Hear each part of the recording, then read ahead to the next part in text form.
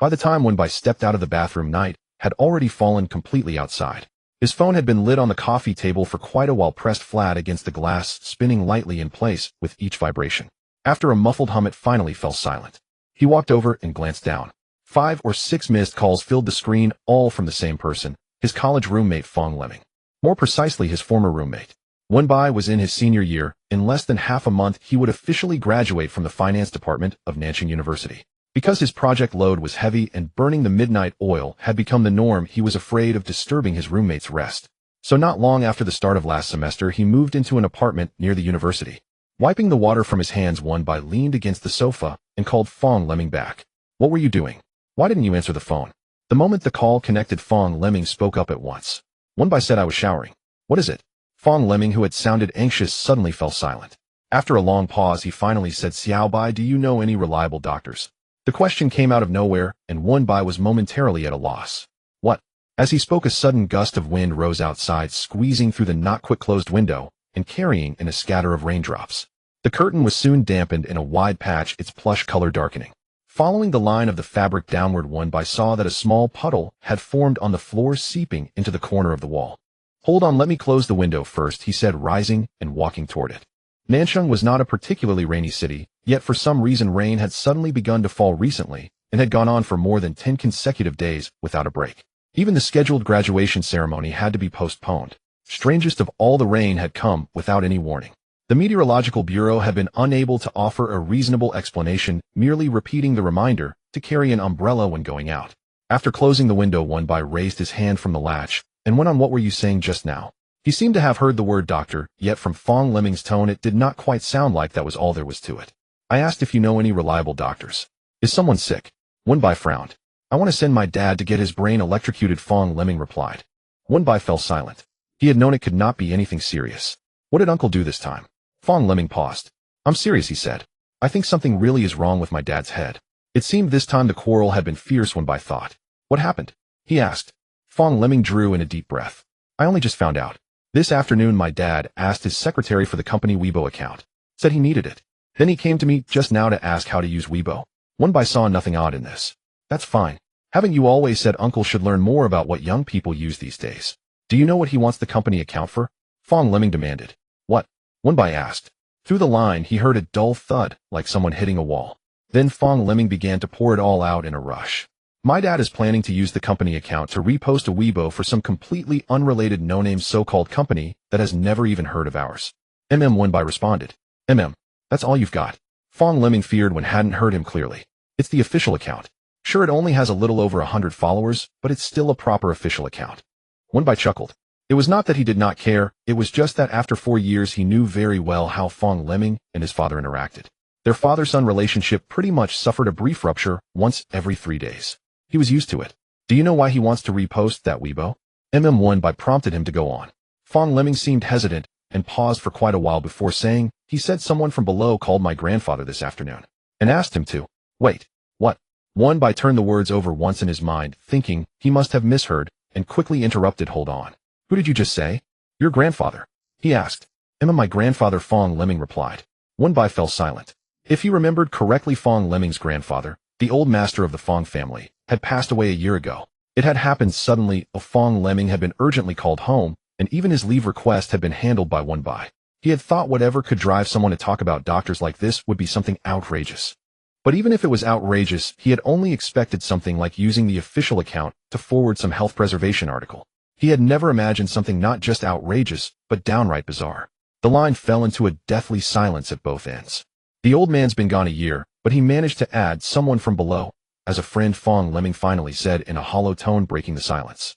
"Tell me, isn't that impressive?" "This," Wenbai murmured. It was impressively absurd. Perhaps because it was so ridiculous, Fong Lemming ended up laughing himself. "Then guess what someone from below called my grandfather for?" Thinking of what Fong Lemming had said at the beginning, Wenbai asked, "So that Weibo?" Fong Lemming said. It was someone from below who asked him to repost it. Wenbai was speechless. None of it made any sense. Fong Lemming finally broke down. "I'm losing it here. Uncle believed it," Wenbai managed after a long moment. "If he didn't believe it, would I be calling you?" Fong Lemming retorted. Wenbai fell silent once more. Because of Fong Lemming, he had met Fong's father a few times. The Fong family was a rising force in Nanxing, having built their fortune in real estate, starting from Fong Lemming's grandfather. Step by step they had grown, and by Fong's generation they had already achieved quite a bit. Though they could not compare to the century-old established clans, their name was nonetheless well known. To be honest, Wenbai did not quite believe that someone capable of gaining a foothold in a place like Nanxing would act on some flimsy, ethereal dream and do something so mindless. He rubbed his temples. "Did you talk to your dad again?" "Of course I did," Fong Lemming replied. "But he simply wouldn't." "Do you know what he said?"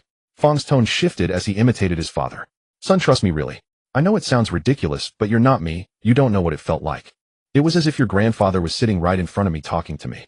That tone, that expression, it was your grandfather. I couldn't win against him and couldn't be bothered trying, so I just asked if Grandpa wants face down there, don't you want face up? Doesn't the company need face up here? Are we not planning to survive in this circle anymore?" The way things were unfolding was so absurd that Wenbai did not quite know how to respond. And then, what did Uncle Fong say? Nothing. He just sat on the sofa and sulked. Maybe he couldn't take it, and said he was going to send me on to one of those reform shows, Fong added. I told him to forget the show and just cut to the chase. Send me to reunite with Grandpa instead. Wenbai fell silent again. Don't say things like that, he finally said. Life and death were unpredictable. A loose talk about them was never a good idea. Once Fong had calmed down a little, Wenbai finally asked the real question. Have you actually seen that Weibo post? What Weibo? The one your dad wants to repost. As Fong was about to answer, when added, I mean the actual content. After 4 years with Fong Lemming, Wenbai knew his temperament very well, especially when it came to his father. He was like a spinning top that even threw sparks, always revolving around the same point and completely missing everything else. Sure enough, as soon as when finished speaking, the other end of the line fell silent again. When Fong finally spoke again, his voice carried a distinct, guilty edge, dropping several degrees in volume. I did mention it, but I was so hung up on the whole Grandpa appearing in a dream thing that I didn't ask much more. So does that Weibo post actually exist? Wenbai pressed. His voice was calm and unhurried, slightly distorted as it came through the speaker. Yet for some reason Fong Lemming felt his heart jolt. Does that Weibo actually exist? What do you mean, does it exist? A faint chill crept up Fong's back. Xiaobai, what are you getting at? Nothing, Wenbai said. Just go ask Uncle which exact Weibo your grandfather told him to repost, and whether that Weibo actually exists. Fong finally grasped the thread of the idea. Fine, he said. Remember to stay calm and ask for details when added. Got it. The little spinning top had finally wound down, even sounding a bit obedient. After the call ended, Wenbai leaned back into the armchair. The reason he had said that was not because he believed the post existed. On the contrary, he thought it almost certainly did not. Uncle Fong had merely had a strange, unusually vivid dream. Fong, however, had poured all his energy into butting heads with his father and overlooked this point. 10 minutes later, the screen lit up again. This time Fong did not call. He sent a message on WeChat. The first thing Wen saw when he opened it was a string of ellipses so long it hurt the eyes. Fong wrote, followed by "We're done for Xiaobai." Seeing those 4 words, Wen felt his heart tighten. It really exists. Fong replied, not only does it exist, my dad recited it word for word. Even the punctuation matches. Recited it. Wen typed, My dad said Grandpa knew his memory was bad, so in the dream Grandpa forced him to recite it 7 or 8 times before letting him go, Fong answered. Wenbai was speechless. If it were not so inappropriate, he would have liked to say that Grandpa Fong was certainly thorough. Is it possible Uncle saw it before bed or happened to hear it somewhere? He suggested, trying his best to find some plausible explanation on the surface. He was doing everything he could to give this matter a reason that might at least look reasonable. I checked, Fong replied. The post was only published last night, and there's only that Weibo. I couldn't find anything in newspapers or broadcasts. And my dad only downloaded Weibo this afternoon. One had nothing to say to that. Xiaobai, stop sending ellipses and say something, Fong pleaded. I'm getting creeped out. One was getting creeped out as well. But Fong clearly had not noticed, only knowing that right now one was his guiding light. You were the one who told me to confirm whether that Weibo existed. So now what? Nothing, one replied. Because his guiding light had gone out in an instant. Even if it existed, I thought there would be major discrepancies, he added. Certainly not a perfect match down to the punctuation marks. Fong replied with another string of ellipses. Xiaobai, can I sleep at your place tonight? Yukin said, puzzled. Before he could ask why, another message came even faster. I'm afraid Grandpa will come home to find me tonight. For a little grandfather-grandson reunion. Wen was speechless. Damn, Fong added. Xiaobai. Wen felt that one day he would develop issues from Fong's constant shocks. What was it this time? That Weibo has hit the trending list. Fong wrote. Xiaobai, go check it. I'll pack up and head over right away. A second later, he sent over a link. Wen stared at the link for a moment, then resigned himself and tapped it. Dinner time had just passed, and it was a Friday evening. The most bustling hour on Weibo. No one had expected that a company named Dongtai would abruptly burst onto the scene with a recruitment announcement firmly occupying the center spot. Even someone like One By who rarely paid attention to such entertainment tidbits could not help making a remark when he saw the announcement. As for the wave of seasoned netizens used to surfing the web, it was as if someone had stirred up a storm beneath the baseline of their meme-filled creativity. The recruitment post read, due to the company's development needs, we are recruiting a personal assistant for the boss. No restrictions on education, age, gender, or location. Simply repost this Weibo to apply. When participation reaches 81000, the winner will be chosen automatically. Including punctuation, those 65 characters were packed with information. Stripped down, they were only 2 sentences. Well then, truly well then. In an instant, it was like boiling water poured into hot oil. The moment the keyboards lit up, everyone rushed toward the fun. Sarcastic comments flooded in, ridiculing this unknown wild company and its self-indulgent theatrics, each one more outrageous than the last. Some people joked about wanting top universities to start their own lottery-style recruitment posts just so they could finally realize their academic dreams. Others suggested sending the matter to investigative TV programs, calling it the leading contender for the year's most ridiculous news and a prime example of baffling behavior. Even One By had to laugh as he scrolled down. Among the jokes there were also some serious comments. Someone had actually looked into the company and found that it was not some fly-by-night operation, it was properly registered with no small amount of capital. Yet because this lottery-style stunt seemed so unlike something a proper company would do, the information was quickly drowned out by the chorus of jeers buried beneath the onlookers' chatter. One By, however, fixed his gaze on the name Lu Zheng listed as Dong Tai's nominal boss and pondered for quite some time. For a company that size, there should have been matching information on its legal representative. Yet after searching all around, he found nothing at all. It was as if the man had appeared out of thin air. Within just a few minutes, all the entertainment marketing accounts had caught the scent. As the chorus of the platform must be desperate to cash in grew louder and louder, the so-called wild company suddenly updated another Weibo. When refreshed casually, the update reads, salaries starting at 1 million, subject to increase as appropriate. Benefits and perks negotiable. Address as follows. An address followed. First Manor. In Nanjing, where every inch of land was worth a fortune, First Manor was a place reserved solely for the powerful and the wealthy, no place for idlers. One By could only stare at the screen in silence. The doorbell had only rung twice when One By opened the door. Seeing Fong Lemon standing there without even an umbrella, rainwater pouring over his head and streaming down his face, One By fell silent. He dug a clean towel out of the storage cabinet, handed it over, and casually asked, "Was someone chasing you on the way?" Fong Lemon roughly wiped his face. "No people, but who knows about ghosts?" One By let out a soft chuckle.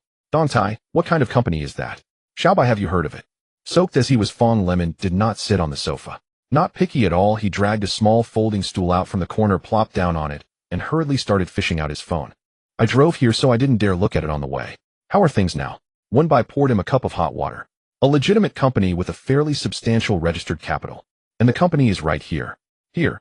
Fong Lemon jerked his head up, thought for a while, and said, "You mean, One By said, pouring himself a cup as well. "It says First Villa. Whether that's true or not, I don't know." "First Villa?" Fong Lemon's voice cracked in shock. At first, when One By said it was a legitimate company, he had not really believed it. But now he could no longer not believe. Everyone knew what kind of people lived in First Villa. If it were really some shady little outfit, opening it in First Villa would be no different from opening it directly inside a police station. Fong Lemon immediately opened Weibo, stared at the latest supplemental post, and that boast about an annual salary of 1 million, and the corner of his mouth twitched violently. This? Fong Lemon stared at One By, mouth half open. With his rather impoverished literary reserves, the only phrases left in his mind at the moment, besides a speechless, were a few unprintable curses. One By also wore an expression beyond words. From the moment that supplemental post had been published, he had watched with his own eyes as Dong Tai transformed from a flailing little no-name into a wonderfully pure, unpretentious, trend-savvy, and ingeniously original, conscientious company. Even that infamously ruthless Jialing platform was suddenly being praised as a benevolent site, helping laid-off workers find new jobs. Memes like, "Friends, help me out. I'm only 81000 reposts away from a job. Give me a chop. Maybe the next million salary offer will be yours," were popping up in endless succession. When I first checked, there were only a few hundred reposts, and now it's over 300,000. Only then did Fong Lemon notice the repost count at the bottom. "And it's only been a little over an hour." One By replied with a faint hum. I originally wanted to scold him loudly, but he was paying far too much. That's a direct quote from a netizen. Fong Lemon fell silent again. As a finance major, One By was naturally more sensitive to numbers than most, so he had been paying attention from the very beginning. In the first 20-odd minutes, the repost count had surged all the way to around 270 or 80,000. Then the growth began to slow, eventually grinding to a halt at roughly 330,000. It's not even 10 o'clock yet. At this rate, won't it reach 810,000 by tonight? Fong Lemon could not help guessing, but Wenbai shook his head. It won't. Fong Lemon looked up. Why not? It's been stuck at 330,000 for a while now, Wenbai said. Tell me, if you hadn't had that dream visitation from your grandpa, would you believe a job posting promising $1 million annual salary with no limits on age, education, experience, or anything else? At first, Fong Lemon shook his head, then scratched his chin. Even with my grandpa's dream visitation, I still think it's nonsense. If anything, he found it even more nonsensical. So even among those 30-odd thousand people who have already reposted, very few did so because they actually believed it. Everyone knows it's fake. Even if they really pick someone in the end, that person is bound to have been decided in advance. It's just a publicity stunt, Wenbai said. To put it bluntly, they're all just there for the spectacle. Fong Lemon finished for him. Wenbai nodded. Those who were inclined to believe have basically already reposted. Most of the rest are just watching from the sidelines. A lot of people are saying the company is just hyping itself up from behind the scenes. They're telling everyone to just watch and not mindlessly hand over those 810,000 reposts. If everyone casually hits repost, there'll soon be a second and third Dongtai, though most of them will probably never reach Dongtai's level. After all, judging by the public information alone, the location and the salary they were offering were far beyond what an ordinary company could afford. So you mean this is about as far as it'll go? Fong Lemon asked, having understood. Wenbai did not state it as an absolute. If nothing unexpected happens. In the short term, the traffic was already impressive, but 330,000 was still more than double away from the target of 810,000. From the current trend, it looked difficult. Fong Lemon had an almost blind trust in Wenbai. Hearing this, he remembered that even if his dad reposted it, at most he would just be 1 out of 300,000. Looked at that way, maybe possibly more or less, it did make some sense. As for the dream visitation, there was no explanation. Since it could not be untangled, he might as well wait until the dream came to him personally. With that thought, Fong Lemon let out a long breath and felt his irritation fade. Looking at Wenbai, he said, I'm sleeping in your little study tonight. What else would you do? Wenbai tossed a cushion from the sofa at him. The bedsheets have been put away. I'll go find them. Dry your hair before you sleep. Don't think you can avoid catching a cold just because it's summer. With that, he turned and headed toward the small study. Xiaobai, I want to take a shower. Only now did Fong Lemon fully feel the damp chill clinging to him, clothes stuck to his skin, and a heavy coolness seeping in. It was uncomfortable. Is the supermarket downstairs still open? I'll go buy a few things. They close at 11. If you're going, hurry, Wenbai said. Got it. After laying out the bed and doing a quick tidy-up, Wenbai stepped out of the room. Just as he turned around, a loud bang sounded from the front door. Seeing that it was Fong Lemon, he was a bit surprised. That fast? Fong Lemon said nothing. Where are the things? Wenbai's gaze swept downward. Aside from his phone, Fong Lemon's hands were empty. He looked exactly the same as when he left. Wenbai was puzzled. Still silent, Fong Lemon leaned against the wall. Only when Wenbai walked closer did he see the terror on his friend's face, and the way his gaze seemed unfocused, as though. Don't tell me you ran into your grandpa. Wenbai drew in a deep breath. Fong Lemon snapped back to himself. Something unexpected happened, Xiaobai. Wenbai was utterly at sea and only caught the word unexpected. What happened? Instead of answering, Fong Lemon jabbed a finger at his phone screen. It's been reposted. Wenbai was dumbfounded. 330,000. 810,000. Wenbai fell silent for a long moment. Dream visitation, was it also? He could not bear to listen to another word. Grabbing a towel from the side, he tossed it over Fong Lemon's head, covering him completely. Speak properly. By reflex, Fong Lemon went to tear it off, but Wenbai pressed it back down. Leave it on and calm down. Only after more than a minute did Fong Lemon finally earn his release. Did you run into someone on the way, eh? Wenbai asked. He had looked completely panicked just now. I didn't run into anyone. It's that Weibo post. Afraid he would not explain it clearly, Fong Lemon simply handed over the phone. Didn't we just say that barring any surprises the draw wouldn't reach 810,000 participants? Well, here's your surprise. Following his motion, Wenbai lowered his head to look. In just those 10-odd minutes, the repost count on the Weibo post had nearly doubled from the original 300,000. The speed was even slightly faster than at the initial peak. What happened? Wenbai asked. I don't know, Fong Lemon said, snatching the phone back and quickly switching between several screens. Look, Lin Yaosheng reposted it. Do you know Lin Yaosheng? From Yaosheng Group, our Nanxing real estate industry's leading giant. Not only did he repost it, he even added the words in support. And you know, Teacher Zhang, you right. Internet Big V, nearly 1 million followers. He reposted it too. Their followers are stunned. That post counts every repost as participation in the draw. If they wanted to show support, they could just like or comment. Why choose to repost? If they actually get selected, are they really going to go be that boss's personal assistant? Wenbai was at a loss for words. The way things were developing was growing stranger and stranger beyond what could be chalked up to mere coincidence. After a brief silence, Fong Lemon nudged One Bai with his elbow. Actually, on the way to your place, my mom called. She said she couldn't talk my dad out of it, and he insisted on reposting that Weibo, so she was calling to report in. I was annoyed at the time, and just said if he wasn't afraid of being laughed at, then let him do whatever he wanted. Fong Lemon paused to catch his breath. And guess what happened next? After my dad reposted that Weibo, a bunch of people called to ask about it. He couldn't tell them the truth, so he casually said he knew the boss and was doing him a favor. Then the story spread, getting more and more distorted, and it nearly drove him crazy. Until Fong Lemon tapped the screen twice. Until word came that Lin Yaosheng had reposted it too. Xiaobai, do you know what Lin Yaosheng means to our Nanxing real estate circle? On tiptoe, he raised his hand as high as it would go and drew a line through the air. He's the ceiling. The kind we can strain with all our might and still never touch. My dad's in his 50s, but he's like an elementary schooler. He reads their group's business reports every day and sometimes even copies them down. As One Bai listened, a thought flashed through his mind. Isn't First Villa one of their properties? He seemed to recall hearing someone mention it. Exactly. Fong Lemon nodded at once. First Villa, Dongtai, the dream visitation, the lottery draw. One Bai frowned, feeling that there was something off about this company at every turn. Beside him, however, Fong Lemon was still preoccupied with Yaosheng real estate. Now everyone in their circle knew that his dad knew Dongtai's boss. And with Lin Yaosheng reposting Dongtai's Weibo and voicing his support, it looked like he had a close relationship with that boss as well. Taken together, didn't that mean his dad had effectively entered the same social circle as Lin Yaosheng? What a stroke of fortune. But once he set his dad's situation aside and came down from his wave of elation, the problem emerged. Xiaobai, something doesn't add up. If Dongtai's boss really knows someone like Lin Yaosheng, how could he possibly have trouble finding whatever kind of assistant he wants? Why pull a stunt this bizarre? Even as hype, this seems excessive. From the looks of it, the company doesn't lack the money for proper advertising. Also, I asked around among all the business people we know, and not one of them had ever even heard of Dongtai. As he went on, his voice grew softer. Suddenly a possibility came to him, and he stopped. You don't think this was also ordered from down below, do you? One Bai paused, then, after only a few seconds, his expression smoothed over. Instead of answering directly, he asked, what do you think is the purpose of having people repost it? Publicity, Fong Lemon replied without thinking.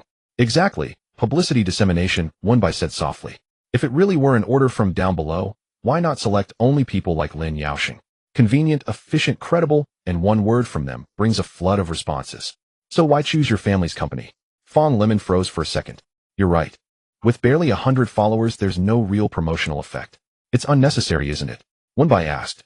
Fong Lemon's eyes flew wide open. You're right. Seeing that he had taken the bait, One Bai went on.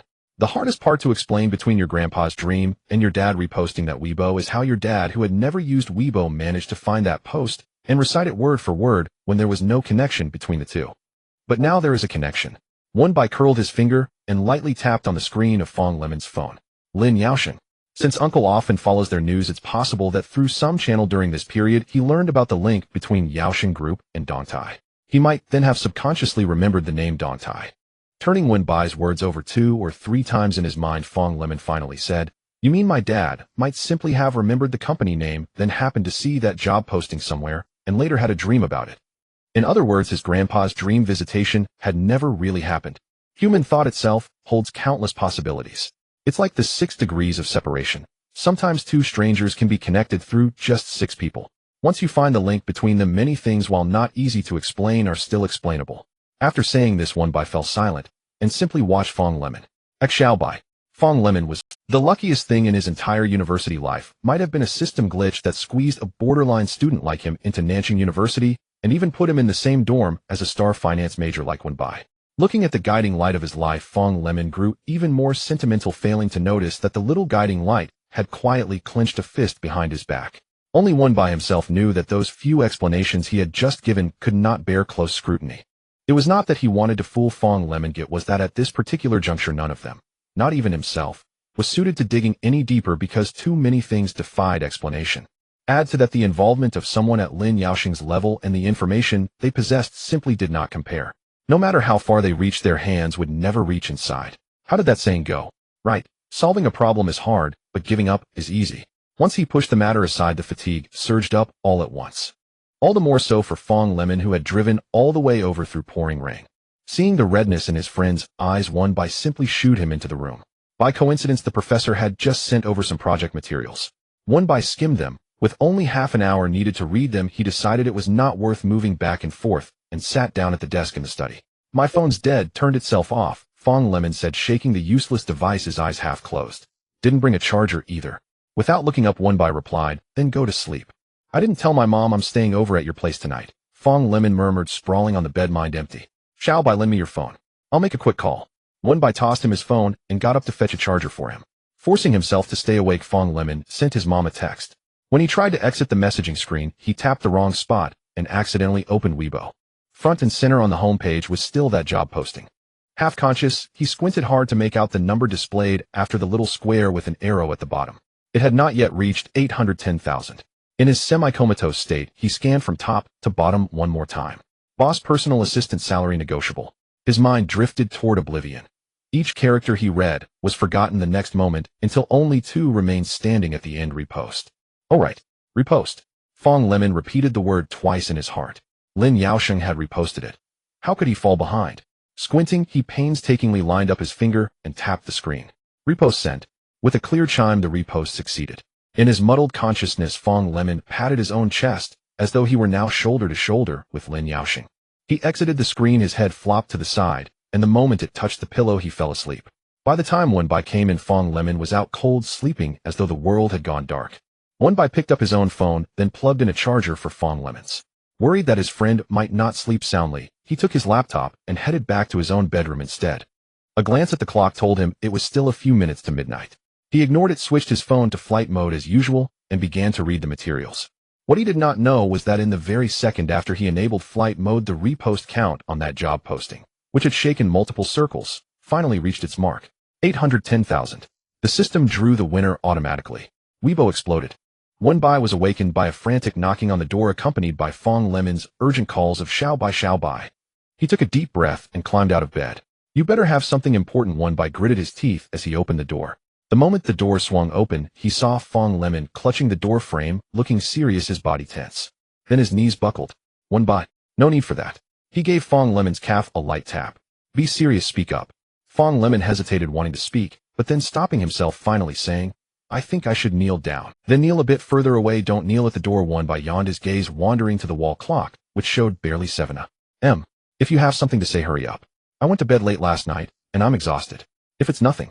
Before One Bai could finish, Fong Lemon suddenly slammed his hands against the door frame as if struck by a nerve, exclaiming, You slept late last night. How late? The sudden increase in volume made One Bai's ears ache. If it weren't for the words just spoken, still fresh, judging by Fong Lemon's expression, it was as if he had heard that One Bai had not just slept late, but had actually been missing all night. So you already know? Fong Lemon cautiously added. After speaking, he awkwardly chuckled. One Bai paused his movements. Something was up. It seemed it was not a small matter. One Bai had an inkling and responded, Fong Lemon scratched at the door frame. So it's not a problem. One Bai continued to probe. You tell me what to do then. Seeing that One Bai didn't seem too angry, Fong Lemon let out a long sigh. Xiao Bai, I really messed up. At that time my eyes were double-visioned, and my head wasn't clear, so I mistook your phone for mine. One Bai. A sense of foreboding washed over him. I just casually turned it. Really? I usually spend so much money and never win anything. Who knew this time I'd hit the jackpot with 1 in 81,000. One Bai. And didn't they say it was all hype? It must have been predetermined. I didn't think much of it. Who? At this point Fong Lemon finally noticed the look in One Bai's eyes. Too familiar. When the guiding light of his life was about to extinguish, it usually bore this expression. Xiao Bai had no idea. Fong Lemon. One Bai turned and stepped back into the room. The moment flight mode was turned off, all the notification sounds from the apps surged together like a tsunami. Nearly 10,000 unread messages, over 100 missed calls, and likes on the lottery Weibo post from last night matched almost 110. One Bai had never imagined that the Weibo account he casually registered would someday trend on Weibo, accompanied by the words, luckiest. What the hell, I already prepared my resignation letter, and you tell me the winner isn't me. Besides this retweet, the luckiest account had only posted 2 tweets, both of which were pictures of cats. What does this imply? It implies that cats are the true Lucky Charms. If I catch one, I'll suck your luck away. Little kitty. Am I seeing things? This cat looks just like the mascot of South City University. I'm a student of South City University, mascot verified. What? Does this mean the luckiest one is from South City University? Are the immortals also participating in our lottery?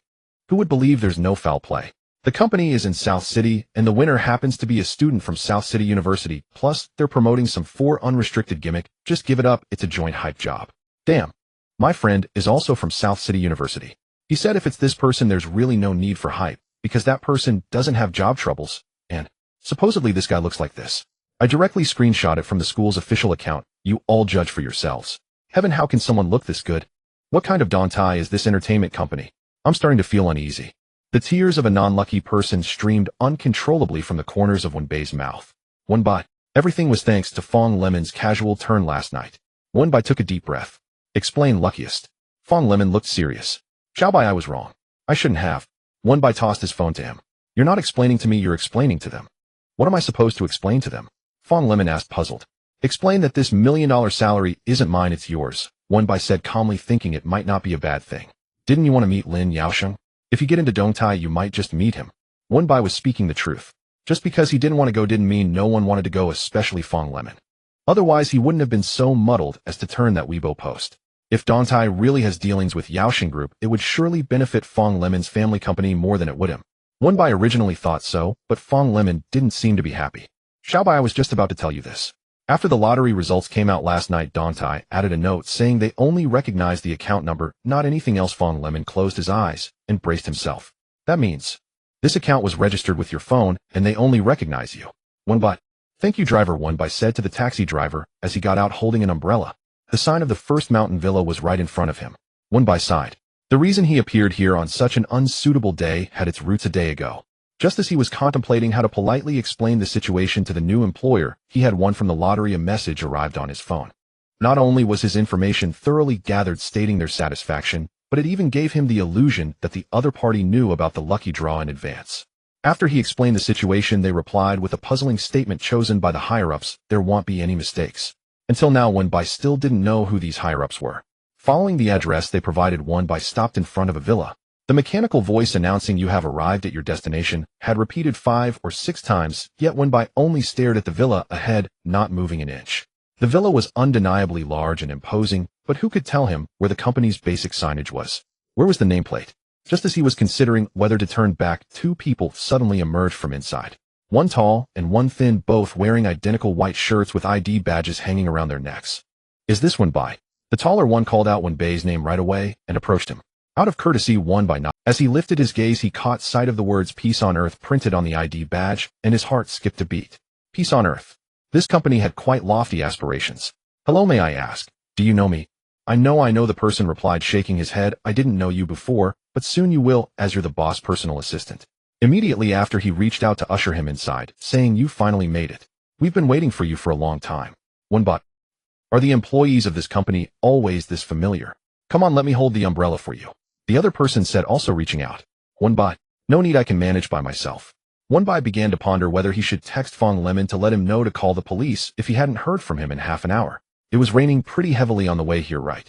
One of them remarked, looking at Wenbei's slightly damp shoulder. Wenbai nodded, feeling like it was not just his imagination. The closer he got to First Mountain Villa, the heavier the rain seemed. It's fine, it'll clear up in a few days. The boss just woke up, the weather has been chaotic and his temper isn't great, so it looks bad outside. Wenbai. Originally thinking these 2 people were easy to talk to, wanting to learn a bit about the company in advance, who knew their thoughts would jump so erratically. How did a casual talk about the weather suddenly jump to the boss? Wenbai had no choice but to pick up the conversation, glancing at the time. The boss just woke up. 1130. It's almost afternoon. The boss sure can sleep. Yeah, he was a bit cranky waking up. Wenbai often had his own crankiness when waking up, usually when he hadn't slept well, so he casually asked, Didn't sleep well? Didn't sleep well? The person contemplated for a moment. That shouldn't be the case, he slept like a log. So he didn't sleep enough. Wenbai asked again. Not really, he's been sleeping for so many years, it should be enough by now. Wenbai. Years. The moment he spoke, the person next to him suddenly slapped him on the head, followed by an awkward chuckle. Just kidding, huh? Wenbai. His fingers unconsciously hovered over the dialer interface on 120 and 110. His confusion deepened, and he instinctively glanced back. That glance made his heart skip a beat. He clearly remembered just taking a few steps, yet now he couldn't even see the entrance. Had he walked this far? The strange layout of the company was exhausting Wenbei's mind. He didn't notice a man standing by the window. As he approached and got a clear look at the man's appearance, his mind suddenly recalled the teasing words of online youth. Is this Dongtai really not an entertainment company? Are you here alone? Wenbai heard him ask. Although it was a question, his tone was very certain. Wenbai paused before replying. Lu Zheng is inside, he said, as if fearing Wenbai wouldn't know. He simply explained, Lu Zheng, he's your boss. Wenbai noticed that the person directly called him Lu Zheng, thinking that his position must be quite high. Actually, I came here today. Just as he started to say this, he was interrupted. But he just woke up and his temper might not be good. Wenbai. The people in this company didn't seem to like letting others finish their sentences. Wenbai sighed again. He had lost count of how many times he had heard about the boss just waking up and his bad temper. Waking up cranky. Yet getting old, always a bit troublesome. His tone was somewhat disdainful. The boss was quite old. This was the first time Wenbai heard somewhat valuable information. But just listen to what he says, don't take it to heart. The person added. Wenbai had nothing to say. He had never known that in any company the boss's words could be taken. During this stretch of road, Wenbai had already prepared himself psychologically. The boss was old, just woke up, and has a bad temper. However, the moment he opened the door and saw a man in a black-gray robe, eyes closed, sitting in a high-back chair, Wenbai. Then all his psychological defenses crumbled with the friendly reminder from the person next to him, Lu Zheng, your boss. Wenbai. So the only information he heard that was true was that he had just woken up. Didn't they say he was old? Is this considered old? Moreover, he looked remarkably stunning. Wenbai had initially thought the person beside him had a great demeanor and looks, but the boss surpassed him. His thoughts were in disarray, and Wenbai had no idea what to say. It was still his nominal boss who broke the silence first. This is the person you chose. He looked impatient, his tone dissatisfied. Wenbai could distinctly hear the undisguised disdain in those few short words. Then the boss finally opened his eyes, albeit somewhat irritably, and glanced at him. After a slight pause, his brows furrowed. Wenbai couldn't decipher the meaning behind that glance, nor did he know how to react. The boss had already turned his head away, no longer looking at him. It wasn't my choice, that was your choice, the person beside him spoke up. The boss scoffed. Wenbai desperately wanted to say, it was chosen by Weibo, but he held back. He originally thought he might not be suited for the personal assistant job, but now it seemed that it was not just a possibility, it was a certainty. Wenbai smiled politely, sorry to interrupt. However, before he could continue, a voice suddenly called out. This shout of Lu Zheng not only interrupted his words, but also all of his thoughts. Because the one who shouted it was clearly not any of the people present. It was a child. A very young child with a voice that hadn't quite changed. Wenbai looked in the direction of the sound, but there was no one there. Was he too nervous and hearing things? As if to validate his suspicion, when Wenbai looked up again from behind Lu Zheng's high chair, a white shadow suddenly floated out. Wenbai. It was a paper lantern shaped like a white lotus. 2 long green leaves supported it from below, with a wick burning in the center. It didn't seem much different from a typical handmade lantern. The only strange part was that this lantern appeared to be floating in midair, surrounded by an indescribable glow, swirling in darkness. Moreover, the light seemed to move. Rather than a lantern, it looked more like a living creature. Wenbai was startled by his own thoughts, troubled by whether he had been affected by the odd atmosphere of this company. That childish voice reappeared. Lu Zheng, he's really handsome. No matter how much Wenbai refused to admit it, he had to acknowledge that the voice indeed came from the lantern. Wenbai. Lu Zheng. I like him. Do you like him or not? Lu Zheng interrupted coldly. Can he see me? The little lantern continued. Wenbei's heart skipped a beat. Should he pretend not to see? He seems to be able to see me. Lu Zheng snapped his fingers. Lu Zheng, he's really looking at me. Does he like me too? Saying this, the dark light suddenly flashed and slowly turned into a very light shade of pink. Then 2 of the petals suddenly folded inward, as if covering their face. How shy. The other petals trembled as well. I want to go kiss him. After saying this, the lantern shook its leaves and charged straight towards Wenbai. Wenbai instinctively took a step back, but at that moment Lu Zheng suddenly raised his hand. The lotus lantern disappeared in an instant. Lu Zheng called Wenbai's name with a rather displeased expression. Wenbai. Does he call Wenbai? The childish voice reappeared. Wenbai. Lu Zheng's expression grew even worse. I'm sorry, I might not be able to handle this job, Wenbai said, exhausted enough that he didn't even want to offer a polite excuse. If necessary, I can write a detailed explanation later. Lu Zheng's tone was exceptionally calm. Do you think this underworld is a place you can just come and go as you please? Wenbai. He never expected to hear such a classic villain line in his lifetime. It should have been somewhat amusing, but the person saying it had a tone so flat that it carried no emotion, giving it a strangely intimidating quality. A few seconds later, Wenbai realized something. The person had just mentioned the underworld. The underworld. Did he mishear that? You didn't mishear. The person beside him, who had been silent for a long time, suddenly spoke, startling Wenbai. It seemed he had finally had enough of the show. He nodded at Wenbai, giving a shallow bow. Dieting. Suddenly, all the things that lacked explanation connected in a line. Heavenly phenomena, having slept for many years, peace on earth, underworld, dieting. Only one conclusion, this place is. Is it the underworld? Wenbai even felt a bit impressed with himself that upon stating this conclusion, other than a lack of reality, he didn't feel any fear. Perhaps when people are in extreme fear, they become numb. You can interpret it that way, Dieting smiled. So Wenbai slowly looked at Lu Zheng. This person is. Diding answered, the great emperor is journeying and Lu Zheng is in charge of the entire Dongnuo underworld. Wenbai, he hadn't even spoken. Right, this person is Diding. The legendary beast Diding that can hear hearts and discern all things. Diding, don't apply your standards to my people, Lu Zheng warned. Although he referred to my people, Wenbai clearly understood that the boss was not defending him. Wenbai truly could not understand why the Yin division would recruit someone from the living instead of looking within their own ranks. Because there are no suitable candidates, Di Ting replied. Me suitable? Wenbai had grown up never knowing he possessed such attributes suitable for the underworld. You are naturally suitable. All right then, whatever you say. Wenbai conceded. Di Ting smiled. You already know about the Yin division, it wouldn't be appropriate for you not to stay here. Wenbai remained silent, but Di Ting could read his expression and guessed his thoughts. Still smiling, he asked, do you know what kind of person can keep a secret? Wenbai. Here it was again, the classic cliché from the antagonist. Feeling despondent, Wenbai muttered, a dead person. It seemed that if he disagreed today, he wouldn't be allowed to leave alive. Di Ting shook his head. We do not operate in the dark.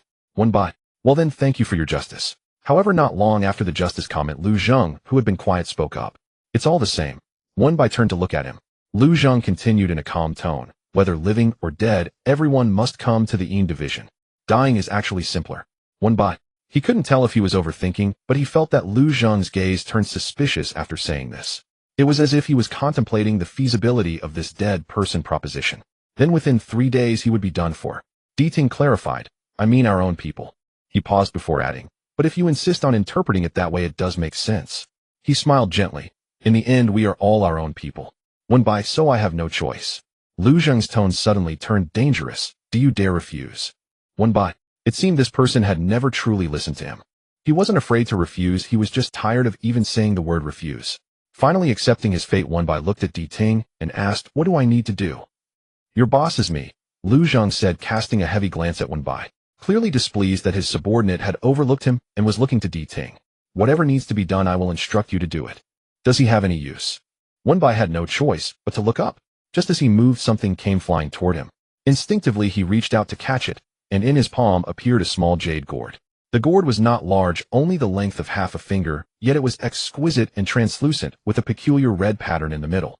Upon closer inspection, he realized it resembled a series of sutras. Just as Wenbai was about to ask what it was, he suddenly felt a gentle tap on his shoulder. Turning his head, he saw the little lotus lamp that had appeared and vanished suddenly. Perhaps noticing Wenbai's gaze, the little lamp instinctively covered its wick, its plump petals turning bright red. This is mine. The little lotus lamp said cautiously as it landed lightly in Wenbai's palm, gently tapping the jade gourd with its leaves. Initially, hearing a lamp speak was indeed startling. But now, being in the underworld, a talking lamp seemed completely unremarkable. Moreover, compared to the unkind Lu Zheng and the unchanging Di Ting, this little lamp was incredibly suited. Wenbai's heart softened. Yours, he replied.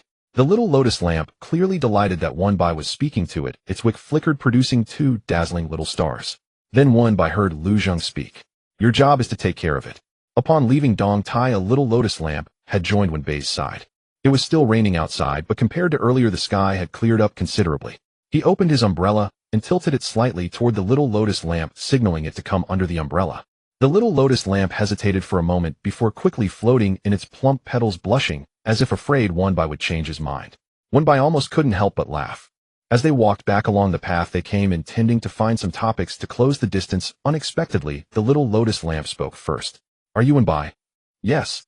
Such a nice name. The little voice was so bright that Wenbai felt like petting it. Thank you, Wenbai gently asked. And you, my name? The little lotus lamp asked. Yes. I don't have a name yet, the little lamp said leisurely. Di Ting said, I'm still too young, and it's not yet the time for naming. Too young to have a name. Is there such a rule in the Yin division? Wenbai was perplexed, but didn't want to ask too many questions, so he said, then what should I call you? The little lotus lamp thought for a long time, and then asked, what do you call Lu Zheng? Wenbai replied, honestly, boss. The little lotus lamp twirled its leaves. Then I shall be your little boss. All right, little boss, Wenbai chuckled. The little lotus lamp's voice brightened even more. When I have a name, I'll be sure to tell you first. So what does the little boss enjoy doing usually? Wenbai asked. The little lotus lamp replied, I do whatever Lu Zheng does. Wenbai looked at it. You follow Lu Zheng all the time. When he learned from Di Ting that the lamp was raised by Lu Zheng, Wenbai was quite surprised. It was hard for him to imagine how someone like Lu Zheng could raise such a sweet little lamp. Yes, the little lotus lamp confirmed. Wenbai asked, did you just wake up? From Di Ting's words, it seemed like Lu Zhang had been asleep for countless years and had just now awakened. The little lotus lamp indeed shook its leaves. Yes. So Lu Zhang has raised you for a long time.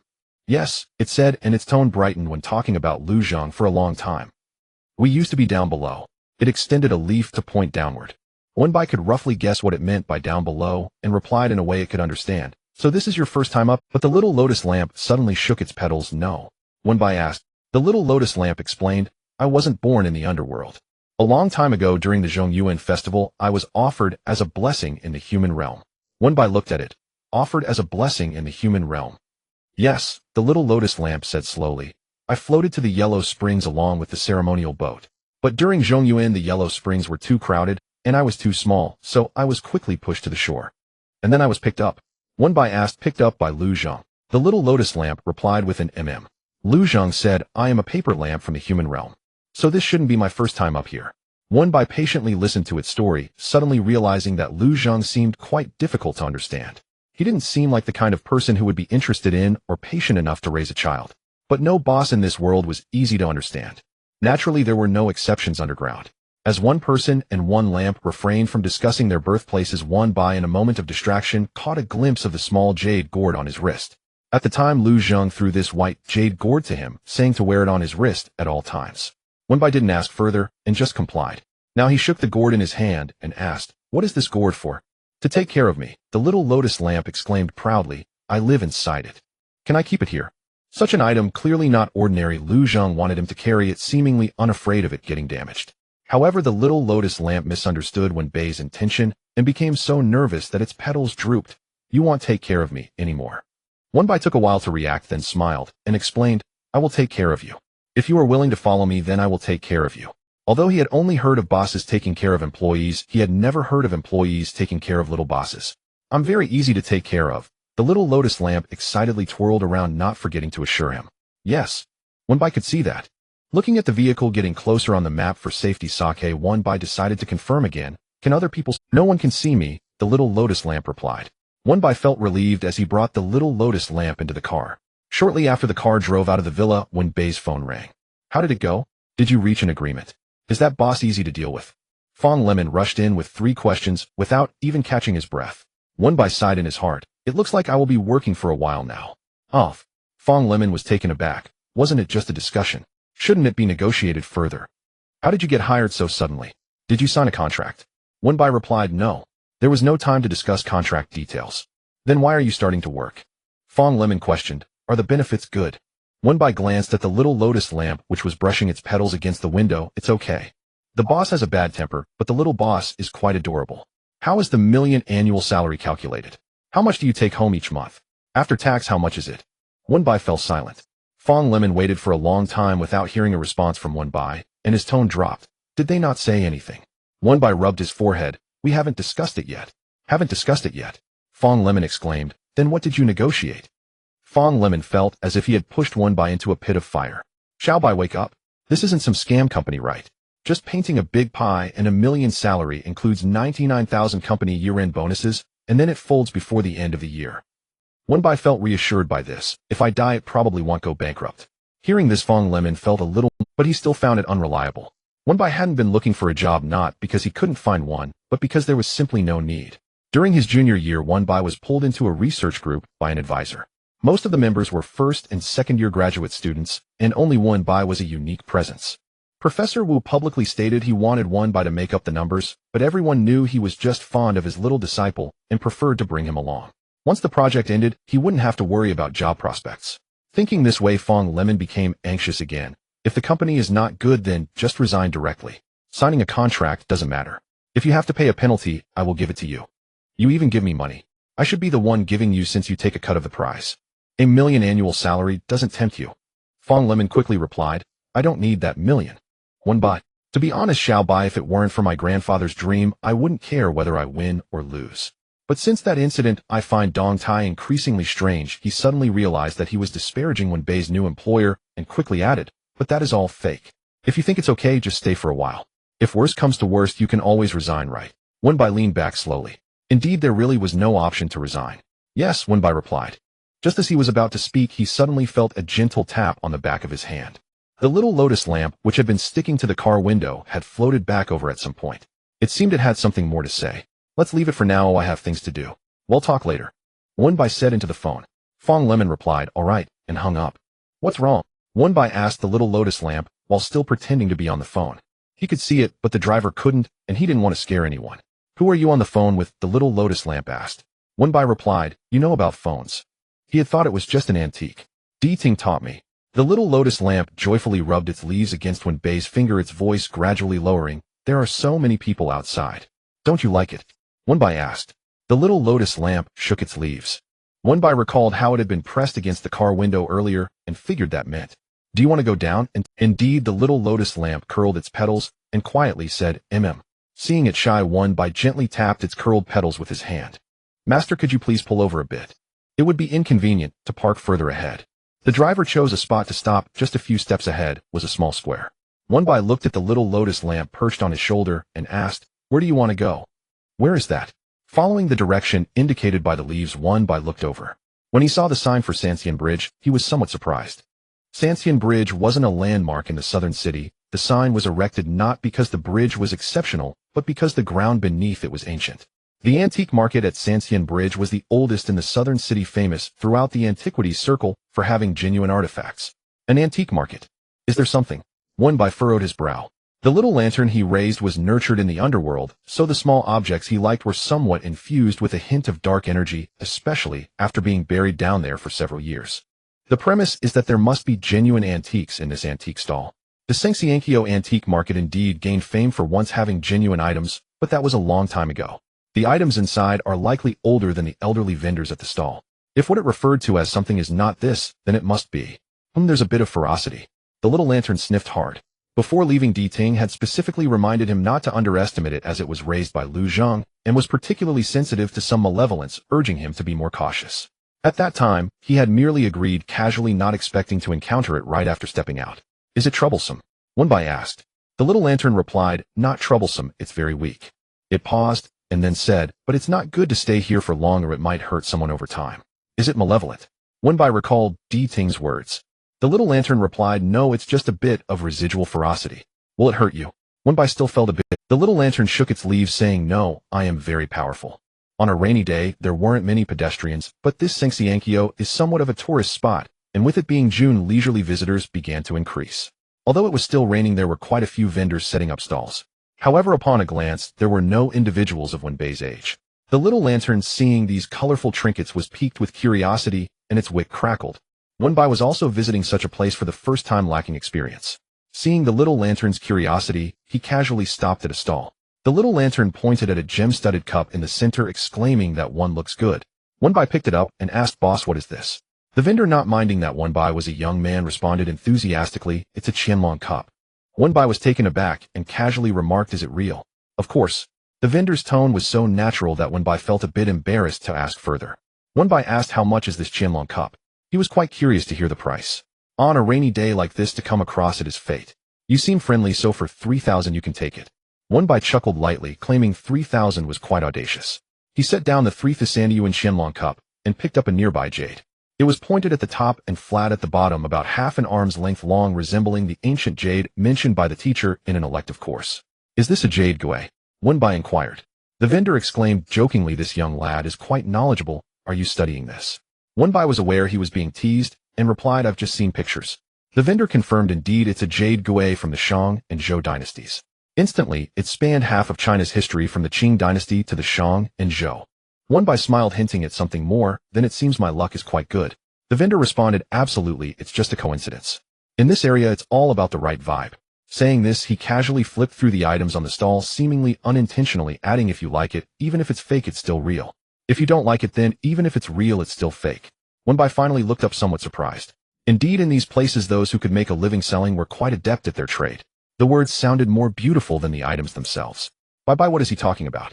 The little lantern was confused, hearing only about what is real and fake.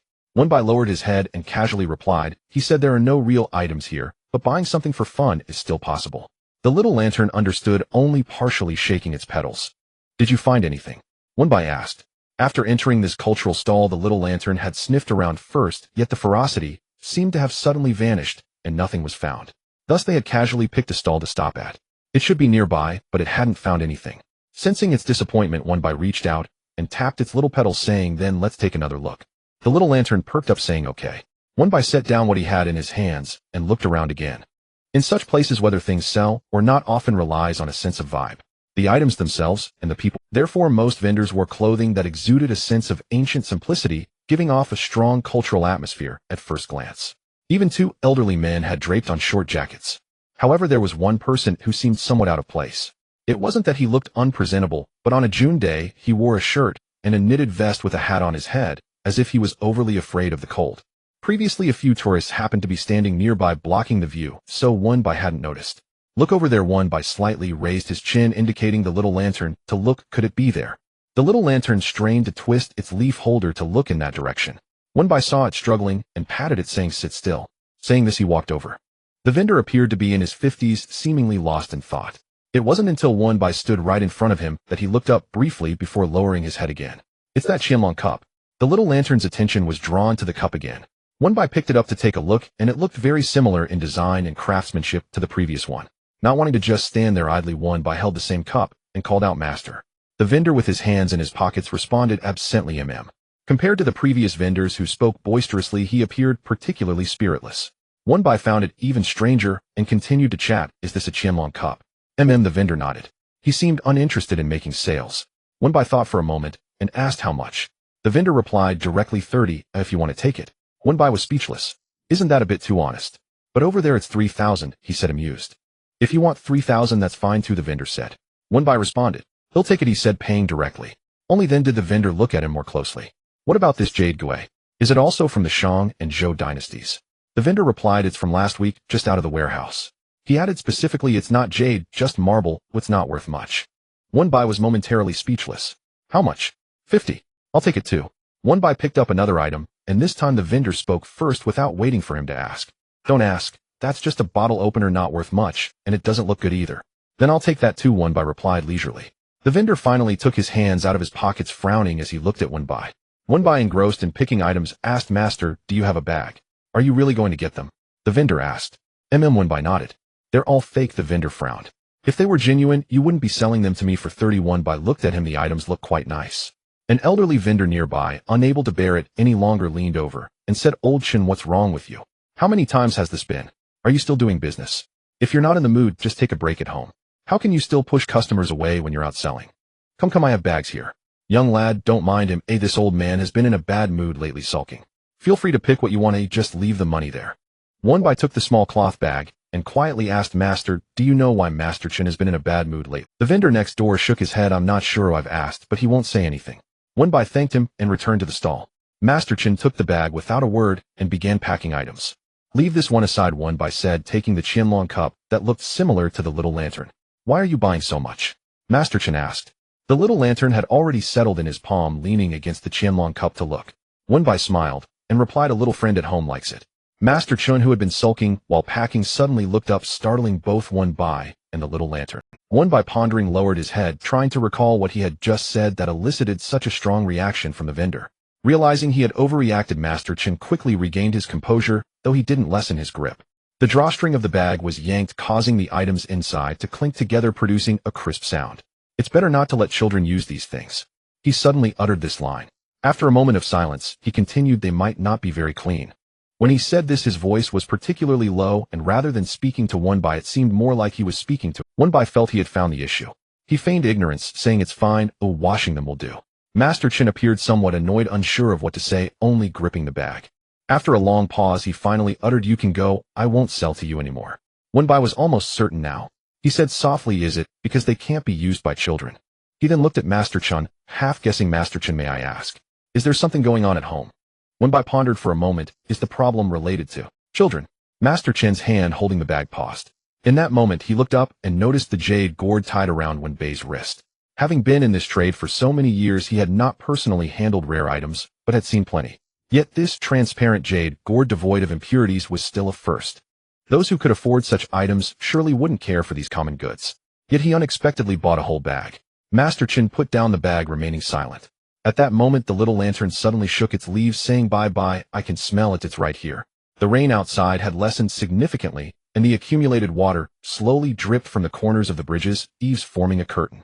A gust of wind blew, bringing a chill from all directions. One took a few steps to the side, distancing himself from the crowd, and looked at the little lantern, lowering his voice. Could the issue at his home be related to this? The little lantern also seemed puzzled, saying, "But I don't sense any indication that it could harm anyone. If it did, I would be able to smell it." The little lantern pondered, however, if it's about some newborn children, their souls are still unstable, and they could easily. One felt more assured. The little lantern mentioned being frightened, not harmed. Did you sense anything else on him aside from that ferocity? No. Alright, let's go back and take another look. One turned his head, looking at the red cloth stall. We need to find. As they turned back, Master Chun had already stood up from his small stool. One noticed he looked as if he wanted to say something, but hesitated, so he simply gave the little lantern a glance. The little lantern floated down from his shoulder, swaying its leaf holder over the pile of items. Soon it stopped and pointed down with a petal, saying, "Here." One looked in the direction indicated. The little lantern stopped in the upper corner on the far right. Compared to the items arranged in some order in the center of the red cloth, this was a jumbled mess, as if hastily gathered together. It seemed he truly wasn't focused on doing business. One thought. It's underneath. It's been covered. The little lantern called out, worried. One wouldn't find it. One carefully cleared away the scattered items, and suddenly saw a small stamp at the very bottom. Unsure if it was his imagination, he faintly saw a few wisps of very faint black mist above it. "Is this it?" One asked. The little lantern nodded. One picked it up for a closer look. At first glance, he thought the stamp had merely broken edges, but upon holding it, he realized that the pitted edges were merely broken cross-sections. This stamp was a broken piece. Moreover, it seemed to have some history. Although the break lines were still evident, certain areas had begun to smooth out. "Master, how did this stamp break?" One didn't expect to gain any useful information from him. He just wanted to confirm whether the other half of the broken piece was here. No need to look for it. All of these are intentionally aged items. Broken ones sell better. One pretended to be casual, saying, "Did you break it yourself?" Master Chen answered directly, "It's meant to be broken." "Master, may I ask if you just acquired this stamp recently?" One had always been someone hard to guard against. Fong Lemon and others had once commented that if he truly intended to get close to someone, no one could escape. Just like the feeling he got from Master Chen now. He shouldn't be saying much in front of a stranger, especially one who looked younger than his own son. Yet he ended up saying more. Only after realizing it did he know that he had overshared. He waved his hand and didn't answer when Bai's questioned, saying, "If you want to take it for 30. I'm closing up." He clearly didn't wish to say more. With the dismissal, Bai felt it inappropriate to ask further. He organized his cloth bag, wrapping the stamp in his palm, and made the payment. If Master Chen's family issues were indeed caused by this stamp, then their taking it away should lead to some improvement. Thinking this, Bai looked at Master Chen, who was packing up and preparing to close the stall. After a long contemplation, he finally said, "The little friend at home will be fine." Master Chen's actions suddenly froze. Then he heard the young man with the white jade gourd say again, "I will come again tomorrow." "Bye, are we coming back tomorrow?" Xiao Lianding asked, puzzled. If it truly had to do with that seal, and if Xiao Lianding's judgment was correct, there should be no danger. Bai replied, "Just to confirm, and to put our minds at ease. Besides, we ought to ask plainly where that ominous seal came from." Xiao Lianding furrowed a tiny petal, but that old man seemed reluctant to speak. Bai smiled faintly. He would not say much today. Tomorrow may be different. Xiao Lianding blinked. A craftsman like Master Chen would not volunteer private matters to strangers. If he were in Chen's place, he would likewise keep his counsel. With that thought, Bai tapped the seal and said sternly, "No matter what, you must not frighten the child." Xiao Lianding bristled with righteous indignation. Right. It had stared at the seal the whole way. Even the Qianlong cup held no allure now. Bai was about to ask if Xiao Lianding had discovered something when the little lamp suddenly stirred. "It's out," it cried, lunging and pressing itself against the seal. As it moved, Bai saw wisps of black chi seep from the broken face of the seal and coil toward the lamp's wick. With a sharp crackle, a brief flare of flame blossomed and then was gone. "All right," Xiao Lianding said as a tiny spark burst from its wick. It looked like a child who had eaten too much and let out a small burp. Bai scooped it up, inexplicably tense. "Did it eat it?" Xiao Lianding corrected him. "No, it burned it." "I don't eat those things." Bai relaxed. After all, it was malevolent chi. Hearing about it was no comfort. "Then what do you usually eat?" Bai asked, guessing by habit. "Incense ash, spirit ingots, candles." The thought embarrassed him. Those were not items ordinary people carried. Xiao Lianding could not really say, and replied, "They were all prepared for me by Lu Zheng." But now it was in Bai's care, and he felt a little anxious. He would have to find a time to ask Lu Zheng. "So the malevolent aura is gone now?" "Yes." Bai stroked it. "Amazing." Xiao Lianding flushed all over, a single thought occupying its mind. Bai touched me, and even praised it as impressive. Growing embarrassed, it pulled its petals closed and petals and leaves together buried itself inside the Qianlong cup, leaving only a small cluster of untended flame outside. One by part amused and part exasperated adjusted the cup so it could lie more comfortably, then finally turned his attention to the seal. With the malevolent aura dispelled, the engraving on the seal's base grew clearer enough to make out its general form. On closer inspection, the characters seemed to read Zhong Shining. For some reason, One Bai felt the name vaguely familiar, though he could not recall where had heard it before. Bye, I'm sleepy. The little lamp murmured from inside the Qianlong cup, its voice muffled and sleepy. I want to sleep. It was Wen Bai's first time looking after someone like a child, and he felt uncertain. Shall we go home? No need. Xiao Lianding, clearly drowsy, slowly squeezed out of the cup and settled into Wen Bai's palm, shrinking as it did. The petals darkened gradually and finally condensed into a black wisp the size of a fingernail. Wen Bai kept his palm still, watching it without daring to move. In a blink, the black mist vanished. On the belly of the white jade gourd at his wrist, a small black lotus mark had appeared, positioned precisely within the blank space between the string of engraved verses. Wen Bai had long wondered why there had been a small gap in those verses. Now he understood. He called softly a couple of times. Xiao Lianding stayed quiet, as if utterly exhausted, and sunk into deep sleep. He glanced at the jade gourd, then at the seal. A few minutes later, he took out his phone and ordered a car. The destination was still First Villa. It's fine.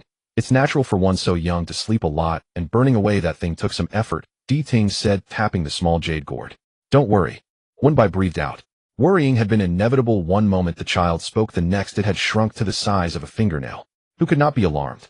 Lu Zheng, however, seemed unconcerned and said in a flat tone, come here. The instruction was plainly for Wen Bai. Perhaps because the memory of Lu Zheng's earlier, "I'll tear you apart in 3 days" look was so vivid, Wen Bai hesitated to go. But this man was his boss. He swallowed and ultimately went over. Lu Zheng, seemingly too lazy to move, only raised his chin and said, hand. Wen Bai blinked. Hand over, Lu Zheng ordered. Wen Bai complied. Lu Zheng frowned, and only then did Wen Bai understand. If you wanted the gourd, you needed to hand over both hands. He reached to remove the jade gourd, but Lu Zheng's movement was faster. With a swift reach, he gripped Wen Bai's wrist. His thumb and forefinger pinched lightly and pressed onto the jade. Wen Bai saw clearly as 2 drops of blood welled from Lu Zheng's forefinger, touched the little lotus mark, and seeped into it until they disappeared. He suddenly recalled what Xiao Lianding had said earlier. Lu Zheng prepared them all.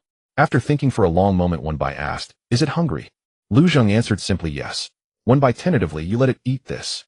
Yes, Lu Zheng replied offhandedly. After a beat, he sensed something amiss. What did Wen Bai mean by you let it eat this? Are you looking down on me? Lu Zheng leaned in slightly. Wen Bai's silence was read by Lu Zheng as a how dare he disdain me? Lu Zheng's hand tightened without thinking, and in an instant pulled the absent-minded Wen Bai off balance. Wen Bai hadn't expected the motion. His foot slipped, and before he realized it, he had almost tumbled into Lu Zheng's arms. For a moment, neither spoke. They stood very close, nearly touching. Boss, Wen Bai gritted his teeth, please loosen your grip. There was no response. Boss, he tried again, and shook the hand that had been held. It hurts a lot. Only then did Lu Zheng release him. Wen Bai sighed again. Compared to that, the young boss was simply adorable. He did not know how to explain himself. What he had said held no hint of disdain. He merely thought such things might be unpalatable to a child. Di Ting watched from the side with obvious enjoyment until Lu Zheng shot him a cold glance. Di Ting cleared his throat, theatrically crossed over a few steps, and asked Wen Bai, what do you intend to do with that seal? Wen Bai, me handle it. It bears malevolent qi. Isn't that within the jurisdiction of Yin Si? Is it safe to leave it out like this? Di Ting shook his head. Malevolent qi is too strong a phrase. It's merely a funerary object stained with deathly residue. Wen Bai fell silent. Could such things be spoken of so lightly? A funerary object. Wen Bai clenched his fist without realizing it. He had carried a funerary object all this way. It did not go into the coffin, Lu Zheng said half kindly. If it had, do you think there would only be this little bit of deathly residue? Only then did Wen Bai's suspended heart set at ease and his thoughts returned to the seal. If it was a funerary object, and also a seal that could identify an owner, perhaps the owner's identity could be traced. He'll go to Sanxian Bridge again tomorrow. If nothing contradicts it, Wen Bai considered, he'll hand it in. Since the deathly residue had been cleared, it should cause no further trouble. At the word hand in, Lu Zheng asked, hand it to whom? Wen Bai answered truthfully, Wen Wuju. Lu Zheng repeated, Wen Wuju. Wen Bai looked at him as if at someone who had missed 9 years of compulsory schooling and explained, the department that manages and protects cultural relics. Lu Zheng, feeling vaguely slighted again, changed his tone. Yin Si has its own rules. Funerary objects belong to Yin Si. If it must be handed in, it should be handed over there. Wen Bai pressed his lips together. How could he explain times have changed? The Cultural Relics Protection Law declares that all artifacts found within the nation's soil, inland waters, and territorial seas belong to the state. This question had no easy answer and could not be clarified in the moment. Wenbai turned to someone with whom he could deliberate Diting. But the Wenwu is rather far from here, he said. Lu Zheng snapped Wenbai. Wenbai continued, turning to Diting. Do you think handing it directly to the police station would work? Lu Zheng went speechless. Or I could go back to the university and consult a professor in the history department. A few of our senior professors have clout in the field. Lu Zheng had had enough. Wenbai, do you still take me as your boss? Wenbai, knowing the value of not offending a benefactor, replied obligingly, of course I do. Lu Zheng's expression softened a little. Hand it here. Wenbai passed it over. The moment Lu Zheng held it, he frowned. Brittle jade. Wenbai blinked. Inferior brittle jade. Lu Zheng sneered, lifting his eyes to look at Wenbai. Are you mocking me? Wenbai. I'm not. Is such a shabby thing even worth bringing back? Lu Zheng tossed the seal. Wenbai caught it reflexively. I never intended to bring it back. Not only had he not wanted to keep it, he had planned to hand it in. It was Lu Zheng who insisted on inspecting it despite incompliant INC rules. Wenbai dared not voice his anger. In the end, Diting spoke up, keep it for now. Wenbai nodded toward himself. Diting agreed. This item has an owner, Diting observed, tapping the seal. The other half hasn't been found yet, or it might bring trouble. If Diting said trouble might follow, it was likely true. If anything went wrong after delivering it to the Wenwu, matters could become more chaotic, so Wenbai decided to keep it for the time being. The immediate crisis was resolved, and Xiao Lianding had eaten its fill. Wenbai said, boss, if there's nothing else, I'll head back. He waited a few polite seconds after speaking. Lu Zheng glanced at him and turned his head away. Wenbai clenched his fist quietly. Very well, nothing further. He took his leave. The first thing he did upon returning home was to power off his phone and sleep soundly. The next morning he rose early, cleared the messages on his phone, and took a cab to Sanxian Bridge. After more than 10 days of rain finally ceased, the streets grew busier. As Wenbai stepped into the antique market, the stall owner nearest him called out loudly, as if afraid he might slip away. Hey old Chin, is that him? Soon Qin Sherwin came running out shouting, yes, it's him. He was energetic and brisk, a far cry from the sulky old man Wenbai had met the day before. Wenbai did not need to guess, is the little one all right? Qin Sherwin's eyelids twitched, and he could not speak, nodding repeatedly. Wenbai, I'm glad. Knowing some things were awkward to bring up, Qin Sherwin led him to his stall. Thanks to the young gentleman, after that seal was taken away yesterday, my grandson recovered. Even now Qin Sherwin found the whole affair absurd. Is your grandson newly born? Wenbai recalled Xiao Lianding's words. A newborn spirit is light and easily frightened. Qin Sherwin's gaze grew more eager. Yes, just a month and a half old. Wenbai asked what was wrong with him. Everyone, whether Xiao Lianding, Diting, or Lu Zheng, had said the deathly residue had not harmed anyone. So it ought not to be a serious illness. Qin Sherwin confirmed this. Not quite a sickness. He cried through whole nights, and hospital visits found nothing wrong.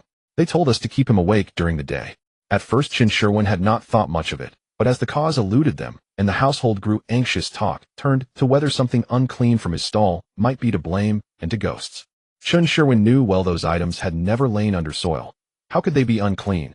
Yet he had worried, and when Wenbai had mentioned the child's fondness for the item, he had blurted out the notion. Only when his grandson stopped fussing and regained his spirit that night did Qin Sherwin remember the young gentleman they had met that afternoon.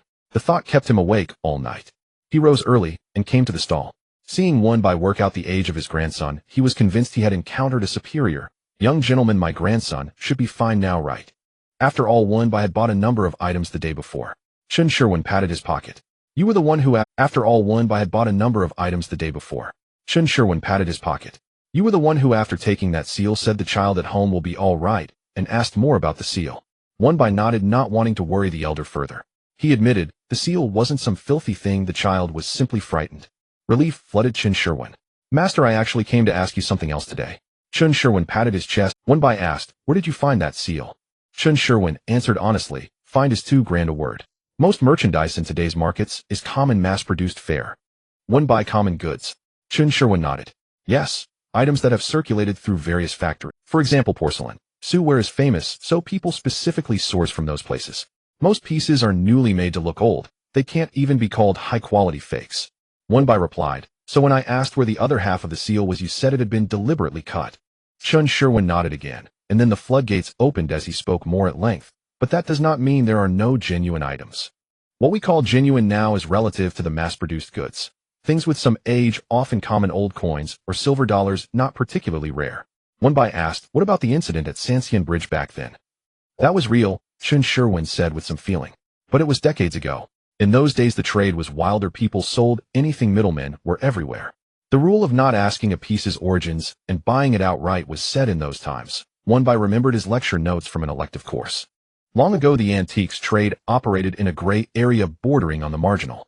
Over time regulation improved and matters got better. Now the suppliers no longer call themselves relic traffickers. They have no real goods. What's circulated is either mass-produced merchandise or worthless leftovers. No matter how they puff them up, by the time they reach us, it's merely a bulk lot. Chen Sherwin drew out a cigarette, then noticing one by was present tucked it back.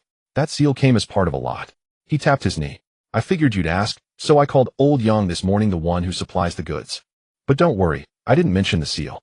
I only said my grandson had been crying a lot and might be haunted by something and asked him to look into it. Wenbai found it curious. They believe such things, eh? Chen Sherwin, they do, even more than we do. They are afraid, so they checked it once. But the searches turned up mass-produced goods everywhere. No one knows how that seal slipped in. But I can tell you old Yang didn't dig it up from the ground. Chen Sherwin spoke delicately, but Wenbai understood perfectly it was not excavated from a tomb. Lu Zheng had also said that if it had come from a coffin, it would not carry only a little deathly residue. Worried Wenbai that Chen Sherwin might doubt him, added, it's tightly regulated here, especially around Sanxian Bridge. There are notices and oversight, people watch. Illegal dealings can't be carried out easily. I wouldn't lie to you, if that seal were truly valuable, it wouldn't have ended up with us. The trail ran cold here, but it was not fruitless. At least it showed that Chen Sherwin had no connection to the seal. When Wenbai left, Chen Sherwin insisted on returning the money, but Wenbai refused. Thinking of how Xiao Yinding had struggled with the malevolence and grown tired, he picked 2 glittering small trinkets from the stall as gifts to give when the little lamp awoke.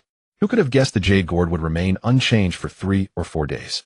Wenbai had been busy. The graduation ceremony, postponed by bad weather, was now rescheduled as the skies cleared. One day Wenbai was finishing up a research project when Fong Lemming called with urgent news. His first words were, bad news, Xiaobai. Awei is dying. Wenbai hurriedly pushed open the door to the dormitory. At that moment Fong Lemming had briefly mentioned something over the phone, and Wenbai only caught the gist of it before grabbing his phone and heading back to school. On the way the class group chat was buzzing. What's going on? Wenbai asked, his tone urgent.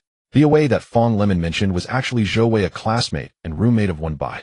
During the peak of the Ozil meme, the class group often teased him, suggesting he change his name as the television constantly displayed Awei has died, which was rather ominous. Zhou Wei had a good-natured personality, often joking around himself. No one expected that one day this teasing would turn out to be true. I don't know either. The counselor suddenly couldn't contact Zhou Wei and reached out to me, said Yang Wenxian. There were 4 people in Wenbei's dormitory. Apart from Fong Lemming, who was mistakenly placed there due to a system error, the other 2 were classmates Zhou Wei and Yang Wenxian. After Wenbai moved out of the dormitory for more than half a month, Zhou Wei also moved out. Fong Lemming was mostly absent from school, so whenever there was an urgent matter, Yang Wenxian would typically handle it. Wenbai asked, can't find him. Yeah, we can't reach him at all. No one answers his phone, he hasn't replied on WeChat, and his parents aren't answering either. Yang Wenxian appeared to have not slept all night, his stubble showing. When was the last time you contacted him? Wenbai asked while scrolling through the dorm chat history. On the 15th, which was, Wenbai said, the day of the graduation ceremony. Yang Wenxian nodded yes. Originally Nando was set to hold the graduation ceremony on the 15th, a week ago. However, to everyone's surprise, it rained in Nanjing for over 10 days, forcing a postponement. Because the number of participants in the ceremony was large and the tasks were heavy, typically graduation certificates would be distributed to students either in advance or after the ceremony, with only the certificate covers being handed out on the day of the ceremony. Worried about delaying the students, the school decided to issue the graduation certificates as per the original plan. However, Zhou Wei didn't show up that day. Fong Lemming said, I remember that day, Wenxian, you went to help get Awei's graduation certificate, right? Yang Wenxian nodded at first, then shook his head. The instructor didn't give it to me, saying that the graduation certificate had to be collected in person.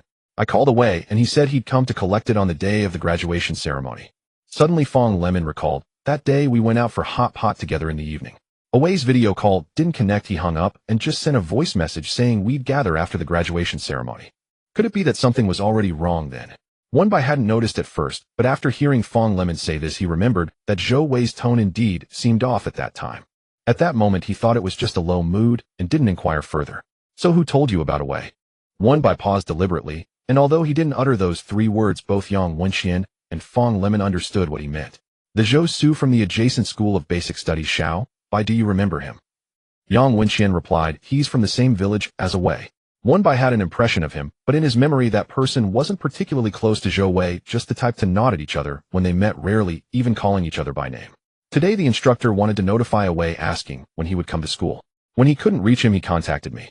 I tried every method but was out of ideas, so I went to the basic studies department and got Zhou Su's contact, then called him. Yang Wenxian paused. He was silent for a long time before finally speaking, saying Wei might be dying. I thought he was joking as I had just talked to him a week ago. Then he said that was a week ago. After saying that, he hung up. I called back, but he didn't answer and just gave me an address. As he spoke, Yang Wenxian handed a text message to Wenbai. Look. Fong Lemon leaned in closer. Zhuangxing Village. This is Wei's home address. Yes, it should be. Yang Wenxian nodded. Wei often said that his grandfather hoped he would return to inherit the family shop after graduation, which seems to be in this Zhuangxing Village. Wenbai felt that something was off. Even if it was a sudden illness, it wouldn't lead to not going to the hospital and heading straight back home without being able to contact anyone. Moreover, they had talked on the phone a week ago. Although Zhou Wei's spirits didn't seem very high as he spoke, he had even mentioned wanting to take a trip to relax after the graduation ceremony. Zhou Su's attitude was also strange. Although he and Zhou Wei were not particularly close, they weren't on bad terms either. They would nod at each other when they met on the school road. Yet now he wouldn't even say a few more words. Rather than unwillingness to talk, it felt more like he was avoiding something. If this were before, Wenbai surely wouldn't have thought too much about it, but now. Wenbai lowered his head and entered Zhuangxing Village into the map search bar. Xiaobai, are you going? Fong Lemon asked. Yes. Wenbai decided to go and take a look. Fortunately, although it was a bit remote, it wasn't too far. Fong Lemon immediately raised his hand. I'll drive you there. Yang Wenxian also stood up. I'm going too. Wenbai felt uncertain in his heart. Everything was just his speculation. But if it really was a matter of concern, bringing these two along would make it somewhat inconvenient. Too many people would be a hassle. I'll go check it out first. Once I'm there, if there's really something, I'll call you immediately, and you can come over then. Wenbai said. Fong Lemon and Yang Wenxian thought about it as well, without knowing what was going on. Rushing over in a panic might only make things worse. Alright, be sure to call if something happens. Yes. After leaving the school, Wenbai headed straight for the first mountain villa. He originally wanted to ask Xiao Yinding, but it seemed to be fast asleep, not making a sound from the jade gourd in its hand. It wasn't appropriate to go alone, so he had to seek help from further away. Wenbai originally planned to ask Di Ting, hoping to borrow a colleague who had nothing to do to go with him. He hadn't considered calling Di Ting, and Lu Zheng was definitely not an option. Who knew? Looking at Lu Zheng standing in front of him, Wenbai almost couldn't hold back a smile. He slowly turned his head, looking past Lu Zheng towards Di Ting behind him. I think it's unnecessary. Di Ting, however, didn't seem to care. No one is free, everyone is busy. Only your boss is free. Wenbai lowered his head, contemplating whether to be a bit ruthless and wake up the little boss. The big boss was already showing signs of impatience. Are we going or not? Wenbai had no choice but to follow. The two got into the car, and as the driver activated the navigation, he glanced at them in the rearview mirror. Coming out from a place like the first mountain villa to cross half a city to a village was indeed quite strange. Please fasten your seatbelt, the driver reminded. Wenbai nodded in response. And sir, please fasten your seatbelt as well. Seeing Lu Zheng dressed quite formally and not smiling, the driver felt a bit intimidated and added, there are strict checks on the road lately. Only then did Wenbai turn to look at Lu Zheng, who remained unfazed. Boss, please buckle your seatbelt. Lu Zheng's gaze followed Wenbai's words to the strap in front of him, looking somewhat puzzled. Sure enough. Wenbai took a deep breath, fearing the driver would notice something, unbuckled his seatbelt, and leaned. Lu Zheng didn't know what Wenbai was going to do, only feeling that this person was getting closer to him. He grabbed Wenbai's somewhat restless hand. What are you doing? Wenbai remained silent, exerting some force to break free, and with a swish pulled down the strap and secured Lu Zheng firmly. Lu Zheng. As Wenbai turned back, he sincerely asked, Boss, didn't Di Ting tell you about these things? Lu Zheng, who felt somewhat rejected again. An hour and a half later, the car finally came to a stop. No. 113. Wenbai looked at the address and began searching for the way. He almost reached the end before finding a house with the doorplate starting with 100. Why does the layout of this road not resemble the previous ones? Wenbai remarked, looking at a wall that was almost as tall as the houses nearby. As he got closer, he realized that this wall was right next to No. 112, and it wasn't just one wall but two, as if it had been specially built. Between the walls and No. 112, there was a walkway a few meters wide. However, he didn't see Zhou Wei's old house. Wenbai found it strange when Lu Zheng suddenly asked, does he live at No. 113? Wenbai replied yes. Lu Zheng turned and walked back to stay close. Wenbai obediently followed behind his boss. After walking almost half a street, Lu Zheng signaled him to look up. We've arrived. Only then did Wenbai look up. He then saw a weathered wooden sign that had lost its color over the years, along with some characters written on it. Wenbai. This is... Wenbai bit his lip. As you can see, Lu Zheng leaned against the peeling ornate red pillar at the door watching Wenbai, with an amused expression, a coffin shop. Wenbai took out his phone planning to check if the address was incorrect. Before he could open it, he heard a creaking. He looked up in the direction of the sound, and the door slowly opened. Wenbai was startled, and instinctively took a step back, not noticing the steps behind him. He only came to his senses when Lu Zheng caught him around the waist. "Thank you, boss," Wenbai sighed in relief. Seeing Lu Zheng about to speak, he quickly interjected, "With such little courage, how can I take on a job in the underworld?" Saying that made the boss speechless. "Boss, I understand, I won't do it again next time," Wenbai promised. Lu Zheng looked at Wenbai's ingratiating manner for a long time before finally cracking a rare smile. "You've got potential." As he spoke, the wooden door fully opened. The first thing Wenbai sensed was a wave of fragrant ash. Almost the moment the wooden door opened, it swelled over him thick enough to feel like he was soaked in it. Lu Zheng glanced at the copper basin that was still burning on the ground. He then turned to Wenbai. "Your intuition is good." Wenbai asked, "Is there really something?" Lu Zheng nodded. Just then a figure suddenly emerged from behind the wooden door. Even with a previous experience, Wenbai's heart still skipped a beat. When he saw that it was Zhou Wei, who had been missing for over a week, he hurried forward. However, Zhou Wei leaned against the wooden door, stepping heavily to the side, and raised his hand to stop Wenbai from advancing. From a distance, Wenbai could see his ashen face.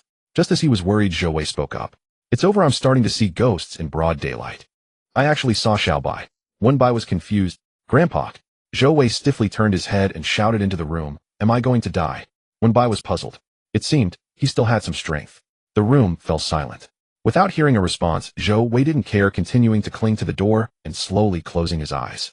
"Grandpa, isn't it time to blow the Suona?" "I think I heard the sound of a Suona. They said they're here to take me away." After saying that, he even forced a smile. Wenbai longed to approach and see him, but seeing Zhou Wei's current state, he felt it best not to provoke him. "Away!" Wenbai called tentatively. Zhou Wei still did not respond. Wenbai turned his head, looking at Lu Zheng, and whispered, "Is it a malevolent spirit?" Lu Zheng glanced at the bronze basin and said, "No. He's been entangled by a wild ghost." Wild ghost. Wenbai suddenly felt the entire courtyard grow more sinister. Then, "Is there a way to save him?" Lu Zheng seemed to find it amusing. "What do you think?" With that, he stepped into the room. Seeing Lu Zheng enter, as if in a realm untouched by humans, Wenbai called Zhou Wei's name again. "All right, wake up." Fearing to scare him, Wenbai took on a soothing demeanor. Zhou Wei continued to mumble incoherently. Listening closely, Wenbai could barely catch a few words. Words like "Suona," "going to die," and "Xiaobai is here to escort me," reached his ears. Wenbai couldn't help but chuckle as he patted Zhou Wei's shoulder, saying, "I won't let you go, don't worry. Wenxian and Leming are still waiting for you to come back for hot pot." Hearing the names Yang Wenxian and Feng Lemon, Zhou Wei finally slowly opened his eyes. After staring at Wenbai for a full minute, he stammered, "Xiaobai." Wenbai chuckled lightly. "You're awake." "Xiaobai." Zhou Wei's eyes widened, and with a forceful grip on the door, he scraped off a small piece of paint. "Is it really you?" Wenbai removed the old paint stuck to his fingernail, saying, "It's really me." Zhou Wei relaxed for a moment, but suddenly couldn't hold himself up. His legs buckled, and he slumped against the door. Wenbai nearly failed to catch him. After much effort, he finally managed to help him onto the bed. Standing by the bed, Wenbai nervously glanced outside. Passing the side hall, he nearly dropped Zhou Wei when he spotted the well-painted wooden coffin. But perhaps because he knew Lu Zheng was outside, the shock came swiftly and left just as quickly. Once he regained his composure, Wenbai found it somewhat amusing. "Was what you said about the coffin of 3 generations referring to this?" Back in school, whenever Zhou Wei mentioned inheriting his grandfather's shop, he would jokingly add that he was a 3rd-generation official. He claimed his grandfather was an official. They thought he meant a village official, who knew it would be this coffin. Zhou Wei lay extremely rigid. Wenbai got up to open the window. At the door, the scent of incense ash wafted everywhere, growing stronger as he moved inside, until it felt as if he had stepped into an incense burner in Zhou Wei's room. Not seeing any smoke, the scent lingered heavily. Zhou Wei finally felt slightly more grounded and coughed. "Who was the person you came with?" "I brought my boss," Wenbai replied. "Boss?" Zhou Wei craned his neck and glanced at Lu Zheng, who was standing in the outer hall. He had many questions, such as how Xiaobai suddenly had a boss, why he brought his boss here, and how he found this place, but it was already late. As night fell, he would scare Xiaobai. With no other choice, Zhou Wei threw back the blanket and covered his head. "Take your boss back with you." His voice, muffled under the blanket, sounded rather pitiful. "Don't come over, especially don't bring Wenxian and Leming with you." "This isn't a good place." Wenbai asked, "What about you?" Zhou Wei replied, "They'll wait a while longer until I feel better, then he'll come find you." "Aren't you attending the graduation ceremony?" Wenbai continued. Zhou Wei fell silent. When he spoke again, his voice carried a hint of tears. "Don't ask anymore." So you're entangled by a wild ghost. Wenbai remarked lightly as he adjusted his blanket. Zhou Wei instinctively replied, A few seconds later Zhou Wei lifted the blanket. What did you just say? Wenbai lightly patted his head. Zhou Wei covered his head looking as if he had seen a ghost. Lu Zheng had already walked in from outside, and after sitting down at the tea table, he said leisurely, This place is quite nice. Zhou Wei froze for a moment and tugged at Wenbai's sleeve. Xiaobai, I can't sell this house. My grandfather, Wenbai responded, realizing, no one wants to buy your house. But your boss said my place is nice. Not that they wanted to buy the house, did they want to buy the land? That would be even more unacceptable. Wenbai explained, when he said nice he meant it in the literal sense. He tried to find a more fitting description, for example. Feng shui. He thinks the feng shui of a coffin shop is nice. Zhou Wei's expression was starting to break. Wenbai replied, My boss has some peculiar tastes. Zhou Wei was silent. What about your grandfather? They had been in the house for a while making some noise, and considering Lu Zheng had looked through the entire place besides Zhou Wei they hadn't seen anyone else. Zhou Wei shook his head, I don't know. Wenbai asked, Then why did you run to the door alone? Zhou Wei's eyes were welling up. I wanted to go outside and soak up some sun. He sighed deeply. How long have you been entangled? Hearing such words from Wenbai spoken in a calm manner, as if discussing trivial matters, made Zhou Wei feel it was even more terrifying than seeing a ghost. Wenbai knew what he was thinking, but for a moment he didn't know how to explain. He couldn't just say he was currently working for the underworld, so he brought up Lu Zheng instead. Do you think I brought my boss here for no reason? Zhou Wei recalled Lu Zheng's earlier comment about the place being nice. Does he understand this? Wenbai nodded seriously. Yes, he's quite remarkable. Zhou Wei wasn't quite convinced, but over the past week he had only spoken to his grandfather and ghosts, even dealing with them more than with his grandfather. Now suddenly having someone who could talk, especially Wenbai, made him feel overwhelmed. He leaned back as if drained of strength. It's been over a week. Wenbai calculated the time, before the graduation certificate. Zhou Wei replied, As he spoke he lifted the blanket, and was about to get out of bed saying, There's a bag in the wardrobe. With each step Wenbai doubted whether those were 2 legs, or 2 strands of noodles scalded by boiling water. Lie down, I'll go get it. Wenbai pushed him back onto the bed, and got up to walk towards the wardrobe. Lu Zheng leaned halfway against the tea table, and as Wenbai's hand touched the wardrobe he seemed to anticipate something, and said, Stay away. As soon as the words fell the wardrobe opened. A large black plastic bag, nearly filling half the wardrobe, came tumbling out. But it fell slowly, giving Wenbai enough time to dodge. The bag was unsealed, and as it fell it piled up at the opening more and more until it finally whooshed down. The floor was covered with paper ingots. Golden and bright they rustled in the breeze that blew through the window. Wenbai said, If one overlooked the objects on the floor the sound was quite pleasant. Zhou Wei closed his eyes deeply. I folded them all. Wenbai stared at the mountain of small ingots, all of them. Zhou Wei replied, All of them. My daytime job is folding ingots. Wenbai keenly caught the phrase daytime. Then what do you do at night? Zhou Wei sniffled, nearly crying, Burn ingots. Wenbai paused. Folding ingots during the day, burning ingots at night. A 24-hour work schedule, no one could endure that. Look at how the child has been worn down. So who are these ingots burned for? As soon as Wenbai spoke he already had the answer in his heart, that wild ghost. Zhou Wei nodded. After a moment of silence he shook his head. Not a wild ghost, it's a yin chai. Hearing the words yin chai, Wenbai nearly tripped over the ingots at his feet. Yin chai? Government affairs. He never expected the nature of things to shift from petty theft to corruption, and it just so happened to fall under Lu Zheng's scrutiny. Wenbai cautiously glanced at his irritable boss, and seeing his expression unchanged he felt a sense of relief, only for Lu Zheng's lips to twitch slightly. Yin chai dangerous. Soon after Lu Zheng put down his cup, his gaze landing on Zhou Wei. Is that so? His tone, though a question, bore an inexplicable chill. Wenbai remained silent.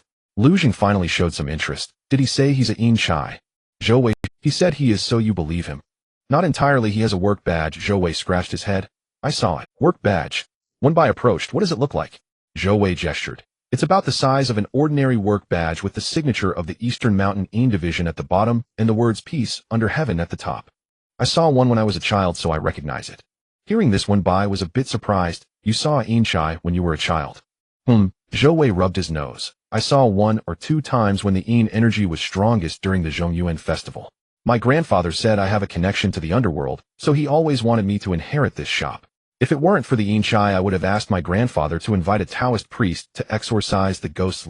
Wenbai thought to himself, if it were just a wild ghost with Zhou Wei's experienced ghost-seeing physique, it wouldn't just follow him around, there must be some method to it.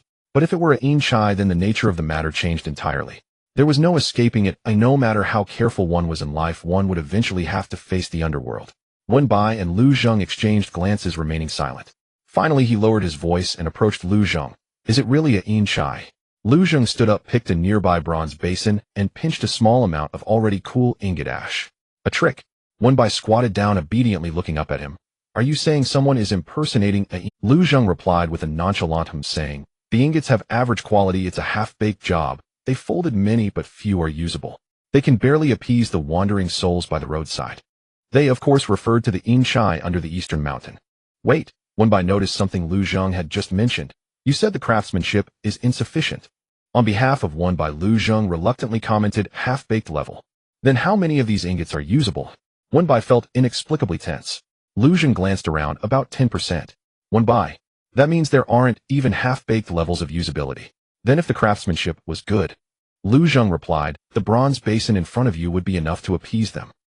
He silently turned around, looking at the mountain of ingots, then at the room full of bronze basins, and finally, at Zhou Wei, whose hands were somewhat golden from folding and burning the ingots non-stop day and night.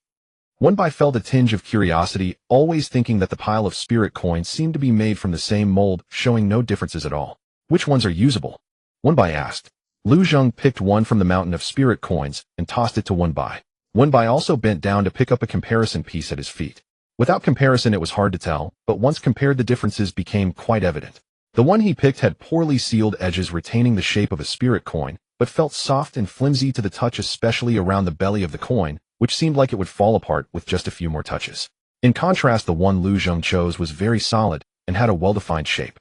He couldn't tell if it was a psychological effect, but Wenbai always felt that the one Lu Zheng chose was heavier when placed in his palm. Let's stack them like this from now on. Wenbai placed the round little spirit coin into Zhou Wei's palm. Zhou Wei looked a bit puzzled. Why? Because the others are useless. Fearing that the child might not accept it at first, Wenbai didn't say this out loud, merely stating, this one looks nice. Zhou Wei. Setting aside the matter of the spirit coins, Wenbai continued, how did you encounter that yin chai? Not yet understanding the circumstances, Wenbai followed Zhou Wei's words and asked about the wild ghost, as if it were the yin chai. Zhou Wei slowly sat up, and as he moved, he bumped into a pile of yellow paper at the head of the bed. Before he could even think, his hands moved faster than his mind, grabbing some paper to fold, and by the time he realized it, a small spirit coin was already folded. Zhou Wei. Wenbai. It was no wonder there was only a 10 usability rate. Such small spirit coins lacked souls. Zhou Wei looked quite angry. After staring at the small spirit coin for a while, he threw it on the ground, with a loud bang, his eyes gleaming with fury. Wenbai picked up the spirit coin, dusted off the dirt, and tossed it back into the pile of spirit coins. Zhou Wei began explaining the origins. Just a week ago, my grandfather asked me to burn some spirit coins to assist wandering souls and wild ghosts by the roadside. Assist wandering souls and wild ghosts by the roadside? Wenbai asked in confusion. Lu Zheng noticed Wenbai's confusion and explained, there's a tradition, paper offerings and funeral homes are filled with yin energy, but they are frequented by the living. The clash of yin and yang can easily attract malevolent spirits. Zhou Wei nodded. These wandering souls won't harm anyone. They're just perpetually hungry and a bit noisy, occasionally blowing some cold wind around the house, he continued. My grandfather regularly offers assistance, saying they only want something to eat, and it's not a bother. So every ghost festival, Cold Clothes Day, and the first day of the lunar month, as well as the 15th day of the small month, he burns some spirit coins and joss paper at the roadside as a form of merit. Wenbai took out his phone and flipped through the calendar. Initially uncertain, he now confirmed, but a week ago, it was neither the 1st nor the 15th, and the Ghost Festival and Cold Clothes Day had not yet arrived. The problem lies here, Zhou Wei sighed deeply. My grandfather plans to pass on the shop to me after some time. But the souls and ghosts he used to assist were all under his care. Wenbai turned the conversation. So you took him to meet those souls and ghosts for their identification? Zhou Wei was on the verge of tears, but surprisingly, Lu Zheng nodded thoughtful consideration. Zhou Wei's gaze towards Lu Zheng became increasingly complicated. He felt that this boss bai was quite strange, one moment saying this place was good, and the next saying his grandfather was considerate. It almost felt like his grandfather had hired him as a ruse. Zhou Wei could never hide his expression. With Wenbai close by, he caught the look directly, feeling somewhat amused yet exasperated. He wanted to ask more about his grandfather, but suddenly recalled something. In college, Zhou Wei's father visited the school once. Everyone had a good impression of him. He was talkative and quite humorous. Later they learned that he worked in the Anhai district. Anhai district, a well-known financial center in the southern city. If that's the case, did Zhou Wei's grandfather skip over his son and directly pass it down to his grandson? Did your grandfather not consider your father? Wenbai asked. He did consider it. According to my dad, when he was just 18 during that summer, my grandfather said he would take him for half a month But before that half-month was up, just a few days and my grandfather said he wasn't cut out for this and sent him back to study. When by, it sounded like Zhou Wei's grandfather was rather dismissive. My fate isn't good. My grandfather insists that I have a connection with the Yin realm and can do this work. Zhou Wei's face crumpled. I think he's just run out of options and is deceiving me. Wenbai found it odd. Setting aside Zhou Wei's grandfather, after all, those who have dedicated their lives to running such shops cannot be assessed by current standards of doing this kind of work leads to no prospects. For them, this is no longer just a means of making a living. The sense of recognition comes from the heart. Yet Zhou Wei's parents actually agreed. Wenbai was about to ask further when Lu Zheng suddenly spoke, but he wasn't talking to Wenbai, rather he was addressing Zhou Wei. Do you think the shop is bad? This was in the truest sense Lu Zheng's first conversation with him, and Zhou Wei felt a bit nervous. You don't really think a coffin shop is good, do you? Lu Zheng replied, casually, doing work for the underworld while earning money in the world of the living. What could be wrong with that? Zhou Wei. He suspected Lu Zheng was mocking him and had evidence to back it up. Zhou Wei looked towards Bai, who was not far off. Is your boss making fun of me? Wenbai reassured him, he doesn't mean. Lu Zheng slowly added, the city god here used to make coffins. City god. Wenbai and Zhou Wei both turned to look at him. Zhou Wei, who was used to hearing about wandering souls and wild ghosts from his grandfather, was hearing about city gods for the first time. He was momentarily stunned and didn't think to question how Lu Zheng knew about the city god. Really? Zhou Wei asked. Lu Zheng, didn't your grandfather mention it? Zhou Wei shook his head. No, I didn't even know we had a city god here. There isn't even a city god temple. Lu Zheng glanced out the window and fell silent. Wenbai frowned. He always felt that since Lu Zheng started talking to Zhou Wei, there seemed to be hidden meanings in their words. More precisely, it was since he entered the shop. Wenbai had initially prepared for Lu Zheng to be somewhat impatient, since he was the one asking for help, making him sit in a car for over an hour to come to such a small village. But Lu Zheng seemed quite satisfied with this place. Wenbai had no time to ponder as Zhou Wei spoke up. The city god used to make coffins, but that was in the past. Things are different now. Zhou Wei briefly felt happy. Xiao Bai, you don't know how stubborn my grandfather is. If he opens a coffin shop, he only opens a coffin shop and doesn't do anything else.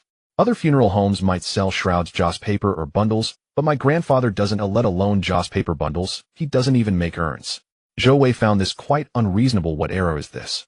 Who still needs coffins? Most people are using urns now, and those who really need them wouldn't come to our small village. At this point, Zhou Wei felt a wave of sadness. Because of this, the kids in the village didn't want to play with me when I was young. Wenbai felt a bit of pity and wanted to pat him on the back, but unexpectedly Zhou Wei shifted his tone. But the grandpas and grandmas in the village really liked me. Whenever they saw me, they would give me some candy. My little candy stash never ran out. He chuckled. When I was really bored, I would use candy to lure some young and naive kids to play with me. Wenbai. Earlier, he hadn't quite understood Zhou Su's reaction when he mentioned him. Now he understood. He even reasonably suspected that Zhou Su was one of those young and naive kids. Wenbai looked at Zhou Wei and felt that his temperament didn't seem like that of someone with a tragic childhood. He smiled and said, you have a good temperament and are liked by the grandpas and grandmas. Zhou Wei awkwardly chuckled. I wasn't like this when I was younger. I was tongue-tied and didn't really know how to talk. I thought those grandpas and grandmas were good to me, so I'd say next time I would have my grandfather send them a coffin. Wenbai. He shouldn't have expected anything. Besides them, there was no one else. Xiao Bai, you're the first friend to come to my house. Usually not even friends, I hardly interact with relatives. After so many years, no one has come to visit my family. Zhou Wei sighed. If it were in the past, Wenbai would have thought to comfort him. But seeing Zhou Wei's expression, he felt that the topic wouldn't just end here, so he kept silent. Sure enough, a second later. Zhou Wei, well, we can't let them gather around the coffin for a reunion meal. Wenbai. Wenbai originally thought one Zhou Wei was enough. Who knew there was another? They will eventually die, Lu Zheng remarked slowly. Wenbai. Zhou Wei. To prevent Lu Zheng from saying something inhuman again, Wenbai shifted the topic. After burning the spirit coins, did that Yin Chai come? Zhou Wei's memory was a bit fuzzy. I can't recall if it was the first day or the second day, but anyway, not long after that, Yin Chai came, saying that with the ghost festival approaching, the number of wandering souls nearby had increased, and fearing disturbance, asked me to burn more spirit coins. Wenbai. Have you considered that if that ghost really was a Yin Chai encountering wandering souls, they would take them directly, without waiting for you to burn spirit coins to assist them? Zhou Wei. The room fell into silence.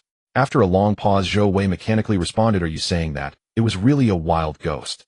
He was actually forced to burn spirit coins for a week by a wild ghost. Wenbai pursed his lips and patted his shoulder. But he really had a Yin Chai's work badge on his chest.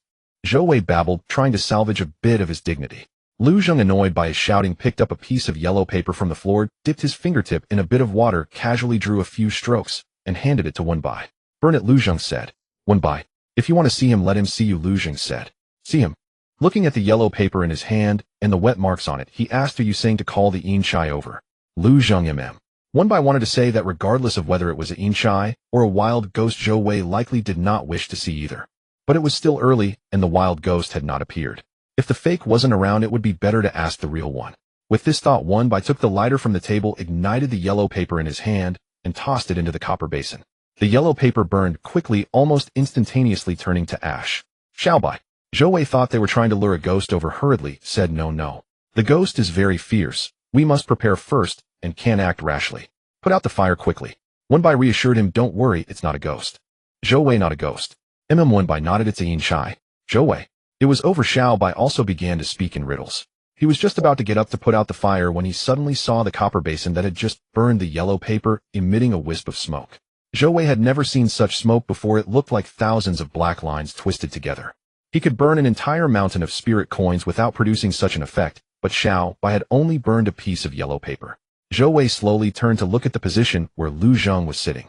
When he was younger, he had heard his grandfather say that a piece of yellow paper could do much more than one might think.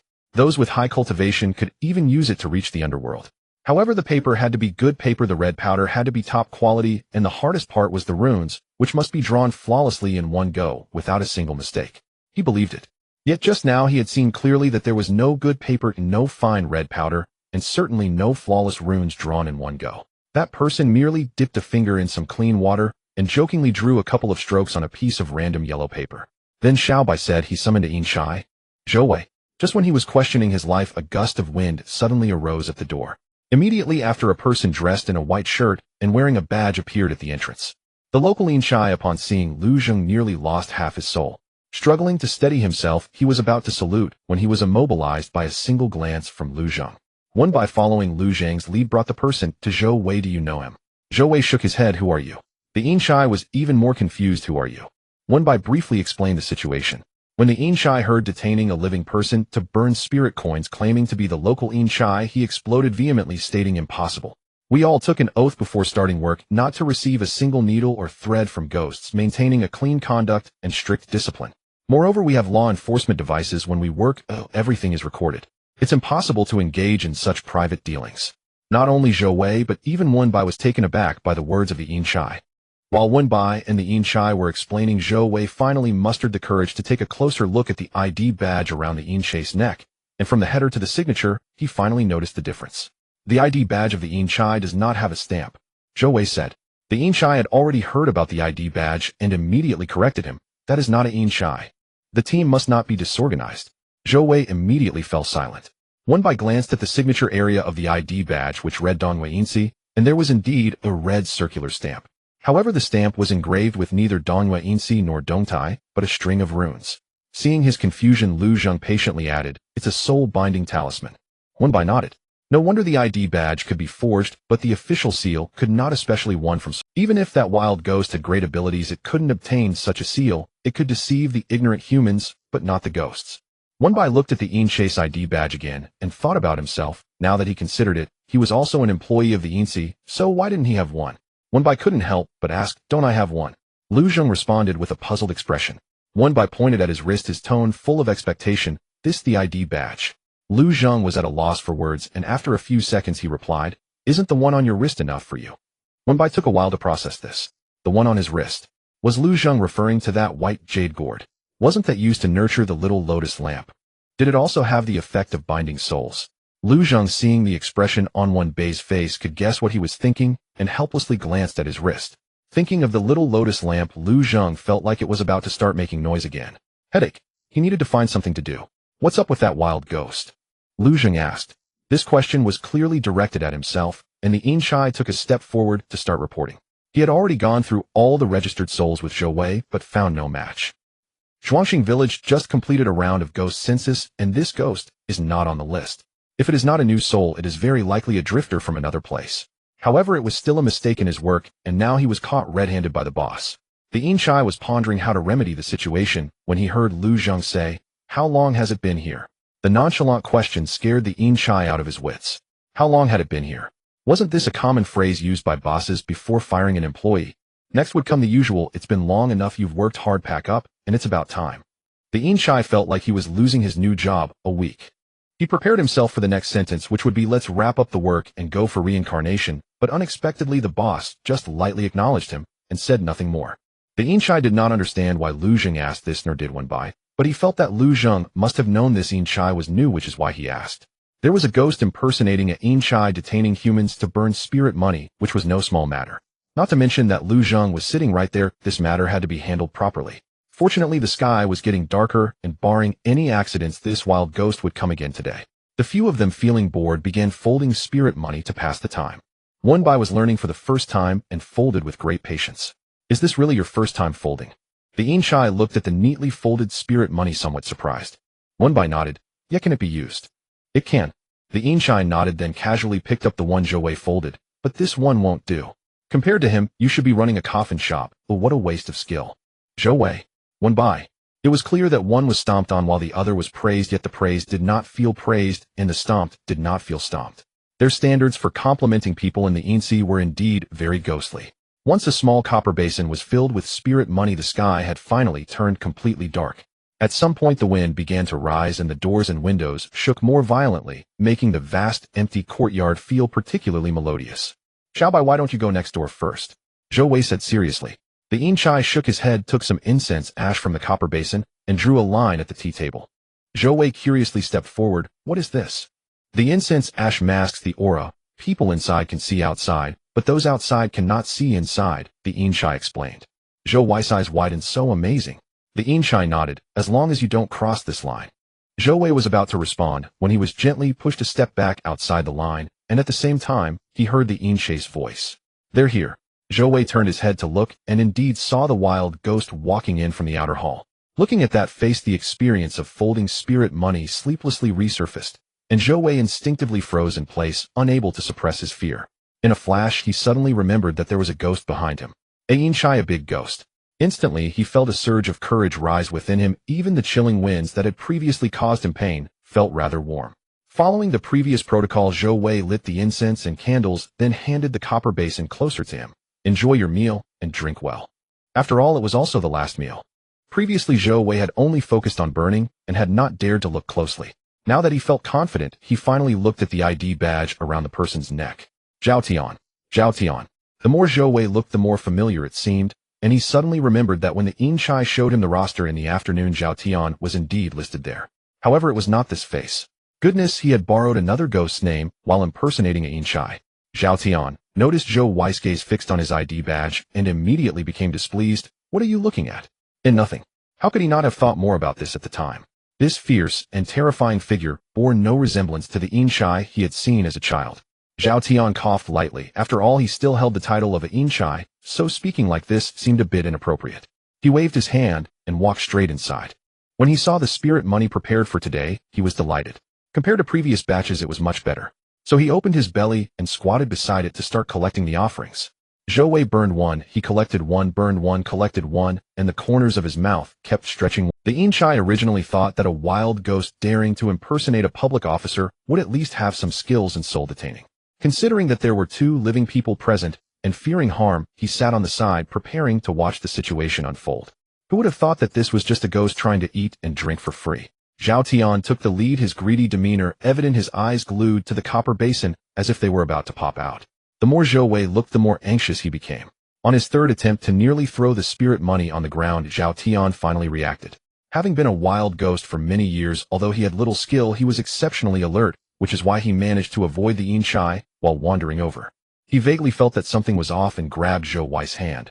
What are you looking at? Zhou Wei felt a chill in his arm, his heart raced, and he instinctively shouted, Xiaobai, Xiaobai. He's grabbing me. This wild ghost is grabbing me.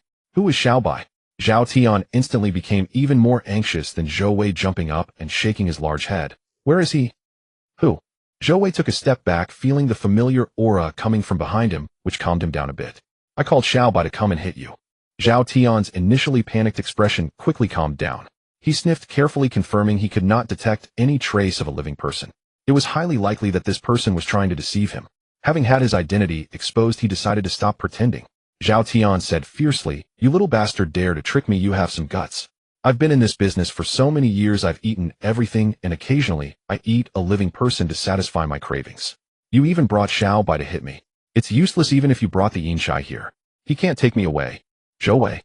After saying this, feeling his momentum was insufficient, he bared his teeth and shouted with all his literary might, "My life is determined by me, not by heaven."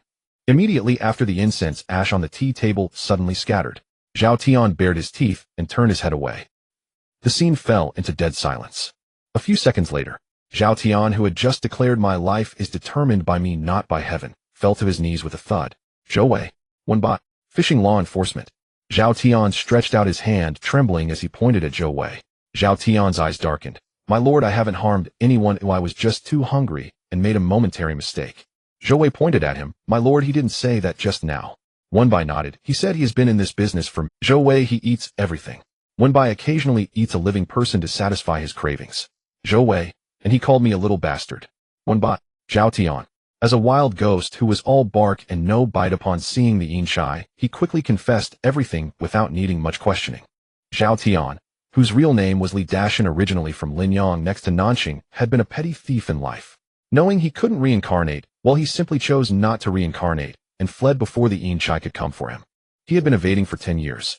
After learning that Zhuangxing village had a new Yin Shai, he became complacent and stayed behind, only to encounter Zhou Wei afterward.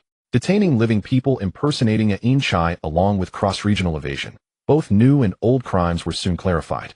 Knowing that Lu Zheng was in charge here, the Yin Shai dared not be negligent and summoned the Yin Shai from linen with a piece of yellow paper. From meeting Xiao Bai to seeing the Yin Shai to Li Dashan appearing and then being taken away, it all took less. Zhou Wei felt like he had just had a big dream. He couldn't help but tug at Wenbei's sleeve. "Xiao Bai, are you a Yin Shai now?" Wenbei's self-identification was also very vague. "I guess so." "Do you also capture ghosts?" If they talked about this, he wouldn't feel sleepy. Wenbai shook his head. "So you manage your own jurisdiction, oi?" Zhou Wei continued excitedly. Wenbai shook his head again. "Then what did the Yin Shai just say about ghost census?" "Management of reincarnation." Wenbai shook his head once more. Zhou Wei asked earnestly, "Then what do you do?" Wenbai. To be honest, he didn't know either. If he had to describe it specifically, it would be taking care of children. Just as Wenbai was unsure how to start, the Yin Shai had already leaned closer. "How can assistant when be compared with us?" "When assistant by? When did he become an assistant?" However, the Yin Shai completely ignored Wenbei's expression and continued on his own. "What can we do? It's all trivial matters without technical content. Assistant Wen is the boss private assistant. They are the first authority of the Yin Si." Zhou Wei had no idea how much technical skill was required to be the boss private assistant, but since the Yin Shai said so, and with the mention of assistant when it sounded impressive and powerful, instantly energizing him, "Xiao Bai, are you that amazing?" When assistant Bai chuckled dryly. "I don't know either." Zhou Wei, is there a salary? Wenbai nodded. Zhou Wei, spirit money. Wenbai, renminbi. Zhou Wei slapped his hands. "So good." The Yin Shai loved hearing that, and seized the opportunity to promote. "Our Yinsi welfare benefits are not ordinary good. We can directly transfer a Yinsi household registration to you. When you feel like it someday, you can reincarnate. You should know that registering a household here is very difficult." Zhou Wei, then let's stick to some Yang world things. The Yin official noticed that Zhou Wei seemed quite interested in the matters of the underworld, and recalling his physique, he chuckled and asked, "Would you like to give it a try?" Requisitioning living beings to serve the underworld is not without precedent, and is even quite common, especially during times of industry downturns or when tasks are inconvenient to carry out. Zhou Wei clenched his fist, his tone a bit excited, like Xiao Bai. The Yin official quickly shook his head. "That's not comparable. As the personal assistant to the boss, Wenbai was not an example, but rather an exception, a special case. If you are willing, you can start by assisting me, and then..." The Yin official paused, suddenly remembering that Lu Zheng was still present, and he was standing right beside him. How could he mention recruiting someone to assist in front of the boss? Wasn't that just blatantly saying, "I want to slack off"? The Yin official's expression changed, even questioning whether he would be fired tomorrow for stepping into the company with his left foot first.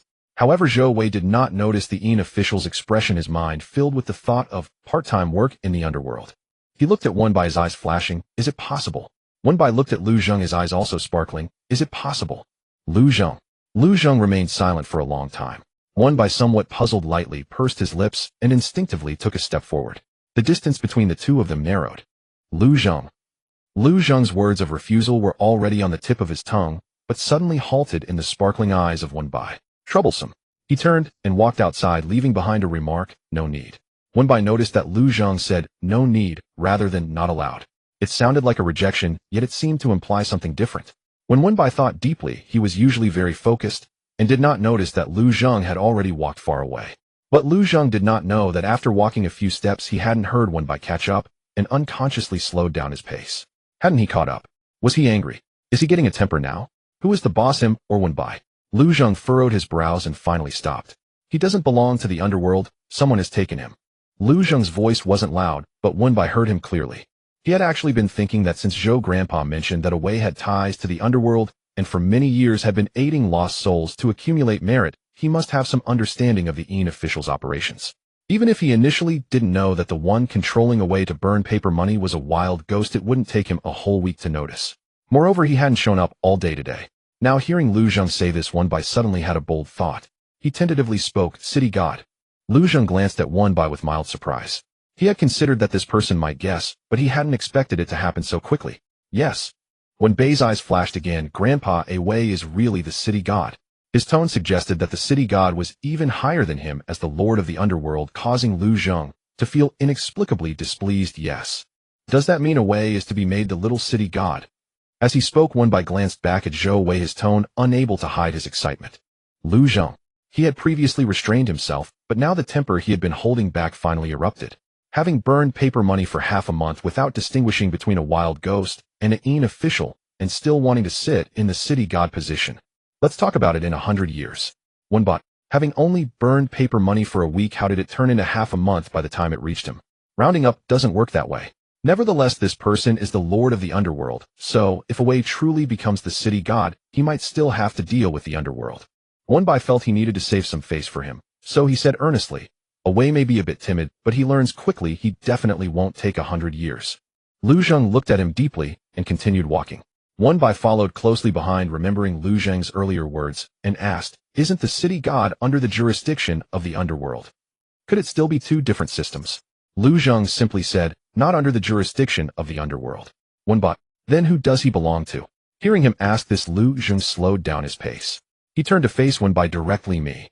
Wenbai. For a moment, Wenbai felt as if he saw the shadow of the little lotus lamp on Lu Zheng. Startled by this sudden thought, he quickly rubbed his forehead to calm himself. Not wanting to think about Lu Zheng anymore, Wenbai pondered the relationship between the city god and the underworld. The city god is not under the jurisdiction of the underworld, but belongs to Lu Zheng. What does this mean? Lu Zheng's mood lightened a bit as he explained, the city god protects the people's livelihood, the underworld governs the souls, the duties are different. Wenbai could roughly understand. Lu Zheng continued, different duties, but they are both local officials. Wenbai suddenly realized. Yes, the city god has been a local official since ancient times. Though differing from the Yin officials faction, it is still of orthodox origin. As local officials, they are all under Lu Zheng's jurisdiction. This means they are indeed directly subordinate to Lu Zheng. Wenbai looked back at Zhou Wei.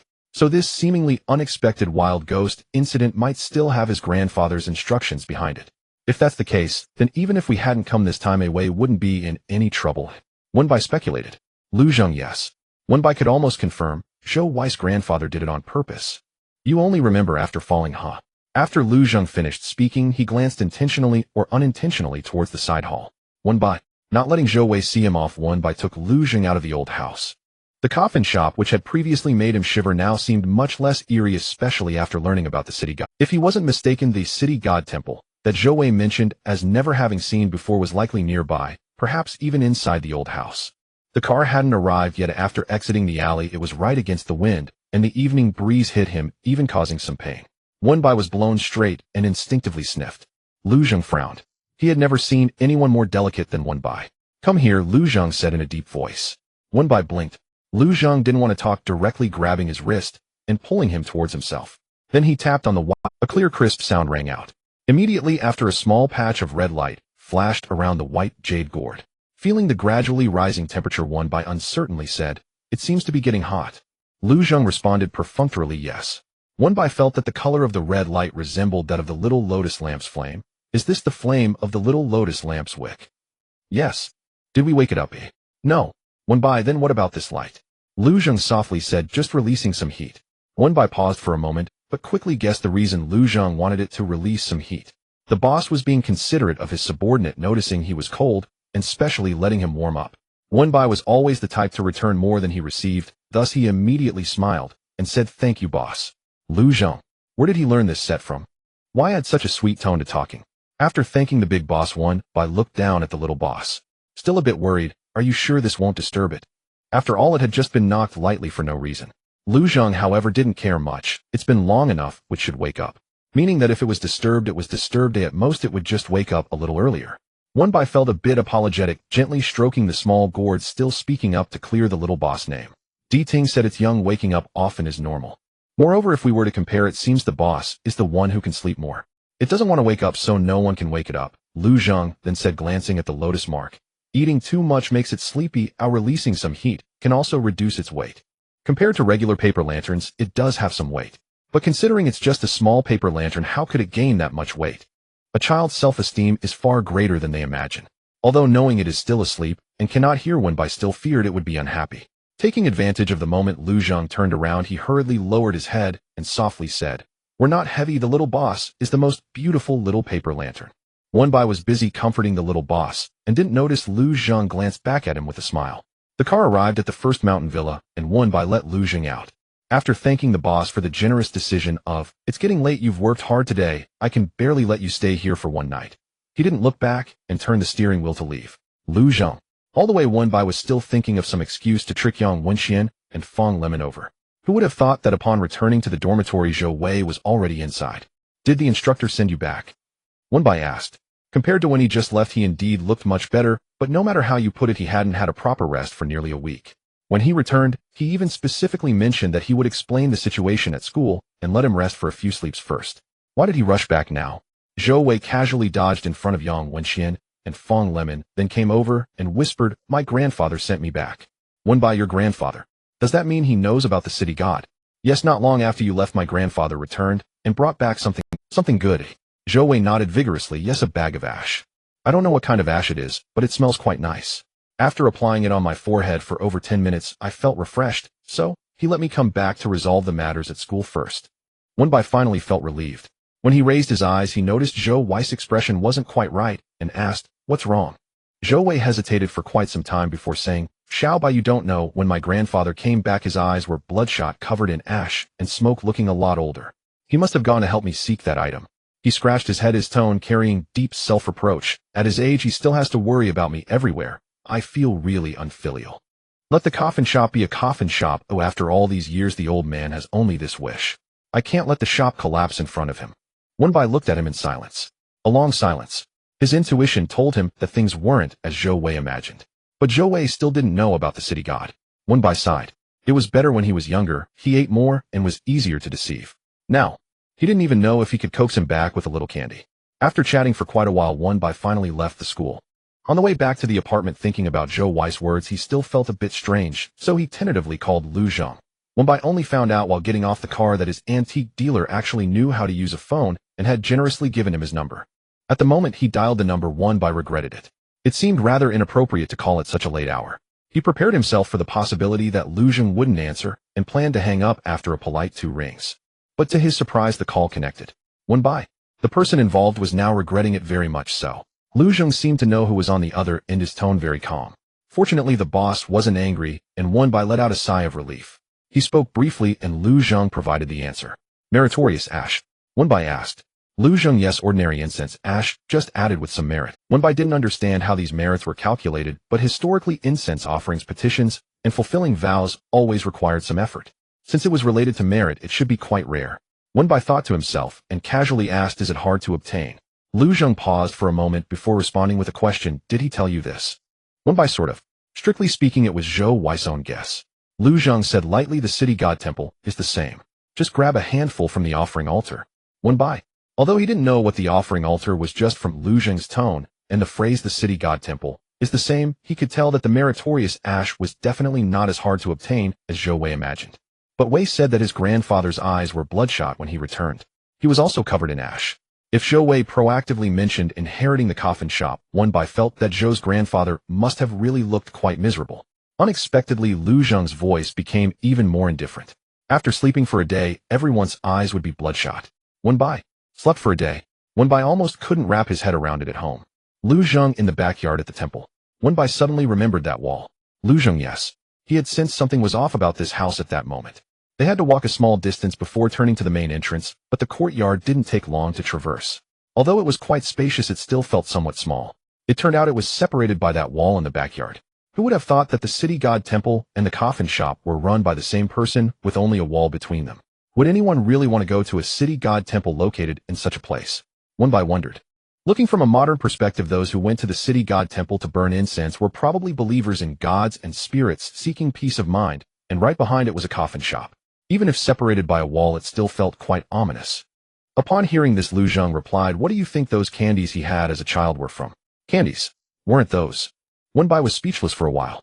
Indeed, Wei said that when he was young the village kids didn't want to play with him, but some elderly grandfathers and grandmothers. Earlier on the way back, Lu Zheng had also mentioned that when the city god temple was most prosperous, someone from the human realm would be invited to manage it, and the city god would reside in the statue listening to wishes and fulfilling vows. As it gradually declined, it took on a self-managed identity in the human realm. For example, Zhou Wei's grandfather's identity in the human realm was as a coffin maker ahead. The younger generation in Zhuangxing village might not recognize him, but the older ones, anyone who had been to the city god temple, should know it was Zhou's grandfather managing it. Although they didn't know he was the city god, he could be considered someone close to the city god. Wenbai couldn't help but chuckle. So since we arrived there, Zhou's grandfather has just been sleeping. Yes. In other words, his grandfather was just taking a nap in his own temple, waking up and casually grabbing a handful of ash that could have been gathered a week earlier, smearing it on his grandson's head, and then sending him away. Wenbai stopped in his tracks, turned around, and looked up. Zhou Wei was standing on the dormitory balcony watching him leave, and when he saw him look back, he waved cheerfully. Wenbai. On the other end, Lu Zheng hadn't heard Wenbai respond for a long time, so he called out his name. Wenbai quickly focused again, and recalled something. So that day, when you asked how long that Grim Reaper had been here, was it because of this? Grim Reapers and city gods have different responsibilities, but their jurisdictions overlap, so there should be some intersection. However, that day the Grim Reaper clearly didn't know about the city god, likely having just taken office and not yet had the chance to understand. Lu Zheng knew Wenbei's thoughts were meticulous, so he wasn't too surprised. Yes.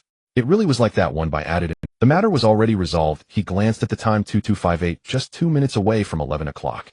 It was getting late. He had asked all he wanted, and there wasn't much else to talk about with the boss, so Wenbai said, "Thank you, boss, you've worked hard, get some rest early." As soon as he finished speaking, Wenbai paused. This sounded a bit dry. It felt as if he was treating him like if it were a WeChat message, he could add a smiley that matched the boss' age and temperament at the end, like, "Do I look like I'm smiling?" But that wasn't possible now.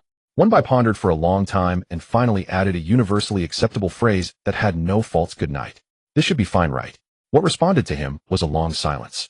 So long that Wenbai began to suspect that Lu Zheng had forgotten to hang up, when suddenly a busy tone came from the screen. Wenbai. What he didn't know was that Lu Zheng was staring at the phone, his brow furrowed. Why did he say good night to me? After more than 10 days of rain, the weather finally cleared up, and the long-delayed graduation ceremony was finally held at the end of June. The school was bustling with activity, a sea of graduates dressed in caps and gowns. As soon as Wenbai appeared, the business school immediately became lively. "Bye-bye, come over quickly, let me touch you. I need to absorb some of your good fortune." A few girls who usually got along well with Wenbai holding flowers started teasing him. On the day of the Weibo lottery announcement, not to mention the multitude of netizens, even their own business school group had been buzzing all night. To be honest, even if it were someone from their own university, they might hesitate a bit, thinking that there might really be something fishy going on. But this person happened to be Wenbai. First, there was no need. He wasn't worried about finding a job, not to mention he still had ongoing projects. Second, with Wenbei's personality, he wouldn't be able to create hype or manufacture a gimmick even in 800 years. "Xiaobai, so you're crossing over to a different field?" The person beside him offered a seat and casually asked. Wenbai walked over smiling. "Yes. We thought you would end up in securities investment banking or some bank who knew you'd go to a new company." Wenbai thought for a moment. "Pretty much." A group of people surrounded him. "Pretty much." Wenbai, "Yes. If Tiandi Bank counts." "You mean what you're doing now is also related to asset management, which aligns with your mate?" "Sort of." Not long ago, he had just learned about stacking Yuanbao from the Grim Reaper. I said. Several people suddenly enlightened. "If you are hiring an assistant and personal financial advisor, then that salary is worth it." It was a rare gathering, and with the topic rolling, they quickly got into conversation. By the time the ceremony ended, it was almost noon. Before leaving his seat, Fong Lemon shouted, "Let's go, let's have our last meal at the cafeteria and head to the night market tonight." "Sure. All right. I'll go back to drop off something. See you at Canteen 1 in a bit." Amidst the noisy crowd, Wenbai stood at the second floor aisle, not knowing what he was looking at. Zhou Wei walked over, patted Wenbei's shoulder. "What are you looking at?" "Let's go eat at the cafeteria." Wenbai withdrew his gaze. "Is the humanities department next to us?" Zhou Wei stood on tiptoe to look outside. "I don't know if it's next door, but our business and humanities venues are in this area. I saw the humanities flag this morning." Having received confirmation, Wenbai turned and walked back. Zhou Wei was stunned for a while. Hey Xiao Bai, where are you going? The cafeteria is this way. I'm going to the humanities department for a bit. Wen Bai replied. You go ahead, I'll be there shortly. Zhou Wei didn't know what Wen Bai was going to do at the humanities department, but he naturally had his reasons, so he responded okay, then hurry up. A few days ago, with the project's conclusion and the matters in Zhuangxing village, Wen Bai had almost forgotten that he still had a seal in his possession. He had gone a few times, but several professors in the history department were often absent, so he had come up empty a few. Coincidentally, this graduation ceremony coincided with it. When he heard the professor's voice through the microphone, Wen Bai remembered again.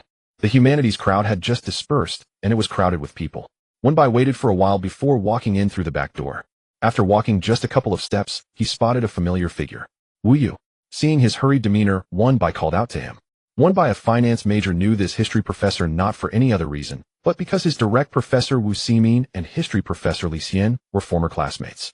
Wu's grandson, when he was accepted into Nanjing University, resolutely chose to major in history, and just happened to be under Li's tutelage, and to this day his professor still occasionally mentions it. This grandson is Wu Yu. Xiao Bai.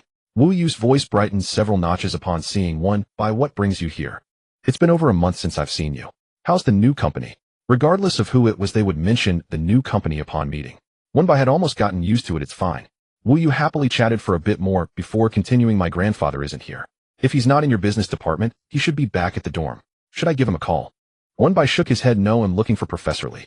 Wu Yu paused for a moment before asking, is there something you need? Wen Bai felt that Wu Yu's expression was a bit odd, so he vaguely explained, the other day, I saw an old item, and it had an inscription, so I wanted to ask Professor Li about it.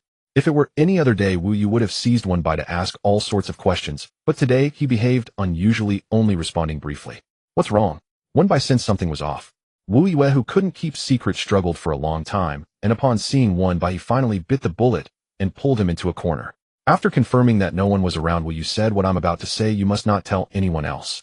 Wen Bai nodded. 6 months ago, a collector invited the teacher to appraise a painting. When Wen Bai stepped out of the venue, an hour had already passed. A group of people was clamoring to go to the KTV near the school to sing. Wen Bai had been preoccupied with the matter that Wu Yu mentioned, and he didn't pay much attention to the movements of others. Lost in thought, his steps unconsciously slowed down.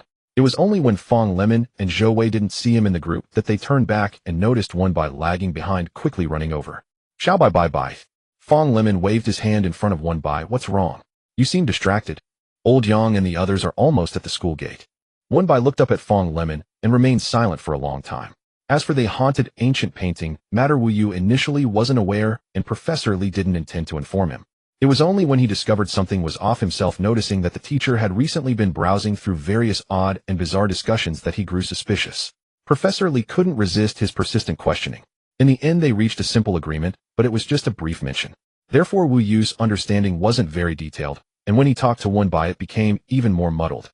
Wen Bai was at a loss, and then Fong Lemon bumped into him. How could he have forgotten about him? Lemon, do you know this person, Zheng Bochang? The reason Wen Bai asked this was that aside from being an antique collector, Zheng Bochang was also a well-known wealthy businessman in Nanjing. Fong Lemon and the others had a circle of second-generation wealthy kids, and they would generally be aware of any disturbances in various families, perhaps knowing a bit more than Wu Yu and the others. Fong Lemon let out a sigh of relief. Earlier, Wen Bai had been silent, just staring at him, and he thought something serious had happened, almost making him feel anxious. Now hearing him finally speak, Fong Lemon nodded. Zheng Bochang. Is he the one who specializes in collecting antiques? Seeing that he really knew, Wen Bai immediately nodded. Fong Lemon, puzzled, asked, why suddenly bring him up? Wen Bai casually replied, it's nothing. I just mentioned him while chatting with Wu Yu today. I heard he collected an ancient painting. Wen Bai tried to steer the conversation toward the painting. Fong Lemon knew about Wen Bai's relationship with Wu Yu and was aware of Wu Yu's study of history, thus he didn't suspect anything. Yes, this has been talked about since half a year ago. They said he found it from someplace. Fong Lemon clicked his tongue. I heard it's true. Fong Lemon himself wasn't particularly interested in literature or paintings, but after all, it was a priceless antique. Even if he couldn't appreciate its additional value or aesthetic value, he understood the principle that a piece of paper could be worth more than a building. Therefore, when he heard others mention this matter, he paid a bit of attention, and it just so happened that Wen Bai asked about it. Fong Lemon thought for a moment.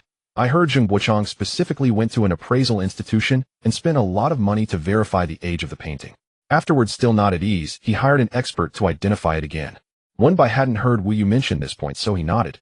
And then, Fong Lemon was unsure what Wen Bai was referring to with the question, and then, suddenly a flash of inspiration struck him. He slapped his forehead, The expert he hired seems to be Professor Li. Wenbai replied, MHM.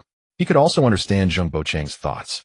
For collectors like them, no matter how the seller guarantees the authenticity of the item, they cannot rest easy without seeing it with their own eyes. After all, if they ended up with a counterfeit while believing it to be genuine, they would become a laughingstock if the news got out. That's why he specially contacted Professor Li, who had quite a bit of research on the life of the owner of the ancient painting. Fong Lemon initially didn't understand why Wenbai suddenly brought up Zheng Bochang. Now hearing it was related to Professor Li, he felt a sense of unease. Could it be that something happened with Professor Li? No, it's just. Wenbai paused and continued. I heard he is going to hold an ancient painting exhibition recently, and I thought if there's a chance I could go take a look. Fong Lemon elongated his tone. This. Wenbai asked, what's wrong? Fong Lemon lowered his voice, speaking mysteriously. I heard it was supposed to happen, but it seems to have been cancelled recently. Wenbai's eyes lit up. Fong Lemon leaned closer. I heard the painting was stolen. Wenbai looked at him. So that's how it was rumored outside. Yes, it caused quite a stir, Fong Lemon said. It seems they searched everywhere without finding it, and began to rely on metaphysics. There were waves of people coming to the house, including Taoists and monks. I'm not sure about the specifics, but the ancient painting that was lost is said to be priceless. Who wouldn't be anxious? Wenbai asked, did Zheng Bochang's side say this? That it was stolen? Fong Lemon nodded. At this point he couldn't help but add, I say the Zheng family too. A good antique, and instead of keeping it safe they say they want to display it. Don't they know the principle of keeping wealth hidden? Wenbai shook his head. This was indeed unfair to Zheng Bochang. The painting was indeed missing, but it wasn't because it was stolen. If possible, they would probably prefer it had been stolen. After all, that would still be a human disaster much better than the current situation. Zhou Wei, who had been silently standing beside Wenbai, looked at Fong Lemon and suddenly spoke. He doesn't understand, it's clearly you. Collectors who acquire artifacts through auctions or purchases can be roughly divided into 3 categories. One type donates cultural relics to relevant protection agencies, which we commonly refer to as giving to the state. One type is what you mentioned, private collection and inheritance. And the last type, Zhou Wei nodded as if he knew what he was talking about, is to publicly display collections within a small scope, inviting like-minded artistic luminaries, like Professor Li, to appreciate and exchange ideas, not for speculation. Zhou Wei extended a finger and shook it. Artist, you wouldn't understand. Fong Lemon wasn't buying it, slowly pushed his finger back down and forced a smile. But the current situation is that not a single artistic luminary was seen. Instead, there were a room full of masters of metaphysics. Zhou Wei, Wenbai, you guys hurry up, old Yang is calling me to lead the way ahead. After Fong Lemon finished speaking, he ran to the front. Zhou Wei finally seized the opportunity to ask, so the painting has a problem? Hearing about Taoists and monks, he already had a clue. Looking at his somewhat colleague, Wenbai didn't hide it. Yes, the thing in the painting is missing. More than a month ago, Zheng Bochang made all the preparations, mounting the painting, edging it with silk, framing it, adjusting the exhibition hall temperature, setting the date, and sending out invitations. However, the day before the public display, the painting had a problem. The painting was gone. It wasn't stolen, nor was it lost, but the thing in the painting had vanished into thin air, leaving only a piece of old yellow paper. Zhou Wei initially thought it was a similar situation. The painting was stolen, but instead of people, it was ghosts stealing it, which is why the police in the human realm couldn't catch them. Now hearing Wenbai say this, he immediately stopped in his tracks. The painting skin. Wenbai laughed at him, lightly tapping his forehead with his finger. What painting skin? Watch fewer dramas. Zhou Wei was not at all comforted. After thinking for a moment, he reminded. I'm serious. If it's really a ghost causing trouble, then they definitely need to report to the underworld before anything happens. Once something happens, it's too late. Wenbai was somewhat uncertain. Do you think this is under the jurisdiction of the underworld? Zhou Wei wasn't very clear about the responsibilities of the underworld either. After weighing it for a while, he said seriously, in any case, it shouldn't be something for us humans to manage. Wenbai thought it was true. After finishing things at school and returning home, Wenbai called Di Ting. The paint, Di Ting asked. After a brief silence, Wenbai explained the whole situation. After listening to Wenbai, Di Ting chuckled, MHM. Wenbai inexplicably heard a hint of that's it from that MHM. He paused for a moment. Isn't this strange? Di Ting replied. It depends on what perspective you view it from. Wenbai asked. From the perspective of us humans. Di Ting said. Then it is quite strange. Wenbai. Di Ting stopped teasing him. It's not uncommon for ancient objects to become sentient or gain spirit. That little paper lamp you have in your hand is one such example. Wenbai almost forgot about it. But the situation of the little lotus lamp was clearly different from the ancient painting. Its spiritual sense wasn't given by Lu Zhang. One was an ancient object gaining spirit on its own, while the other was given by Lu Zhang.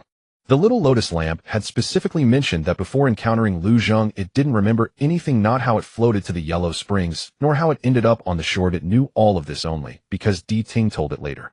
Di Ting said it's half and half. Wen Bai asked. Di Ting added, the one raising it is Lu Zhang. Wen Bai was even more confused. What does it mean that the one raising it is Lu Zhang?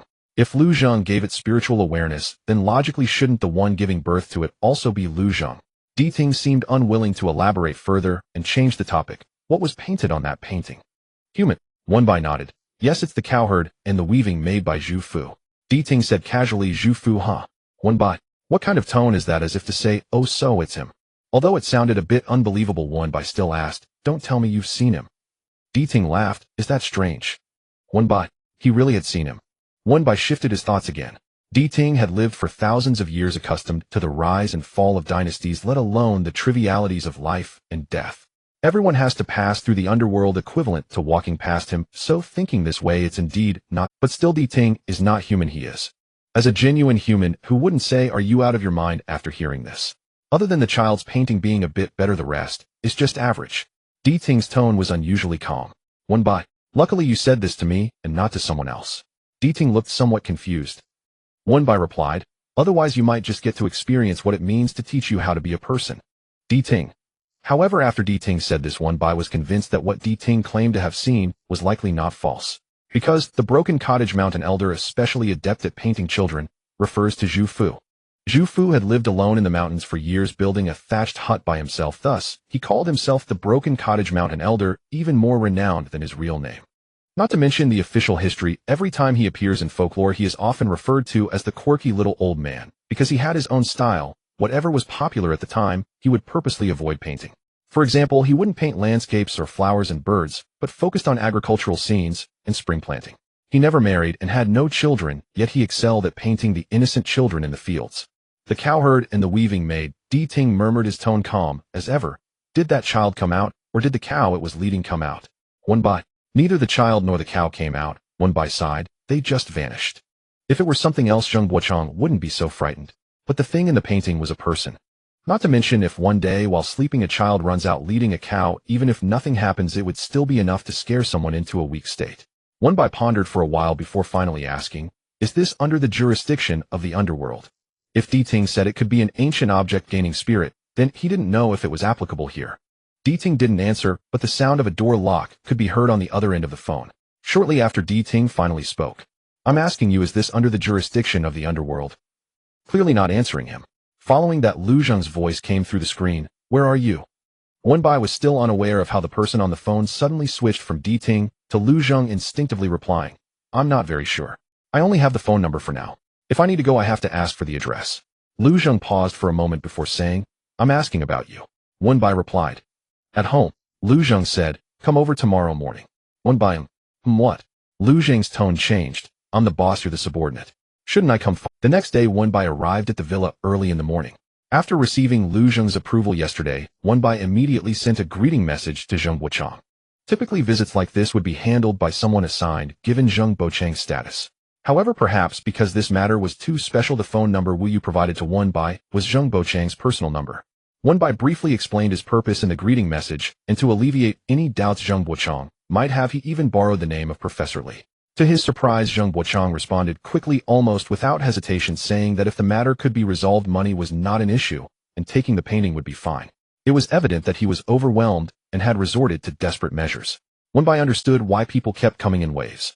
Just looking at the remuneration he offered, aside from the money, they could take the painting. If it was indeed a genuine piece by Zhu Fu, it would start at no less than $1 million, and it wouldn't be surprising for it to fetch 8 figures at an auction house. Lu Zheng walked out from inside, and there was no one following him. He appeared to be in a rather poor mood. Wen Bai had already prepared himself mentally, knowing that the entire Yin division was likely quite busy, with only Lu Zheng being the idle one, yet he still felt it was somewhat inappropriate. It was not right to have the boss running around with him every few days. Wen Bai tilted his head slightly and peered back to see if there really was no one else. However, Lu Zheng had already taken a few steps toward him, noticing his little movements, and said in a rather unfriendly tone, what are you looking at? Good morning, boss. Wen Bai smiled as he looked up. It was a rare sunny day with fragments of sunlight filtering through the leaves. Lu Zheng was momentarily caught off guard by Wen Bai's smile, quickly returning to a calm demeanor.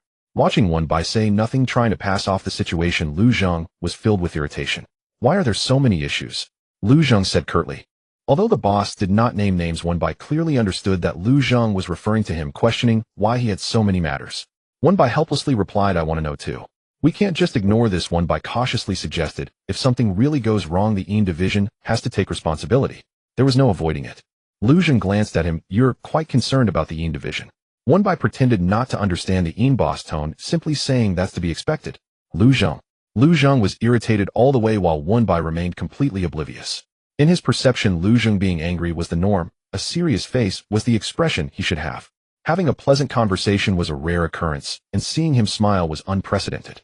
Adhering to the workplace survival principle of the lower the boss pressure, the quieter the employees are like chickens. It's better to say less than to say more and make mistakes. Bai remained silent throughout. Worried that the atmosphere was too dry, he lowered his head and began searching for information about Zhu Fu, quickly becoming engrossed. The allure of the quirky old man instantly surpassed that of the impatient boss. Lu Zheng became even more irritated. He even began to suspect that Di Ting had summoned Bai just to annoy him, neglecting what needed attention and focusing intently on trivial matters. Wasn't the object of concern supposed to be him, the boss? What was he looking at? When they got out of the car, Lu Zheng's nearly palpable pressure startled Zheng Lu, who had come to guide them. Earlier, when watching from a distance at the door, seeing the two dressed elegantly and standing tall, without any ghost-catching tools, Zheng Lu thought his father had made a mistake. These were not masters at all. They were clearly just young masters who had come to join the excitement after hearing some. Upon closer inspection, he was almost frightened into silence by Lu Zheng's imposing presence. Seeing that Lu Zheng looked unfamiliar, he retracted his previous assumptions, fearing he might offend them. Be pleased this way, Zheng Lu said. Bai noticed Zheng Lu's nervousness and introduced himself. First, hello, I am Bai. The greeting message was sent by me yesterday. This is my boss, Lu Zheng. Zheng Lu wiped the sweat that had formed on his forehead. After the incident, waves of people came to the house: Taoists, monks, fortune tellers, all sorts of individuals. Regardless of their skills, they all had grandiose titles, afraid others wouldn't know they were experts. Titles like layman, master, Taoist, priest, and real person left him dizzy. This was the first time someone addressed his boss. Hello, boss. Hello, boss. His original words were stuck in the single boss. It would have been better if the boss didn't have the expression of everyone must die. As he spoke, they bumped into a group of people coming out from the inner room. Some were shaking their heads, some were sighing, dressed quite appropriately. Leading the group was a middle-aged man in a He glanced at Bai, and Lu Zheng quickly averted his gaze and looked at Zheng Lu. Who are these two? Zheng Lu respectfully bent his body. Daoistly, these two are guests invited by my father. Upon hearing the word guest, the expressions of the group changed. Zheng Bochang's guest meant someone who was here to Moreover, it seemed they had come from elsewhere to steal business, unaware of the rules here. The leading Taoist, Li Jiqing, signaled for them to calm down. You two young friends look rather unfamiliar. May I ask where you learned from? Young friends was neither layman nor cultivator, just young friends, and there was a hint of disdain in his words, clearly not taking Bai and Lu Zheng seriously. Bai caught on, thinking that Lu Zheng should have heard it too. Bai, I wouldn't dare. It's just. Before he could finish his sentence, a Taoist of similar age to Bai behind Li Jiqing spoke up. Are you not some kind of sorcerer from somewhere? Though it was a question, the implication was that they were fraudulent practitioners, not serious cultivators. Lu Zheng merely glanced at him. Perhaps he had truly slept too long, unaware that Taoists in the mortal realm could wrap themselves in a Taoist robe and claim to be cultivators. Looking at this group of self-important Taoists with no real skills, Lu Zheng simply remarked, wine bag, and who are you talking about? The Taoist who had subtly mocked Bai turned bright red. While exorcising evil spirits is not as prosperous as it used to be, many branches of various sects remain, and they often have to share business. It's basic to have a back and forth in conversation. No matter how dissatisfied they were, they still had to save face. He never expected someone would be so blunt in their insults. Not only that, but he insulted a whole group. The dismissive glance he cast earlier clearly included his master. Do you know who my master is? You are simply ignorant of your own limitations. That person took a few steps forward, anger rising, and drew the copper coin sword at his side, stepping closer, ready to harm. Lu Zheng's expression darkened, and he instantly stepped forward, shielding Bai behind him. Bai was startled, but seeing that the sword blade did not harm him, and noticing Lu Zheng's noticeably changed expression, fearing that Lu Zheng might become impatient and cause someone to die on the spot, he raised his hand to stop him. Bai acted quickly, almost instinctively, not realizing that his palm was pressed against the back of Lu Zheng's hand at that moment. From Lu Zheng's perspective, it looked as though they were holding hands. Bai looked at him and blinked. Don't be angry. Lu Zheng was taken aback. A strange calm washed over his. Seeing the situation, Zheng Lu hurriedly tried to mediate. Masters, you are all practitioners. Meeting is fate. Please do not let this harm your goodwill. However, the person did not realize he had just avoided losing his life, and thought Bai's move indicated fear. He increasingly perceived these two as all show without substance. Under normal circumstances it would have been fine, but today they were in Zheng Bochang's villa. If this got out, where would the face of Qingyun Temple go? The more he thought about it, the less he could let it slide. The man flipped his hand, raising the copper coin, sword even closer, stepping forward and brushing past Wenbei's clothing. If you have the ability, let's compete. If you lose, you must leave Nan City. You do not appear here again. Zheng Lu, who had been waiting to take them inside, was speechless. Why couldn't they appear in Nan City? His father was waiting inside. Zheng Lu hurriedly organized his words, preparing to smooth things over. At that moment, a voice suddenly came from the back of the crowd. What if you lose? The voice was clear and belonged to a young boy. The man seemed caught off guard, turning around. A small gap opened up in the crowd. Wenbei focused and noticed the young Taoist at the very back. Perhaps everyone's attention was on him. He slowly took a few steps forward. Wenbei finally saw his appearance. Although he was not very old, he seemed to be around 16 or 17, with thick eyebrows and bright eyes, looking quite proper, more like a cultivator compared to the others. Wenbei recalled what the child had said. What if you lose? His voice was calm, yet it felt like he was speaking up. Wenbei found it quite interesting. Upon further inspection, he realized there were indeed two groups of people. Although the Taoist robes of these individuals looked similar, there were still differences. For instance, the master had much more intricate cloud patterns on his robe. However, this child was different from them. The pattern on his cuffs was not cloud-like, but extremely simple horizontal stripes resembling some kind of hexagram, and the robe's color was also deeper. Wenbei guessed that this young Taoist might not belong to the same temple as them. Sure enough, someone from the other side remarked, I wonder what advice junior brother from Zheng Tian Temple has. Zheng Yin Temple. Wenbei whispered. Lu Zheng, who was close, caught it clearly and looked at him. Wenbei leaned in. Zheng Yin Temple is the largest and oldest Taoist temple in Nan City. Lu Zheng responded casually, still uninterested. And then, Wenbei pursed his lips, shaking his head. There is no, and then. He just wanted to say it and remind that the young Taoist from Zheng Yin Temple was likely a second-generation proper Taoist and should not be casually offended. Lu Zheng.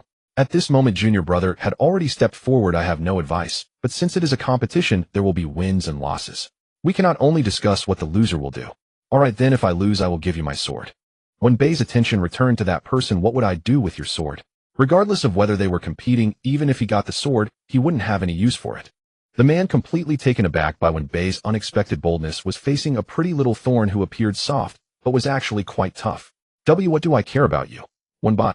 He didn't want to compete, but seeing the man's flushed face and the onlookers around him, he felt they wouldn't let it go easily. But if Lu Zheng made a move, things might escalate. So he had to ease the tension by asking, what do you want to compete in? The man laughed heartily and said arrogantly, since I proposed the competition, I won't make it difficult for you. Feel free to choose whatever you like. Wenbei helplessly confirmed once more, anything goes. The man, brimming with confidence, replied yes. Wenbei smiled slightly. What do you think about calculus? As Wenbei's words fell, the entire venue descended into a deathly silence. Only that person paused for a moment, and after a long while managed to regain his voice. Calculus. What is that? He had never heard of it, let alone knew how to do it. But he couldn't bring himself to ask Wenbei directly, so he randomly pulled a person beside him and asked, what is this integral? The person beside him pondered for a long time and said, it's not something that a human should learn. Then why does he know it? He's not human. That person did not catch the teasing tone in the words and was suddenly startled. When he turned his head again, the copper coin sword had already been lifted, and this time the sword tip pointed directly at Wenbei. You are not human. Wenbei. Lu Zheng's patience had already run out as he looked at Wenbei. Do you want it? Wenbei paused. Lu Zheng, that sword. Wenbei, I don't want it. He couldn't use it, and it didn't look good. Wenbei initially didn't understand why Lu Zheng asked this, but in the next second he found out. Because right after he said he didn't want it, Lu Zheng raised his hand and lightly touched the sword. Then, under everyone's gaze, that copper coin sword, tightly bound by a red string and seemingly indestructible, cracked. It started to break from an unknown point. The red string shattered completely, leaving burnt traces as it broke into segment after segment. And the glaring, ancient copper coins scattered all over the ground. The sound was very light and crisp, yet it carried a force that struck at the soul. That person stiffly lowered his head, looking at the two ancient coins that had pierced through the stone and stood straight in the ground beneath his feet. Everyone else. Is this something a human can do? Other people might not know, but those from Qingyun sect were very clear about the origin of this ancient sword. Although it couldn't compare to some legendary artifacts, it had been around for a while. But this person just lightly touched it, and the sword was gone. All the members of Qingyun sect gasped and took a step back. This was just a light touch on the sword. If it had been a direct touch on them, they feared they would have to leave sideways. Not only them, even Wenbei was startled. He had never known Lu Zheng could be like this when angry. Just how friendly had he been to him on ordinary days? Meanwhile, Zheng Lu, who had been trying to mediate, was already in a daze. His gaze had not left those two standing corpses of ancient coins. Are we still leaving? Lu Zheng had impatience written all over his face. Only a few simple words, yet they exploded like rolling thunder in the ears of everyone present. Zheng Lu hurriedly bowed and made a gesture for them to enter. The people from Qingyun sect immediately parted into two rows, leaving a spacious path in the middle, some looking up at the sky, some looking down at the ground, none daring to meet Lu Zheng's gaze. When the two walked far away, Li Jiqing remained standing in place, frozen. Master, my sword is gone. That person struggled to speak. Li Jiqing looked at the mess on the ground and did not respond for a long time. He knew very well that this person had shattered not just the sword body, but also the sword's aura. That's why it shattered so completely. You're lucky to have retained your life. Li Jiqing sighed heavily. Lin Xiao hadn't expected the two to possess such profound skill. He glanced at Lu Zheng and then at the jade gourd in Wenbei's hand. After a long while, he raised his foot to follow along. His guess might not be wrong. These two might really be able to help them at Zhengtian Temple. A disciple from Qingyun sect nearby, not knowing what Lin Xiao was thinking, saw his actions and thought it was bad, hurriedly pulling him back. Junior brother, where are you going? His expression changed several times and finally he said, You're not thinking of going to find those two, are you? Lin Xiao nodded. Are you crazy? That senior is clearly still angry. Trying to get acquainted now is not possible. Don't act impulsively. Master, please persuade junior brother Lin Xiao. To everyone's surprise, Li Jiqing nodded. He'll go with you. All the disciples of Qingyun sect. Li Jiqing had made up his mind. In fact, they were not without reason. It was indeed not a good time to get acquainted after having just offended him. But such a great power was not something you could just meet whenever. It might only happen once in a lifetime. Lin Xiao knew what Li Jiqing was thinking. Although their intentions were different, the ultimate goal was the same. So the group turned back. Despite Li Jiqing and the others being very cautious, deliberately controlling their distance, waiting to follow after passing through the outer courtyard's mysterious hall, they feared getting too close would anger Lu Zheng. But after walking a few steps, Lu Zheng realized it. Troublesome, Lu Zheng frowned. He stopped and turned. Are you feeling one sword is not enough? Or do you think your heads are harder than that sword? From a distance, Li Jiqing and the others across a whole courtyard nearly kneeled down upon hearing Lu Zheng's voice. Wenbai had initially not known who Lu Zheng was speaking to, but through the window he saw the neat row outside and understood. Just as he was about to speak, he suddenly locked eyes with the leading Lin Xiao. Lin Xiao bowed deeply to him. Wenbai couldn't see his expression clearly, but somehow felt that he seemed to have. Wenbai had a good impression of this young-looking Taoist, and he had just helped them speak up, so he discreetly tugged at Lu Zheng's sleeve. Lu Zheng turned to look at him. Wenbai said nothing, only gently shook his head. Seeing Lu Zheng not responding, Wenbai felt uncertain, but he truly didn't know what to say. With Zheng Lu present, many things were also hard to say, so he could only blink. Lu Zheng blinked again. Lu Zheng. Who taught this person this set of actions? Why is he so fond of acting cute? Wenbai had no idea that at this moment he had already transformed in Lu Zheng's heart into a delicate and affectionate persona. Lu Zheng was no longer angry and even felt happy for a while. A group of people entered the house, and Zheng Buochang immediately got up from the sofa. When he caught sight of Lu Zheng and Wenbai, it was as if a bucket of cold water poured over him. They were too young. He didn't think young people were bad, but with so many experienced masters at a loss, young people would likely be even more clueless. Zheng Buochang's disappointed expression was not well concealed, and Zheng Lu saw through it at a glance. Just as he was about to step forward to wake his dad up, and not to offend the masters, Li Jiqing and the others were already waiting outside the door. Zheng Buochang felt a surge of joy. Since things happened, he had invited wave after wave of cultivators. Although they all returned empty-handed, Li Jiqing had some real skills, and was from such a prestigious place as Qingyun sect. Upon turning back, he thought he had discovered something.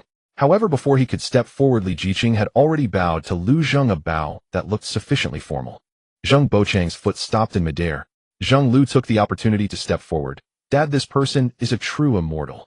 The kind that can shock the family for 300 years. Zheng Lu. With just one finger he shattered a sword. Zheng Buochang's eyes widened. Sword?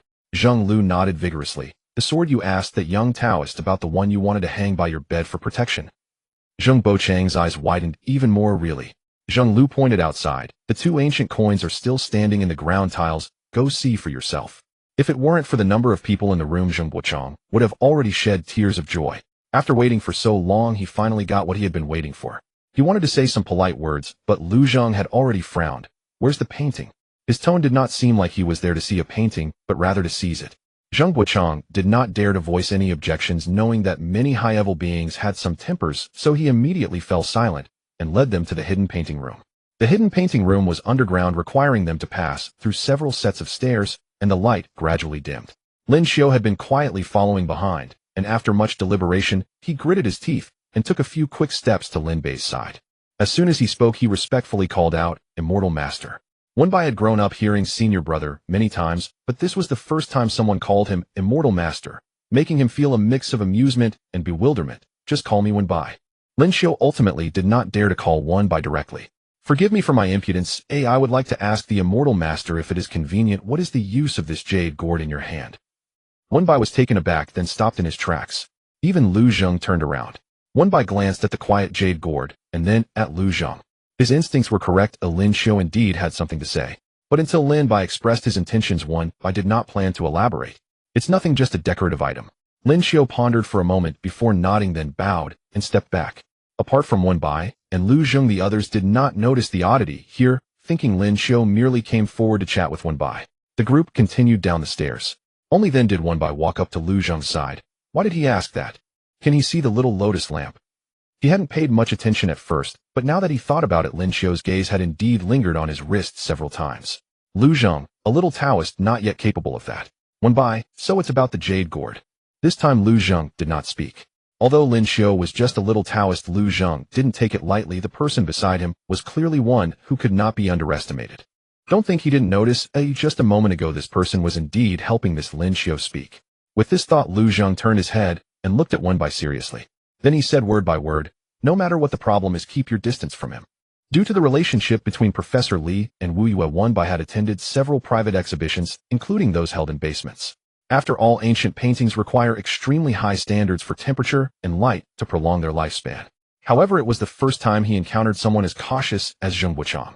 In the vast basement, there was only a single display chamber in the center, covered with layers of glass resembling a pagoda. The bottom edge was even lined with a circle of talisman paper written in cinnabar. The imagery was as strange as it could be. Zheng Lu hurriedly whispered an explanation. "Please don't mind, sir. It wasn't like this before, but after that incident we were genuinely frightened and added more layers of glass." Lu Zheng, disinterested, casually tore a piece of the talisman paper down. Zheng Buochang felt as if a piece of his soul was missing with this action.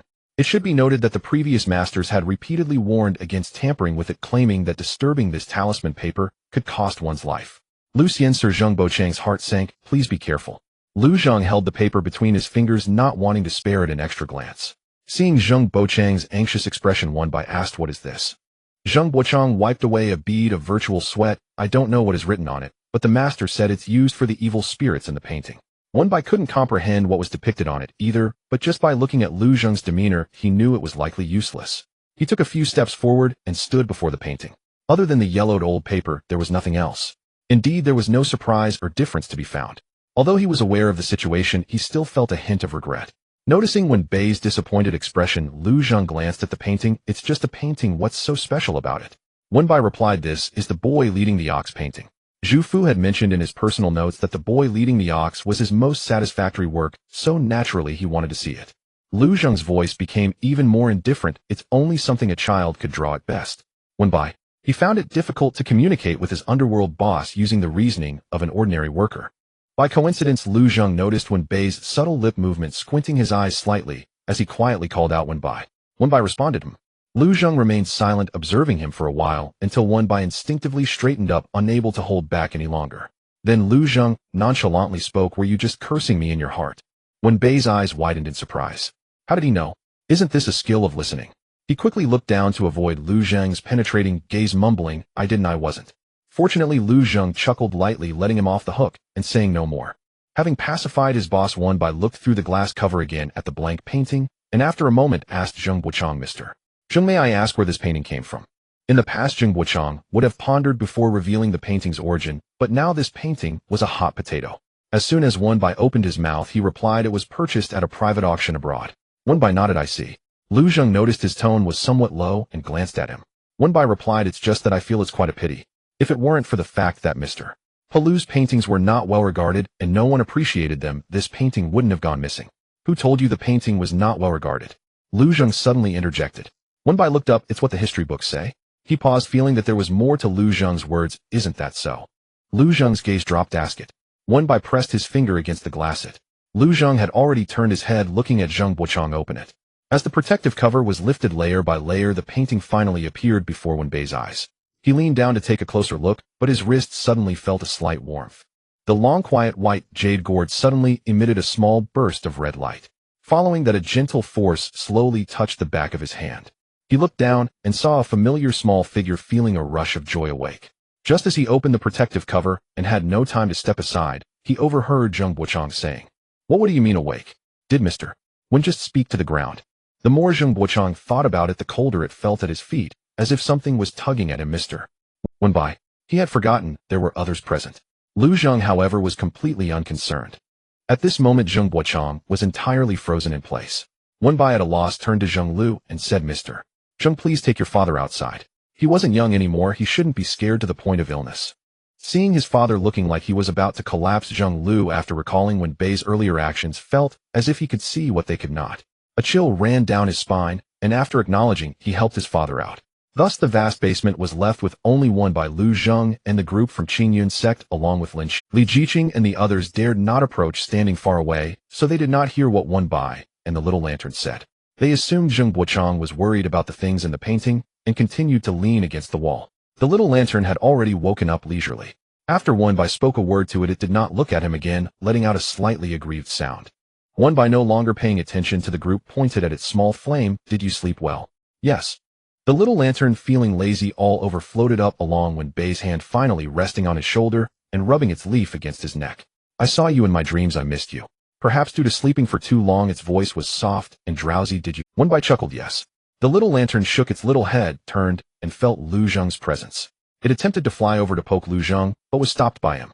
"No more mischief." Lu Zheng pointed at its flower tip lightly, and like a gust of wind, the little lantern swayed back, landing once more in Wen Bai's arms. The little lantern covered its head and made a sound of distress. Wen Bai's heart ached immediately, and he reached out to touch its petals. "Did it hurt?" The little lantern hummed in agreement. Wen Bai helplessly glanced at Lu Zheng. "You heard it." "Lu Zheng." He reached out and pinched its leaf. "Don't listen to its lies." The little lantern laughed for a while before noticing the painting. It tilted its plump petals, staring intently at the paper, and then floated down. After circling slowly above it a couple of times, it tapped the yellowed old paper with its leaf, appearing quite interested. "This painting is strange. Don't touch it," Wen Bai quickly said. Without knowing what issues this painting held, he did not want it to come into contact. Just as he intended to embrace it, the moment his hand brushed against the petals, the little lantern's wick suddenly flared up, and in an instant of brilliance it vanished. At the same time, the white jade gourd on his wrist suddenly plunged toward the painting. When Wen Bai opened his eyes again, he was no longer in the basement. Before him was a piercing white. This kind of white seemed not to be imposed by external forces. It was unlike snow or powder, but an almost pure white. If one had to describe it, it felt as though he were in a dark abyss where he could not even see his hand. "Is anyone there?" Wen Bai called out a couple of times, but received no response. He recalled that before entering this place, the little lantern had vanished, and then there was a sudden force on the white jade gourd. Then this force brought him in as well. So barring any accidents, the little lantern should also be here. For a moment, Wen Bai was unsure if he felt reassured or increasingly anxious. He stepped forward, but the surroundings remained a blank white, almost blinding his eyes. Wen Bai could not discern direction, nor knew how long he had walked, yet his intuition told him that he had been circling in one place and had not exited. Just as he thought about sitting down for a rest and sorting out his chaotic thoughts, a long and deep mooing sound suddenly echoed in his ears. This was the first sound he had heard here. Wen Bai suddenly raised his head. Following the sound, he looked around, still seeing nothing but blankness, yet the sound was undeniably real. "Wait." Wen Bai frowned. "Mooing. The boy leading the ox. So did he enter the painting?" Unbeknownst to him, while he spent half an hour inside the painting, only a moment had passed outside. As he reached this conclusion, the temperature in Zheng Buochang's basement suddenly dropped several degrees. Though it was June, it felt like an ice cellar in the dead of winter. The culprit was Lu Zheng, who was still outside.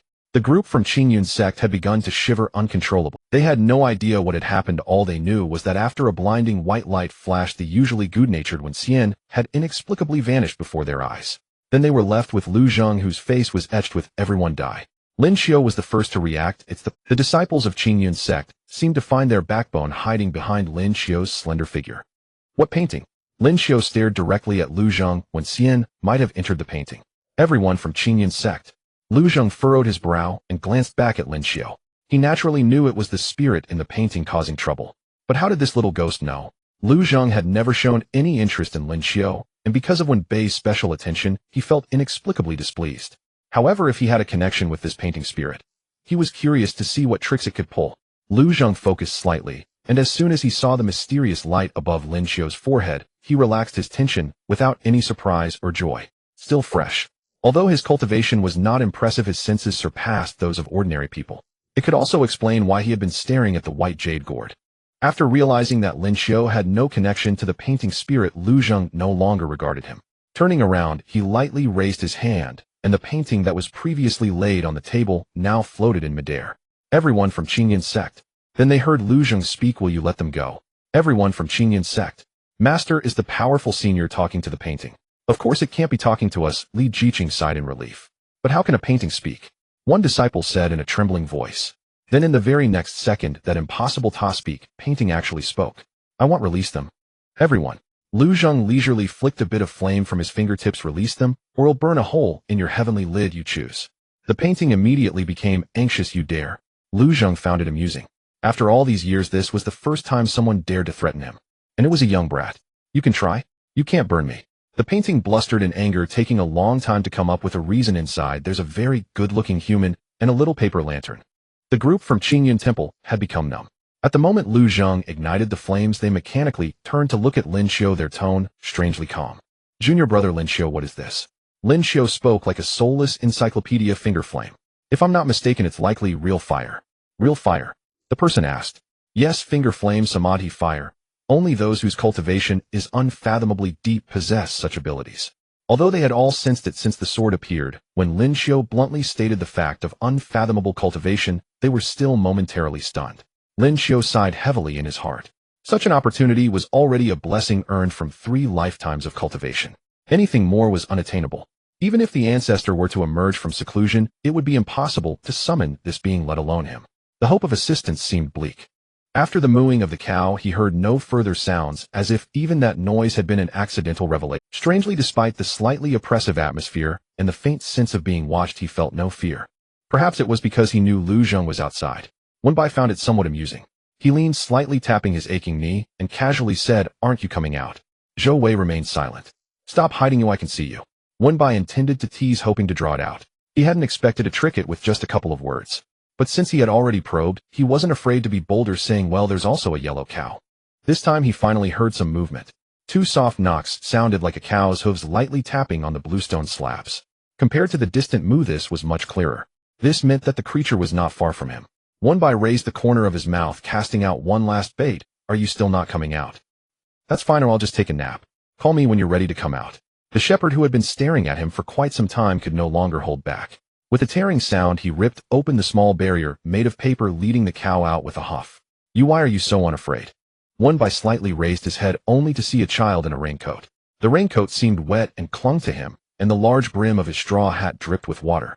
Beside him stood a yellow cow much taller than him, gently swaying its tail. Wenbai had never seen a true depiction of a child leading a cow, and due to his early loss there were few records and encyclopedias about it. Yet in that moment, he could almost confirm that this shepherd was the child from Mr. Palu's brush. After marveling again at Zhu Fu's artistic skill, Wenbai slightly rose. Previously obstructed from view, he hadn't noticed until now that there was a small lotus lamp resting on the yellow cow's tail. The small petals bobbed up and down with the yellow cow's movements, clearly in a deep sleep. Wenbai smiled. At that time he had thought the yellow cow was merely swatting away flies. It turned out it was using its tail to cradle the little lamp. With his heart finally at ease upon seeing the small lotus lamp, Wenbai stood up, but didn't straighten fully. Instead, he changed his position to half squat, aligning his gaze with the shepherd's. The shepherd was somewhat flustered by Wenbai's actions. It felt a bit too close. Yet there was no sense of pressure. This person was smiling at him. Unlike the others who had been brought in before, who would scold him, threaten him, or tell him to scram. Nor like the person outside who threatened to burn his crown. Suddenly the shepherd's face turned red. He felt his appearance might not be very good and instinctively wanted to smooth out the edges of his raincoat, only to forget that he was still holding a rope tied to the cow. This movement tugged at the iron ring on the cow's nose. The yellow cow was somewhat displeased and huffed out a cloud of wet breath in annoyance. The shepherd got splattered in the face and felt embarrassed in front of Wenbai. The more he thought about it, the angrier he became, and he turned to bicker with the old yellow cow.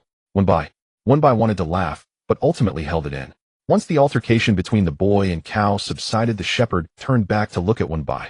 "Are you Wenbai?" Seeing Wenbai's confusion, the shepherd extended a hand, pointing at the paper lamp. "It told me." Looking at the little paper lamp that had fallen into a deep slumber, the shepherd paused, fearing that one by would think he had done something to cause the little one to be like this. He hurriedly added, "It just got tired from playing and fell asleep." The shepherd pouted, "I didn't do anything to it." One by watched him trying hard to act nonchalant and smiled, "I understand. Thank you for playing with it." The shepherd's dark eyes drooped. "Even if you say that, I still won't let you go." His tone was fierce, yet his hands nervously twisted the rope. One by followed his words. The shepherd's expression grew more complicated. Clearly he had said he wouldn't let him go, yet why was one by not nervous at all, responding with a simple "Is that person outside your companion?" he asked. One by replied, "Outside." "Yes, a very fierce man," the shepherd said with lingering fear. One by didn't need to guess, he already knew who that person was. It seemed that the two had faced off before. Strangely, one by felt that this person before him bore a notable resemblance to Lu Zheng in temperament. "Yes, my boss." Upon hearing one by affirm it, the shepherd's hand trembled. "Will he really burn my crown?" One by. What had Lu Zheng said to this child? To burn his crown.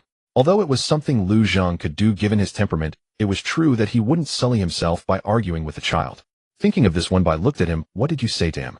The shepherd, feeling somewhat guilty, admitted, "Nothing much, just said I wouldn't let you go, and that this little lamp should be returned." One by sighed. "That's probably not all." The shepherd asked, "Not all what?"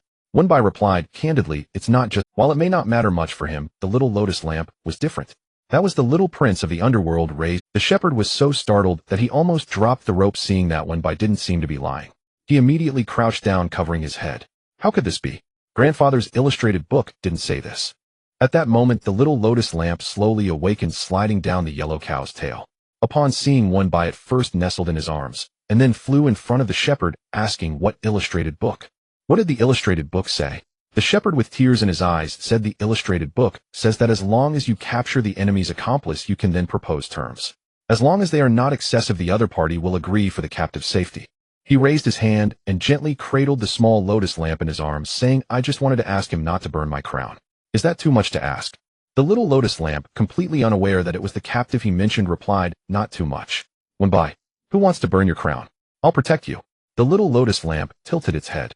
The shepherd sniffled, holding the little lamp and crying for a while. The little lamp, affected by the shepherd's emotions, spoke with a hint of a cry no. One by had originally thought the little lamp's no meant it couldn't help deal with Lu Zheng, yet the next second the little lamp began to cry. "I can't beat Lu Zheng." It even let out a small burp, sounding truly aggrieved. Anyone unaware would think it and the little shepherd were allies. One by. He hugged this little ungrateful one and soothed its breath. He then handed a tissue to the tearful shepherd. "Now tell me, why did you capture us?" The shepherd stared at the tissue for a long time before looking up at one by. "I didn't mean to capture you." He pinched the little lotus lamp's leaf, saying it came in by itself. The little lotus lamp nodded. "I heard mooing inside." The little lotus lamp, being a paper lamp, could not see the barrier created by the paper. To it was as if there was none, it simply swept through with ease. So it had stumbled in without realizing it. Yet it forgot that the jade gourd was still in Wen Bai's hand, which brought Wen Bai in as well. Wen Bai was left speechless, realizing they had disturbed this little shepherd's peace. Feeling somewhat apologetic and unsure how to start, Wen Bai noticed the shepherd looking at him with a sense of grievance, as if he believed Wen Bai didn't trust his words. "I haven't captured anyone for a long time." The thoughts of a child were written all over his face, and Wen Bai quickly apologized. "But when I say I won't let you go, I really mean it." The little shepherd said this, while fearing Wen Bai would get angry, and didn't dare look him in the eye. Wen Bai wasn't angry. From what he said, it was clear that people had been captured before. If he didn't clarify, the next missing persons might be from outside, not just things from the drawing. "What do you want us to stay here for?" Wen Bai asked calmly. The shepherd crossed his legs and sat down. "To play with me." Wen Bai asked, "So those who came in before were also kept here to play with you?" The shepherd huffed, "They weren't." Wen Bai. Just as Wen Bai was about to ask further, the little lotus lamp in his... He looked down and saw that the little lotus lamp's petals had somehow closed up, forming a small ball smaller than his fist. It moved vigorously, and when it opened again, a small paper ball rolled out and fell at Wen Bai's feet. Wen Bai wasn't frightened by the shepherd, but was startled by the little lamp. A paper lamp dropping a paper ball was no different from a piece of flesh falling off. Wen Bai's tone became somewhat unsteady. "What's wrong? Where are you hurt?" The little lotus lamp spun around, indicating it was fine, then picked up the small paper ball and placed it in Wen Bai's palm. "Wen Bai." The little lotus lamp whispered, "Written by Lu Zheng, a note." When Wen Bai opened it, it simply read, "The things inside can move, they are not alive, it is the paper itself that is alive." Wen Bai. When he looked up again, he was taken aback. The surroundings were still a white expanse. Yet the shepherd and yellow cow had vanished. "Where are they?" Wen Bai asked Xiao Liandeng. Xiao Liandeng tilted its head, utterly baffled. "I don't know. They vanished in an instant. Bye-bye. Bye-bye, Xiao Liandang called again. My. Wenbai murmured. Xiao Liandang pointed at the note. What does it say? Wenbai read it aloud word by word. He paused mid-sentence, breath catching. His gaze flickered from the note to Xiao Liandang, then lifted, slowly sweeping across the silent, mist-wrapped surroundings. Lu Zhang said this scroll is alive. Thus the shepherd boy and the ox within it awakened their own consciousness. Alive. Xiao Liandang frowned, uncomprehending. Like me, oi. Wenbai nodded. This analogy he thought would be clearest for it, more or less. Wenbai reached down and lightly tapped the ground. Can you feel it? After all, they shared the same essence, both born of paper, he mused. Xiao Liandang fluttered down, pressing itself against the spot Wenbai had just touched, searching with fierce concentration. Its petals flushed deep crimson with effort, yet sensing nothing. Deflated, it sighed, I can't feel it. Wenbai smiled, cradling it gently into his arms and massaging its tender, aching petals. Distracted, he murmured, what do you suppose the little shepherd meant by that final sentence? Which one? Xiao Liandang asked. I don't like them. Yes, Wenbai confirmed. Then he froze, stunned, before both he and Xiao Liandang lifted their heads in unison. For that cry, I don't like them, had not come from Wenbai's lips, nor from Xiao Liandang's. It belonged to a voice entirely unknown. Xiao Liandang shot upward from Wenbai's palm, hovering protectively before him, every petal taut as a drawn bowstring. The Huajing scoffed, a low, disdainful rasp, before finally materializing, languid and deliberate. Wenbai struggled to define what it was, neither mist nor cloud, but something between, tenuous, shifting, barely coalesced. Have you come to seize the scroll too? The Huajing's voice broke the silence, deep, resonant, layered, as if echoing from all directions at once. The sheer density of sound pressed painfully against Wenbai's eardrums. Perhaps it was deliberate. Wenbai paused, letting the resonance fade. Also, so it had already mistaken him for a thief. The Huajing, interpreting his silence as admission, bristled. You are here to steal it. It shouldn't have listened to the old ox. She'd insisted this beautiful humanoid was kind, unlike those others before him. Xiao Liandang felt the sky collapse. How dare this thing snarl at Bye-Bye? In one swift motion it darted forward, shielding Wenbai completely, body rigid as a drawn bow. Fearing the Huajing might harm Xiao Liandang, Wenbai interjected quickly, I'm not here to steal it. The Huajing sensed the spiritual energy radiating from Xiao Liandang and chose not to provoke, but pressed on relentless. Then why are you here? Wenbai invoked authority. The Eastern Peak Underworld Commission sent me. The scroll is suspected of irregularities. The Huajing recoiled. You serve the Underworld Commission. Before Wenbai could nod, Xiao Liandang piped up. He's Lu Zhang's man. Wenbai fell silent. He couldn't fathom its logic. Perhaps in Xiao Liandang's understanding, Lu Zhang's name carried more weight than the entire Eastern Peak Underworld Commission. The Huajing lapsed into stillness. Then softly, if you truly serve the Underworld Commission, may I meet Master? At that very moment, Wenbai knew precisely who Master was. Palu Master. The Huajing hurriedly affirmed yes. Wenbai hesitated, then softened his words. Many years have passed since his passing. The Huajing fell mute, for a long, hollow stretch. When it spoke again, its voice had dimmed, hollowed out. I know. It settled slowly onto the ground, and seemed to shrink, diminished. I only wish to see Master once more. After those people stole me away, I never saw him again. Stole you? Wenbai asked. Yes. They claimed they disliked Master's paintings, said his brushwork was crude, yet while he slept they took me. But wasn't the scroll lost only after Palu Master's death? Wenbai furrowed his brow. The Huajing instantly objected. No, it's impossible. Master cherished me above all else. Had he died first, he'd have taken me with him into his tomb. Its tone carried profound sorrow, as though being left behind unburied beside him was the gravest betrayal imaginable. Wenbai began to doubt the historical record. Worst of all, they drew upon me. The Huajing bared its teeth. Wenbai sought clarity. Do you mean certain elements of this shepherd boy leading the ox scroll were added later, not by Palu Master himself? The Huajing gave a sullen, reluctant hum. Wenbai, could something be amiss? His skepticism now extended beyond historiography, to the authenticity of the scroll itself. For the current shepherd boy leading the ox bore only its core figures, the boy, the ox, faint strokes suggesting distant mountains and a narrow field path, while vast expanses remained deliberately blank. This minimalist background reflected Zhu Fu's signature style. As for the shepherd and ox, their mastery was self-evident. Even the painting's title attested to technical brilliance far beyond imitation. Because I ate them, the Huajing snapped. Wenbai ate them. They assumed Master had left no inscription when he painted it. So the moment they stole it, they rushed to stamp their own seal upon it, claiming ownership. This scroll bears Master's inscription. Wenbai choked, startled into disbelief. Scholars across centuries had penned thousands of treatises on shepherd boy leading the ox, yet none ever mentioned an inscription.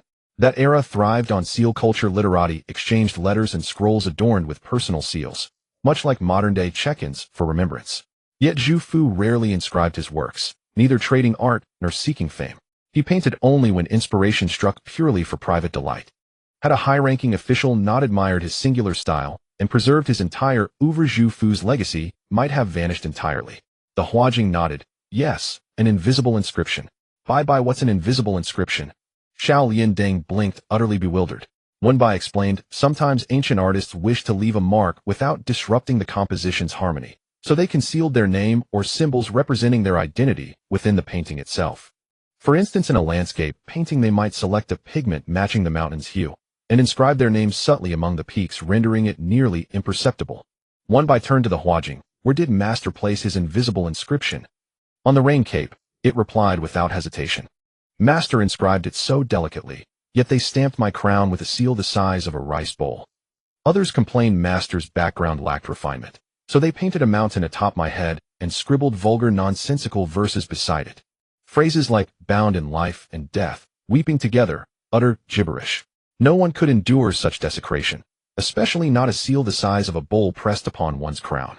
Worse still, they scrawled the character for death in bold, grotesque characters across it. Xiao Liandeng floated closer, gently patting the Huajing. You've been defiled. Yes, it ground out, teeth clenched. I've been defiled. Wenbai exhaled sharply. Where had it learned such language? So after awakening your consciousness, you erased all those additions, eh? Those marks never belonged there. But I ensured they gained nothing. Later thieves, I imprisoned them within the scroll for 10 days 15, sometimes swallowed the scroll whole, hiding it where none could see those abominations. Then as spiritual energy waned across the mortal realm, and no one offered incense, I felt. When I awoke, the Huajing's voice dropped heavy with dread. I found myself confined in a lightless basement by a strange old man, who brought strangers and forcing me to receive them. Wenbai coughed dryly, whispering, that isn't called receiving guests. The term isn't used that. What is it called then? All the popular illustrated storybooks use that phrase. He imprisoned me, compelled me to meet strangers, touch me, and spouted lewd, lascivious phrases like exquisite, divine, utterly absurd. Wenbai. Xiao Liandeng tilted its head, gazing up at Wenbai. Bye-bye. What's an illustrated storybook? And receiving? Wenbai didn't wait for the rest. He clapped a hand over Xiao Liandeng's delicate petals. That's no topic. It took Wenbai half an hour to explain to the painting spirit what an art exhibition was. The reason for detaining it here was due to the high environmental and temperature requirements of ancient paintings. Zheng Bochang also bid high prices to purchase it from others because he liked the works of Master Palu and did not want it to be lost. Wenbai was relieved that the painting spirit had just awoken and lacked sufficient spiritual energy, which meant it could only hide things from the painting rather than bring people in.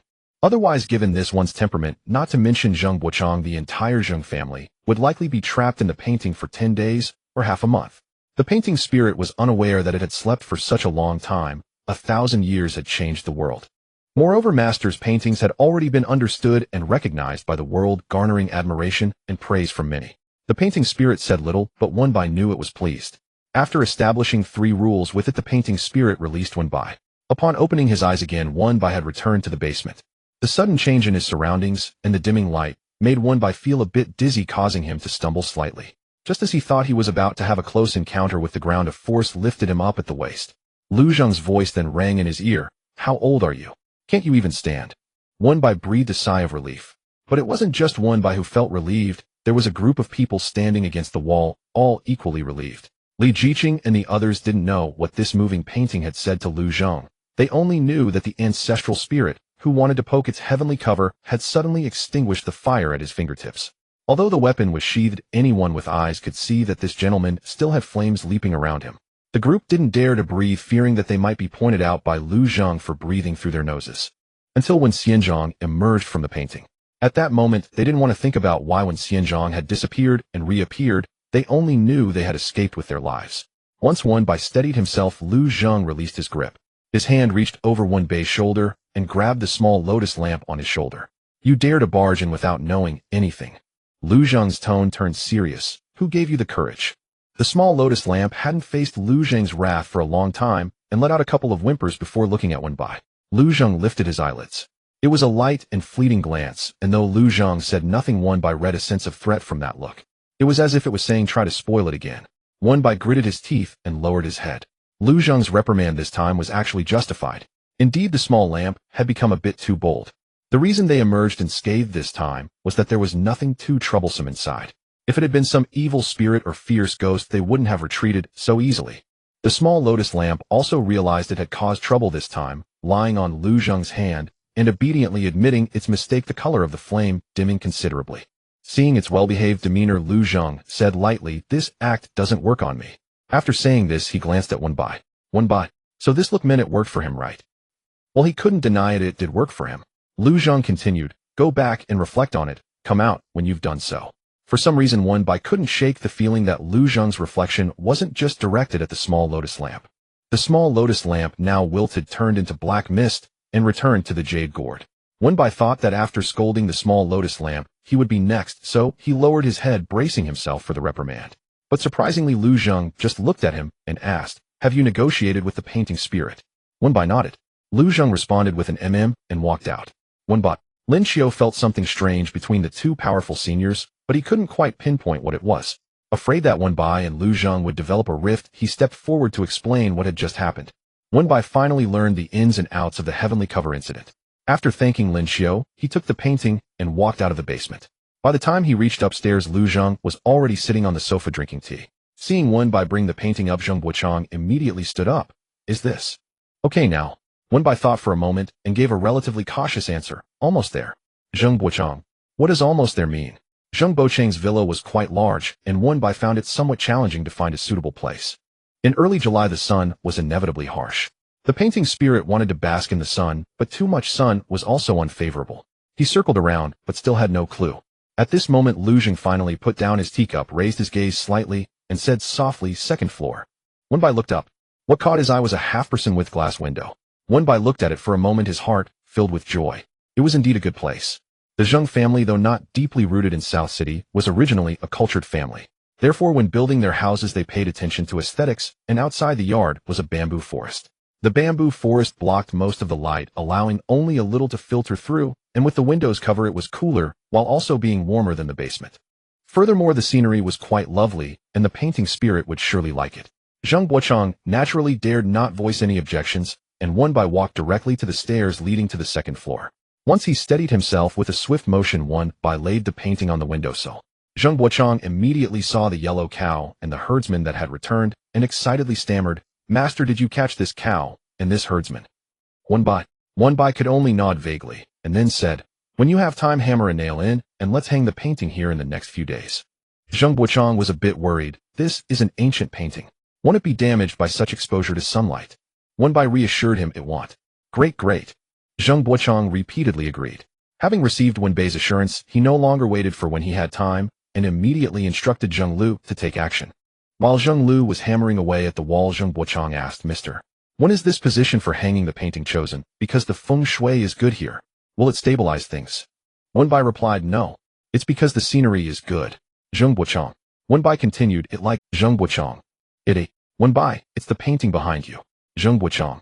Wen Bai didn't want to scare Zheng Buochang. He wanted to make up some excuse to pass it off, but he really couldn't think of anything.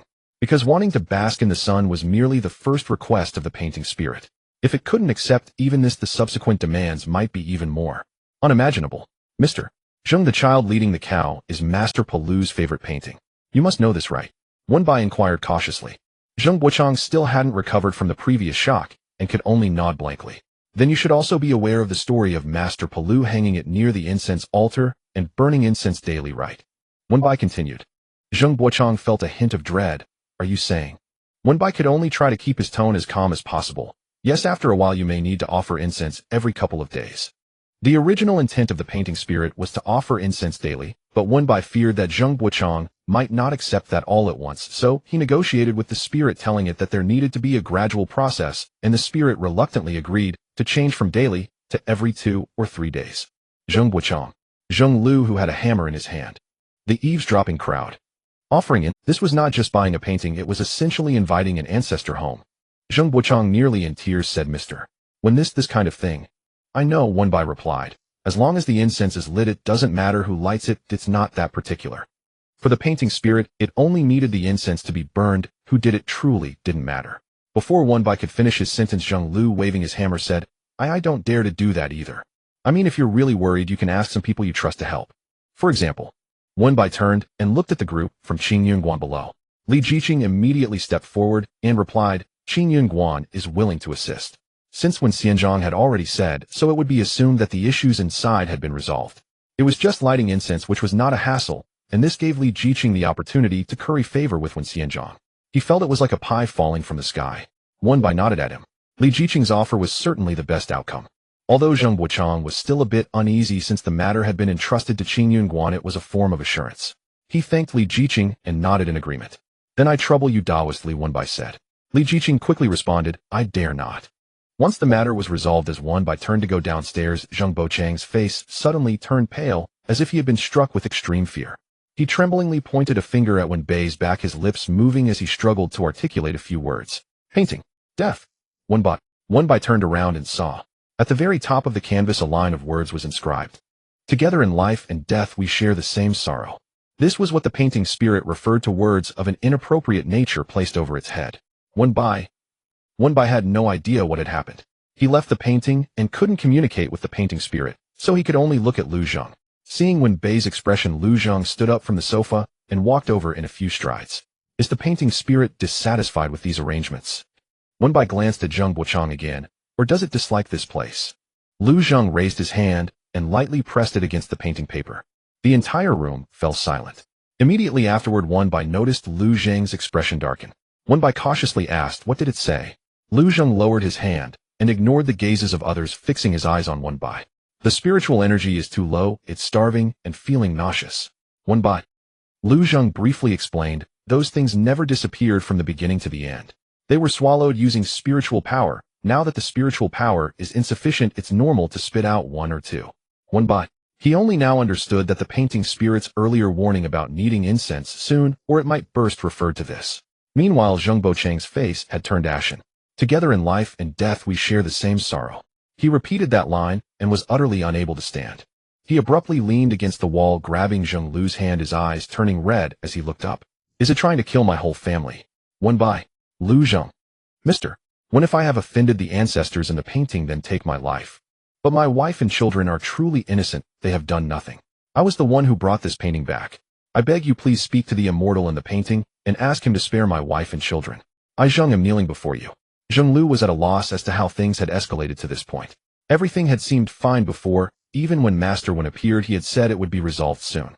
He glanced down at the hammer in his hand, looked at his father, and then at the painting on the wall that had thrown his whole family into turmoil, now threatening to kill them all. His fists tightened. Seeing the situation spiraling out of control, Wonbai quickly grabbed Zheng Lu. Mr. Zheng, it's truly not as you think. Nearby, Lu Zhang pointed his finger, infused it with a bit of spiritual energy, and said coolly, what comes out must go back in. Everyone. When they looked up again, those words had vanished. However, Zheng Buochang was not at ease at all. Although the words had disappeared, the thought of the painting wanting to kill his entire family had taken root in his mind. Zheng Buochang was helped to the sofa by Zheng Lu, and after gulping down a few cups of hot tea, he finally felt his heart start to beat again. Mr. Wen, please take this painting away, Zheng Buochang pleaded. Burn it, or give it to someone else, it doesn't matter, just take it away. Zheng Lu could hardly bear it either. Mr. When we beg you, we do not possess your or Mr. Lu's extraordinary powers to subdue it. If this painting stays here any longer, even if it doesn't kill us, we'll die of fright. Fearing Wonbai would find it troublesome, Zheng Lu added, if tribute is required, we will cover all the expenses, you can rest assured about that. All the fees for hiring people will also be on me. Whatever you require, just say the word, I will surely fulfill it as long as I can. What do you think? Wonbai. No matter how Wonbai explained that this was merely an accident, Zheng Buochang and the others would not listen, insisting on giving the painting to Wonbai. When Wonbai refused to accept it, they thought he found the matter too troublesome and decided to add more money. Finally, as Wonbai held the painting surrounded by the Zheng family, as they escorted him out of the villa, he was still somewhat dazed. He had come with the mindset of merely viewing the painting, but who would have thought he would end up carrying it away? Especially such an antique masterpiece starting at a 7-figure price with no upper limit. Li Jiqing adjusted his Taoist robe and sincerely said, Master Wen's integrity is a model for us all. Other disciples echoed in agreement. If it weren't for the sincere tone and attitude they displayed while saying this, Wonbai would have suspected they were mocking. Even Lin Xiao nodded in agreement. Thank you for your hard work, Master Wen. Wonbai. What exactly had he worked hard for? Li Jiqing originally intended to foster a connection through the painting still hanging in the Zheng family, thinking that they could find an opportunity to collaborate with one by later, but now that the painting was taken, that connection was naturally severed. This wouldn't do. With Master Wen still present, Li Jiqing pondered for a moment and seized the opportunity to ask, "May I ask which mountain you two immortals are cultivating on? If there is a chance in the future." Mountain. Wenbai frowned. He couldn't have misheard, could he? Li Jiqing thought Wenbai disliked outsiders disturbing their peace and felt regretful, but not wanting to upset them further, he hurriedly retracted his words. "I was being presumptuous." "Youngster." Wenbai. "Did they take them for some reclusive cultivators?" Wenbai helplessly said, "I am just from Nan City." Nan City? Li Jiqing was startled and quickly asked, "Which mountain in Nan City?" Wenbai. Since they only wanted a contact method, Wenbai simply took out his phone. "Let's add WeChat." Now it wasn't just Li Jiqing, the group of disciples behind him were also taken aback. After witnessing Wenbei's ability to enter and exit the painting, they had selectively forgotten the earlier calculus incident. In their eyes, Wenbai and Lu Zhang hadn't appeared in Nan City for many years, so they must have been cultivating on some mountain. They all exclaimed in unison, "You still use WeChat?" Wenbai. Saying this, Li Jiqing's actions were quick. At the moment he took out his phone, he caught a cold glare from the silent Lu Zhang. Li Jiqing chuckled awkwardly, realizing that the ancestor was obviously displeased, and immediately promised, "I won't disturb the immortals' tranquil cultivation." Lu Zhang then withdrew his gaze. After adding each other as friends, Wenbai put away his phone and looked again at the painting in his arms, feeling troubled once more. Lu Zhang, finding the painting's spirit too noisy, didn't want it, and he couldn't hold it at ease either, so he asked, "Is Di Ting in the company?" Lu Zhang frowned, wearing an expression of "Why are you asking for no reason?" Wenbai explained, "Do you think it would work to take this painting to Di Ting?" Lu Zhang, "Don't you like it?" Then keep it for yourself." Wenbai said seriously, "What I mean by like is that I want to see the painting, not that I want, not the kind of liking that desires to take it for oneself." He didn't deserve it. Wenbai took a shallow breath. "Boss, what does this mean to you?" "A painting that's pretty decent." Lu Zhang didn't comment. Wenbai, "But for us this is an antique. Very valuable. A treasure. It can't be casually accepted. If Di Ting doesn't want it, then he'll just give it to you." Wenbai said truthfully, "Moreover, I haven't done anything, and holding it doesn't feel right." Lu Zhang looked at Wenbai deeply, and then said, "Troublesome." Wenbai pressed his lips together. He was indeed quite troublesome. But this item was simply too precious, he couldn't accept it. So he extended his hand to pass the painting over. However, Lu Zhang didn't take it. Wenbai maintained the position of offering the painting. Lu Zhang slightly turned his body and glanced at the cloth bag that Li Jiqing had brought, saying, "Vermilion brush." Li Jiqing quickly caught on, opened the bag, selected the best soft brush and high-quality vermilion, and respectfully handed them over. Lu Zhang took the brush, dipped it in the vermilion, and with a few strokes drew a talisman at the location of Zheng Bochang's villa doorplate. The moment he finished, a faint golden light enveloped the entire villa. Zheng Bochang and Zheng Lu were still waiting at the door. They couldn't see it, but Li Jiqing and Lin Xiu could see it clearly. Li Jiqing grabbed Zheng Bochang, forgetting all about his usual etiquette. "You've struck it big. You've struck it big. This house must not be sold." Zheng Bochang and Zheng Lu exchanged glances. Lin Xiu spoke up. "This talisman can protect the household for 100 years, warding off evil and blessing future generations." Li Jiqing nodded. "In all my years of cultivation, this is the first time I have seen such a powerful talisman." Amidst the astonishment of the crowd, Lu Zhang just turned his head to look at Wenbai, a talisman in exchange for this painting. Wenbai didn't understand these talismans, but hearing Li Jiqing and Lin Xiu's words, he knew that this talisman was exceptionally rare, and its value must be able to rival that of the painting. Watching Wenbai display a rare blank expression, Lu Zhang inexplicably felt cheerful. "Are you at ease now?" Wenbai was momentarily stunned. Was this talisman meant to put his mind at ease? Lu Zhang chuckled lightly, tapping the painting. "Hold it well." Wenbei's mind was already in chaos. He only heard Lu Zhang telling him to hold it tightly, and his hands subconsciously tightened as he secured the painting. On the other side, Zheng Bochang was struck by immense joy. From killing my whole family to blessing future generations, it had only been a little over an hour, leaving him utterly delighted and confused. This, how can we bear this? Master, when do you really like the painting?" Zheng Lu, hurry. Go to the painting room and bring out a few more." Zheng Bochang's face was glowing red. "Bring the night banquet of Qin Huai and 100 flowers paintings. Master, when please choose as you like." Wenbai. "I'm sorry to interrupt, I'll take my leave now." Fearing Zheng Bochang would send even more burdensome gifts, Wenbai finished speaking, grabbing Lu Zhang and turning to leave. Zheng Bochang still shouted from behind tirelessly, "If you don't like the painting, do you like any porcelain? I still have a Jilin blue and gold Ruiyu Songzhu vase." Li Jiqing and the others didn't dare to follow, and as Wenbai and Lu Zhang's figures vanished around the corner. A group of disciples gathered around. Master, since Master Wen has WeChat, does he also use moments? No way. Even if he does, it should just be some profound philosophical thoughts or beautiful mountain scenery. Let me see. Li Jiqing couldn't out-talk them, and out of genuine curiosity, he opened WeChat and took a quick glance. Everyone, graduation ceremony. Is it still from Nan City University? Could it be that Master Wen was so bored during his cultivation that he casually enrolled in a school? Truly, Master Wen even casually attending school can reach Nan City University. Is it still from Nan City University? Could it be that Master Wen was so bored during his cultivation that he As everyone began to focus on these visible moments, trying to find more clues, the disciple who had shattered his sword with a single finger scratched his head, voicing a deep-seated confusion. So calculus really does help with cultivation. Everyone, meanwhile, Wan, by having returned home with the painting and beginning to light incense for the painting spirit, thought this matter had come to a close, unaware that it was merely the beginning. It had already been a week since Wan Bai received a call from Fong Lemon. On this day, he had just offered incense to the painting spirit when Fong Lemon's call came in. The first thing he said was, "Xiao Bai, you're trending again. And you've trended 3 times at once."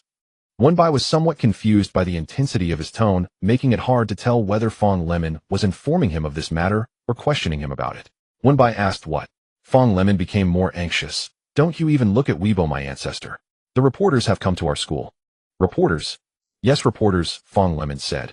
"If they move any faster, they might just find your..." Ever since the winning information stirred up a huge uproar online, Wan Bai had hardly opened Weibo again.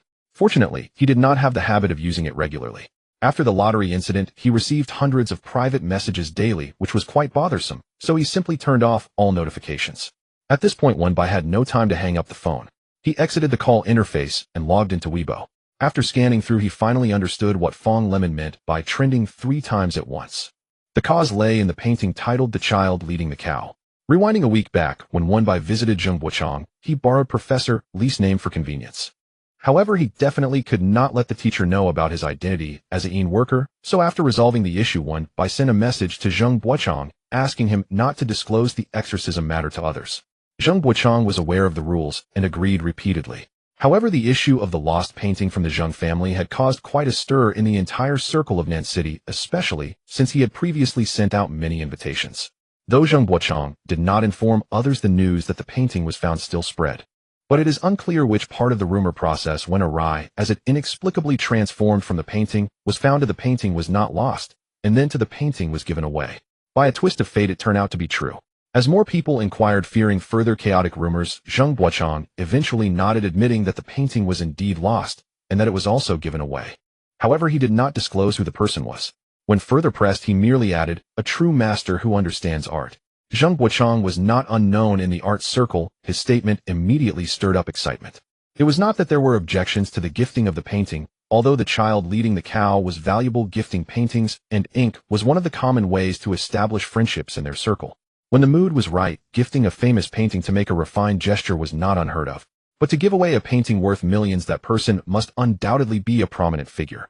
Moreover, Zheng Buochang appeared radiant and beaming, clearly not acting like someone who was hiding something, and it seemed he didn't feel lamented about the $1 million painting at all, which only heightened everyone's curiosity about this master.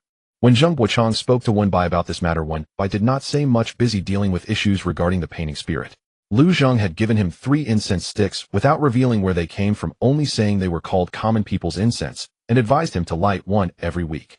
After lighting 3 sticks, they could last for 100 days. Upon hearing about such a time-saving and labor-saving item, Wan Bai immediately lit 1 for the painting spirit. The painting spirit had not consumed incense for a long time. Not being careful with the amount, it overindulged, and with no spiritual energy to expend, swiped a streak of white light, pulling Wan Bai into the painting. Through this back and forth, Wan Bai had almost grown accustomed to it, and could nonchalantly light small lotus lamps to play with the shepherd boy. The painting spirit enjoyed this, and often pulled Wan Bai into chat. As they chatted, they actually managed to derive some insights. The painting spirit told Wan Bai that the reason Mr. Palu seldom signed his paintings was not due to a dislike for the hassle, but because he was not satisfied with those paintings. If he was pleased with a painting, he would sign it subtly. Besides the painting The Child Leading the Cow, he had also signed works like The Playful Spring and The Child Fishing. Afraid Wan Bai wouldn't believe him, the painting spirit even conjured illusions of several of those paintings and laid them out before Wan Bai. It seems the master misunderstands the subtlety of the signatures. Wan Bai concluded. It was no wonder this remained unsolved in later generations. Even with the painting spirit specifically pointing it out, he still took quite a while to grasp it. The painting spirit, however, was quite proud of this. The master is always witty. Wenbai smiled slightly. He was indeed witty. To be able to sign so cleverly must have required considerable thought. After several discussions with the painting spirit, Wenbai decided to report this matter to Professor Li. Firstly, because there were many unresolved questions about Zhu Fu's paintings in the academic world, and the existing material was scarce. This discovery should help them find more clues and allow future generations to better understand the master. Secondly, it fulfilled the painting spirit's wish. However, since it was a subject of ongoing academic research and he was not a professional scholar, it seemed unreasonable. Thus, after some thought, Wenbai ultimately sent an anonymous email. Since he had the leading the cow painting in his possession and did not dare to take it out rashly before the painting spirit regained its spiritual power, fearing another incident of nauseous words, Wenbai specifically avoided mentioning the leading the cow painting and chose two others. In the email, he didn't state it too directly. He merely mentioned that there were two places with extremely similar patterns in the playful spring and the child fishing, and he wasn't sure, so he came to ask the professor. Wenbai believed that with Professor Li's expertise, he would quickly notice it. Sure enough, 2 days after he opened the email, Wenbai received a reply. Then Professor Li officially proposed this discovery. Coincidentally, when he made the discovery, it coincided with the opening phase of the National Calligraphy and Painting Conference held every 3 years.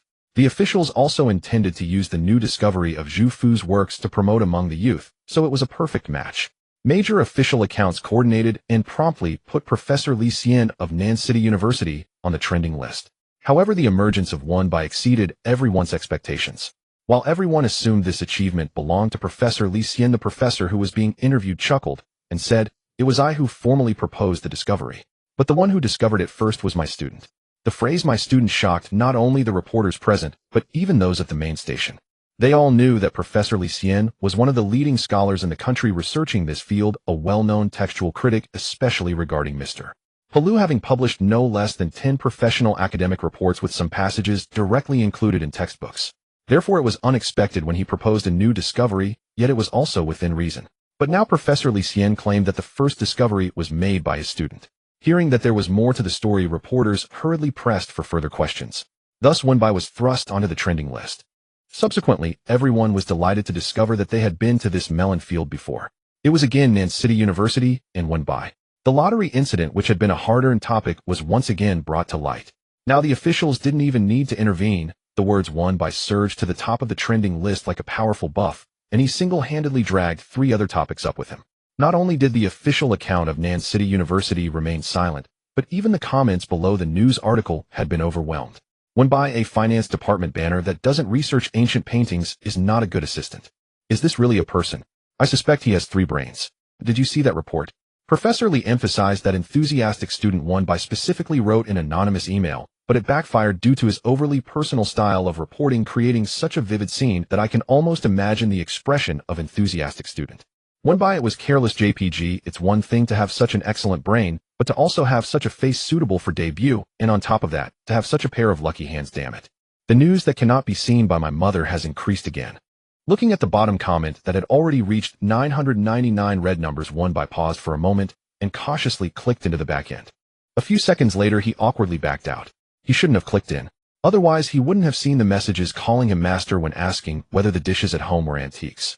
Fong Lemon started the conversation, and for the next half of the day, Wenbei's phone did not stop ringing. Even the deans of the humanities and finance departments were alarmed and called him. After politely declining the interview invitation with the reason that he didn't do anything special, just felt curious when looking at the painting, and came to ask the professor all the comparative materials and related records were the professor's hard work, Wenbai finally lay down on the sofa and emptied his mind. Not long after he lay down, the doorbell rang. Fong Lemon's words, "They might just find your apartment," echoed in his ears, and Wenbai instinctively thought the reporters were outside. Just as he was about to stealthily avoid them, Zhou Wei's voice came through the door. "Xiaobai, are you home?" Wenbai then walked over. However, the moment he opened the door and saw the somewhat familiar face behind Zhou Wei, Wenbai paused. Lin Xiao stepped aside, bowing respectfully. "When Xianshang." Before Wenbai could react, Zhou Wei furrowed his brows, asking, "When Xianshang? What kind of title is that?" He turned to Lin Xiao. "Are you referring to Xiaobai?" Lin Xiao nodded seriously. Zhou Wei's eyebrows furrowed deeper, whispering, "Xiaobai, besides being a Yin worker, do you also hold a position in the Taoist temple? You are dabbling in both Yin and Yang." Wenbai slapped his forehead. "What are you thinking? Zhou Wei asked, then why did Lin Daozhong call you in Xianchang? How do you have a connection to the Zhangtian temple? Wenbai replied, that's what I want to ask you.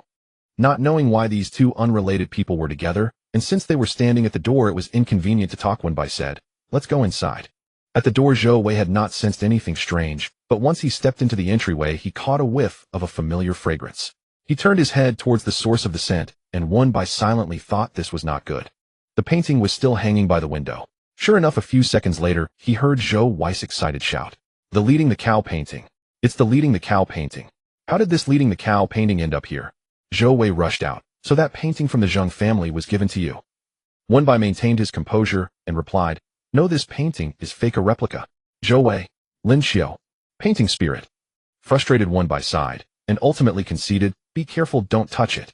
Zhou Wei quickly withdrew his hand, his gaze sweeping to the incense burning on the table, sniffing hard. Wenbai asked, what's wrong? Zhou Wei replied, this smell is so familiar, I think I've smelled it somewhere before. Zhou Wei clapped his hands, right. Last time my grandpa brought this to apply on my forehead, I think it was this. Lin Xiao then spoke up, common people's incense. Wenbai and Zhou Wei both turned to look at him. Zhou Wei had no idea what common people's incense was. Wenbai, however, was surprised that he was. What could be known? Lin Xiao's movements became somewhat awkward as he said, I just came from the city god temple. Zhou Wei asked, did you visit the city god temple before coming to my house, Taoist Lin? Lin Xiao looked somewhat puzzled, seemingly not understanding why Zhou Wei asked that.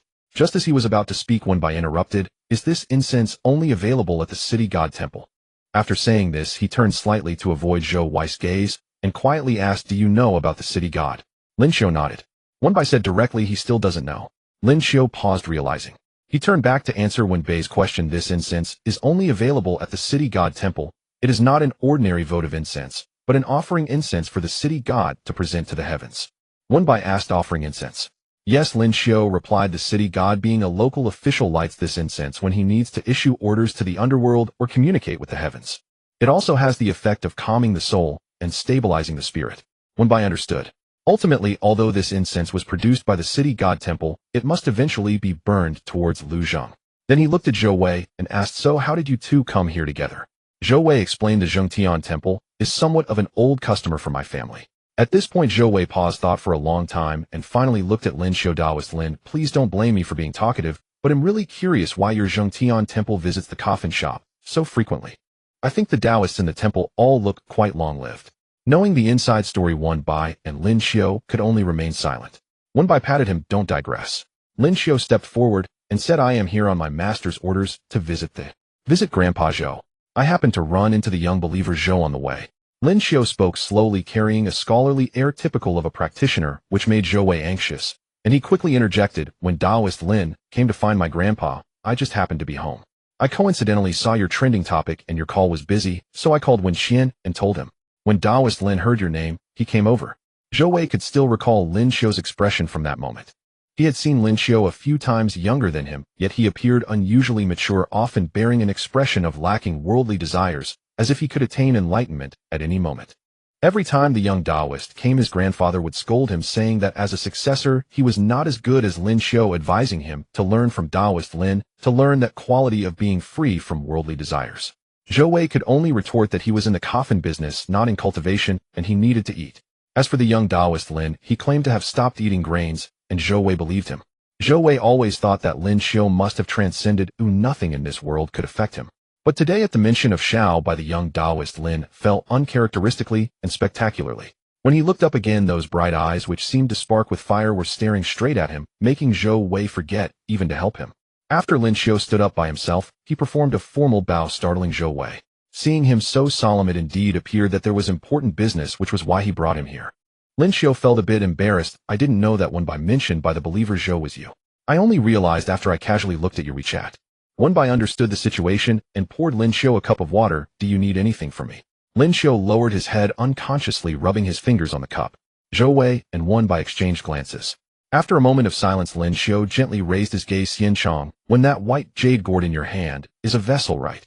Wenbai remained silent. He had a premonition that Lin Xiao would ask this. Do you also raise a little ghost? Lin Xiao asked. Wenbai did not answer his question, but noticed a word also. Lin Xiao nodded. Seeing Lin Xiao's gaze fall on the white jade gourd, Wenbai asked, can you see it? Lin Xiao shook his head. Wenbai recalled that Lu Zhang had indeed mentioned that Lin Xiao's senses were different from ordinary people. No need to look, it's not inside right now. Wenbai replied. His seemingly casual words made Lin Xiu's eyes light up. But the next moment Wenbai added, but it's not a little ghost. What? Lin Xiu asked. Wenbai clarified it's a little boss. If we must say anything about nurturing, it is he who nurtures him. After all, he relies on the little boss for his livelihood. Lin Xiu was momentarily stunned. Wenbai smiled slightly. It's not a little ghost, it's a spiritual object of Lu Zheng. Lu Zheng gave it spiritual consciousness, kept it by his side for many years. Lin Xiu finally understood the meaning behind Wenbei's words. He had heard Zheng Lu mention that when Xian Chong did not refer to Lu Xianbei as a fellow Taoist, instead when Xian Chong called Lu Xianbei boss. So what did you mean by also in your previous sentence, Taoist Lin? Wenbai asked softly, are you raising a little ghost? Lin Xiu shook his head, not me. I took a deep breath, it's my master's uncle. Zhou Wei nudged Wenbai with his elbow. Although Zhou Wei had just learned that the jade gourd in Wenbei's hand housed something, once he knew it was a spiritual object raised by Lu Zheng, he had no further doubts.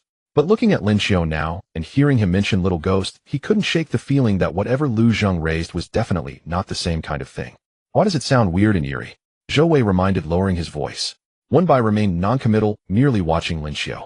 Lin Xiu, feeling extremely uncomfortable, pinched his fingers, his brow furrowed deeply, and finally said, Xian Chong, when may I ask boldly, do you know what Lu Xianbei raises this spiritual object for? Wenbai was taken aback. What? This was something he truly did not know and had never asked about. But he guessed that perhaps time was interminable for them, and raising a little thing could alleviate boredom and add some liveliness. Wenbai was both amused and exasperated. Why suddenly ask this? Lin Xiu put down the cup, sighed deeply, because my master's uncle's purpose in raising the spiritual object is not pure. Before Wenbai had a chance to speak, Zhou Wei was startled. Using such a thing improperly can lead to backlash. You all from Zhengtian Temple should know this principle well. The taboos of raising ghosts and spirits should be clear to practitioners. Zhou Wei hurriedly pressed, what does your master's uncle raise little ghosts for? To seek wealth or to harm lives? Lin Xiu shook his head, neither. He raises them to eat.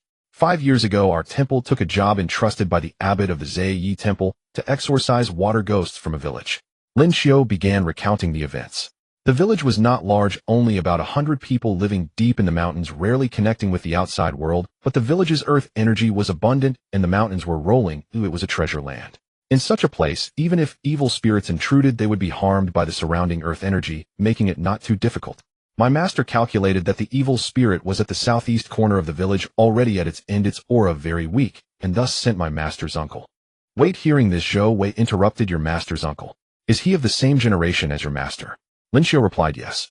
Then why would your master's uncle need to handle such a weak, evil spirit? Couldn't they just send an ordinary disciple? Lin Xiu paused, and then quietly said, it's somewhat embarrassing to say. Although my master's uncle is older, he lacks the good roots for cultivation. Lin Xiu didn't say it bluntly, but both Wenbai and Zhou Wei understood. This meant that although Lin Xiu's master's uncle was of a high generation, his talent was lacking. Isn't your master's uncle's Dao named Xianda? Zhou Wei's expression changed. Lin Xiu asked, have you met my master's uncle Zhou Xin? Sure. Wenbai also looked at Zhou Wei, puzzled. Zhou Wei chuckled and leaned closer to Wenbei's. You're saying I have met him actually. But that was over 10 years ago. At that time, Zhengtian Temple was about to select a new temple master. The old temple master seemed to favor Taoist Xianji, who is Lin Xiu's master and the current head of Zhengtian Temple. However, Taoist Xian seemed to have intentions as well, and did not go to find the old temple master. Instead, he came to my house for something. I don't know what he wanted my grandpa to help with, but my grandpa refused. At that time, he threw quite a tantrum. I was playing in the yard and was startled. My grandpa watched him walk out the door and shook his head, saying he was useless. This is one of the few childhood shadows for Zhou Wei, so he remembered it very clearly. After that, I never saw Taoist Xiando again. If it weren't for today's matter, I would have thought he had returned to secular life. Hearing Zhou Wei say this one, I had a bit of a foundation. Lin Xiu continued, my master intended to send my uncle there to accumulate some merit and build good connections, thinking it would be beneficial for cultivation. But who would have thought upon my uncle's arrival he did not build good connections, Lin Xiu sighed, but instead accumulated karma. Karma. Wenbai frowned. Zhou Wei's heart also skipped a beat. Your master's uncle wouldn't have captured a child from that village to refine into a little ghost, right? Lin Xiu quickly waved his hands. No. After saying this, he added, but that little ghost really was brought out. No, wait, didn't you say that village has abundant earth energy and ordinary evil spirits would be harmed if they entered? How could there be a little ghost inside? Zhou Wei said directly. Lin Xiu answered, because that thing is born and raised by the earth. It just grew up in that village. Even if Wenbai and Zhou Wei did not understand these concepts of spiritual objects, they knew what born and raised by the earth meant. Lin Xiu continued, but my master's uncle stole it. Zhou Wei was left speechless, and after a long silence he finally said, "What a bold move. I know of a previous being that was born and raised by the earth. Not long after being released, it destroyed the Lingxiao treasure hall, smashed Lao Jun's Dan furnace, and was suppressed under Wuji Mountain for 500 years before going to the west for scriptures." "Your master's uncle is really too bold," Zhou Wei exclaimed. Wenbai pondered for a moment and said it shouldn't just be that simple, right? He always felt that if this matter were as simple as just stealing a little ghost, Lin Xiu wouldn't be so anxious.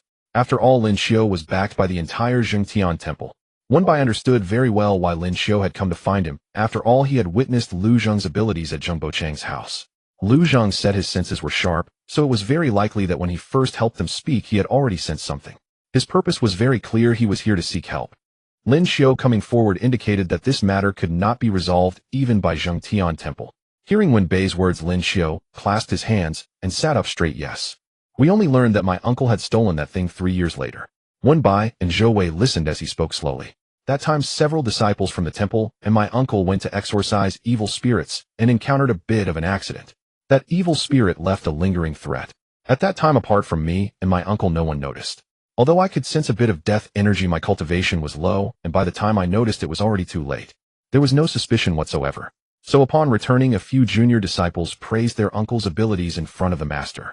However, the master called me over and asked me to recount everything that happened that day in detail. Later, after some probing, the master discovered that the uncle had actually reached the realm of 100 years. Zhou Wei was caught off guard by the water choking on it. 100 years. The sudden surge in cultivation, coupled with Lin Xiu's earlier remark about his uncle raising a little ghost to eat. "Zhou Wei, don't tell me that the 100 years of Dao practice was gained from that little ghost." Lin Xiu lowered his eyes and nodded. "Zhou Wei, Wenbai, the growth of my uncle's cultivation was too rapid, and my master soon realized that his cultivation was unstable. Sometimes he couldn't even control it himself. It was like the time he drove the evil spirit away. Clearly, he could have captured it. Since that evil spirit hadn't actually harmed anyone, driving it away instead caused damage to his merits. But at that time, he couldn't control his own cultivation. It seemed like he saved the day, but in reality, he lost control. Wenbai, is that why he has been in seclusion for the past 3 years?" Lin Xiu nodded and continued. "When my uncle saw that the master was investigating, he confessed that he had brought something back from that village, a little ghost that resonated with his Dao nature. He only borrowed it for cultivation and didn't harm any lives. Even that little ghost was unharmed." My uncle's words did not seem fabricated, but the master did not dare to confirm it rashly, and had to secretly lead him into a formation to take a reading. "Zhou Wei, what did you find out?" Lin Xiu, "Indeed, my uncle has no karmic debts." Wenbai frowned. "Does this karmic debt include that little ghost you mentioned? Is it also unharmed?" Lin Xiu, "Yes." "Zhou Wei, but didn't you say your uncle raised that little ghost to eat? How can it still be unharmed after being eaten? Does it have 9 lives or something?" Lin Xiu was momentarily at a loss, shaking his head.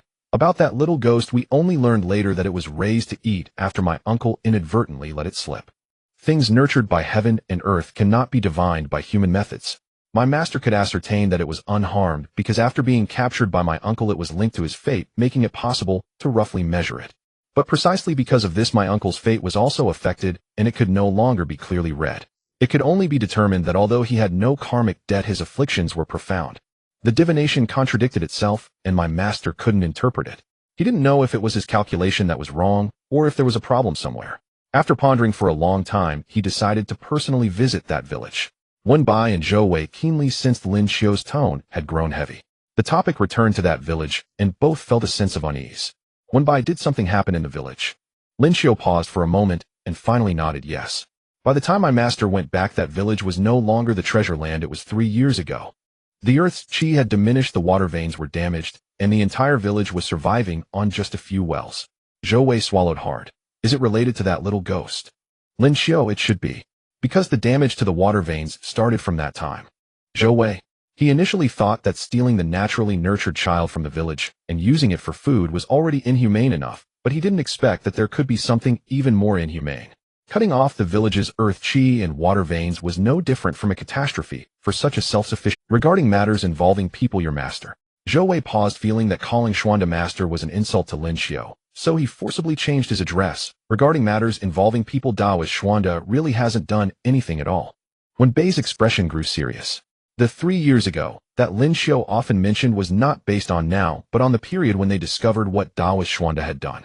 This meant that 2 years had actually passed since then, corresponding to the 5 years Lin Xiu initially mentioned. Wenbai wanted to know what had happened in those 2 years. So Wenbai spoke up, what happened after that? Lin Xiao, after my master discovered this matter, it concerned the fate of the entire village, and he immediately questioned my uncle, asking if he knew that the little ghost he took away was likely the key to guiding the Earth's chi, even the eye of the entire Earth cave, which would affect everything. My uncle denied it, saying that since then he hadn't returned to that village and didn't know what had happened there. Zhou Wei found it hard to express his feelings and simply said, did the master believe him? Lin Xiao, whether he believed it or not was up to my master. The matter had already happened, and it had to be resolved before there was room for maneuvering. Fortunately, there hadn't been any karmic debts yet, and we still had time to make amends. My master personally took my uncle to return that thing. Zhou Wei always felt something was off. Was it really returned, or was it just a pretense? He doesn't dare to do such things, and still fears your master. Lin Xiao detected the underlying meaning in Zhou Wei's words and smiled helplessly. It was returned. Because not long after the village's water veins gradually revived.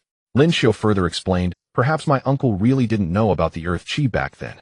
But he was clearer than anyone else that if that little ghost was indeed related to the eye of the Earth, then the debts he carried would definitely not be comparable to merely capturing ghosts and using them for himself. He wasn't afraid of my master, which is why he returned it.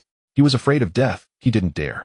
Hearing Lin Xiao directly say he is afraid of death, which is why he doesn't dare, Zhou Wei found it somewhat intriguing. Since the water veins have recovered, shouldn't everything be resolved now?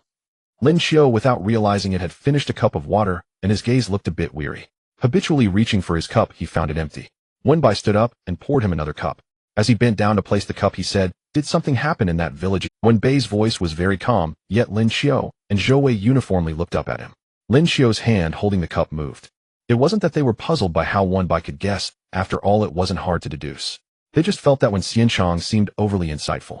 When they came out of the city god temple, he had actually learned some things from Zhou Wei. He knew when Xianchang was not a practitioner and had not practiced any Dao arts. A person who appeared so gentle and refined could contain Elder Lu. Just this point was enough for them to call. It was very likely that he wouldn't achieve anything even after half a lifetime of cultivation. Therefore, whether he had cultivation or not didn't affect him, respectfully calling out, when Xianchang, Lin Xiao, yes, it seems that the water veins have shown signs of depletion again in the past 2 months. Wenbai, do you suspect Daoist Xuanda?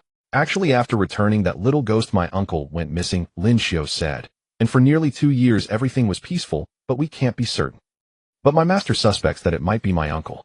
Because no one else knows the location of that little ghost. Ultimately, it was the people from the Zhengtian Guan who did wrong, and they repeatedly made mistakes. Just saying it made Lin Xiao feel somewhat powerless. Zhou Wei, unable to bear seeing the little Daoist looking deeply affected, hurried to comfort him. This is not your fault, nor is it your master's fault. My grandfather often says that if a matter can be accomplished effortlessly and yield sweet rewards easily, it becomes hard to focus on practicing diligently later on. Cultivation itself is not an easy thing. One must maintain the Dao heart to see the heavens. And the Dao heart is something you all obviously possess, while Daoist Xuanda does not, so he is destined to be unfit for great use. Seeing Zhou Wei's prematurely wise demeanor, Wenbai smiled. Zhou Wei's face flushed. Xiaobai, what are you laughing at? Did I say something wrong? Wenbai, no, you are quite right, you said it very well. Thus some things are influenced insidiously. Zhou Wei may seem a bit out of touch, yet in reality Zhou Grandpa had taught him well. Zhou Wei chuckled and leaned in. Actually, my grandfather's original words were that doing a coffin is not an easy task. One must maintain the original heart to see the heavens. I applied it and modified it a bit. Is that okay? Wenbai agreed. What Zhou Laosher said is naturally valid. Lin Xiao couldn't help but smile at Zhou Wei's banter. Wenbai wasn't surprised by Daoist Xin's actions of repeating the same mistake. Just as Zhou Wei said, he laughed. Even if he initially returned that thing, it wasn't due to a so-called awakening of conscience, but rather out of fear of death. Others forget the pain only after the scar has healed, but Daoist Xuanda hadn't even had a scar. The tranquility of these 2 years was enough for him to feel justified. Zhou Wei, if that's the case, does it mean that little ghost has been captured again? Thinking of this, Zhou Wei's confusion deepened, so he brought up the topic again. I've been wanting to ask, what exactly is that little ghost? They say it's a little ghost, but that's just Xian's one-sided claim. Something that can affect the Earth's chi and water veins shouldn't be merely a little ghost, right? Zhou Wei's words echoed what Wenbai wanted to say, and he turned to Lin Xiao. Has Daoist Xuanji done any further divinations? Lin Xiao, nothing came out of it. Nothing came out of it, which means he did try to calculate, and Wenbai responded with him. Actually, we think that thing is a little ghost, not only because of my uncle's words. Lin Xiao seemed a bit hesitant. Zhou Wei and Wenbai looked at him. Lin Xiao smiled bitterly, because with my uncle's cultivation, if it were truly some spiritual entity, he likely wouldn't be able to capture it. One by Zhou Wei. That makes sense. With all the circumstances clarified, Lin Xiao set down his cup and rose earnestly. When Xinchang, actually there's one more thing I haven't told you. The reason I went with Daoist Li and the others to Zhang Xinxi's house that day, Lin Xiao's expression was very serious, was that my master asked me to go. He didn't specify the reason at first, just told me to be cautious. Only after returning did he ask me if I had encountered anything unusual. It was then that I learned the purpose of my master asking me to go along was because the divination indicated that the turning point of this matter lay in that painting. Wenbai had always found it hard to understand one point. Lin Xiao's character didn't seem to mesh well with Li Jiqing and the others, and Lu Zheng also said his physique was quite rare among ordinary Taoists. How could such a person who was highly regarded by the master end up assisting others from another Taoist temple? Now it all made sense. Even though the divination indicated that the turning point lay in the painting, they all knew in their hearts that the turning point was on the person who brought the painting back. Since they were already aware, they couldn't disregard the villagers of that village nor the unfortunate little ghost. Wenbai slowly stood up. I will go find Lu Zheng. Zhou Wei stood at the villa entrance watching the passers-by, all of whom wore world peace, work badges, and involuntarily tightened his fists. This wasn't Zhou Wei's first encounter with the Yin Chai. As the saying goes, familiarity breeds ease. Yet seeing these living Yin officials still made his legs feel weak. Zhou Wei said blankly, "Xiaobai, you go in. I won't go in, just standing here to watch is enough." Wenbai turned to look at. When they got out of the car, Lin Xiao insisted on adhering to the tradition of paying respects to the ancestors of the Taoist sect, standing at a distance of 1 li, waiting respectfully, not daring to show any disrespect. However, Zhou Wei was not the type to just stand idly. After asking Lu Zheng, Wenbai brought Zhou Wei inside. Wenbai chuckled lightly, implying, "Who knows, we might be colleagues in the future." "I'm not you, I can't even fold you on about properly, let alone be a Yin Chai," Zhou Wei replied directly. Wenbai paused for several seconds before seriously stating, "Actually, anyone can do this job." Wenbai genuinely felt that there was no skill involved in his job, anyone could do it. Zhou Wei waved his hand, signaling him to hurry inside and not keep the boss waiting. Once Wenbai entered the main door, Zhou Wei turned around. As he did, he nearly fell to his knees upon seeing a group of Yin Chai that seemed to have appeared out of nowhere behind him. The nearest Yin Chai quickly supported him, saying, "Are you okay?" Zhou Wei's eyes were vacant. A group of Yin Chai surrounded him, asking if he was okay. Who could be okay? Zhou Wei took quite a while to regain his composure. The few Yin Chai were also seeing Wenbai bring someone for the first time. Sensing the presence of the city god on Zhou Wei, they started chatting excitedly, and before long, even a Wei joined in. After some casual chatting, the topic returned to Wenbai. "What did you just talk about with Assistant One?" asked the Yin Chai who had supported Zhou Wei. He had vaguely heard Wenbai mention work and colleagues, and was dying of curiosity. Zhou Wei replied, "Are you talking about Xiaobai?" The Yin Chai nodded. "I think I heard something about work and colleagues. Is he having trouble at work?" Zhou Wei chuckled. "No, Xiaobai was joking with me, saying that anyone can do his job, and who knows, we might be colleagues." Because the first half of the sentence was too creepy, several Yin Chai instinctively ignored the part about "we might be colleagues in the future" and collectively gasped. Zhou Wei was startled. What kind of ghostly expression is this? The Yin Chai patted Zhou Wei's shoulder, saying, "You must not listen to his nonsense." Zhou Wei asked, "What nonsense?" The Yin Chai spoke earnestly. "Do you think anyone can casually enter this Yin?" Saying this, he slowly extended a finger. "This job can be done by anyone. But the big boss and little boss only look at." The Yin Chai elongated his tone, turning around to point behind him, where a group of people said in unison, "Just that one." Wenbai came out with Lu Zheng and noticed Zhou Wei's strange expression, thinking he must have waited too long. From a distance, he saw Zhou Wei chatting merrily with the Yin Chai and didn't think much of it. He didn't notice that Zhou Wei's gaze had shifted back and forth between him and Lu Zheng as he lowered his head to check his phone. Zhou Wei pondered for a long time before sending a message to Fong Lemon. "Lemon, why do you think Xiaobai has never had a girlfriend?" Fong Lemon replied quickly, "He just hasn't met someone he likes." "Why are you going to introduce someone to him?" Seeing this message, Zhou Wei instinctively looked up and glanced at Lu Zheng ahead. "Do you think it's possible that Xiaobai gets along better with guys?" Although Zhou Wei phrased it delicately, it meant the same thing to someone as perceptive as Fong Lemon as saying Xiaobai is bent. After a string of ellipses, Fong Lemon slowly added, "Do you think that in these 4 years of college, only girls had slipped Xiaobai notes?" Zhou Wei's fingers froze mid-typing. He had never known that Xiaobai had such romantic rumors. What shocked him even more was that at the moment he saw Fong Lemon's reply, the first thought that popped into his mind was, "Then you definitely haven't seen this." Among the guys, just from what he knew, there were more than enough to fill one hand. In summary, it was a matter of quantity. But for the person he was suspicious of, he wasn't targeting anyone in particular. He just wanted to say that all the previous people couldn't compare to this one. Zhou Wei thought too deeply and momentarily forgot to reply. However, this silence was interpreted differently in Fong Lemon's eyes. Bringing up such a topic out of the blue and then suddenly going silent made Fong Lemon feel that something must be wrong. Do you have a friend who has a crush on Xiao Bai? The new message notification jolted Zhou Wei back to reality.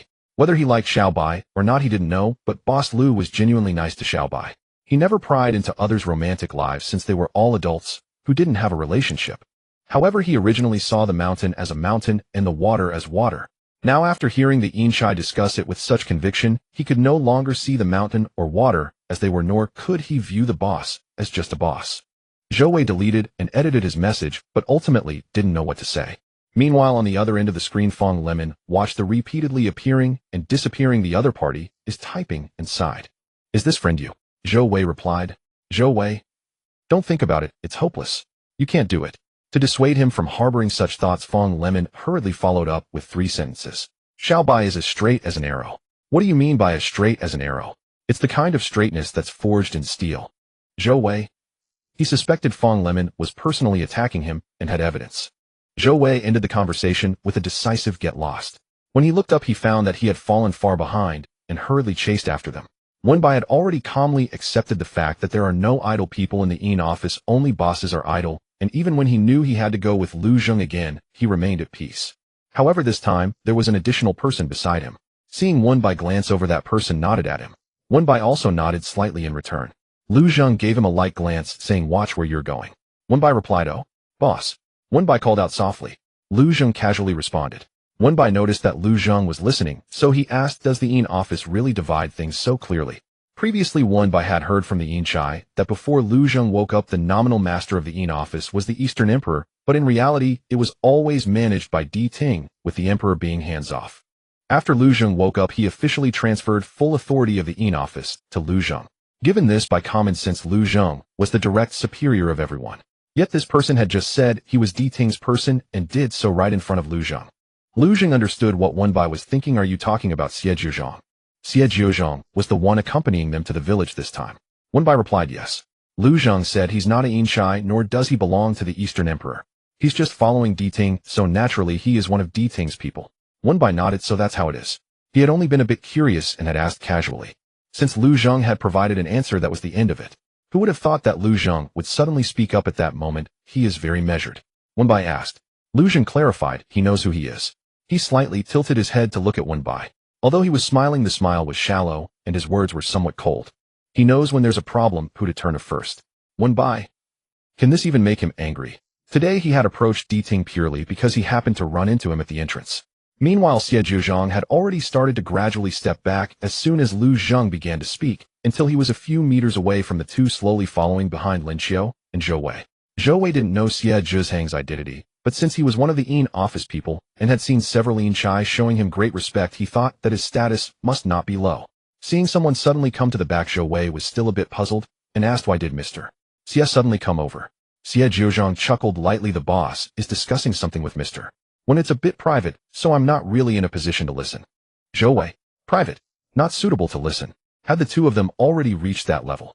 When the group arrived at the village and got out of the car, Zhou Wei was still in a somewhat dazed state. It wasn't until Wenbai walked up to him that he barely snapped back to reality. Stay close and don't wander off. Wenbai hadn't originally intended to bring Zhou Wei with him. He even had the little lantern coaxed away to play with the shepherd boy and didn't bring it along. After the previous entering the painting incident, Wenbai was still a bit scared, worried that the little lantern's curiosity would lead to another mishap and get it locked in the little black room by Lu Zheng. This time the Taoist Xian De was truly capable of capturing ghosts, so he simply left it at home. Although the little lantern was still quite young, it had been with Lu Zheng for many years and had his spiritual power protecting it, so it had some self-preservation abilities. Zhou Wei, however, was not in the same situation. Compared to the little lantern, he was likely more concerning. But Lu Zheng asked, why do you think the city god let him come with Lin Xiao? Wenbai didn't speak. Di Ting was more direct and said, since he's here, he's here. While Zhou Wei was still unaware that the three of them had debated about his presence, he was confusedly following along. Xie Jiuzhong, knowing Wenbai's concern, stepped forward and said, I'll keep an eye on him. Lin Xiao also hastily added, I'll watch Zhou Xinshi too. Zhou Wei was taken aback. What's with this atmosphere where only I can't do anything?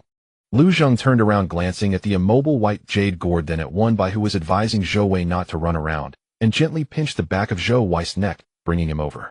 Who was it that was running around? Lu Zheng handed the little lantern to Wenbai partly, because the little lantern wanted to follow him and partly because the lantern could also protect him in return. But now this person was worried about it getting into trouble, so he simply hadn't brought it along and still had the time to worry about others.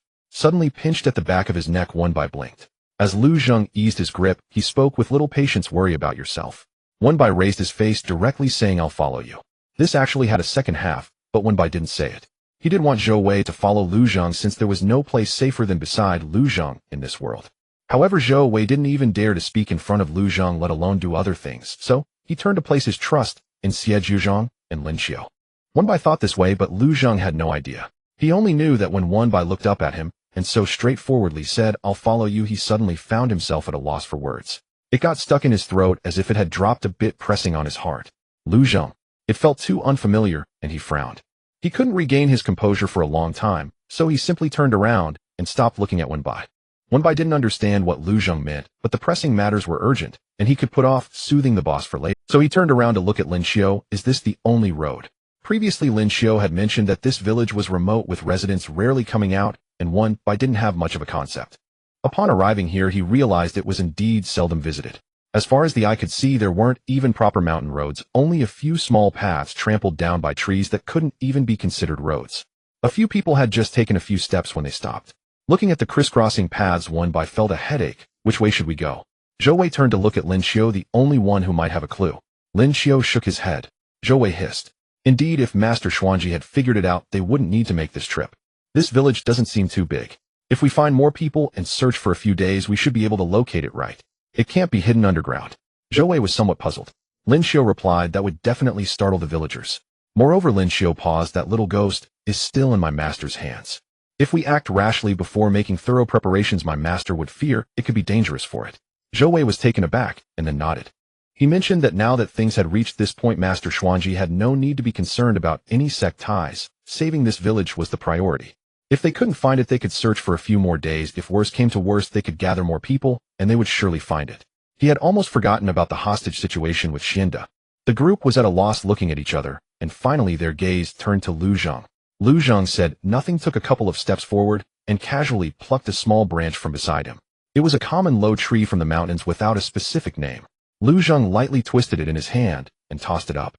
The lightweight branch reached its peak and slowly fell back down. Everyone's gaze followed the branch as it descended, eventually landing on the ground. Wenbai asked what? Xie Zhuzhang approached, took a glance, and waved in the direction the tip of the leaf pointed, saying, the boss means for us to go this way. Zhou Wei exclaimed in surprise, is it really that simple? So casual. Xie Zhuzhang quickly replied, of course. Lin Xiu half lifted his Dao robe, crouching beside the branch to study it seriously for a long while.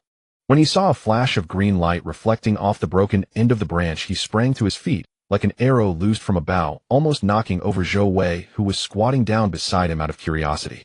Lin Xiu grabbed Zhou Wei, and once he steadied himself, immediately looked at Lu Zheng with eager eyes. Senior Lu, do you still understand the art of divination? If he wasn't mistaken, that flash of green light was likely the power of the constellations. He had been fortunate to witness it once with his master. Although his master's divination art was renowned in Taoism, it mostly relied on the 6 lines for casting and deducing, only occasionally borrowing a few points of stellar power during moments of clarity. Each time he had to bathe, purify himself, and offer incense. But Senior Lu had only used a broken branch.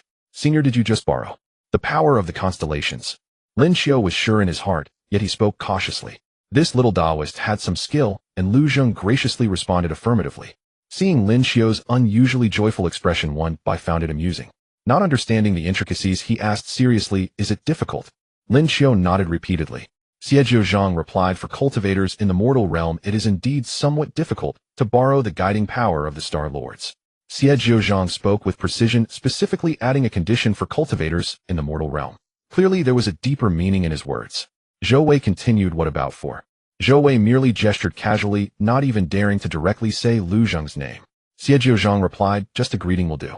After a moment's thought, he added, not greeting is fine too. It mainly depends on the boss mood. Zhou Wei was momentarily confused. Greeting. Xie Zhuzhang said the Star Lords wouldn't dare to disregard the boss face. Nor would they. Zhou Wei said. Lin Xiu said. Wenbai said. Regardless of borrowing, they would have to borrow. There was no option to follow a procedure. Zhou Wei held back for a long time, but couldn't help but say, next time you speak such madman's words, please don't use such a humble tone. Xie Zhuzhang chuckled. Wenbai was still looking at the branch, feeling somewhat puzzled. Lu Zheng had nothing related to Master Xianda, and just based on a name, even he should find it hard to deduce a specific location. Regarding that Master Xiandiu. Wenbai was halfway through his sentence when a flash suddenly crossed his mind. He abruptly stopped, looked around, and finally his gaze returned to Lu Zheng. Did you deduce the location of that little ghost? Regarding Xianda, Lu Zheng had nothing useful on hand. But that little ghost was different. It was born and raised here, intertwined with the village's fate, thus strictly speaking everything here was related to it. Lu Zheng rarely smiled. You're quite quick on the uptake. Lu Zheng's cryptic dialogue with Wenbai left Zhou Wei and Lin Xiu perplexed, and it took them a while to catch on.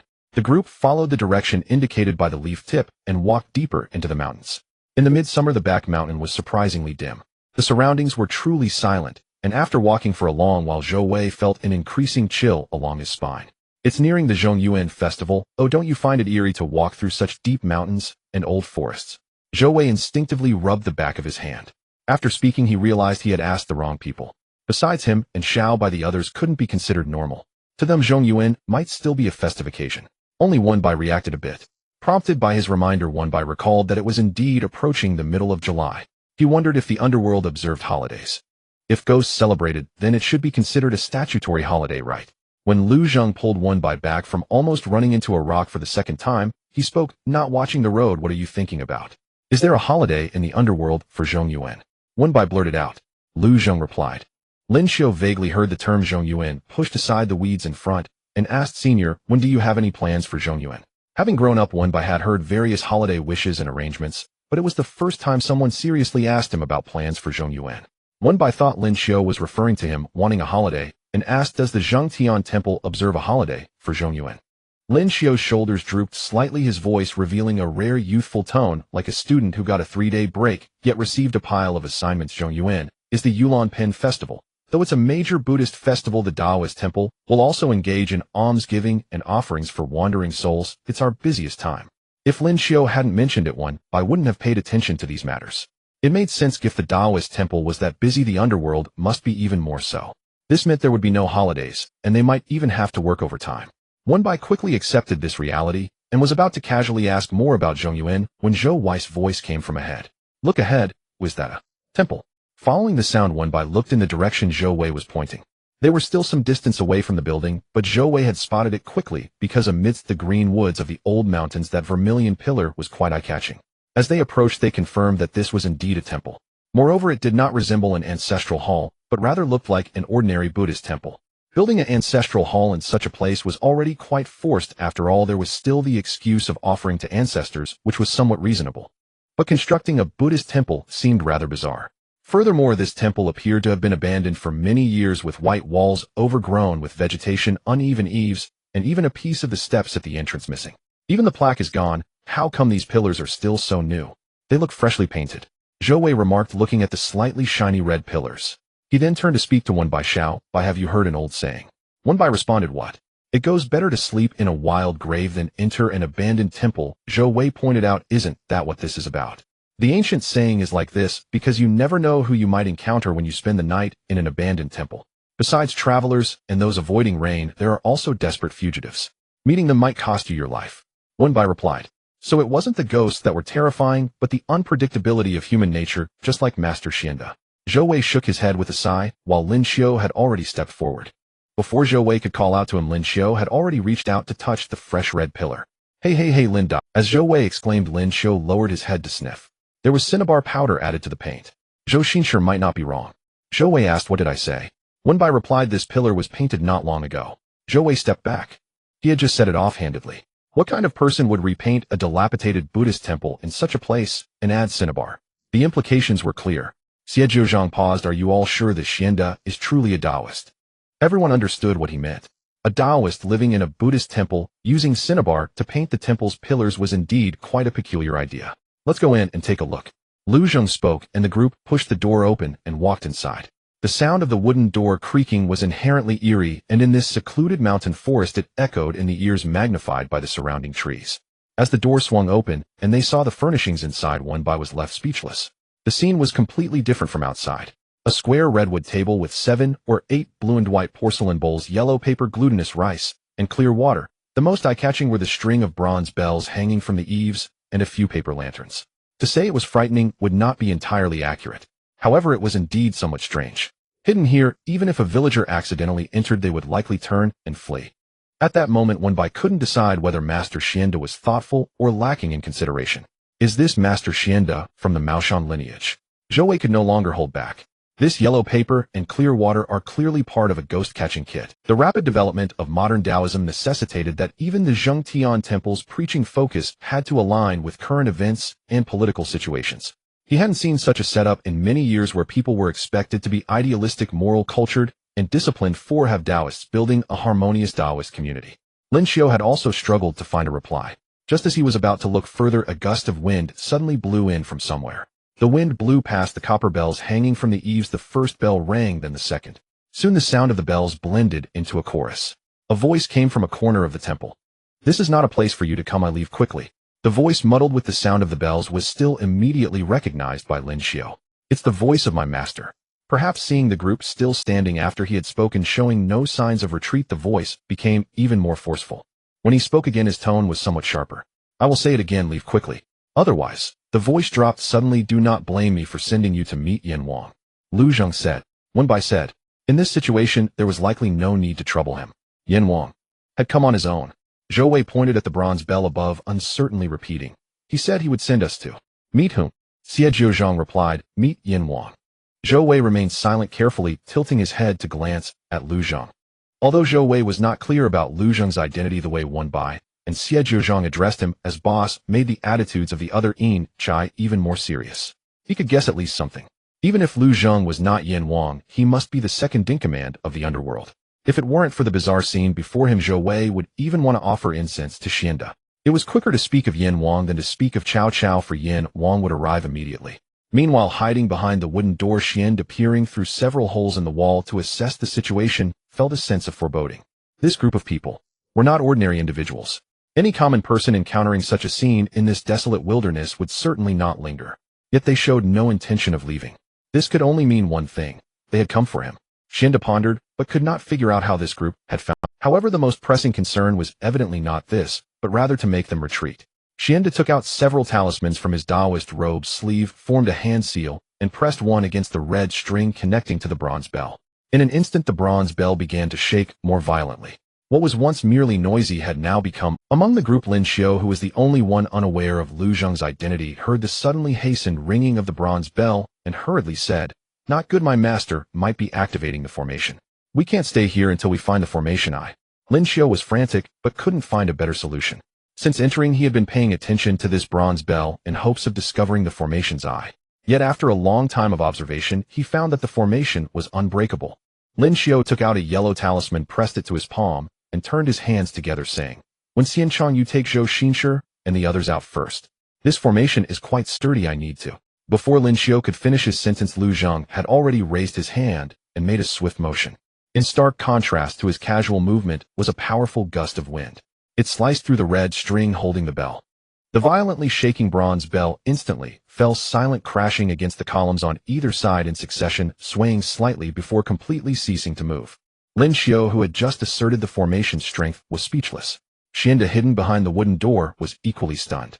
Ever since entering the Taoist sect and learning about the concept of verbal karma, Xianda had rarely engaged in verbal disputes.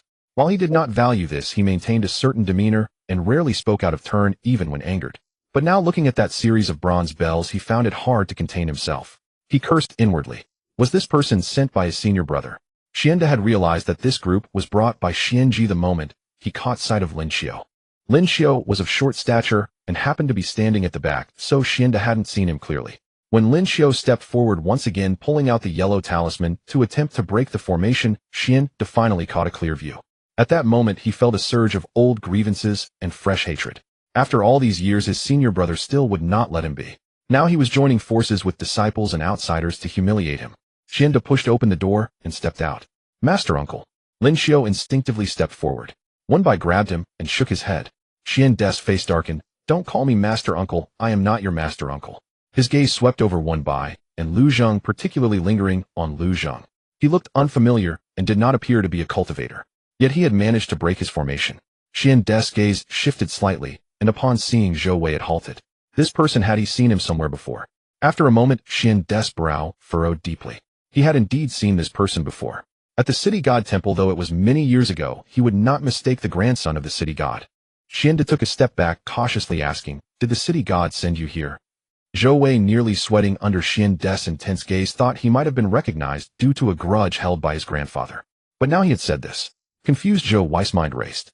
Why was Xianda staring at him so intently? Did he realize he was weak? Zhou Wei was very aware of his own limitations. He knew that a barrel can only hold as much water as its shortest plank. And he was that shortest plank. This wouldn't do, Zhou Wei thought. If Xianda figured it out and targeted him next, capturing him would mean losing not only the little ghost, but also himself. What then?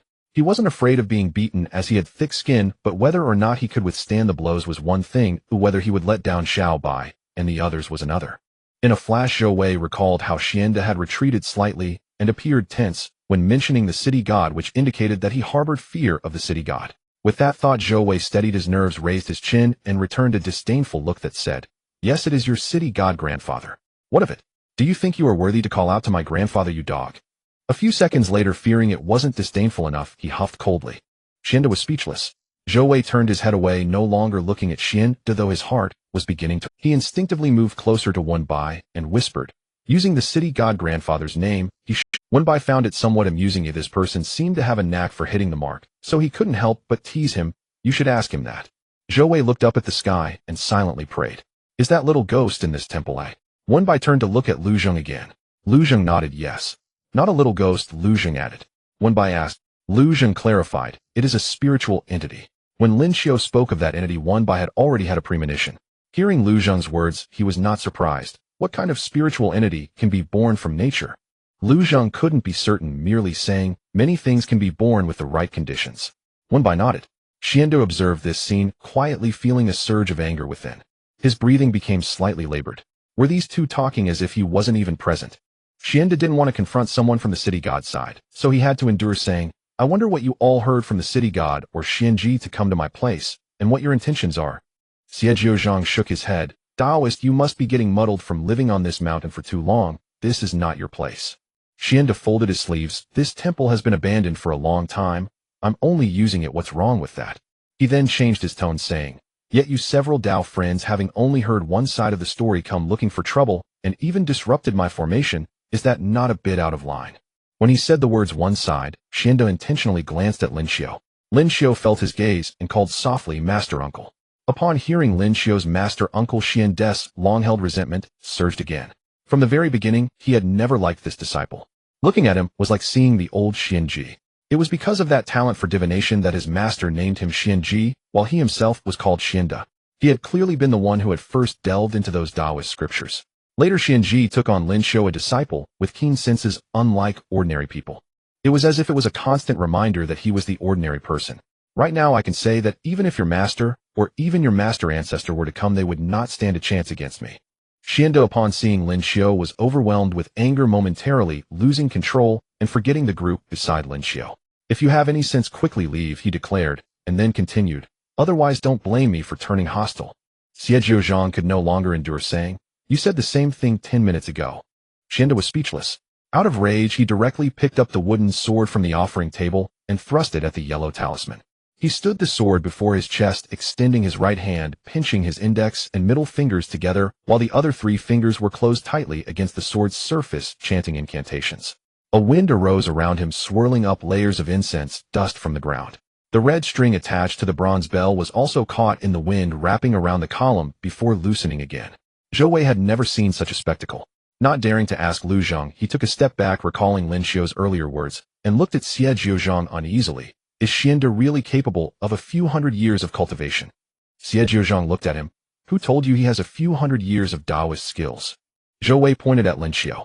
Xie Jiuzhang replied, not a few hundred years. Zhou Wei sighed with relief. Xie Jiuzhang continued, at most 100 or so years. Zhou Wei exclaimed, 100 or so years. What level is that? Xie Jiuzhang pondered for a moment. What do you call a player who plays quite normally in the mortal realm? What was Zhou Wei replied uncertainly, a rookie. Xie Jiuzhang's eyes lit up. Exactly. He then pointed at Xianda. That's his level. As soon as Xie Jiuzhang finished speaking, Xianda's fingers on the sword suddenly halted. He hadn't heard what Zhou Wei and Xie Jiuzhang had discussed earlier, but he caught every word of the recent exchange about rookie, and that's his level. These two dared to humiliate him like this. This was intolerable. Xiande's eyes were bloodshot, originally intending to avoid taking the initiative he thought to intimidate them, but since they did not heed his warning, he could not be blamed for being ruthless. Xiande stepped forward, disregarding the consequences, and quickly moved his hands over the wooden sword. To ensure its power, he even cut his fingertip, letting a few drops of blood drip onto it. He had consumed that little ghost's blood, which contained its spiritual power. Even if the city god himself came, he would not gain an advantage. After a furious shout, a red light flashed across the sword's surface. The red light twisted and intertwined, ultimately forming a dense net of threads that wrapped around the yellow paper at the sword's tip. Immediately after, a fireball shot out from the sword's tip, quickly igniting the yellow paper. Zhou Wei was shaken by this seemingly serious formation and couldn't help but start questioning the authenticity of Xie Jiuzhang's words. Rookie. What do you call this, a rookie? Xie Jiuzhang thought for a moment. A flashy rookie. Zhou Wei felt speechless. Flashy rookie. Just an added descriptor. Thank you very much. Xiande was so furious that his hands trembled slightly. He glared fiercely at Zhou Wei and Xie Jiuzhang, and with the sword, he made a sudden sweeping motion outward. Bang! A loud sound erupted. The fire surged from the sword, growing larger and more aggressive, sweeping towards Wenbai. Lu Zheng's patience had reached its limit.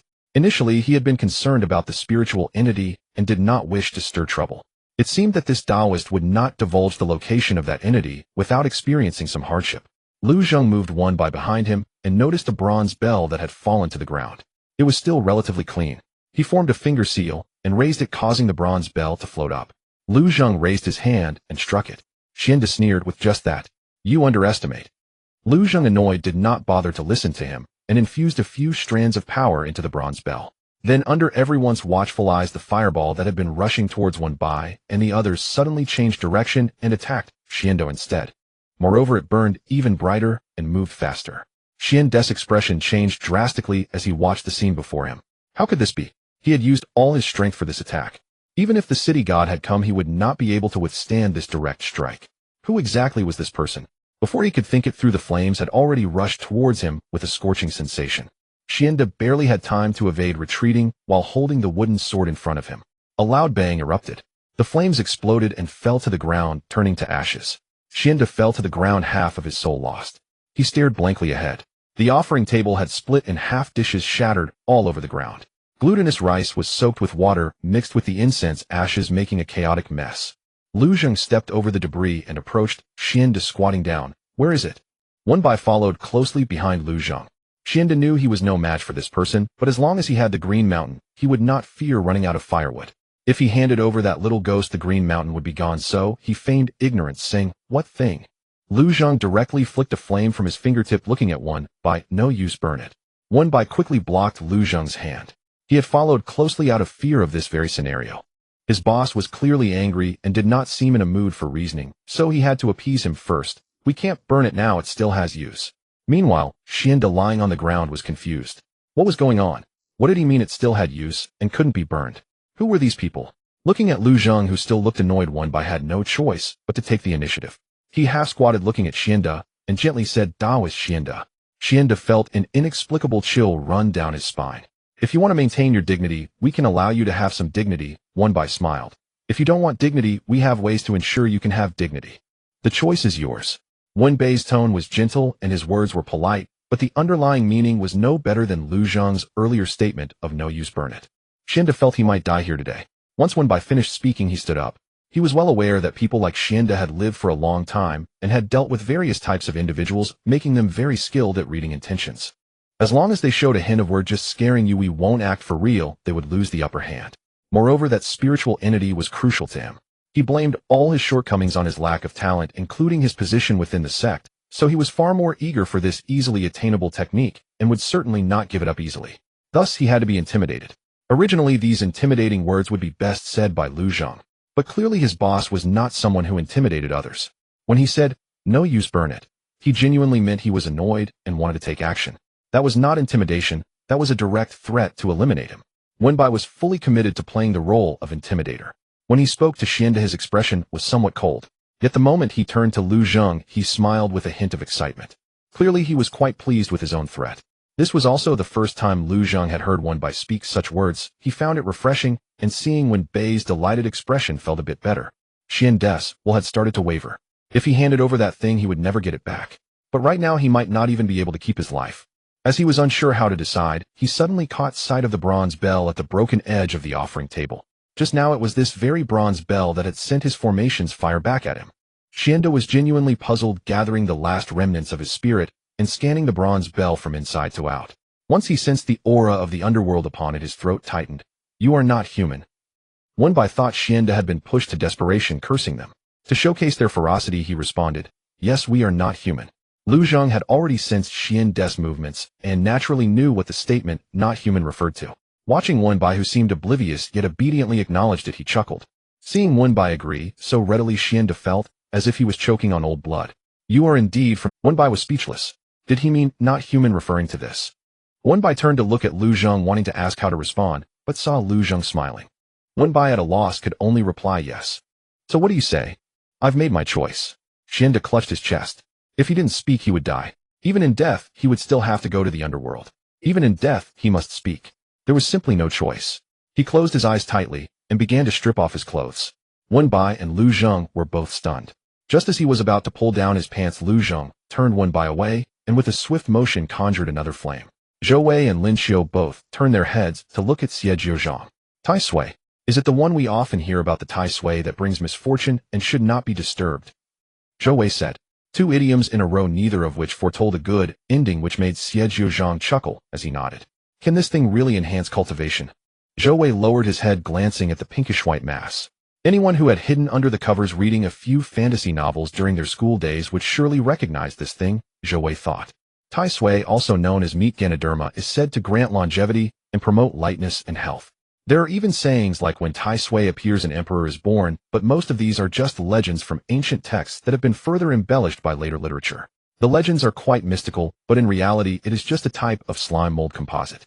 Its medicinal value is still questionable, and its nutritional content and cleanliness are debatable. Does it really have the ability to enhance cultivation by 100 years? Xie Jiuzhang sensed Zhou Wei's doubts and explained this Tai Sui is not the same as the one you humans often speak of. It is more accurately called foam. Zhou Wei's mind was fixated on that soft mass, and feeling curious, he reached out to poke it. "Is this little thing alive?" The soft mass sluggishly rolled a couple of times before finally stopping by Wenbei's feet. It looked rather dim-witted. Lin Xiu asked, "Is this Tai Sui intelligence still dormant?" Xie Jiuzhang was unsure and did not provide an answer. Although the Tai Sui had rolled to Wenbei's feet, he did not dare to touch it. He turned his head to glance at the broken. At that moment he thought that bead was like the jade gourd of a small lotus lamp meant to nurture this little Tai Sui. But now it seemed otherwise. The previously bright white bead was now left only with a rather unattractive pale yellow translucence. The surface of the bead was wrinkled, resembling a balloon that had suddenly lost its internal air. Thus the pearly luster they saw was not the bead's original color, but rather the color of this little Tai Sui. In other words, this bead was likely just a tool for Xianda to contain it, not even qualifying as a vessel, much less comparable to the jade gourd that nurtures the small lotus lamp. Wenbai could not help but imagine how it would feel if the small lotus lamp were confined in such a tiny bead and had to endure having its petals plucked periodically. Lu Zhang would likely have to skin Xianda alive. Looking at the little Tai Sui, Wenbai sighed deeply. He could only be thankful that it had not yet developed consciousness. However, he did not notice Xianda gritting his teeth, a look of guilt in his eyes. Just as Wenbai contemplated how to handle this little Tai Sui, questioning whether to return it to the village, the soft mass by his feet suddenly moved. He did not notice, but Zhou Wei, who had been staring at the Tai Sui, did. He froze uncertainly, saying, "Did this thing just move?" Only then did everyone look down. Even Lu Zhang graciously took a glance at it. But this time the soft mass was still.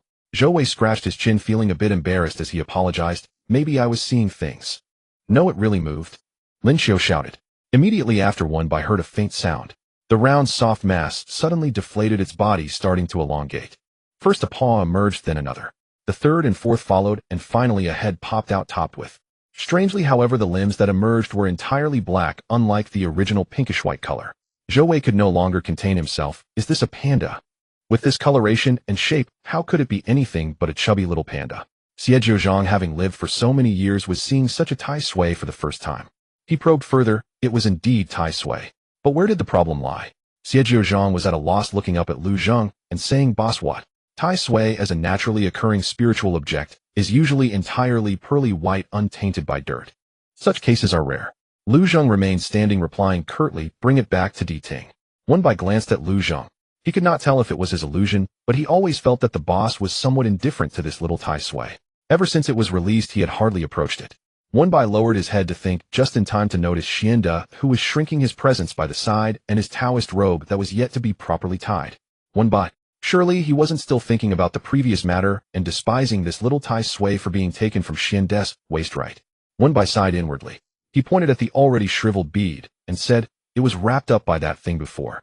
So boss, you have every reason to despise that bead or to despise Xianda, but you can't despise it." Wenbai implied it, and then gently tugged at Lu Zheng's pants. "It's very well behaved, just take a look first." Lu Zheng had no choice but to lean down. He looked down at the Tai Sui, then turned to Xianda, his tone suddenly turning cold. "What did you do?" Everyone was baffled, but hearing Lu Zheng's obviously chilling voice, they could guess a thing or two. Although they still did not know how the Tai Sui limbs had turned black, it was certainly not innate. That had to be related to seeing the situation revealed. Xianda could only admit, "When I found this Tai Sui, its intelligence had just begun to awaken." "You actually dared to do that?" Zhou Wei interrupted. Initially thinking it was just a lump of flesh, it turned out it had already begun to take shape and awaken intelligence. What was the difference between that and using a child to refine a ghost? It was simply outrageous.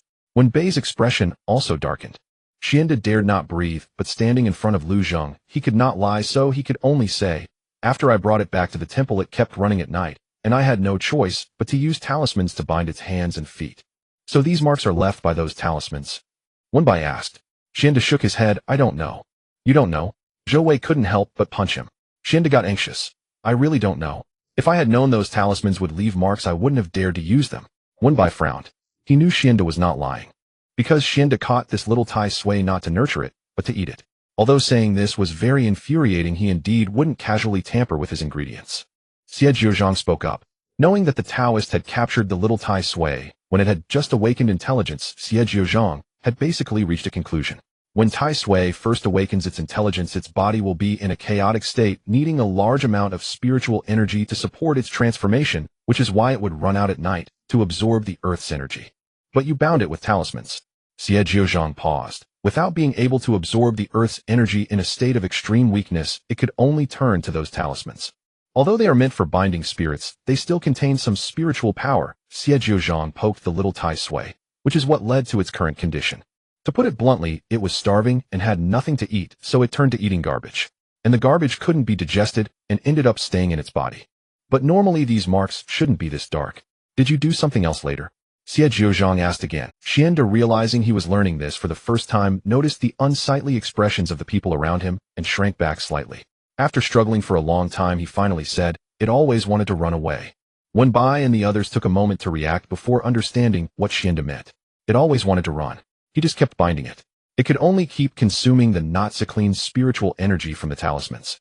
Thus the color of its limbs became darker. Zhou Wei's fists clenched. Feeling furious, he turned and punched Xianda again. No one stopped him. They even shifted positions for Zhou Wei, making it more convenient for him to hit. Zhou Wei continued to strike while asking, "Is there anything else besides these talismans?" Xianda shouted repeatedly, "There isn't." Zhou Wei was skeptical. "Then did you place a tracker on it?" "It keeps running, but you keep catching it." Xianda replied, "There really isn't. I can catch it because it always runs back to that village right where I first caught it." Speaking of this, even Xianda found it hard to believe. But the truth was as it was. When Tai Sui first ran away, he had been so worried that he hadn't eaten a single bite. In a daze he picked up a Tai Sui, but then lost it just as thoughtlessly, worrying him for a whole week, without sleep, and the more he thought about it, the more regretful he became. Due to sheer insomnia, and hoping for a stroke of luck, he avoided looking, and went back to the village. Then, he saw the Tai Sui that had run away right in that spot. The same one. The hole was even the one he had dug previously. Fearing another beating, Xianda recounted everything in detail. After Xianda finished speaking, when everyone looked at the Tai Sui again, their feelings were somewhat complex. With this level of intelligence, it didn't even change the hole. No wonder it was caught by Xianda. Again and again. Wenbai picked up the Tai Sui from the ground, feeling the texture was still somewhat novel. As the little Tai Sui rolled over, the ear that stood on its head became even more prominent. Wenbai felt something was off. What about its other ear? Its limbs were all well formed, yet it was missing one ear. From the position, it did not seem like a natural single ear, but rather that it was missing one. Xianda touched his nose. Silence enveloped the air. Zhou Wei squinted, his tone sinister. "You won't eat him, will you?" Zhou Wei made another move. "Can it be saved, eh?" Wenbai looked at Lu Zheng with some concern. He had heard rumors of Tai Sui ability to regenerate, yet those were just rumors, and he could not be certain. Lu Zheng replied, Wenbai sighed in relief and asked, "What about those marks on its body?" Lu Zheng nodded again. Wenbai said, then let's hurry and take it back. Lu Zheng blocked him. Not now. Wenbai asked. Xie Jiuzhang said, the traces of this talisman are too deep. If we send it back now, it will take a long time to recover, and the village's earth energy and water veins might also be affected. Xie Jiuzhang continued, to cleanse everything we must not only absorb energy, but also expel it. Wenbai asked, are you saying that the impure spiritual energy expelled will return to the earth? Xie Jiuzhang nodded. Yes, the earth energy can digest this filth, but it will take a long time. If it sleeps for a period, the impact on the village could last decades, or even centuries. With every word Xie Jiuzhang spoke, Xianda hunched lower, wishing he could shrink into the ground. Wenbai looked at Tai Sui, feeling uncertain about what to do. Lu Zheng gave Xie Jiuzhang a glance, prompting him to rise and walk outside. When he returned, Wenbai noticed the screen of his phone lit up. It was evident he had just made a phone call. Wenbai guessed, did Titing find a way? Xie Jiuzhang was taken aback for a moment. He had previously heard Lord Titing mention that Wenbai seemed gentle, but was actually quite perceptive and thoughtful. Now he had witnessed this firsthand. Those who could keep the boss in check were certainly not ordinary. Yes, the Lord sent me here because he was worried about this spiritual object causing problems. Xie Jiuzhang said. Wenbai pressed his voice down, asking, did Titing foresee this? Xie Jiuzhang shook his head. No, it was just a precaution. The Lord's true form is a spirit beast, which is essentially of the same origin as these naturally nurtured spiritual objects. Therefore, when it comes to dealing with spirit objects, he might be more. Xie Jiuzhang paused and chose a more mundane way to explain, more professional. Wenbai asked, so what is Titing's method? Xie Jiuzhang glanced at Lu Zheng. It depends on whether the boss agrees. Without waiting for Lu Zheng's answer, he turned to Wenbai. We also need to hear your opinion. Then his gaze fell solemnly. Finally, it also depends on the little boss. With Xie Jiuzhang being so straightforward, Wenbai could hardly be unaware. He shook the jade gourd in his hand. Are you talking about this? Xie Jiuzhang nodded. Using it nurturing for 10 days to half a month should be sufficient. Wenbai looked at Tai Sui, momentarily perplexed. He had no objections. The boss opinion wasn't particularly important. The key was indeed the little boss opinion. He could not rashly let Tai Sui stay without first seeking its consent. Then I'll take it home for now, Wenbai finally said. Zhou Wei already knew that Wenbai had another one at home and was somewhat worried. Will it agree? Although that little spiritual object belonged to Lu Zheng, it was now under the care of Wenbai, akin to being his offspring. This was like saying that Wenbai had gone out for a trip and returned with a new child, only for this child to not only snatch away his little one, but also his little house. Who could stand that? Wenbai, however, was not very worried it will. Rather than fretting over whether Xiao Liandeng would agree, it was better to take this time to contemplate how to compensate the little boss after giving up the jade gourd. While Wenbai was deep in thought, Lu Zheng suddenly spoke up. I'll go back with you. In the end, Xianda was directly taken back to Yinxi by Xie Jiuzhang to find Titing. Though Lin Xiu was still somewhat puzzled and had not received answers since Lu Zheng had spoken, he unconditionally obeyed the senior Lu and returned to Jingtianguan. As for Zhou Wei, he followed Wenbai home under the pretense of wanting to see the little one at Wenbei's place. This was also Lu Zheng's first visit to Wenbei's apartment, and Wenbai felt a long-lost sense of nervousness akin to being visited by a teacher in his childhood. Zhou Wei wagged behind Wenbai like a tail. As soon as Wenbai entered, the little Liandeng in the painting sensed his presence, then immediately detected Lu Zheng's aura and rushed out of the painting. Just as it was about to dive into Wenbei's embrace, it was grabbed back by Lu Zheng, who held it by the leaf stem. It was only then that the little Liandeng noticed that there was already one lying in Wenbei's palm. After expending considerable effort to confirm that it was also a spirit object, the little Liandeng instantly extinguished its flame and folded its petals, becoming unresponsive. A few wisps of black smoke rose from the extinguished flame. Lu Zheng, Wenbai. Only Zhou Wei was there, laughing foolishly, finding the little Liandeng. He even laughed without tact. This lamp looks quite lively. Wenbai, not bothering about anything else, shoved the little Tai Sui into Lu Zheng's hands and took the wilting little Liandeng back into the painting. After coaxing for a long time, he finally managed to get the little Liandeng to blossom. Wenbai recounted everything that had happened with calmness. He did not embellish or exaggerate the little Tai Sui plight, but inquired about the little Liandeng's opinion in a very calm manner. The little Liandeng softened upon hearing that Taoist took one of its ears. With the shepherd boy and the painting spirit beside it, one said, "This is just like eating one of your petals," while the other remarked, "I know how it feels to be hungry, it's very uncomfortable." Soon the little Liandeng agreed to give up the jade gourd. Wenbai gently stroked its petals and said, "Then let me thank you on behalf of the little Tai Sui." The little Liandeng kissed Wenbei's hand. By the time both the person and the lamp emerged from the painting, the Liandeng had already calmed down. Lu Zheng was still somewhat surprised. He knew the temperament of the Liandeng and had feared it would cause trouble for Wen Bai, which was why he decided to accompany him. Little did he know it would be pacified so quickly. This saved him from an additional hassle. As Lu Zheng was about to leave, he suddenly sensed a faint aura. He glanced down and infused a thread of spiritual energy into the Tai Sui lying on the soft cushion. Wen Bai and Zhou Wei noticed Lu Zheng's actions and approached. As they got closer, they saw the little Tai Sui slowly begin to rise. It sat quietly for a moment, as if gathering itself. Wen Bai and Zhou Wei feared disturbing it and dared not speak. But in the next second, both of them were startled, because the little Tai Sui raised a paw, and with a soft sound the remaining ear was pulled off. Lu Zheng, Wen Bai, Zhou Wei. The Tai Sui held up the ear and handed it to the nearest Wen Bai. Here you go. Its childish voice sounded even a bit smaller than that of the little Liandeng. Zhou Wei stepped back in fright. It can talk. The little Liandeng had never heard someone speak like this before, so it imitated. Listen, I heard it. Lu Zheng flicked its petal with his finger. No imitating. Wen Bai. Perhaps due to being accustomed to the little Liandeng's voice, Wen Bai did not find it strange to hear Tai Sui speak, and quickly accepted it. However, he was concerned that the little Tai Sui might have developed some conditioned reflex, due to Xian De's influence. If it kept pulling off ears from every person it met, how would he put it back in the village? Wen Bai sat cross-legged on the ground, pointing at the ear it was clutching in its claws, asking, What is this? The little Tai Sui paused for a moment. Whiskers. Wen Bai sighed, gathering both the Tai Sui and the soft cushion into his arms. This is an ear. The little Tai Sui clearly did not understand. It maintained the pose of offering the ear. Wen Bai looked at the ear, unsure whether to take it or leave it, and had to seek help from Lu Zheng. One little Liandeng was already enough trouble. Now there was an added Tai Sui. Lu Zheng sighed. He took the ear and pressed it directly onto Tai Sui head. The Tai Sui head turned slightly under the pressure. Wen Bai was unaware of what method Lu Zheng used, but in any case the ear was reattached.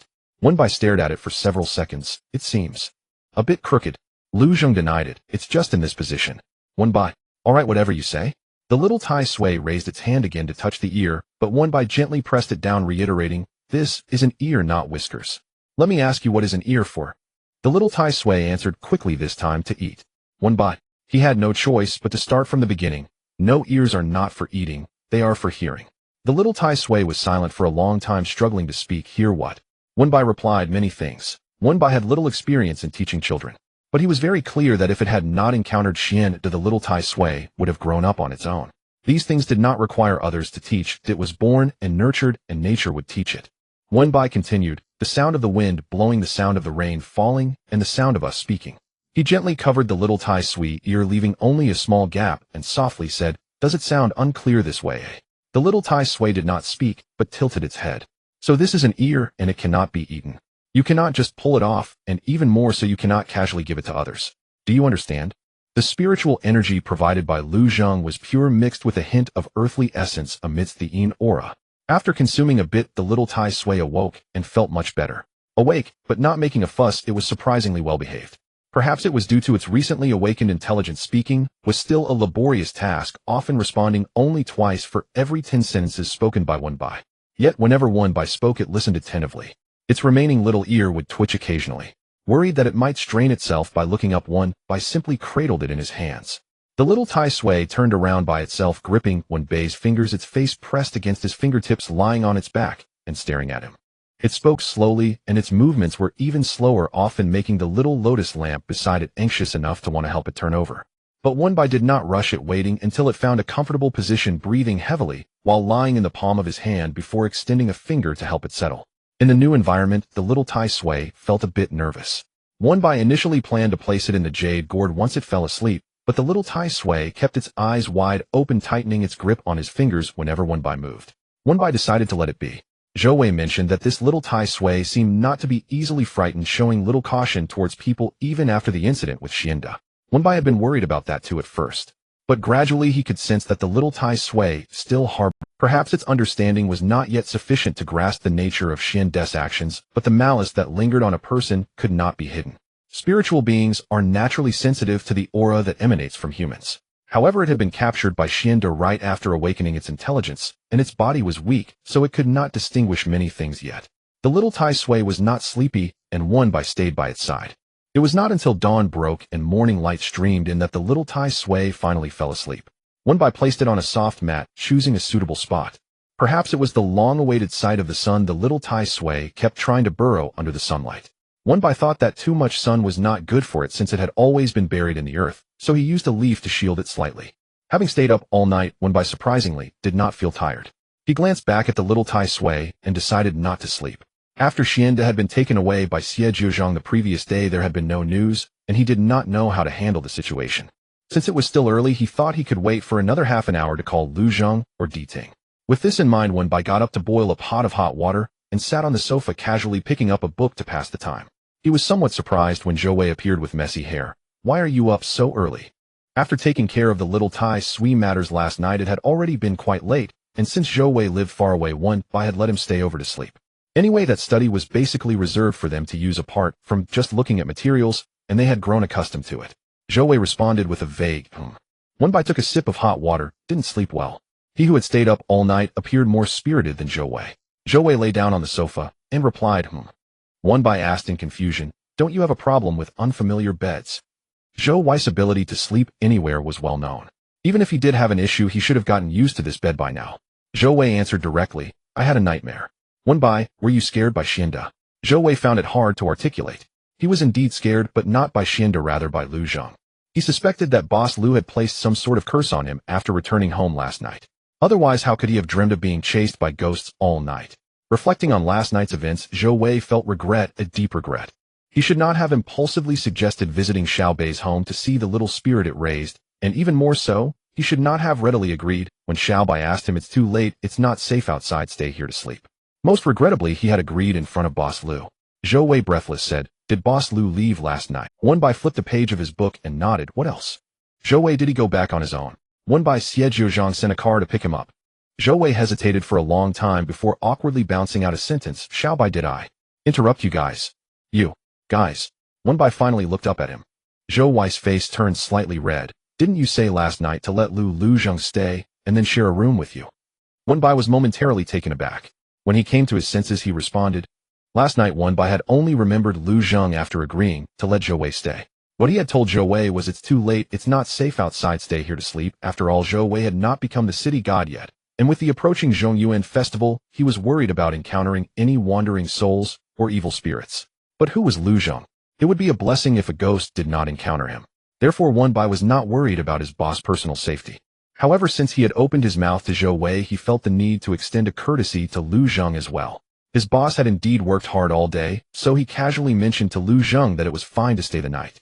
Before he spoke, Wenbai had deliberated a bit, unsure whether to say it or not, but after saying it, it felt indifferent. Staying the night wasn't a bad thing. If the little Tai Sui encountered any issues later, he could find him right. Wenbai thought that since Lu Zheng was the boss, he certainly could not let him sleep on the sofa while he took the main bedroom. So he said, "You can sleep in my room." At that moment, Zhou Wei was drinking water and he had no idea what happened, suddenly choking and turning red, covering his mouth, and bending over on the sofa to cough, startling the little Tai Sui. Worried that he might choke, Wenbai did not have the time to pay attention to Lu Zheng and went to help him settle down. When he turned back, Lu Zheng had already declined to stay, saying that Xie Jiuzhang had sent a car. Wenbai was not particularly surprised or concerned, simply nodding. Who would have guessed that in Zhou Wei's ears it would sound like he was implying he wanted to sleep in the same room as Lu Zheng? Wenbai snapped the book shut and tapped Zhou Wei on the forehead. "I meant for Lu Zheng to sleep in my room while I sleep on the sofa." Zhou Wei raised his voice. "So you and Lu Zheng are not that kind of relationship?" Wenbai laughed in anger. "What kind of relationship?" Zhou Wei pretended to cough. Wenbai asked seriously, "What gave you the impression that I have that kind of relationship with Lu Zheng?" Zhou Wei mumbled, "I saw it." Wenbai, "Zhou Wei, anyway, I feel like Boss Lu treats you particularly well." Wenbai affirmed yes. Zhou Wei elongated his tone. "Oh, it's fine to say this in front of me, but you must not mention it in front of others, especially the IN officials." Wenbai affirmed yes. Zhou Wei elongated his tone. "Oh, it's fine to say this in front of me, but you must not mention it in front of others, especially the IN officials, understood?" Wenbai reminded him. If this reached Lu Zheng's ears, would he still want to be the little city god? Zhou Wei smiled bitterly. It was too late. Those IN officials already knew. Even he had been informed. The topic of staying over was brushed aside. Oh, Zhou Wei, not seeing the little Tai Sui, pointed to Wenbei's wrist. "Did it go in, eh?" Wenbai tilted his head slightly. Zhou Wei followed Wenbei's gesture. "Is it asleep?" Wenbai, "Yes, just fell asleep." Zhou Wei, "Just fell asleep." Zhou Wei took a moment to react. "You didn't talk to it all night, did you?" He recalled that when he could no longer hold on and went back to sleep last night, Wenbai was still chatting with the little Tai Sui. Although he had felt sleepy during that conversation, as it was mostly Wenbai talking. Wenbei's voice was soft, almost like a lullaby. Wenbai nodded yes.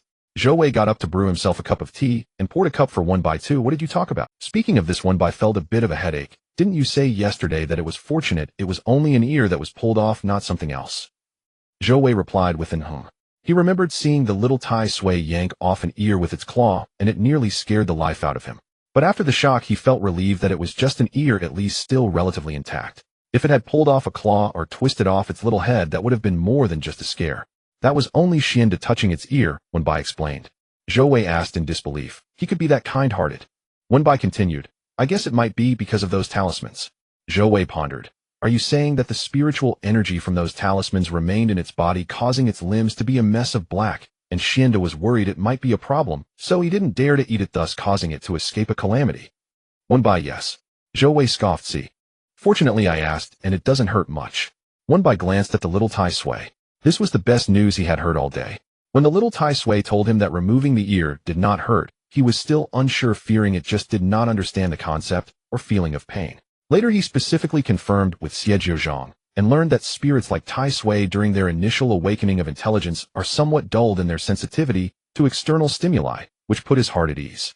All in all, it was a stroke of luck amidst misfortune. Zhou Wei sighed in relief. That's good.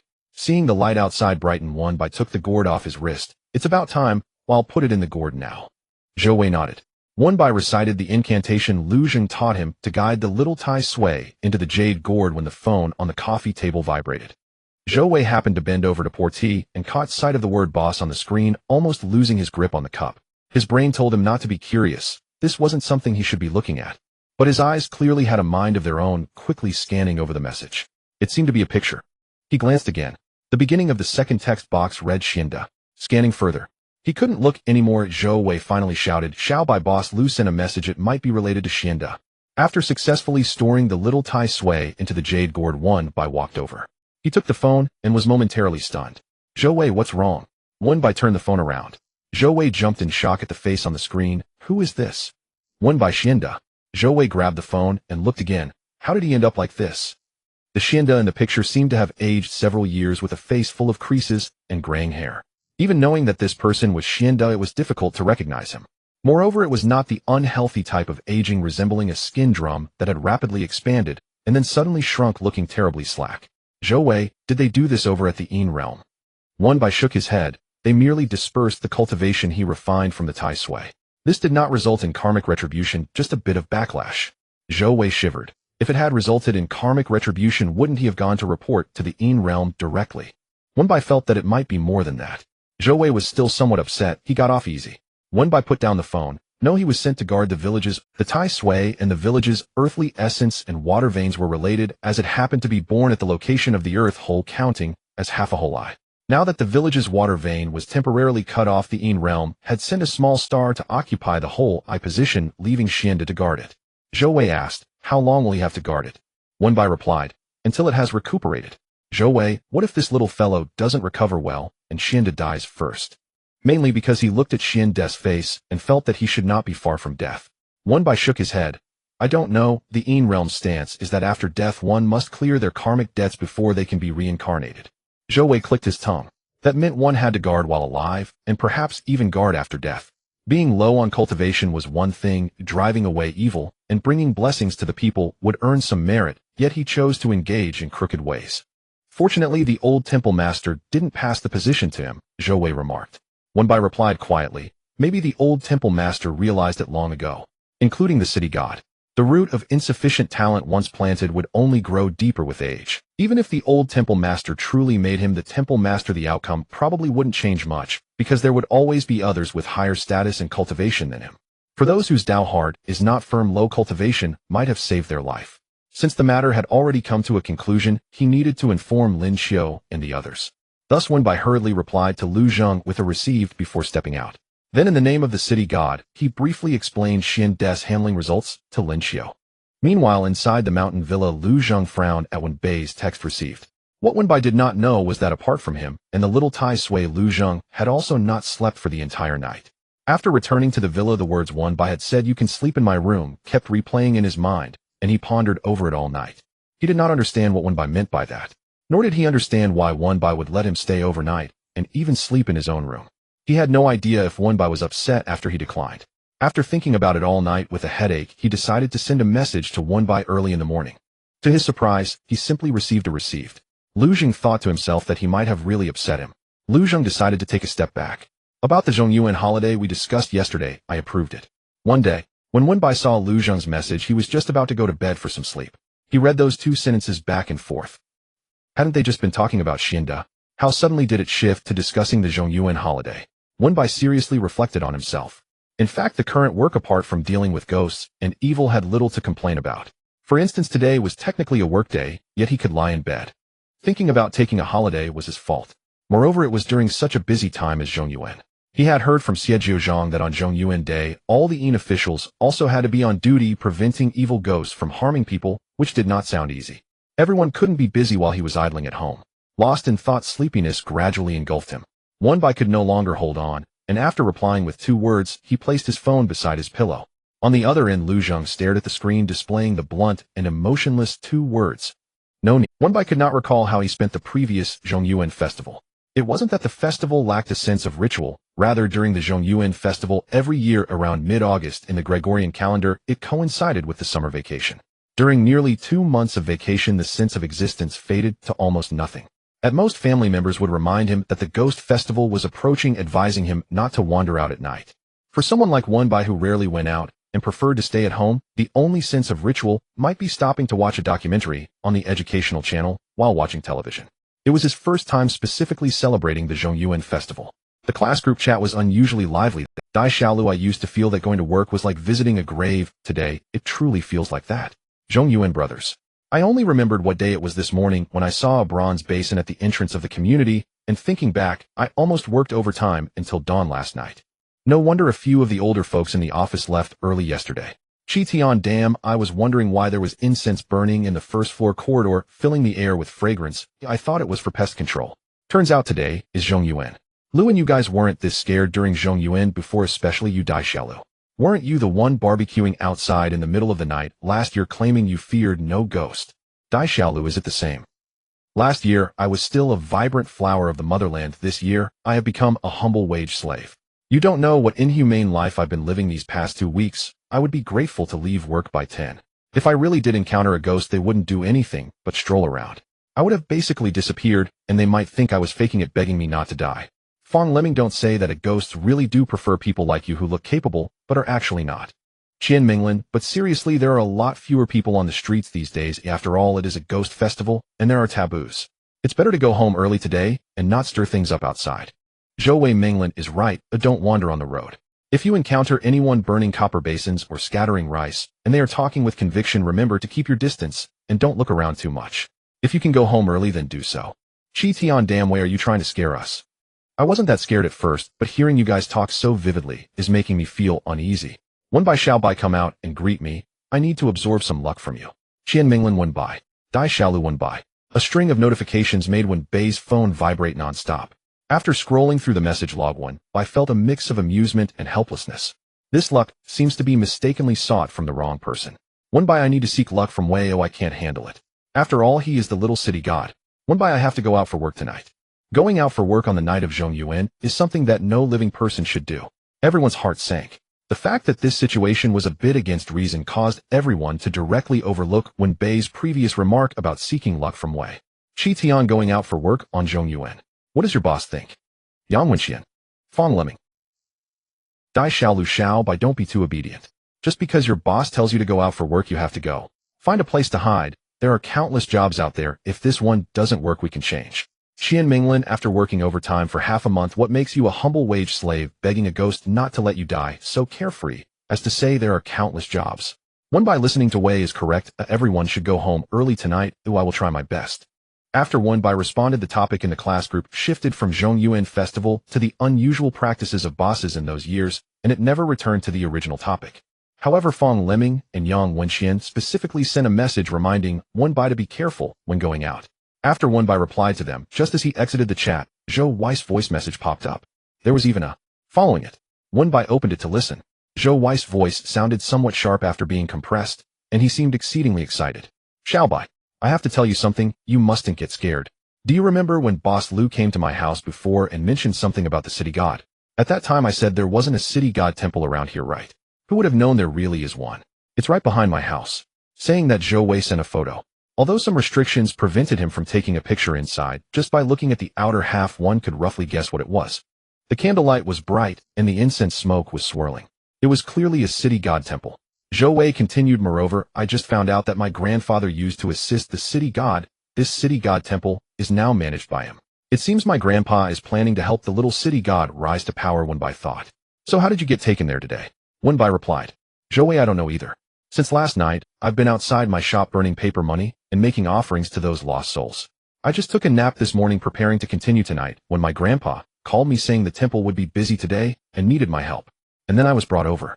Zhou Wei grew more excited, saying, as soon as I entered the temple, I didn't even have time to look at the statue of the city god. I saw several loads of incense and candles. It was really several loads, the kind placed in woven baskets about waist high. They were all sent by Lin Xiu from their Zhengtian temple. Lin Xiu sent them. Yeah, I was wondering why the Taoist priests from Zhengtian temple always came to the coffin shop for no reason. It turns out, they were coming to pay respects to the city god. Zhou Wei added half of those loads of incense and candles were offerings for the city god from Zhengtian temple, and the other half were from worshippers. Zhengtian temple has a very famous wish box, Xiao, by do you know it?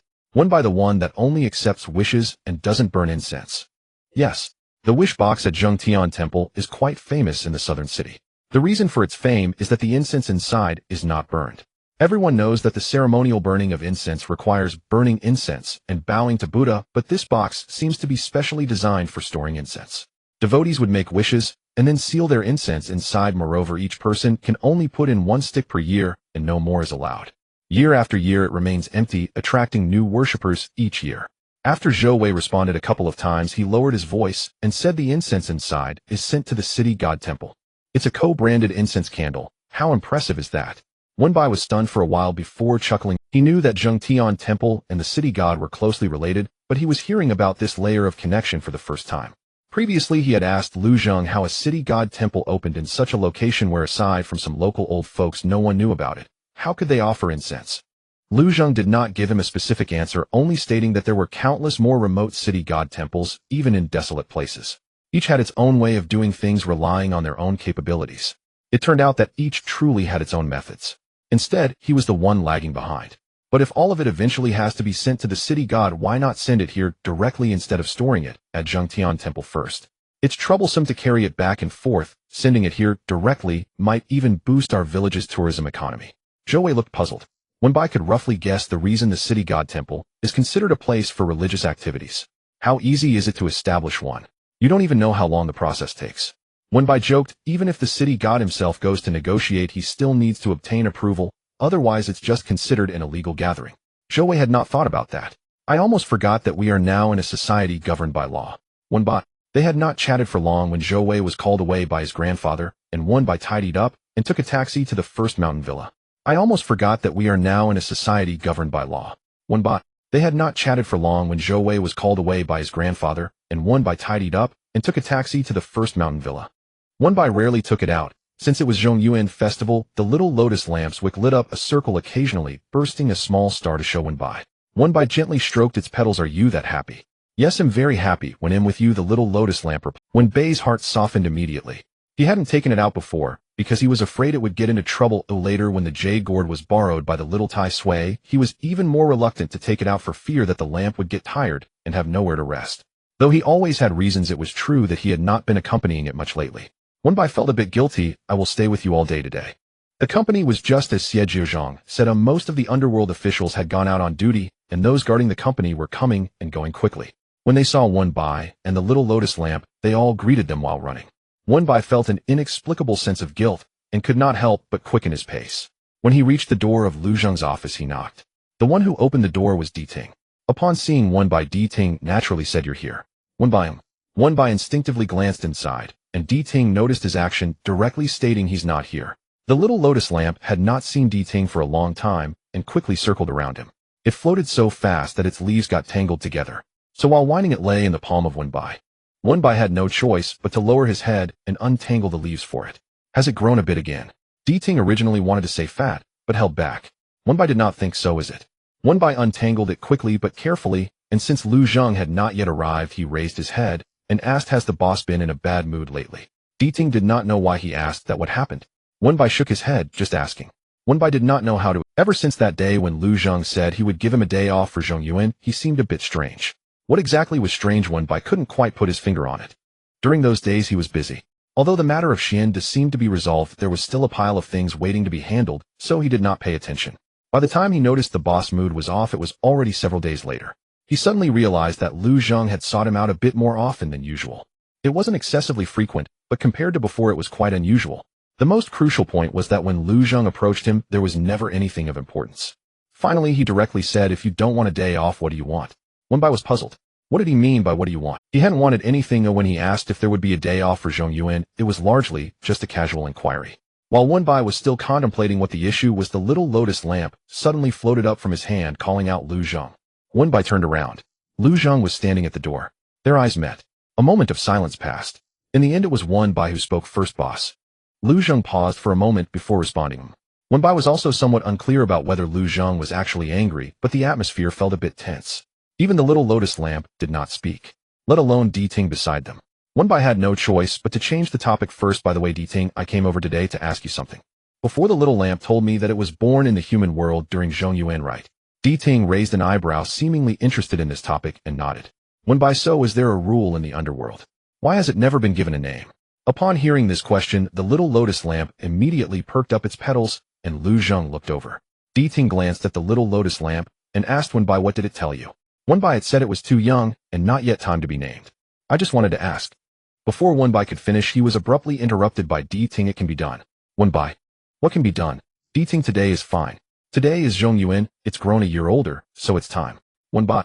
"Is this too casual?" Wenbai began to suspect that the reason the little lamp had not been named before was that it had simply been forgotten. Lu Zhang furrowed his brow. Di Ting. Di Ting, however, seemed not to hear, and directly approached the little lotus lamp, asking, "Do you want a name?" The little lotus lamp, thinking about how it could finally have a name to tell Wenbai right away, happily replied, "Yes." Di Ting, "Then do you want to take Wenbai's surname or Lu Zhang's surname?"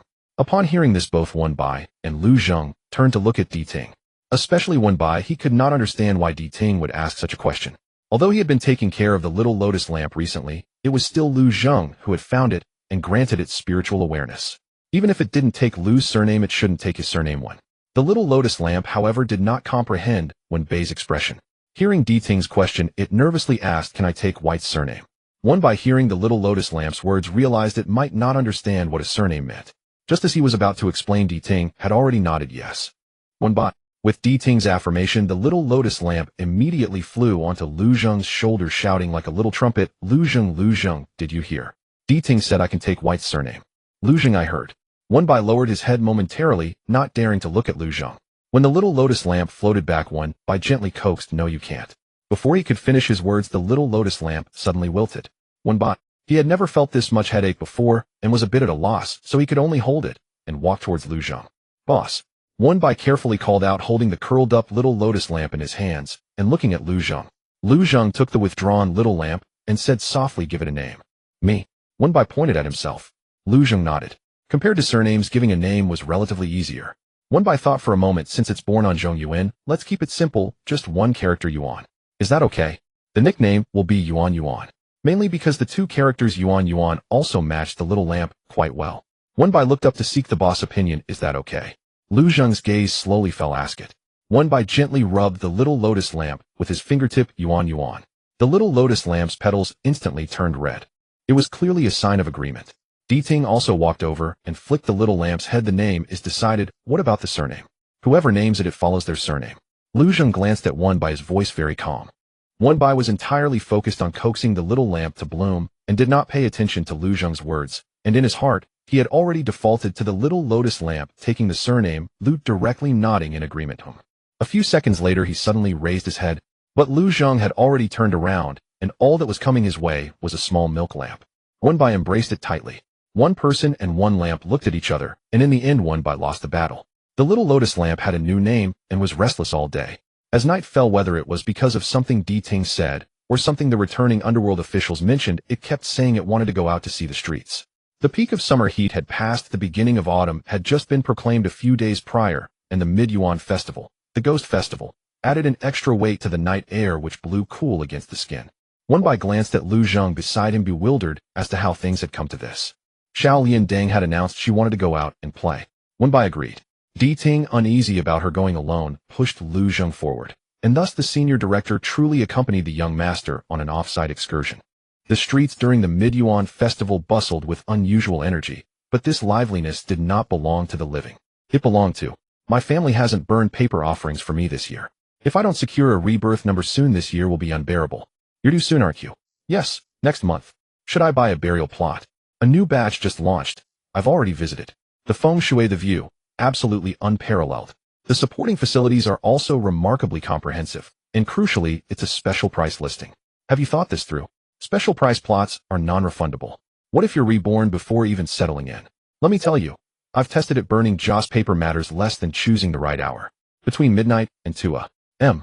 The transfer speed is fastest. Has old Mr. Lee from next door been reborn yet? I haven't seen him for quite some time. Yes, he's reborn as what? Old Mr. Lee was kind-hearted. Rebirth into anything would be unsurprising. But honestly, I'm far more concerned about what I might become. Back then I had no choice. Now, I still wish to remain human. Wenbai fell silent. Only today had he learned from Di Ting that Dongtai was merely a branch office established by the Netherworld in the mortal realm. The true Netherworld lay beneath the earth, yet it bore little distinction from the world above. Above-ground life flowed inexorably toward death. Underground death waited patiently for rebirth. Lu Zheng was stationed at Dongtai not because the subterranean Netherworld lacked governance, but because its order, refined over millennia, was already profoundly stable. Aside from the great emperor and Lu Zheng himself, over 100 administrators managed its intricate systems. Meanwhile, spiritual energy in the mortal realm had grown increasingly scarce, making it vulnerable to malevolent spirits and calamities. In essence, the mortal world was the true frontier requiring governance. That was why Lu Zheng and Di Ting had been summoned. Today's released souls were all law-abiding citizens of the Netherworld. Liandang and Lu Zheng had concealed their auras, blending seamlessly among them, unnoticed by any. Were it not for the numbered tags affixed to each ghost's chest, Wenbai might have struggled to distinguish the dead from the living. Yet to ordinary mortals, these bustling streets appeared nearly deserted. The roads stood eerily empty, conversations normally inaudible now rang with startling clarity. A young man passed Wenbai, remarking, while waiting for the bus this afternoon, someone nearby burned joss paper. Several banknotes drifted over. I nearly stepped on one. Step aside. It's bad luck, replied the girl beside him. He chuckled, so this is what they mean by money blows in on the wind. I wish my money blew in on the wind too. She nudged him playfully. Quick, spit 3 times. Don't say so. He laughed heartily and spat thrice. Instantly she whispered under her breath, blow away, blow away, blow away. Wenbai watched puzzled. He noticed that whenever a living person passed, the ghosts instinctively edged aside. After observing quietly for a while, he leaned close to Lu Zheng and asked, do these spirits deliberately avoid walking near the living? Wenbai spoke softly, fearing eavesdropping. So close his warm breath brushed Lu Zheng's ear, stirring an unexpected unease within him. Contact between the living and the dead weakens yang energy in humans, and likewise depletes yin essence in spirits. Hence avoidance is prudent. Wenbai heard this for the first time. As if to validate Lu Zheng's words, a cry erupted nearby the moment he finished speaking. Oh no, oh no, oh no. I've been possessed. Wenbai startled, lifting his gaze. A spirit in his early 20s leaned against a lamppost, clutching his chest. A pedestrian had just walked past him. As the man approached, Wenbai heard him murmuring prosperity, democracy, civility, harmony. Surrounding spirits turned ashen, shouting, don't come near. While scrambling sideways, Wenbai fell silent. Was it truly the living who feared ghosts, or ghosts who feared the living? Once the man disappeared down the street, a cluster of spirits hurried over. Told you to watch where you're walking. Now you've collided with someone. You're doomed. Last time I bumped into a mortal, I lay bedridden for 3 days. The agony was excruciating. Young spirits truly lack sense. Wenbai remained silent. As they strolled onward, Xiao Liandang grew quieter, until reaching the riverside scenic belt, her glow dimmed noticeably. Wenbai lifted her gently from her perch. Why did she seem sadder the longer they wandered?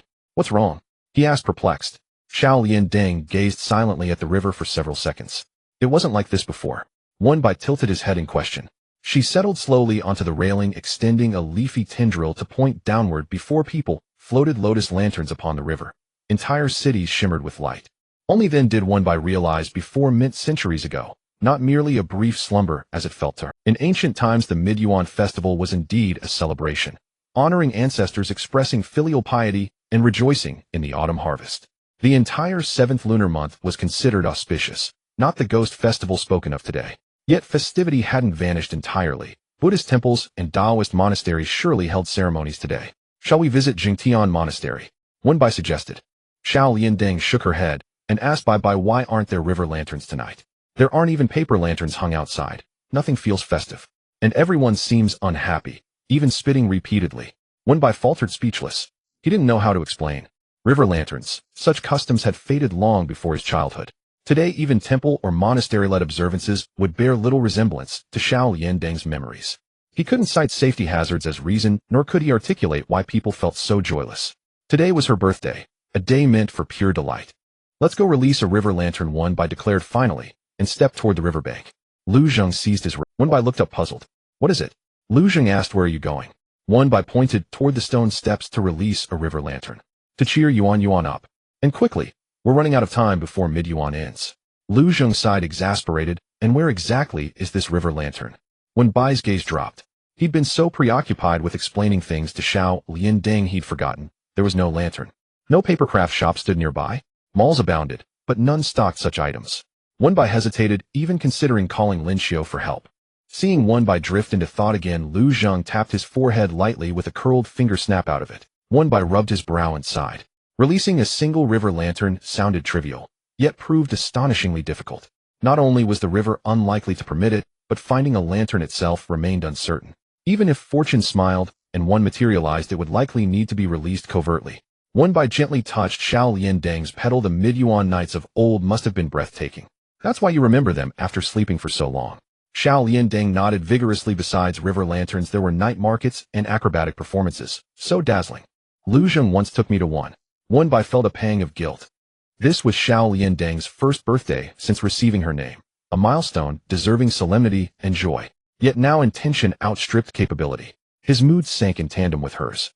Watching Wenbai and Xiao Liandeng radiate identical melancholy, bright, luminous, unmistakably unhappy, Lu Zheng found himself oddly amused. He'd never seen someone attempting to comfort another only to sink deeper into gloom themselves. If this river forbids, it will find one that permits it, Lu Zheng said. Wenbai raised his eyes questioning. Lu Zheng sent a message to Di Ting. When he looked up again, a faint smile curved his lips. You wish to see how mid-Yuan was celebrated in ancient times, correct? They'd left the office dazed, and returned just as bewildered. Wenbai cradled Xiao Liandeng trailing behind Lu Zheng. Xiao Liandeng tilted her head upward. Why are we back? Are we not releasing river lanterns? Wenbai paused, then softly affirmed, yes, we are. Though he had no idea why they'd returned, or what Lu Zheng's cryptic words implied, he trusted Lu Zheng's certainty. Where he said yes, a way existed. Pushing open the door, they found Di Ting seated on the sofa, absorbed in a book. Wenbai had grown accustomed to seeing Di Ting in Lu Zheng's office, so much so that he instinctively bypassed him, his gaze landing instead on the object beside Di Ting. He stared a moment. If his eyes didn't deceive him, it resembled a dark green bamboo tube, strikingly vivid against the white upholstery. Before he could examine it further, Di Ting hurled it toward him, genuinely flung, as though venting frustration. Its speed blurred Wenbai's vision. Lu Zheng merely raised a hand and caught it effortlessly. Must you act on impulse without warning? Di Ting's tone turned sharp, almost sinister. Do you grasp how much trouble your whims cause me? And your warehouse downstairs, packed with artifacts. I ask where something is, and you reply I don't recall. Search for yourself. Is that acceptable? Lu Zheng ignored him, striding past toward the inner office. Di Ting pivoted to Wenbai, voice softening. Did you encounter anyone, or anything, while out? Nothing. Wenbai shook his head. We simply walked the streets.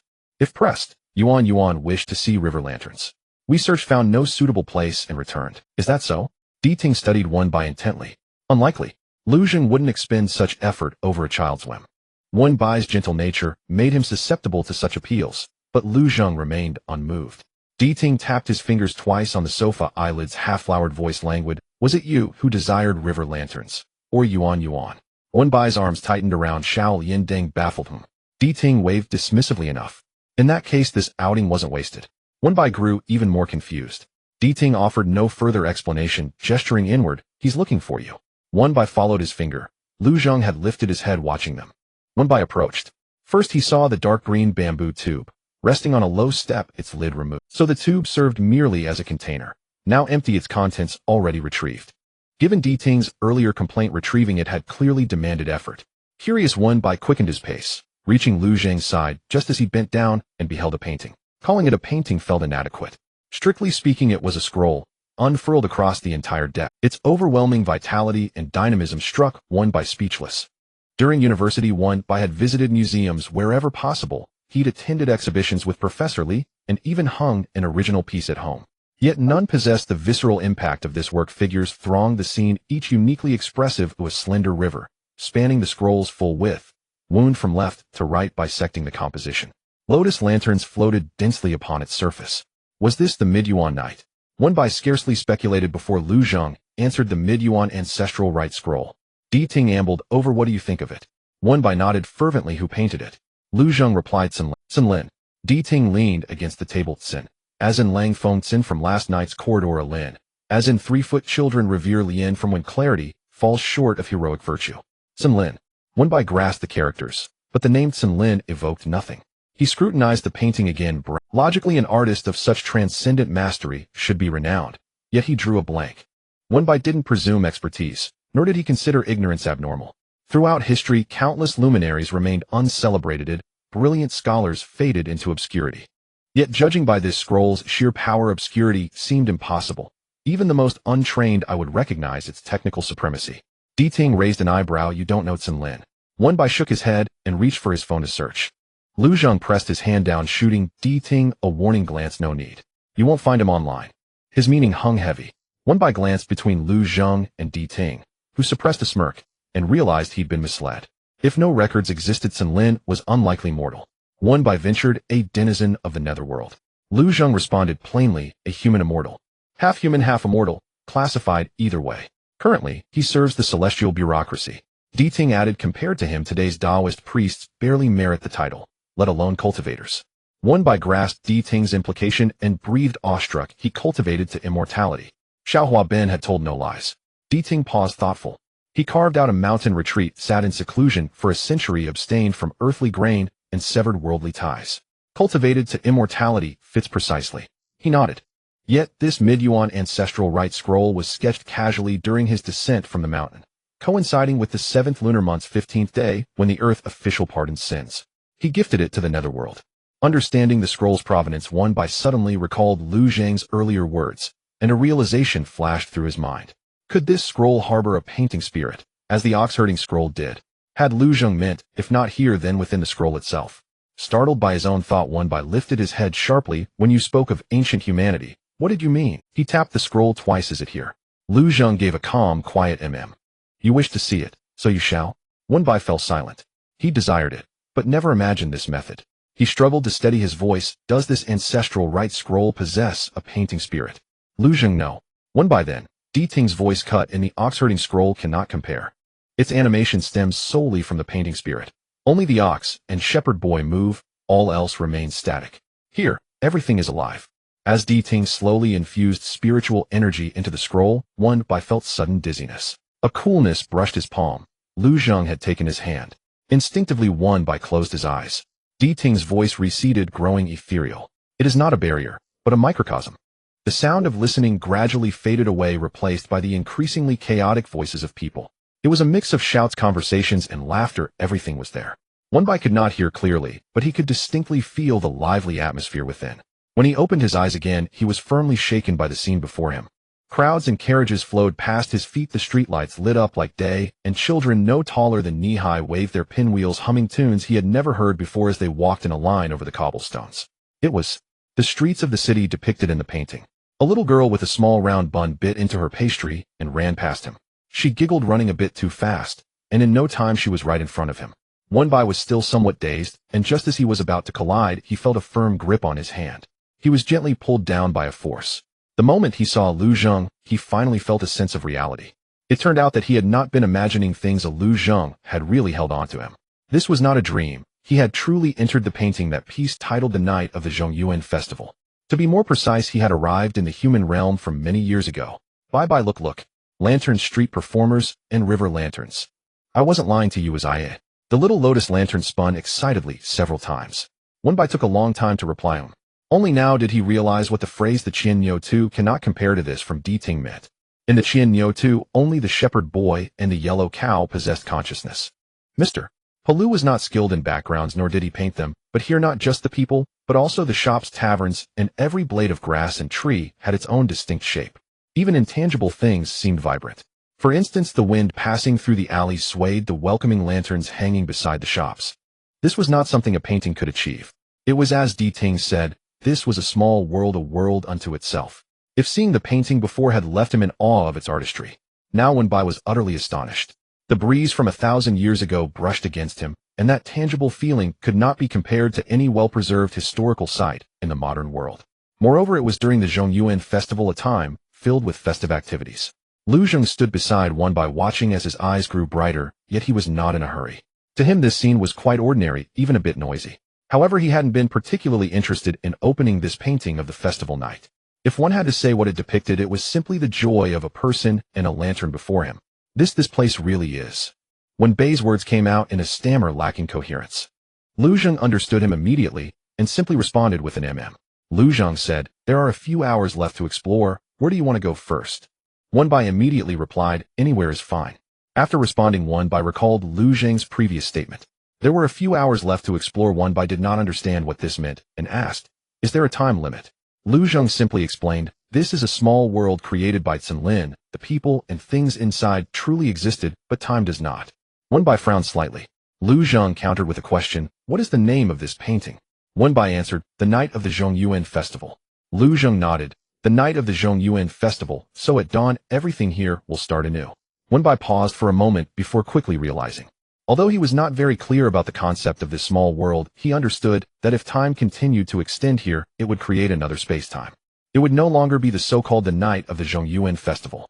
The human realm depicted in this painting had truly existed, but the time was only that one night of the Zhongyuan festival, just that brief moment. Wenbai nodded. The little lantern had not settled down since entering the painting, swaying around. Just as it was about to collide with a red lantern, Wenbai hurriedly shouted, Yuan, Yuan. The little lotus lantern floated back, and Wenbai paused his steps. So much had happened in just a few minutes that he had forgotten some things. Wenbai looked at the passers-by beside him and asked Lu Zheng, can they not see us? Lu Zheng replied while flipping over Wenbei's wrist. When Wenbai looked down, he saw a dark mark on his wrist.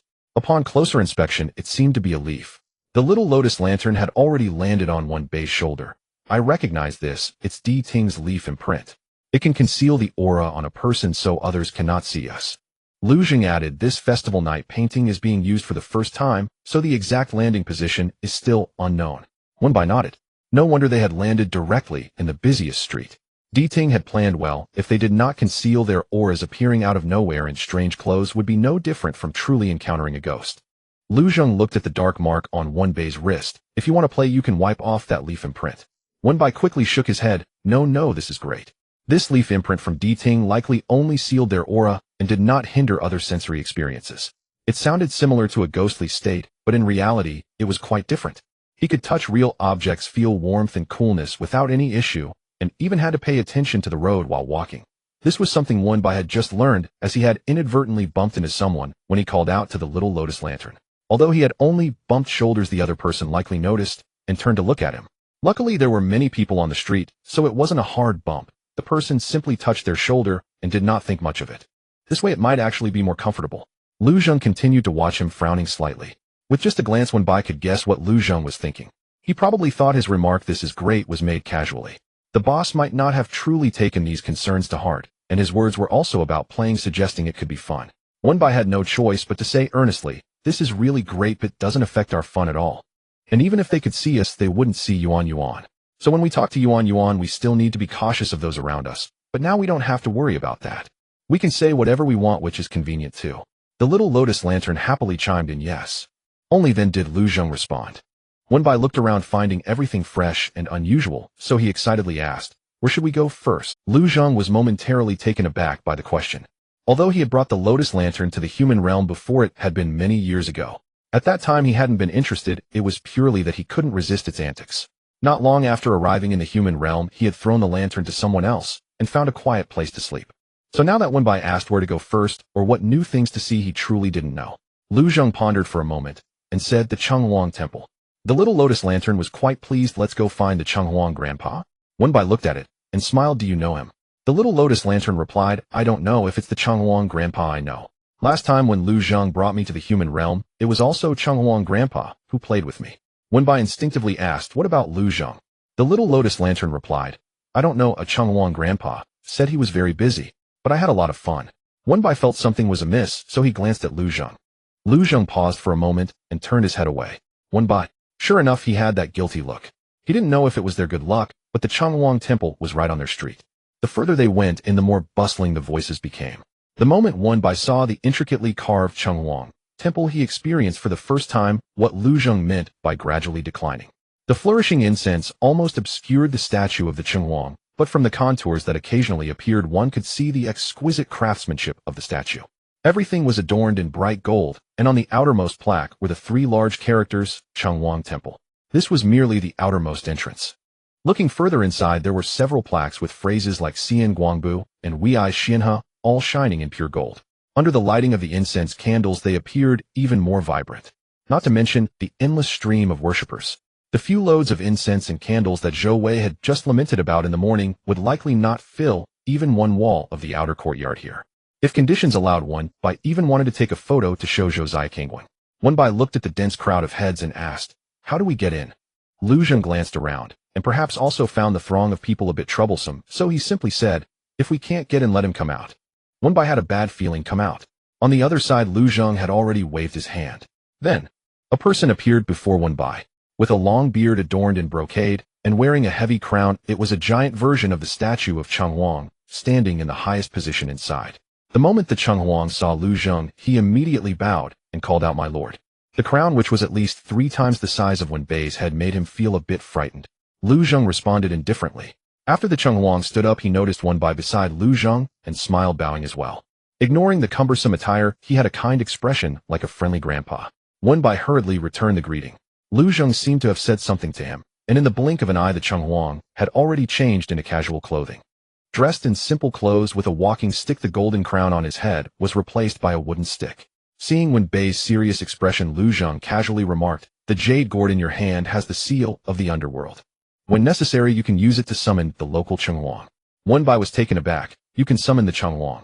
Lu Zheng replied, Wenbai learned for the first time that the jade gourd had such an effect, but fearing there were taboos in using these things, he added, "When is it necessary?" Lu Zheng replied, "When there is no one around, and you encounter trouble." Wenbai slowly lowered his head and muttered to himself, "That means when you are not here. That likely wouldn't be needed." Seeking the Changwang for Yang realm matters was pointless. As for matters related to the underworld, he knew his own limitations and would definitely discuss it with Lu Zheng and the others before taking action. Wenbai thought this way, but he did not realize that a casual remark he made unintentionally changed meaning in Lu Zheng's ears. Lu Zheng's heart skipped a beat, and his gaze on Wenbai became complicated. He had never known that for Wenbai, when there is trouble meant when he was not by his side. Lu Zheng cleared his throat lightly and said, "Got it." Wenbai looked up. "What do you mean by got it?" Lu Zheng had already turned to walk back. "Stay close." Wenbai had no choice but to follow with the little lotus lantern. The Changwang looked at Lu Zheng, and Wenbai smiled and shook his head. It seemed this young master was quite favored by the adults. Wenbai quickly forgot Lu Zheng's inexplicable remark of got it, as his attention was entirely captured by the bustling street. He soon experienced the role of the Changwang as a guide. In this entire city, perhaps no one understood the lives of the people better than the Changwang.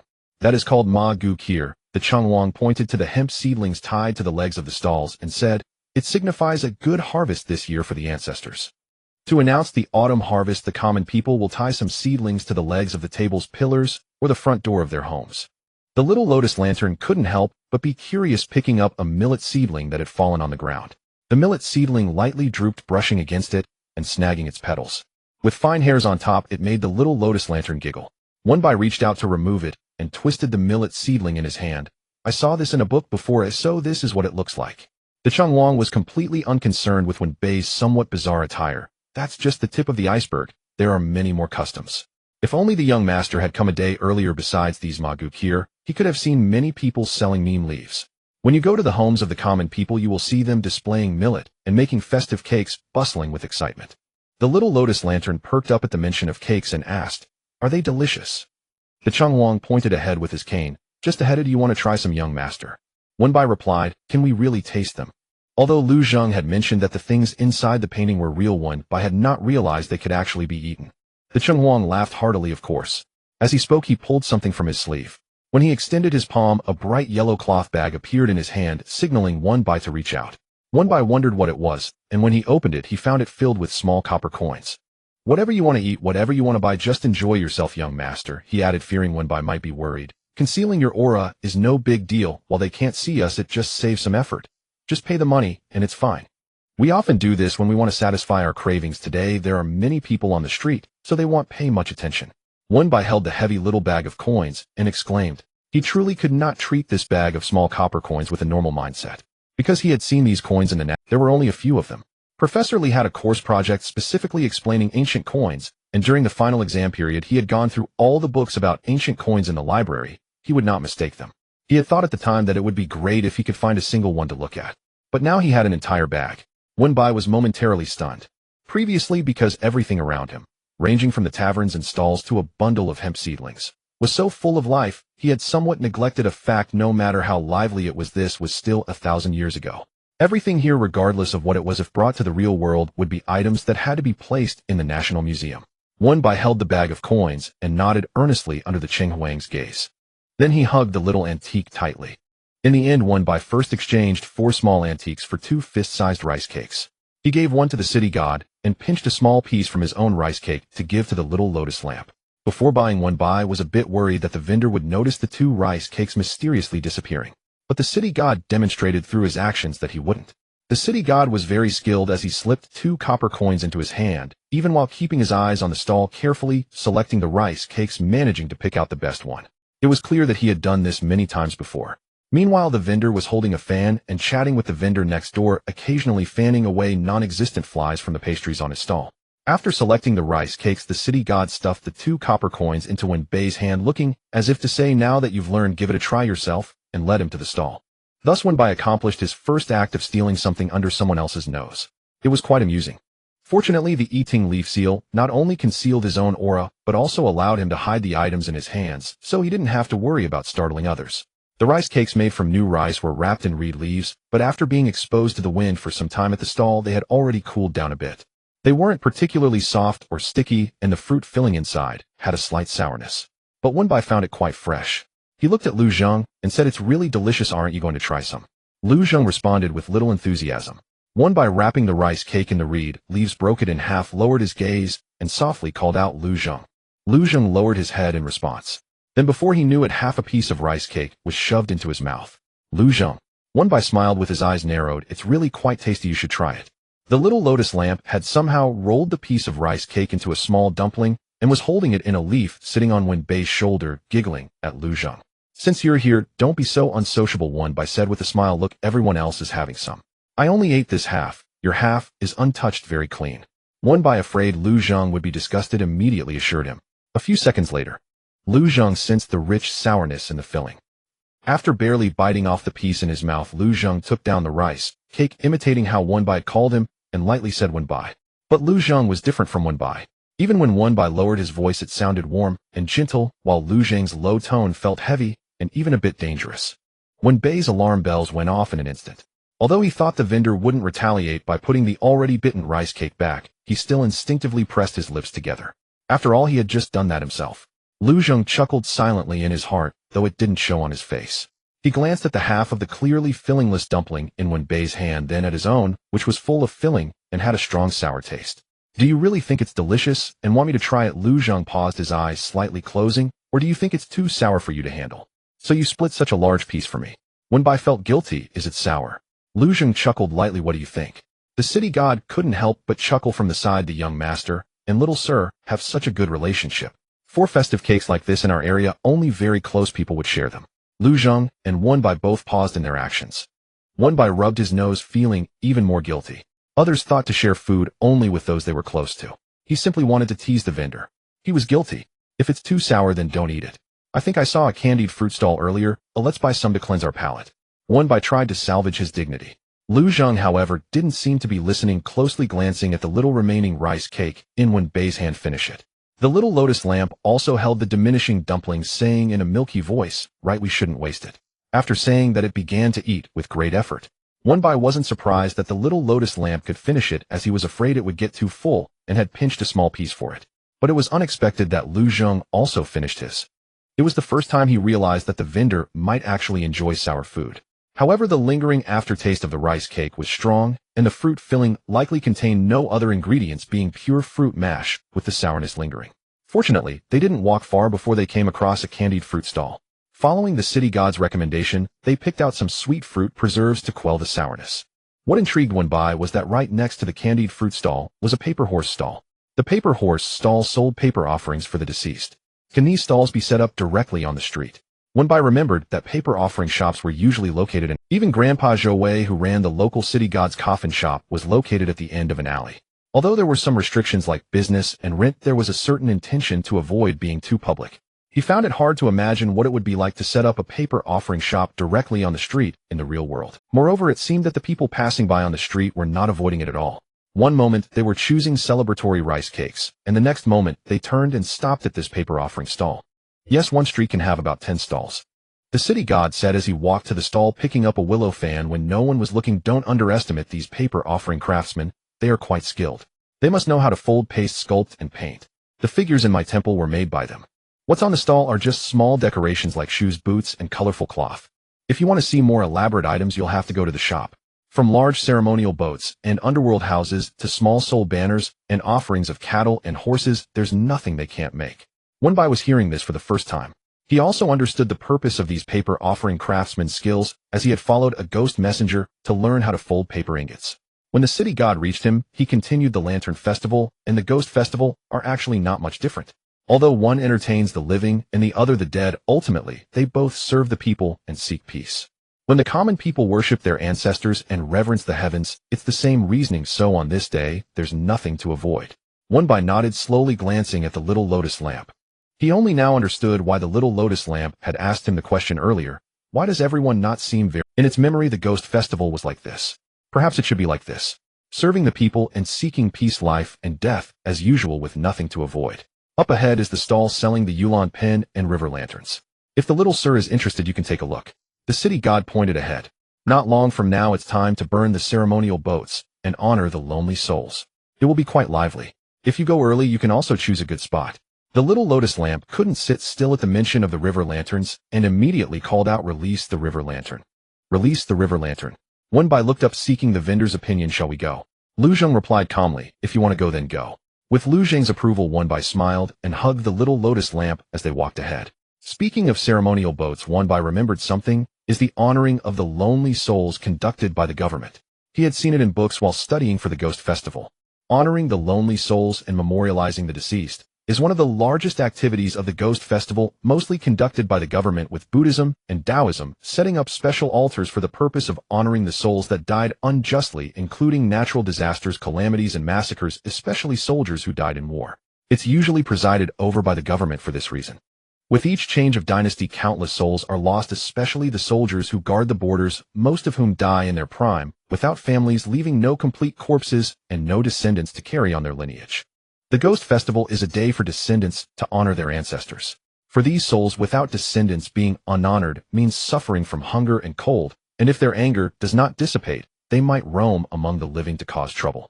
Thus, the custom of honoring lonely souls and vengeful spirits has persisted since its inception. The city god nodded. Every year, the government presides over it, with officials leading the way, inviting the best masters to ring bells and light incense to guide the departed souls. In fact, besides the government ceremonies, the common people also set up their own altars. The city god said, pointing to an alley, "Look over there. The one on the left is for ancestor worship, while the one on the right is for offering to the lonely souls." Wenbai looked closely and asked, "What's that circle surrounding them?" "It's lime. Usually the common people will use lime to create a circle to mark a restricted area. During ancestor worship, they also burn some packages, paper, clothes, shoes, and other offerings inside to inform the souls that if they need anything, they can take from this pile, and not to take what is meant for their ancestors." The city god continued about the honoring of lonely souls. To them, what the common people offer is mostly meant for the wandering souls by the street, who mostly just take some food and warm clothing, which do not harm people. Vengeful spirits are different. Thus, the government must handle the ceremonies for vengeful spirits, inviting some reputable masters to perform the rites, while also chanting universal scriptures in hopes of good harvests and peace for the coming year. Does the city god's temple also have ceremonies for honoring lonely souls? Wenbai recalled how Zhou Wei had been pulled by his grandfather to offer help to the lonely souls, and casually asked. The city god smiled. "That was a long time ago. When there was no one to honor the lonely souls, the city god would conduct some ceremonies, but it's rare now. Wenbai quietly sighed in his heart, it will be there again in a long time. Lu Zheng seemed to know what Wenbai was thinking, and said there's no need to compare with the human world 1,000 years later. The rise and fall of incense offerings is a common occurrence. What the city god must do is to ensure the livelihood of the people whose stable living is the foundation. Lu Zheng rarely spoke such words, and Wenbai looked up at him. After a moment of silence, Wenbai smiled gently. Lu Zheng asked, what are you laughing at? Wenbai continued to smile, nothing, I just think what the boss said is very right. Indeed, although the incense offerings in the human world have declined, and the city god's temple is far from the grandeur of 1,000 years ago, stable living is the foundation. However, Wenbai suddenly felt curious, slowed his pace, and walked alongside Lu Zheng. He looked at the little lotus lamp sitting on the city god's head, studying his wooden hairpin, and softly asked, boss, do you think this place is better, or the human world 1,000 years later? Lu Zheng glanced at him, why do you ask this? Wenbai slightly turned to the side, just curious. At that moment, they happened to be standing in front of a tavern. Lu Zheng turned his head to look at Wenbai. From his perspective, this person stood under a lantern lit with red candles. The flickering candlelight and the lush light cast a soft glow over him, accentuating his delicate features. Lu Zheng was momentarily lost in thought. He vaguely remembered that long ago, Yi Ting had also asked him this question, but the question was more general. His answer back then was that they were all the same. No matter how the dynasties changed, the underworld was still the underworld, and it was all the same. But now he suddenly found it hard to speak, because he suddenly realized that in the human world 1,000 years ago there was no one by. Thinking about it this way, it seemed to lack something. Seeing Lu Zheng silent for a long time, Wenbai gently called out, boss, does this question require such a long time to think about? Which is better, this place, or the human world 1,000 years later? Wenbai quickly replied, if I had to choose, I would definitely choose the world 1,000 years later. Why? Lu Zheng asked. Wenbai chuckled lightly, is there even a reason for this? My friends and family. Lu Zheng lightly hummed in response. Wenbai asked in confusion, what does that hum mean? Lu Zheng remained silent. Wenbai pondered, does the boss also think the human world 1,000 years later is better? Lu Zheng still did not speak. After a long while, he finally lowered himself to respond with an extremely precious hum. Wenbai had originally asked this question out of curiosity, and now he was curious. Wenbai stepped closer. Why? After a long time, Lu Zheng finally gave an answer. He suspected this person was doing it on purpose. Lu Zheng slowly stopped looking at Wenbai, who also stopped. His expression was innocent. He was still smiling. But in front of this face, no matter how angry he was, he couldn't express it. Lu Zheng gently gritted his teeth, because I don't like the rice cakes here, they're too sour. Is that okay? Wenbai was stunned for quite a while. Once he collected himself, fearing he would laugh out loud in front of Lu Zheng, he quickly lowered his head to hide it. That's fine. Lu Zheng could see through Wenbai's expression and warned him with a stern face. Wenbai held back his laughter at him. Lu Zheng, annoyed, reached out to pinch the back of Wenbai's neck, lifting him like a cat. This time he asked again, what are you laughing at? Wenbai had been trying to hold back his laughter, but when Lu Zheng touched him, the cool palm against his neck made him unable to resist anymore. Boss, Wenbai said the two words and burst out laughing. Are you Yuan? Liking the human world 1,000 years later is because I don't like the rice cakes here. They're too sour. What kind of infantile reasoning is that? Lu Zheng, I will eventually be driven to death by this person. Wenbai rarely laughed this heartily, and the little lotus lamp and the city god heard the sound, and also the little lotus lamp floated over, staring at Lu Zheng's hand on Wenbai's neck, ready to zap him with a little spark to make him let go. But before it could zap, its father had already released his grip. Then its own fate's petal was pinched, unable to move. After listening to the one's surname, little lamp, grumbling for a while, Lu Zheng finally returned it to the other one in his arms. The other one. Lu Zheng had never been harsh with the little lotus lamp. They had just walked a few steps past the Yulan pen stall when the little lotus lamp had already fully recovered. Wenbei's first sight was of bamboo poles tied in bundles with hemp rope underneath the stall. Each pole was about an arm's length, and the vendor was using a short knife to shave the bamboo branches. Are these bamboo poles used to make the Yulan pen? Wenbai asked the city god. Yes, the city god nodded. These are small ones usually used for family ancestor worship. The bamboo poles are cut into 3 legs, and then a lamp nest is woven with other thin bamboo branches, and a Yulan pen is ready. When the time comes for honoring the lonely souls, you can pay attention to it. One of them will be about a person's height, and will also have incense candles and red wax placed on top, looking very nice. Wenbai squatted down by the stall, looking for a while before suddenly noticing that some of the completed Yulan pens had yellow paper stuck on top. It seemed like something was drawn on them. Wenbai pointed at one of the yellow papers and asked, what is this? It's an image of the revered Muliang. The city god said. The story of Muliang saving his mother has continued for thousands of years, and it is still performed on stage. The Yulan pen also comes from this, so Wenbai naturally understood. What about these? Are these also of the revered Muliang? Wenbai pointed at a pile of Yulan pens nearby. They didn't seem to look quite like it. The city god leaned in to take a closer look. These are the gods of the underworld. Wenbai's eyes brightened. The underworld. He quickly scanned the papers. Seeing that he was looking seriously, the city god leaned on his cane and bent down. What is the little sir looking for? Wenbai didn't lift his head, looking for Lu Zheng, the city god, and Lu Zheng, who was standing behind Wenbai looking at the oddly shaped underworld gods on the yellow paper. The city god coughed. The little sir doesn't need to look anymore. Most of them are some night demons, the black and white impermanents, or the Tenyama kings. Common folks generally do not know the names of the adults. Wenbai paused and sounded extremely disappointed. I see. Lu Zheng. Previously I had watched several versions of Master Mulian, and Wenbai simply finished them all. After searching around I found the Yasha, the black and white impermanents, the Tenyama kings, and even Di Ting and the city god, yet I still couldn't find Lu Zheng. However, looking at the fierce and Fang Di Ting, Wenbai thought, perhaps not finding the boss is still a good thing. The city god didn't seem to mind much and reached out to adjust the Yulan basin marked with city god. The ghost deities in the underworld are not like ordinary fortune gods or star lords in the mortal realm. The common people both respect and fear them. Thus the appearances of these ghost deities must appear fierce and terrifying, as only then can they subdue the evil spirits. Lu Zheng stood behind him watching him search meticulously and asked with little patience, did you find them? Wenbai shook his head. No. But there's Di Ting. Does the boss want to see it? Lu Zheng wasn't very interested. Wenbai looked up at Lu Zheng feeling that the boss might not be in a good mood. Just when everything seemed fine, the problem must lie within these images. Although these images were somewhat abstract, they contained all the necessary elements. What impressed him the most was that there were so many ghost deities with over 100 names, and each could be depicted differently, showcasing their unique characteristics. For today's people this was already very expressive and creative. Thinking this, Wenbai patiently said, the drawings are a bit hasty, but that's because they've never seen you. They can only rely on their imagination to draw, which must look increasingly majestic.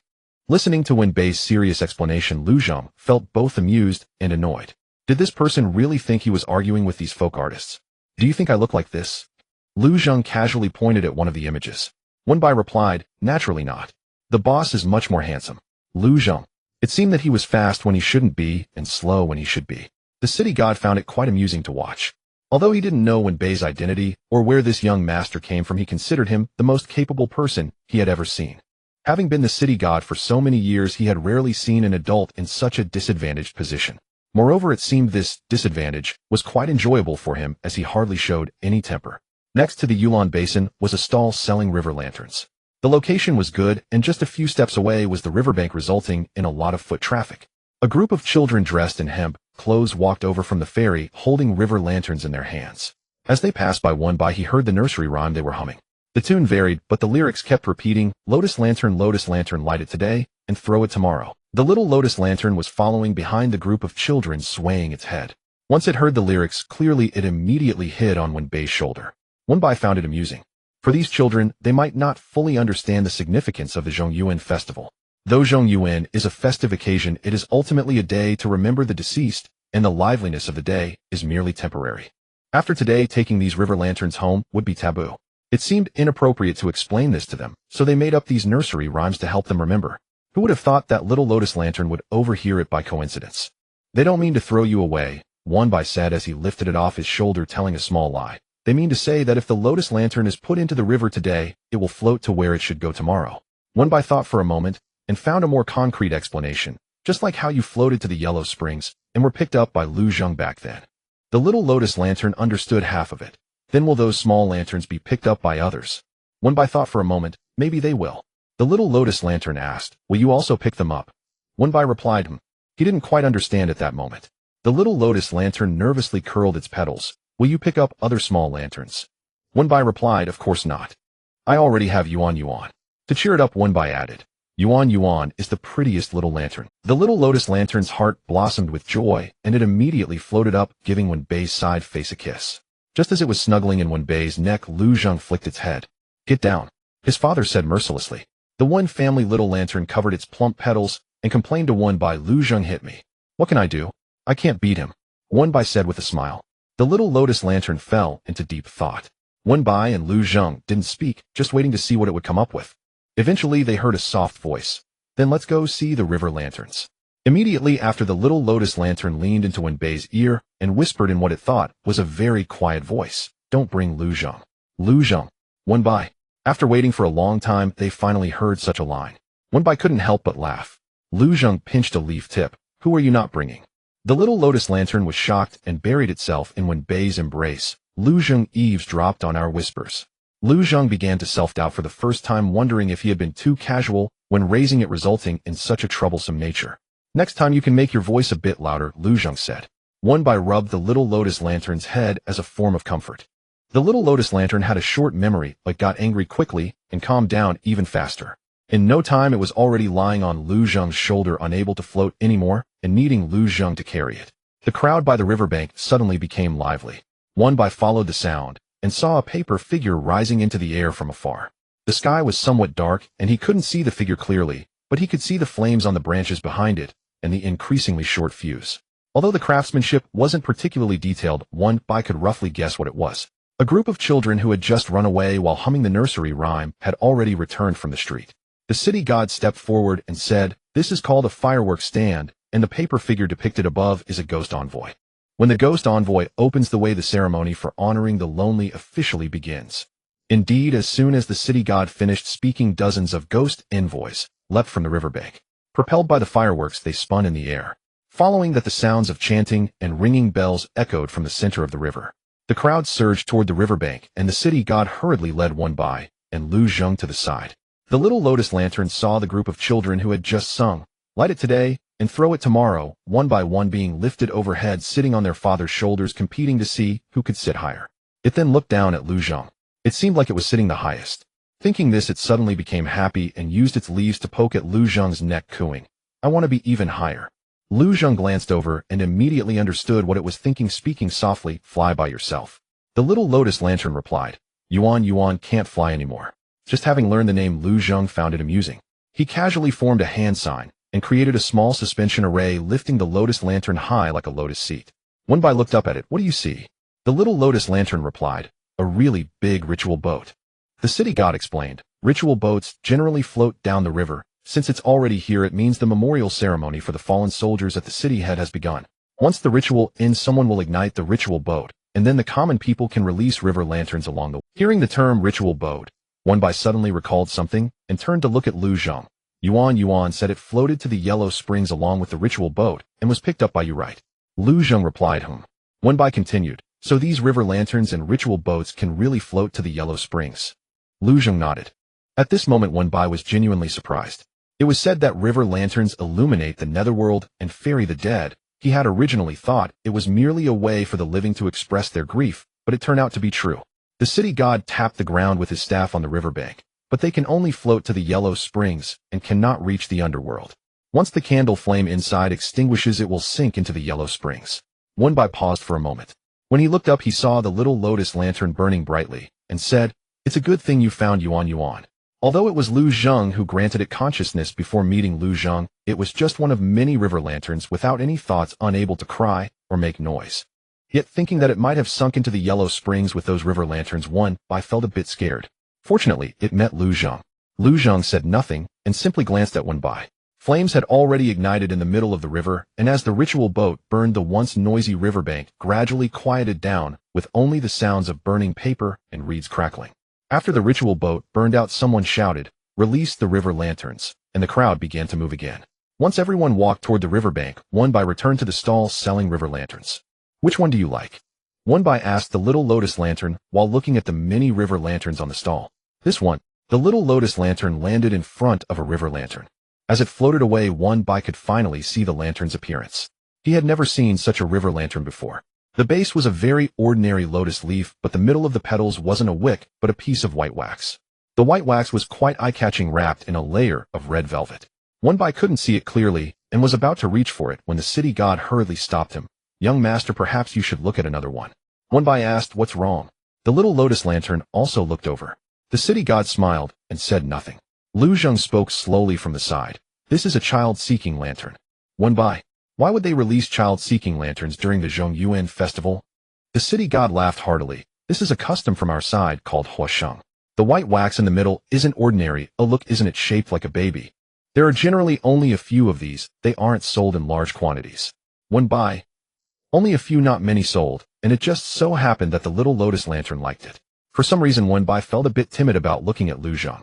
He pretended to be calm and looked back at the little lotus lantern. Does Yuan like anything else? The little lotus lantern didn't quite understand the significance of the child-seeking lantern and asked, isn't that lantern okay?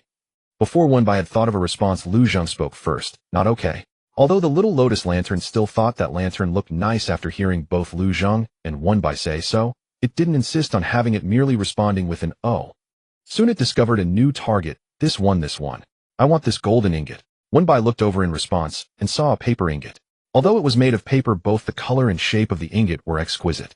Aside from the belly of the ingot, which had a wick burning, it had the character of a river lantern, almost resembling an enlarged golden ingot.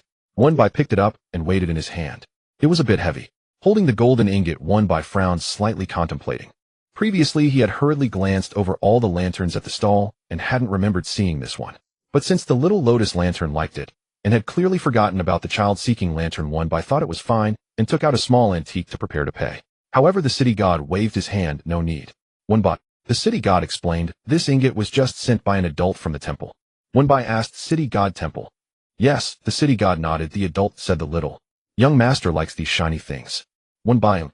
He didn't like these things, did he? The city god coughed and pointed at the little lotus lantern. I was talking about it. The little young master.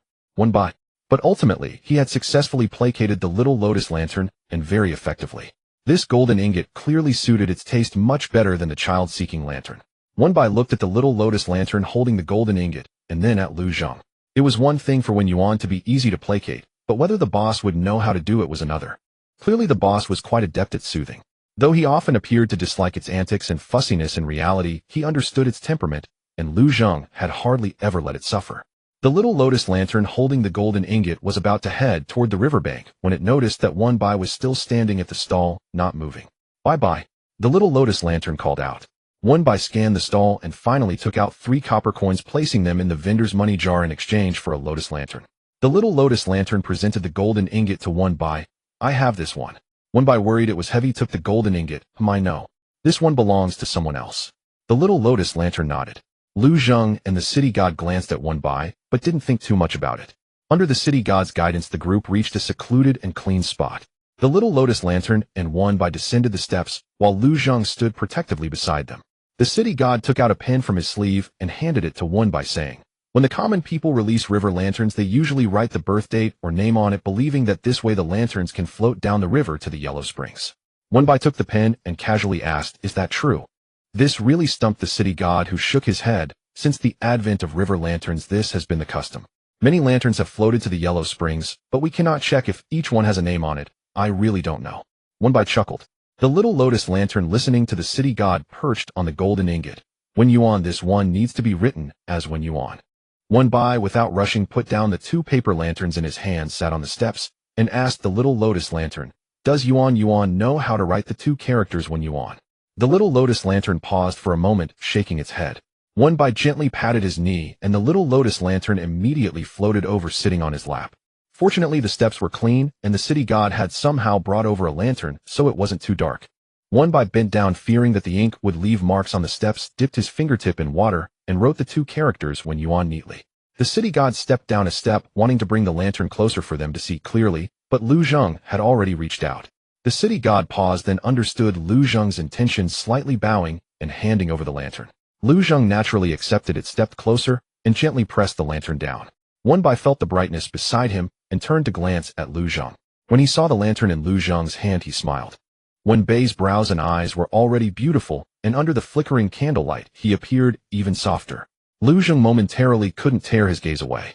The city god observed the 3 of them and smiled, taking a step back quietly. The little lotus lantern learned quickly, remembering after just one look. It extended its leaf to write the 2 characters Wen Yuan in Wenbai's palm, then flew to Lu Zhang's side, signaling him to extend his hand. After proudly writing the 2 characters Wen Yuan in Lu Zhang's palm, the little lotus lantern contentedly hugged the golden ingot and flew back in front of Wenbai. Seeing that it had learned its name, Wenbai used the brush to neatly write the 2 characters Wen Yuan on the golden ingot. For mortals, each name written on a river lantern represents grief, a symbol of the deceased. However, for the ghost deities, Zhongyuan is their festival. These river lanterns can be wishes or blessings. The earth official's birthday, Zhongyuan grants forgiveness. If the little lotus lantern is then, so is Lu Zhang. Wenbai didn't know Lu Zhang's birthday, but the books all said Zhong Yuan was to be taken as such, so it was also acceptable. In the mortal realm, Lu Zhang's name was less known, and compared to the 10 Yama kings, it was always somewhat disadvantaged. Without incense offerings, they couldn't even have a single river lantern. Wenbai picked up another lotus lantern and neatly wrote the 2 characters Lu Zhang on it. Wenbai held the little lotus lantern and placed the 2 lanterns down. The golden ingot and the lotus lantern entered the water simultaneously. As the wind blew, the lotus lantern spun lightly and turned around. The 2 characters Lu Zhang revealed themselves. Even the city god who had guarded these scenes for hundreds of years paused for a moment. This lantern from the young master was indeed sent to the right person. The city god laughed heartily. Hearing the city god's words, Wenbai slowly turned around. Lu Zhang was already taller than him, and now standing on a higher step, the lantern cast light on his and the little lotus lantern's path. Wenbai couldn't clearly distinguish Lu Zhang's expression, so he had to look up and smile in Lu Zhang's direction. He didn't know that just a step away from him, Lu Zhang's breathing had become heavier. Looking at the river lantern with his own name on it, and then at Wenbai in front of him, Lu Zhang felt that the thread in his heart stretched to its limit finally snapped with a bang, sound shattering completely. Shattered. Countless river lanterns floated on the dark water, lanterns swaying on both banks, and the noise of the crowd filled the air as food stalls sprang up in the night market. The warm, humid mist varied in thickness, and even from a street away one could smell the aroma of fried dough and pancakes. Wenbai held the small lotus lamp, standing on the steps watching as the ingot lamp and the lotus lamp swayed outwards with the water waves merging into the sea of lights. It was noisy around him, yet deep within his heart there was a profound stillness. Wenbai had always found the term, the warmth of humanity, to be vague, so distant that he had to travel back a decade to his childhood days on the streets to find even a faint shadow of it. But now it seemed to be right before his eyes. He did not know what it would look like here after dawn, but he was certain that these scenes would linger in his memory for a lifetime. When he stepped out of the painting, it was already past midnight.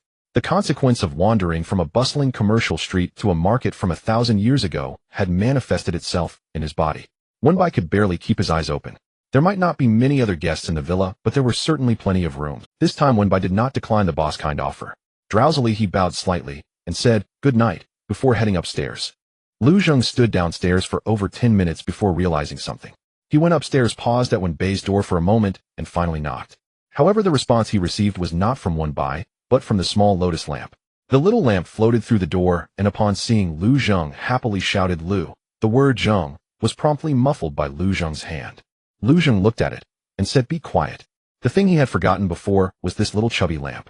The others had played to their heart's content and were now naturally asleep, but this one Yuan was not. The happier it was, the more energy it had.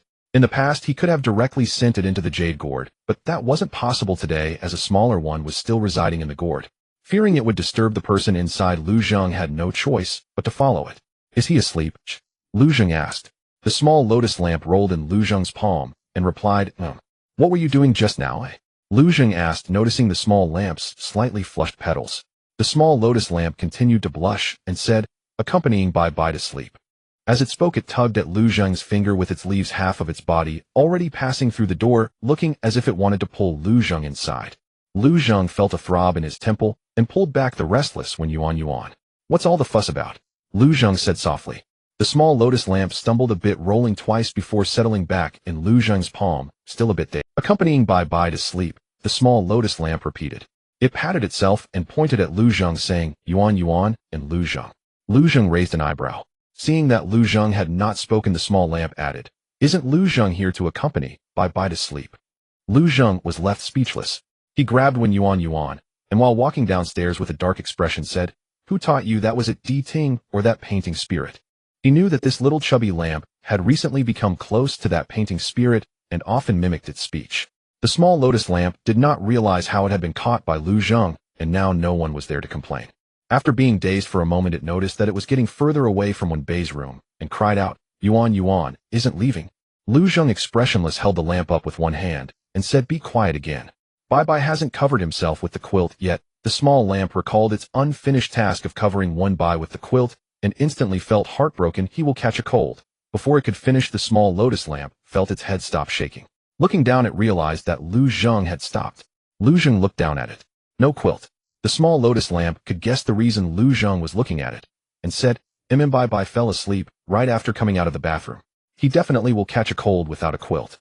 The small lamp held Lu Zheng's finger and said, "The quilt is too heavy, I can't carry it. Lu Zheng, let's go cover bye-bye with the quilt." Lu Zheng did not answer, but he did not leave either. He was suddenly flooded with images in his mind. Bai was indeed not the kind to withstand the wind. When they went to the city god together before, he had been blown by the wind to the point of shivering. In the end, he had relied on the warmth of this little chubby lamp to get home. That had been in the middle of summer. Now it was nearly early autumn and the night winds were even stronger. With this thought, Lu Zheng lifted his gaze and glanced upstairs. But right now Bai was already asleep. Lu Zheng felt that it was inappropriate. The small lotus lamp was wholly focused on covering Bai with the quilt. Seeing Lu Zheng standing still, it suddenly floated up, not making a sound, continuously rubbing against Lu Zheng's neck or pressing its face against him. Though it seemed determined to not give up until the goal is achieved, it was surprisingly quiet. Lu Zheng was extremely annoyed. If it had been like before making a ruckus, it would have been easy to just pick it up and throw it directly into Ting's room. But it had learned to behave. With no other choice, Lu Zheng finally turned back and went upstairs. After repeatedly confirming with the small lotus lamp that the person inside was wearing this outfit, he opened the door and walked in. The lamp by the bed was on, casting a light that was not too dim. Bai lay on the outermost side of the bed, apparently truly exhausted, without even a pillow under his head. Curled up slightly, he was sleeping on his side with his phone resting in his palm, occasionally lighting up the screen. Lu Zheng walked over slowly, trying not to make too much noise, and gently pulled up one corner of the quilt to cover. While he was at it, he didn't dare look closely, hastily covering the quilt, and then said in a low voice, "The quilt is covered, I'm leaving." The small lotus lamp suddenly flew to the pillow, looking quite imposing as it patted the pillow twice. The meaning was clear. The quilt was covered, but the pillow was still not used. Lu Zheng was left speechless. The one person and one lamp faced each other in silence. In the end, Lu Zheng was defeated. Rather than saying he was defeated by the small lotus lamp, it was more accurate to say he was defeated by himself. Just the thought of Bai sleeping in this room, not knowing when he might suddenly wake up, made him inexplicably tense. Lu Zheng sighed inwardly. After reaching the edge of the bed, he bent down, one hand supporting the back of Bai's neck, and the other moving the pillow. But just as he was moving the pillow, the sleeping Bai suddenly turned over. The small lotus lamp was startled. Lu Zheng only reacted for a moment, not even bothering to check if Bai was awake. He stepped forward. Bai was sleeping too close to the edge. If he turned, he might fall to the ground. Fortunately, Bai's turn was not too large, and he did not fall, so Lu Zheng caught him just in time. But before he could relax, Lu Zheng's whole body stiffened. Because just after turning over, Bai moved again. This time he rolled toward Lu Zheng's wrist and ended up half buried in Lu Zheng's embrace. Lu Zheng was left speechless. When Lu Zheng had just taken the pillow, the small lotus lamp was sitting on it. When the pillow moved, it lost its balance, tumbled, and got stuck in the quilt, unable to float up for a while. By the time it finally managed to get up, it saw Bai had turned over and buried himself in Lu Zheng's arms. The small lotus lamp floated over slowly, resting on Lu Zheng's shoulder.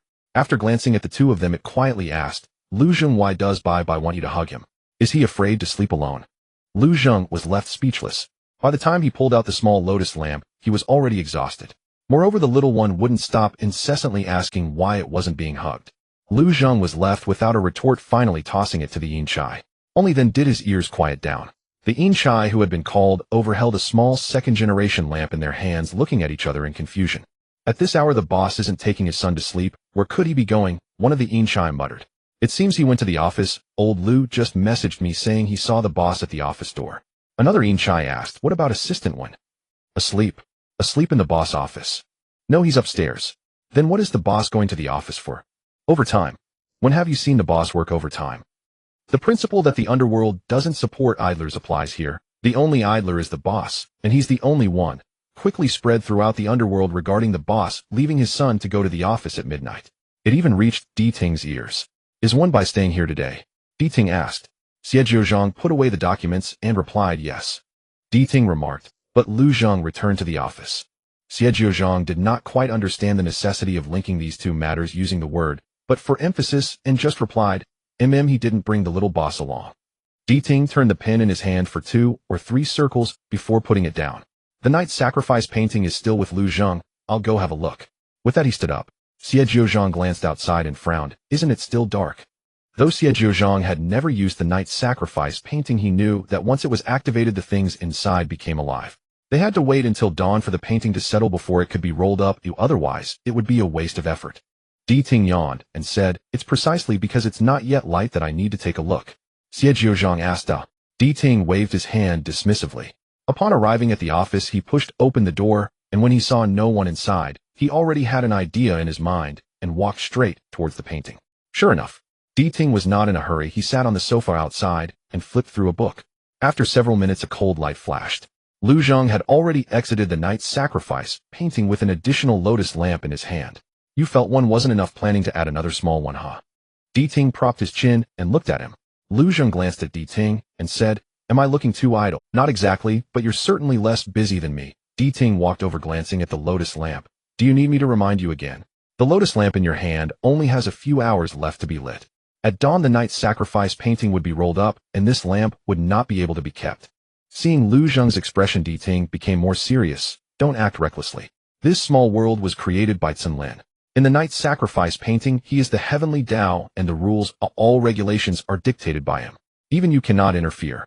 Lin was initially afraid that someone would exploit this night's sacrifice painting to disrupt the order of the human world, which is why he enforced the restriction of roll up at dawn and ultimately gifted it to the underworld. After all, it is something that can be traversed. If it falls into the hands of some unscrupulous individuals, wouldn't it be like opening a portal to a cave, allowing free access? Ultimately, it was given to the underworld not just out of goodwill during the Zhongyuan festival, but also for a bit of selfishness. After all, it was a gift for Lu Zheng. No one would dare touch it. Who would have thought that the unscrupulous individuals who had not appeared for thousands of years would emerge today? And it was precisely Lu Zheng, the one no one dared to touch.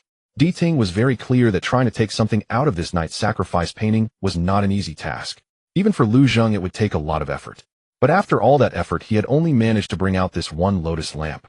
Ting frowned. He wanted to see what was so special about this lamp. Ting cautiously extended his hand, and surprisingly, Lu Zheng did not stop him. So Ting quickly leaned down. Then he saw the words Lu Zheng on it. Lu Zheng himself was not so interested in seeing a lamp with his own name on it. The little chubby lamp couldn't possibly write. However, he could sense the aura of the city god on Lu Zheng, but the city god did not have the guts. The answer became clear. The only one who could write this was one person. "When Bai gave this to you?" Lu Zheng placed the lotus lamp down and turned to sit on a high chair. "Lu Zheng," Ting called out to him, "you can take a look, but don't think about keeping it. Taking the lamp out from the painting might only cost some effort, but if you wanted to keep the lamp, as long as the night's sacrifice painting was still there, the heavenly Tao would bind it, and no one could break its rules. Unless... Do you think I want to destroy the painting?" Lu Zheng said calmly. He shrugged. Initially, he didn't think Lu Zheng could do such a thing, but now he wasn't so sure. To escape the restraints within the night's sacrifice painting, there was indeed only one way. If the painting no longer existed, the restraints of the heavenly Tao would naturally vanish. However, this night's sacrifice painting was not just a simple painting. To destroy it was not as easy as just suffering a bit of loss or effort. Naturally, Lu Zheng did not have the intention of destroying the painting.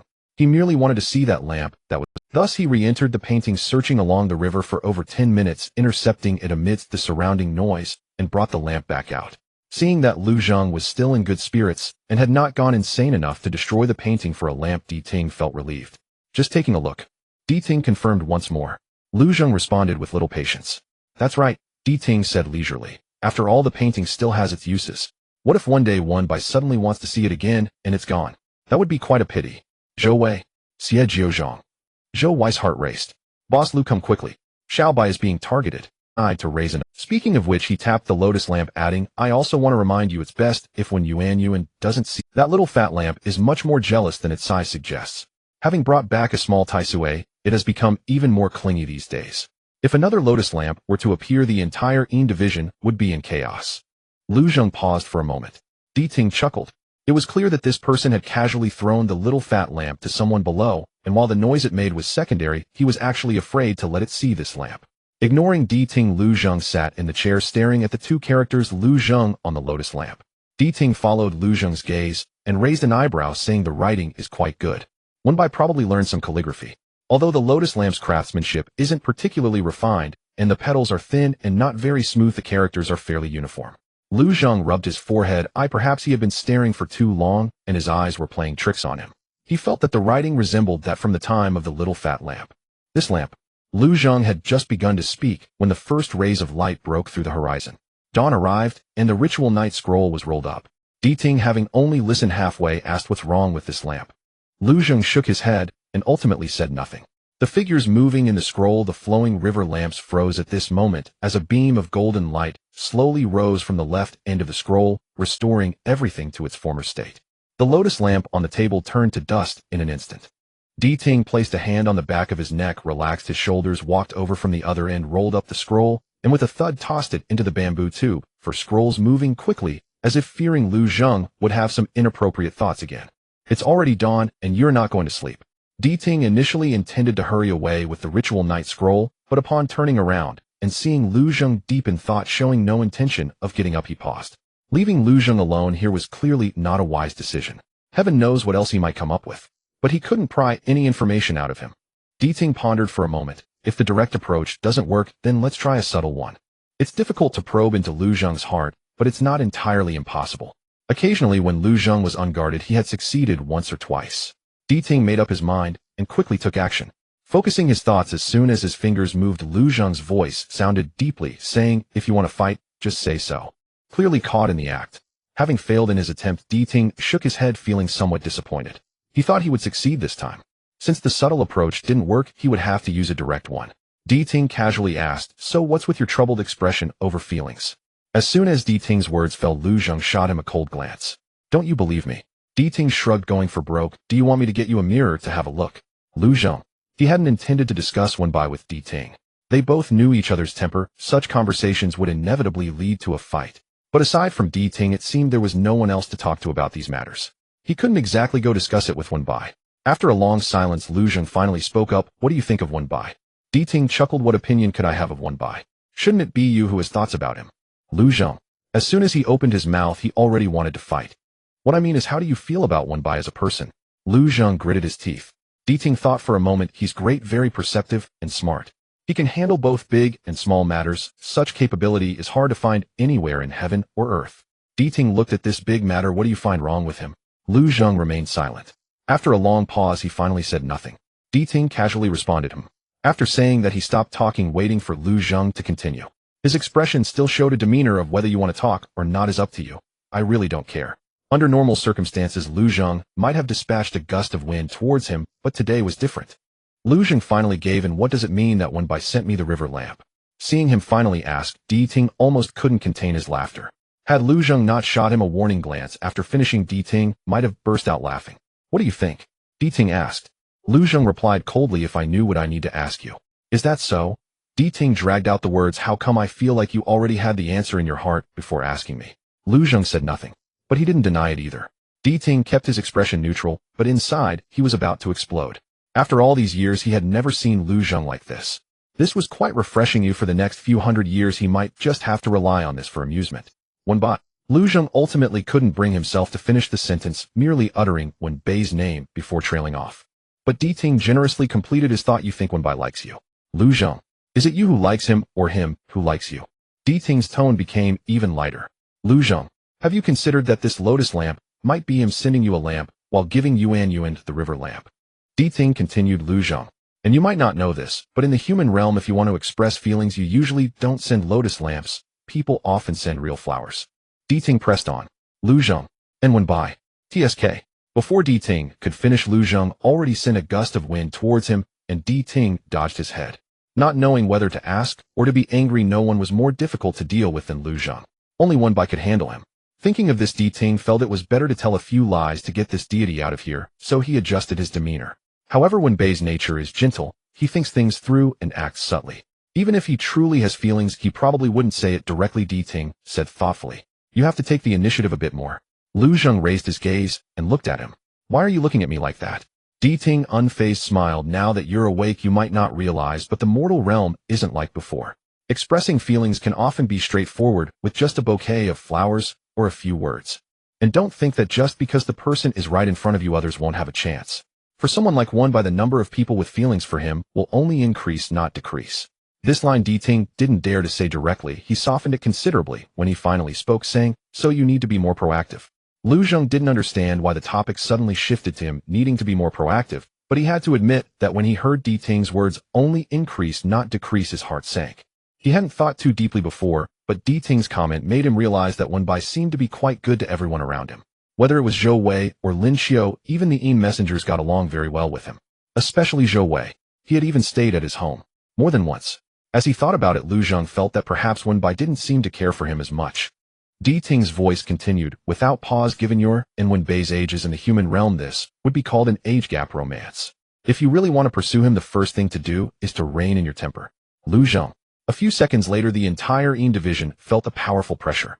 The little lotus lamp stretched its neck and floated up asking did Lu Zheng and Di Ting get into a fight again. A group of Yin messengers covered their heads looking helplessly at the second floor. Even while fighting they didn't forget to set up a barrier on the second floor. The boss is really thoughtful. Wenbai slept until dawn and upon waking found himself in a somewhat unfamiliar environment, feeling a bit dazed. As the morning light streamed in through the curtains his sluggish mind gradually awakened. Wenbai could hardly recall what had happened after he came out of the ritual night scroll last night. He only remembered that after washing up briefly, he had collapsed onto the bed. When Fong Lemon and the others asked if he had finished his shift and gone home, he had replied, I slept at the company, and that was that. He didn't even bother to check on the little fat lamp. Remembering the little fat lamp Wenbai hurriedly called out Yuan Yuan. There was silence, no one responded. Thinking it might be bored and gone to find Lu Zheng, he got up, tidied himself, opened the door, and went downstairs.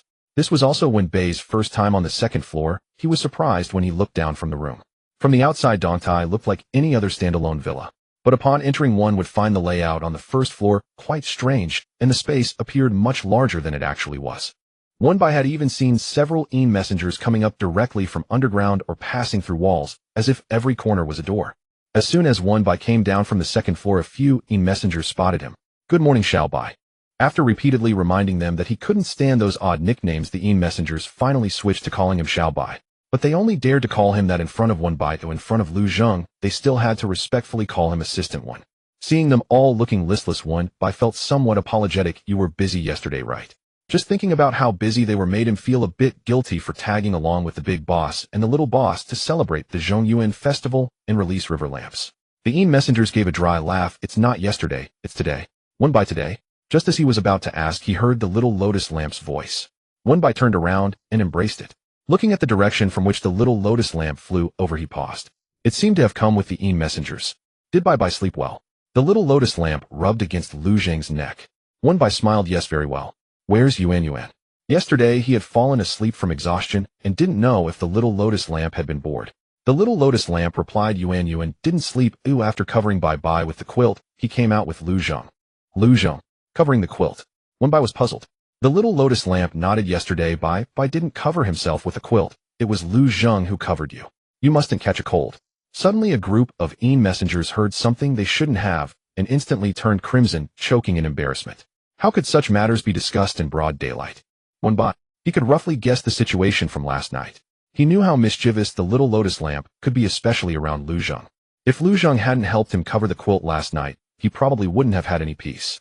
But without it he might really catch a cold. Wenbai smiled and stroked the little lamp's petals, conveniently changing the subject. So you were with Lu Zheng last night? No, I was with us, the Yin messengers replied on behalf of the little boss. The little lotus lamp added. Di Ting and Lu Zheng were fighting. Fighting. Wenbai was startled. Di Ting and Lu Zheng. When did this happen? The Yin messengers quickly replied, it's nothing serious. They weren't really fighting, just exercising. It's not the first or second time. It looks fierce, but no one will actually get hurt. Right, when gods fight, only we suffer. We didn't get to sleep at all last night. Look at these dark circles. However, this time it lasted longer. They just finished before you woke up, Xiaobai. Wenbai frowned. Was it very intense? The little lotus lamp nodded vigorously. It was so noisy. How could he have slept through it? Wenbai asked the little lotus lamp, do you know why they were fighting? The little lotus lamp shook its head. Since neither Lu Zheng nor Di Ting were around, and with the Zhongyuan festival just past, the workload had significantly decreased, making the entire company appear lethargic.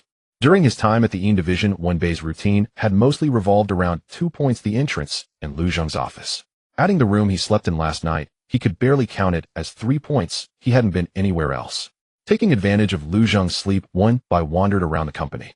He then confirmed his previous thoughts. The first floor of this villa is not just a simple level, it is a mobile space formed by walls and doors that seem to be endless. To say it is an entire manor wouldn't be an exaggeration, as there is even a prison specifically for containing evil spirits, although it is said to have been empty for quite some time. From the outside, nothing particularly special can be seen. Those ghosts that can be confined here are quite fierce and make sure not to wander around. The Yin messengers, fearing that one day Wenbai might accidentally go off course, hurried to remind him. But after saying that, they naturally added, however, no ghost is fiercer than the boss. The boss office truly is off limits due to the presence of evil spirits. Thinking of this, the messengers glanced at One Bai with a subtle expression. Oh, and there was one more thing that slipped my mind. It's off limits to everyone except Xiao Bai. One Bai. After One Bai finished exploring the entire first floor, Lu Zheng had just woken up. The messengers didn't dare to keep him around, fearing that if they didn't finish their fight satisfactorily in the morning, they would be unable to see Wen Bai's boss and face his wrath, so they hurriedly escorted One Bai to Lu Zheng's office door. Just as One Bai was about to knock on the door, his phone suddenly rang. He took it out and saw that the caller ID was Professor Li. One Bai, teacher. As soon as Professor Li heard Wen Bai's voice, he immediately spoke up. Xiao, by the name you asked me to keep an eye on last time, is Zhong Shining right? Hearing it might be related to the seal, One Bai nodded directly yes. He wondered if the teacher had found something after specifically calling him. Professor Li on the other end of the screen paused for quite a while, before finally speaking slowly. It might be related to the Zhong family. The only Zhong family that the teacher specially pointed out is the Zhong family of Yang City. One Bai is from Nan City, but he has heard of the Zhong family in Yang City. Fong Lemon used to joke that Lin Yaosheng was the pinnacle of the real estate circle in Nan City, but compared to the Zhong family of Yang City, Lin Yaosheng is several levels away. This is because the Zhong family of Yang City is not a late bloomer, rather they are an illustrious family that has thrived for centuries. Their ancestral home, Zhong Family Mansion, has even been designated as a key cultural relic protection unit and remains one of the landmarks of Yang City to this day. When One Bai first saw the three characters Zhong shining on the fragment, he wondered if it had anything to do with the Zhong family of Yang City, since the surname Zhong is quite prominent. To confirm, he even specially visited an antique stall to inquire with Chen Sherwing, but ultimately it was dismissed. Firstly, after confirming with Chen Sherwing and those suppliers, it can be established that this seal was found on a wild mountain in Nan City, while the ancestors of the Zhong family have always been in Nan City. Secondly, this jade is fragile with a poor quality. Given the wealth of the Zhong family, it shouldn't be a burial item if what Di Ting said is true.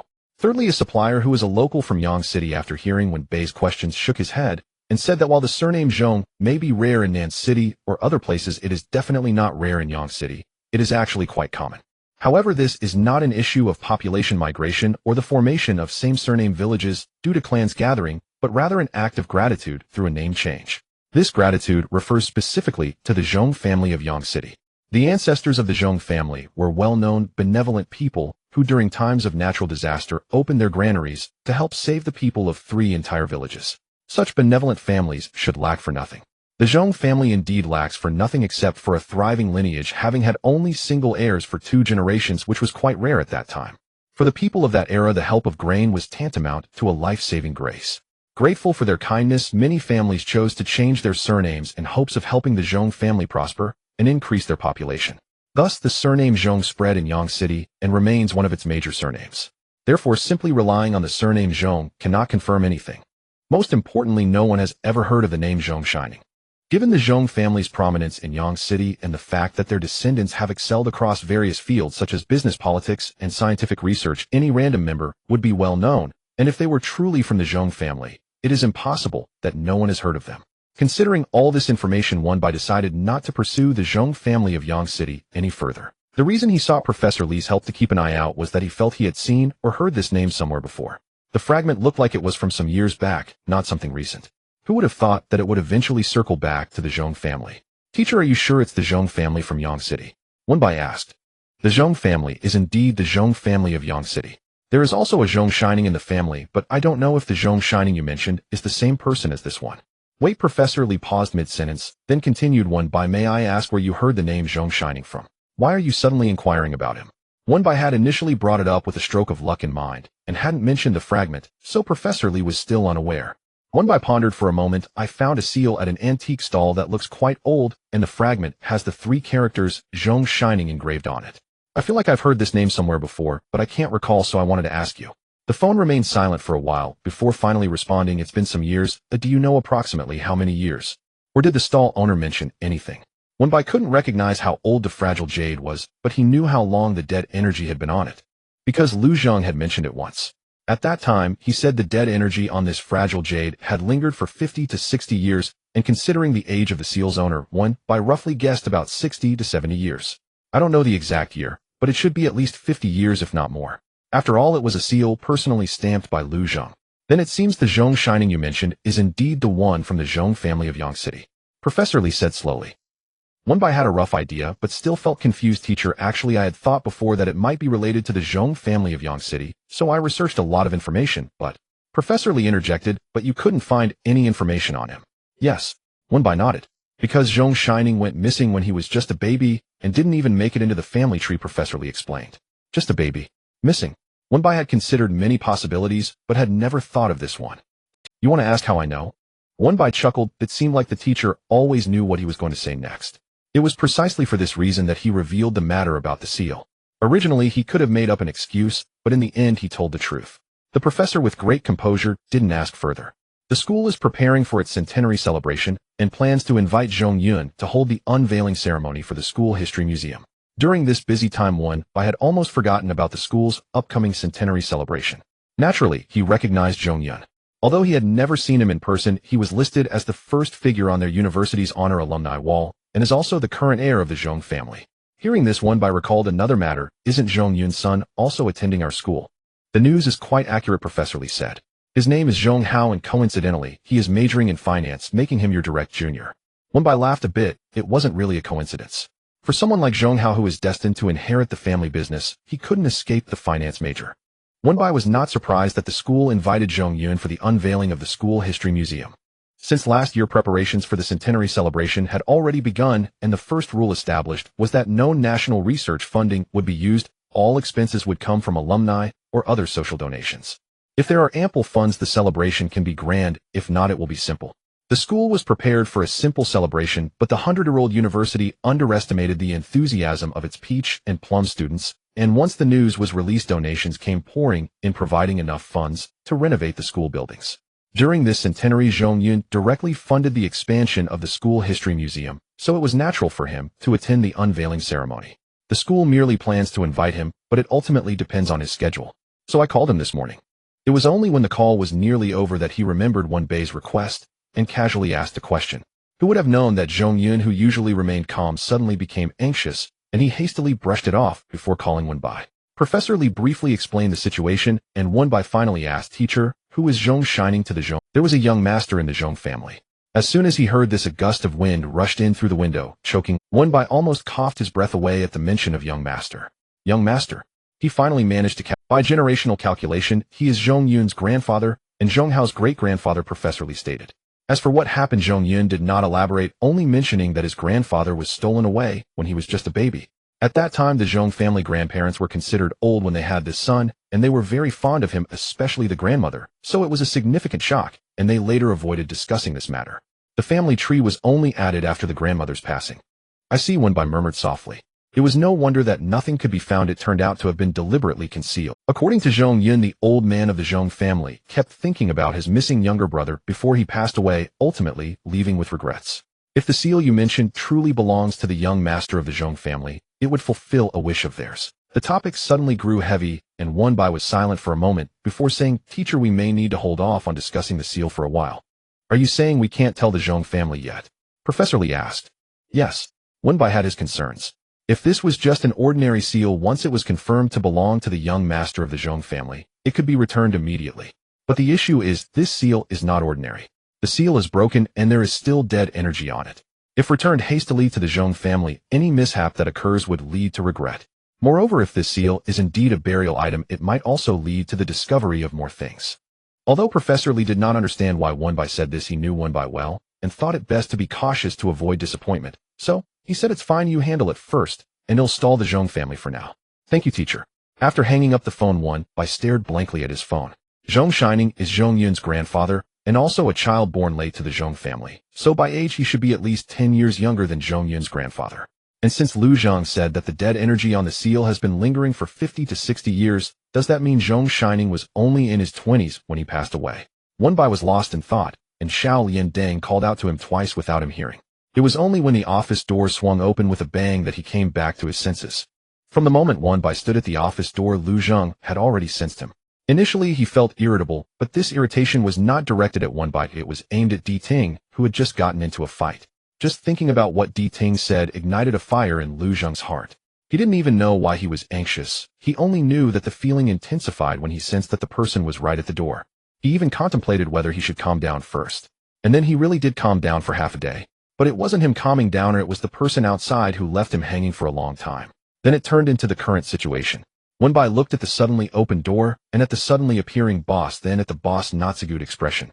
He seemed to not have done anything right. Wenbai had no idea that his doing nothing had annoyed Lu Zhang. Is the wind outside good for blowing? Lu Zhang asked. Wenbai shook his head in confusion. Then why did you stay out here for so long? What are you doing?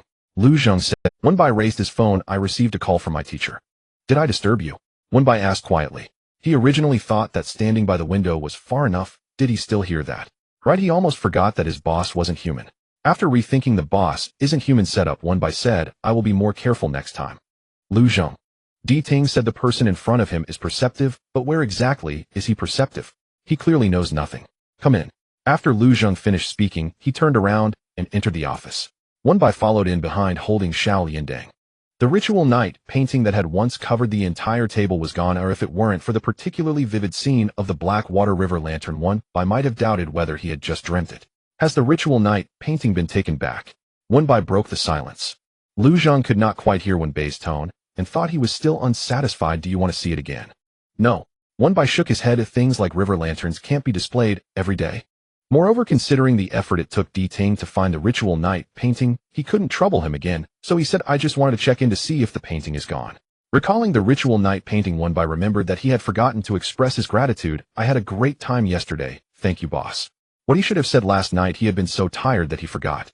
Wenbai looked at Lu Zhang and smiled, and thank you for covering me with a quilt yesterday. Lu Zhang. This person, does he really know what he is saying? Yuan also had a lot of fun. Xiao Liandang immediately raised its hand in agreement. Wenbai patted its little head. Seeing Lu Zhang's expression lighten a bit, Wenbai recounted the phone call.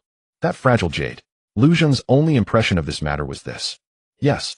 The dead energy on it has been completely removed by Yuan, but Di Ting said it might just be temporarily removed. If we don't find the other half of the fragment, there will be trouble in the future. What do you plan to do? Lu Zhang asked. I've already asked around and have a general idea of where the seal appeared. Next, it might just be a matter of luck.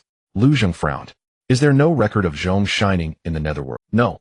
This is also why no clues have been found for so long.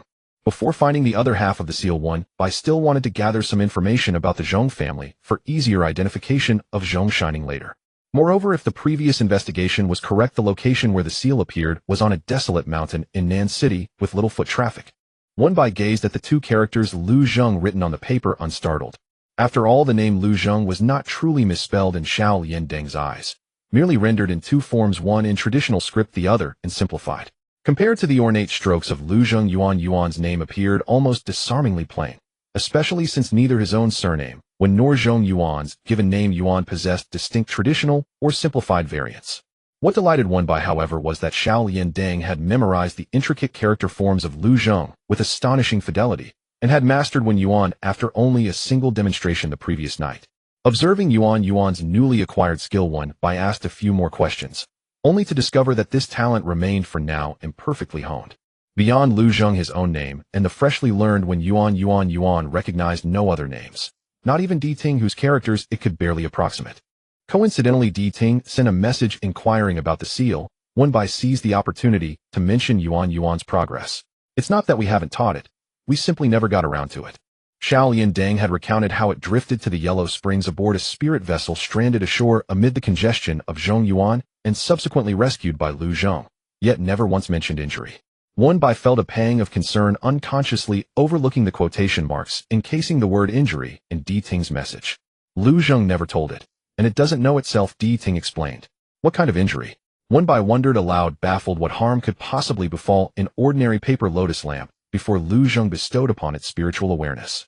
Di Ting replied swiftly, its base was soaked by water. Wenbai stared bewildered. Soaked by water. Di Ting, sensing his confusion, added plainly, exactly as it sounds. Di Ting replied swiftly, its base was soaked by water. Wenbai stared bewildered. Soaked by water. Di Ting, sensing his confusion, added plainly, exactly as it sounds. Does it? If likened to a child from the mortal realm, it's akin to congenital deficiency. A chill ran through Wenbai. Lu Zhang granted its spiritual awareness, but its innate constitution is frail. It spends most of its time sleeping, especially during those early years after awakening. Thus no instruction was ever imparted. That it can write Lu Zhang is likely due to prolonged proximity to him, learning by quiet observation. Wenbai tilted his head, watching Xiao Liandang. Like any child, it had already forgotten the matter of names, perched atop the desk chattering with Hua Ling about last night's ingot-shaped lamp. Though its base sat low and narrow, no trace of dampness remained visible. Still uneasy, One-By asked, does the base ache in daily life? A little tyrant who whimpers for half a day after stubbing a toe. Do you imagine it capable of enduring pain? When first found, it was no larger than a fist, shriveled lifeless. You've seen how it's flourished since. Lu Zheng has nurtured it impeccably. Rest assured. One-By paused. He knew Lu Zheng cared for it well. No doubts lingered. Yet Di Ting's final phrase, rest assured, struck him as faintly absurd, as though Lu Zheng were tending to the lamp on his behalf. No lasting effects. It's perfectly healthy.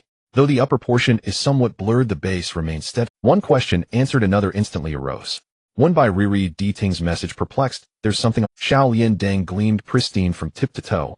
One-By had never noticed anything amiss upon its base. Di Ting's reply arrived a full minute later.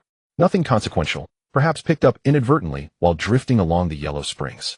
One-By sensed something askew, yet Di Ting offered no further clarification. He lifted Xiao Lian Deng, inspecting it thoroughly, the base immaculate. He queried the lamp directly. Its drowsy, unfocused gaze suggested complete ignorance of the matter. Most likely some impurity had indeed adhered during its journey, and Lu Zheng had quietly erased it. One-By let the matter drop. Once their discussion of Xiao Lian Deng concluded, they returned to the original subject. Messaging proved slow, so One-By placed a direct call. Upon hearing One-By's intention to locate the remaining half of the broken seal, Di Ting sounded unsurprised. I'll send Xie Zhang with you. Without hesitation, One-By asked, and Lu Zheng. Instantly Di Ting emitted a knowing soft chuckle. One-By fell silent, then murmured, voice fading, I merely asked. Unfazed by One-By's unease, Di Ting's tone settled into calm neutrality. Lu Zheng must attend to urgent matters below. He cannot depart. One-By hurriedly replied, understood. He knew his employer was occupied. Thus he won't accompany you this time. One-By exhaled a long, silent breath. He'd known it wouldn't be so simple. The mountain where the seal was found, is it within Nan City's jurisdiction or Yang City's?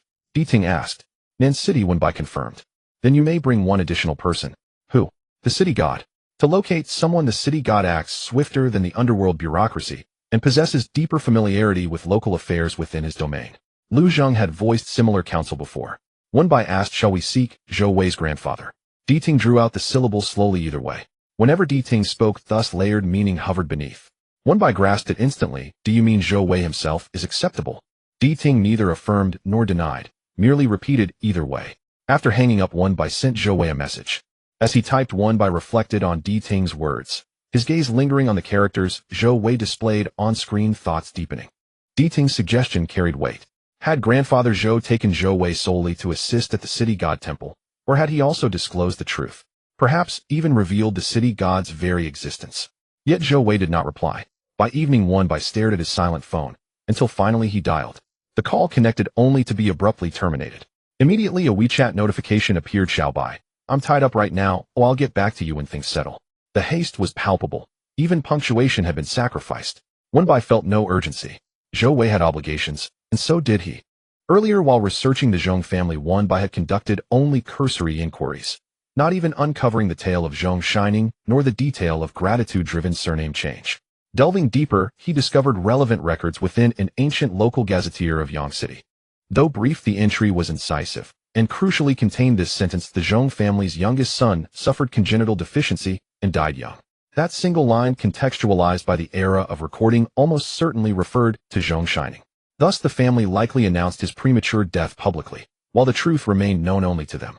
Few parents would willingly declare a child dead, unlucky, unpropitious, yet concealing a kidnapping might prove far more imperative. Given the grandmother's fragile state at the time, she could not withstand relentless questioning, so the search unfolded in secret, shielded from her knowledge. Beyond that sentence, One-By uncovered no further trace of Zhong Shining. The Zhong family guarded the secret meticulously, yet never ceased searching. Even Zhong Yun's grandfather passed away, haunted by unresolved grief. Now One-By understood why Zhong Yun had reacted so profoundly upon hearing Zhong Shining. With no records, and certainly no photographs, of Zhong Shining, One-By compiled a genealogical chart of the Zhong lineage and printed portraits of several generations of direct descendants. If the seal's necrotic aura truly accumulated over decades beside a grave, and if that grave indeed held Zhong Shining, identification would rely tentatively upon facial recognition from these images. But this presupposed one critical condition: Zhong Shining's spirit still existed. A soul unrecorded by the underworld bureaucracy was no ordinary wandering ghost. The wandering ghosts the city god routinely aided were typically either newly departed souls unable to locate the underworld's entrance, or ancient spirits long severed from their bodies, gradually losing consciousness under the sun's rays, as well as ethereal beings born of minor spirits or beasts. These entities posed no threat to mortals. Underworld officers guided by circumstance would deploy soul-guiding banners at appointed times to escort them into the netherworld. Yet a soul absent from underworld records fell into one of three categories according to underworld officers. First, a fortunate ghost, one that evaded both soul-guiding banners and the underworld's grasp, unbound by earthly chi, like the name-changing rogue ghost Zhou Wei encountered previously. Ordinary spirits lingered near their place of death, tethered by earthly chi. To escape was impossible. That rogue ghost retained autonomy and awareness only because it wore a protective jade talisman. Second, a rage-devoured ghost, a soul so steeped in malice that celestial judgment intervened before underworld sentencing. Yet even the underworld's prisons for malevolent spirits had stood empty for years. Such heaven-defying abominations were exceedingly rare. Zhong Shining surely hadn't descended this path. Third, a doomed ghost, ensnared and soul-refined by sinister cultivators, possibly even reduced to utter dissolution.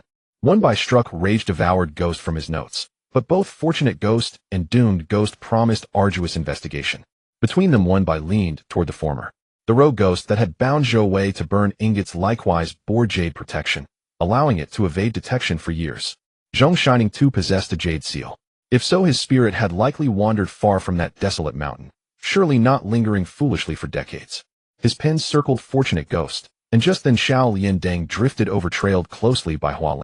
Hua Ling, nourished and rested, had recently gained the ability to leave its painted form and move freely, though its presence outside remained fleeting. A lamp and a wisp of mist settled lightly upon One Bai's shoulders, peering at the densely annotated sheet before him. Bai, what are you writing? One Bai summarized Zhong Shining's case.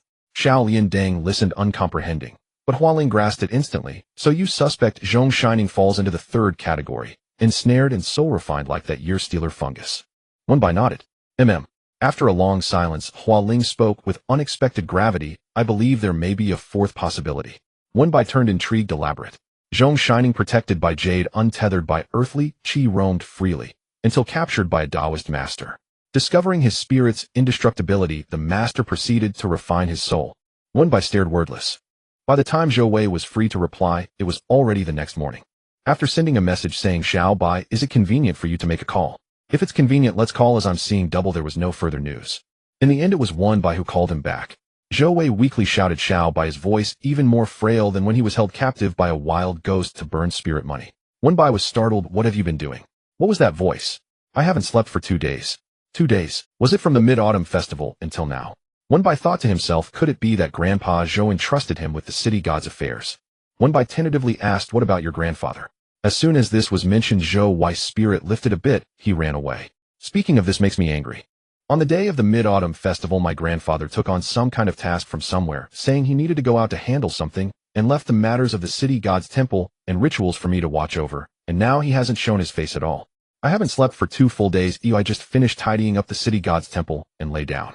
Thinking about how Zhou Wei's grandfather had previously used incense ash to smear his grandson's forehead, One Bai felt no surprise, and even thought it quite in line with the city god style. It seemed that Grandpa Zhou intended to let Zhou Wei become self-reliant before establishing his own independence. Enough about this, Xiao Bai. What did you want to tell me yesterday? I already know now. He originally didn't know what that phrase from Di Ting "it's all fine" meant, but now it seemed he could only choose the small city god after all the old city god had run away. He even felt that Di Ting might have had a hand in it. Oh, alright, you should sleep first. Call me after you wake up. TX T8080.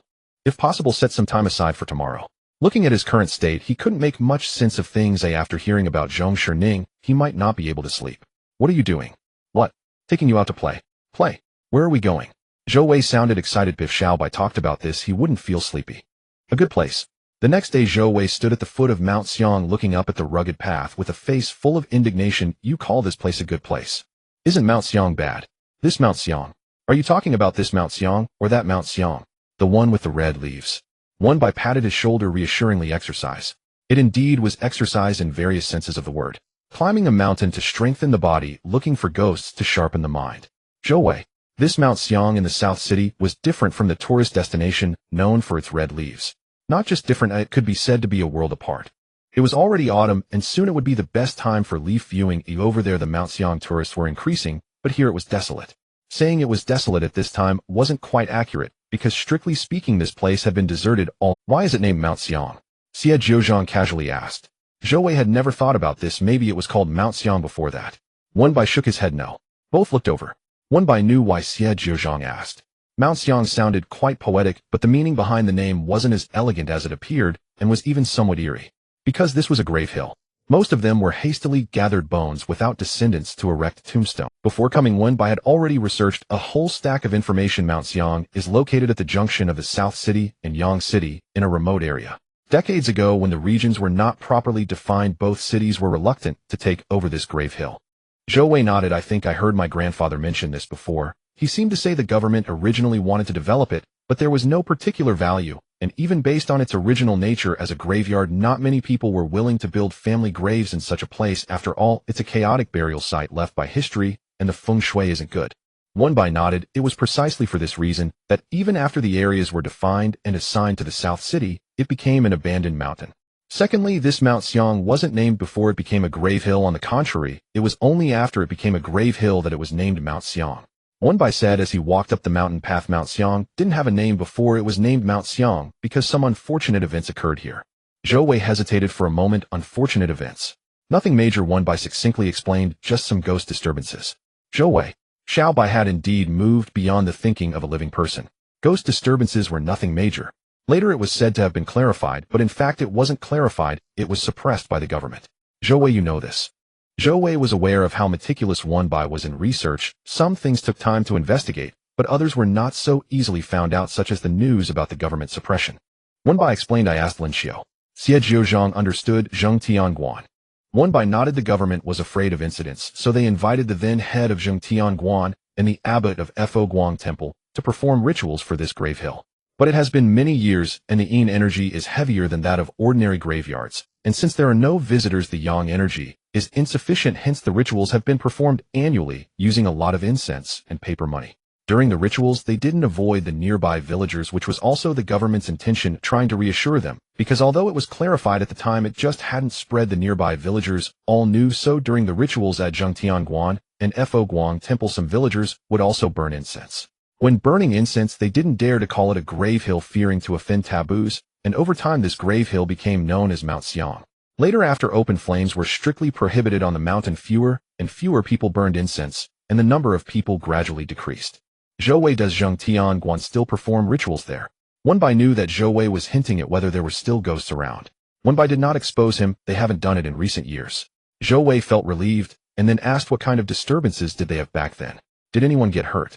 There wasn't much information on this. Wenbai had seen it in some local records. It was said that many years ago villagers went up the mountain to chop firewood, knowing it was a grave hill, so they wouldn't enter alone and wouldn't linger too long. They had to be out before sunset. But that day, while chopping firewood, an accident happened. One of the villagers hurt his leg, so they delayed a bit, and while descending it was just at dusk. Wenbai's tone was calm, but Zhou Wei inexplicably swallowed hard. Then what? Wenbai replied, then they encountered the Yin soldiers borrowing the road. Yin soldiers borrowing the road, also known as the Yin soldiers, are said to be the army of the underworld that sometimes appears in the realm of the living after the interchange of Yin and Yang, appearing at the boundaries between the two realms, expressionless and extremely eerie. Once encountered by the living, it would be a great misfortune, and lying at home would already be considered fortunate. It was very likely they would go along with them. Zhou Wei shivered all over. Yin soldiers borrowing the road. Reading about it in a ghost story during his school days, there was no mention of Yin soldiers borrowing the road. Surrounded by a renewed sense of fear, Zhou Wei unconsciously moved a little closer to Wenbai. Is this true? Zhou Wei asked in a low voice. Wenbai replied, I don't know. He hadn't had time to research, because this wasn't something that could be found in the realm of the living. To investigate, one would have to go to the underworld. The local records only mentioned it vaguely without specific dates, so Wenbai didn't delve deeply into it. What about those villagers? They wouldn't have, you know. Yin soldiers borrowing the road is no joke, Zhou Wei thought. Wenbai shook his head. They didn't die, but they all lay at home for several months. The reason this incident caused such an uproar was also because most of the villagers who went up the mountain were of prime age. If one fell ill, it could be explained, but if 7 or 8 fell ill at once, it couldn't be easily explained. Moreover, all the people who went up the mountain said they saw a group of ghosts descending, and the specific scene was not much different from the rumors, expressionless and extremely eerie. After hearing Wenbei's words, Xie Jiuzhang had been fiddling with his phone, not knowing what he was doing. Zhou Wei knew that Xie Jiuzhang was from the underworld and had a past connection with Qichin Xuanda. He felt uneasy from Wen Bai's ghost story desperately needing an expert's explanation, so he elbowed Xie Jiuzhang. What's going on with these Yin soldiers borrowing the road? Xie Jiuzhang's fingers flew over the screen, directly replying investigating. So he had been silent because he was checking information, Zhou Wei thought.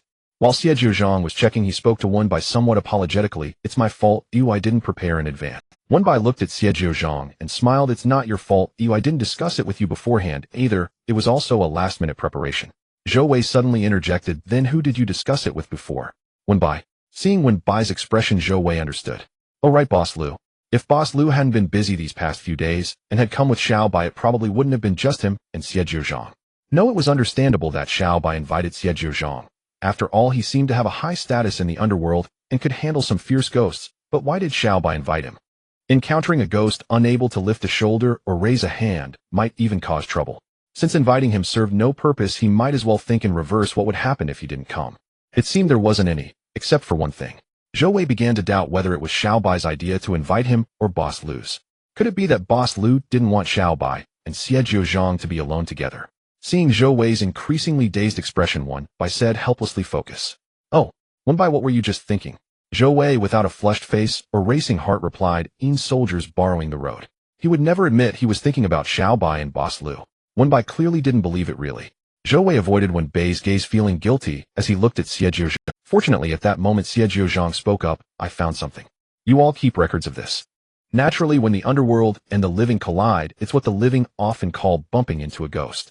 There will be ghostly rumors circulating in the folk. Similarly, the underworld generally keeps records, Xie Jiuzhang explained, but they are all duty logs of the Yin officials, which take some time to check. Duty logs? Seeing Zhou Wei's expression was off, Xie Jiuzhang asked what's wrong.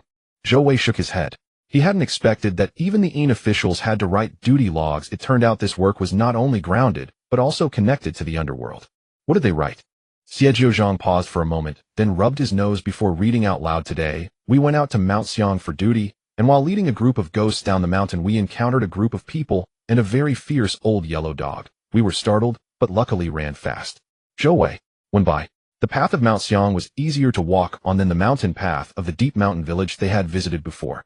Probably because before the incidents the nearby villagers had specially opened it up to chop firewood. And after the Yin soldier incident, although the villagers had ceased coming, the government also widened it a bit for the sake of facilitating rituals. So although the path was rugged, it was still passable. Zhou Wei had already known a bit about Zhong Shining, however he had thought Wen Bai was looking at that fragment all the way, thinking there was something in it, and had kept quiet. When they had climbed halfway up the mountain, Zhou Wei happened to step on a yellow round paper money, and only then did he realize they should have arrived at the grave site.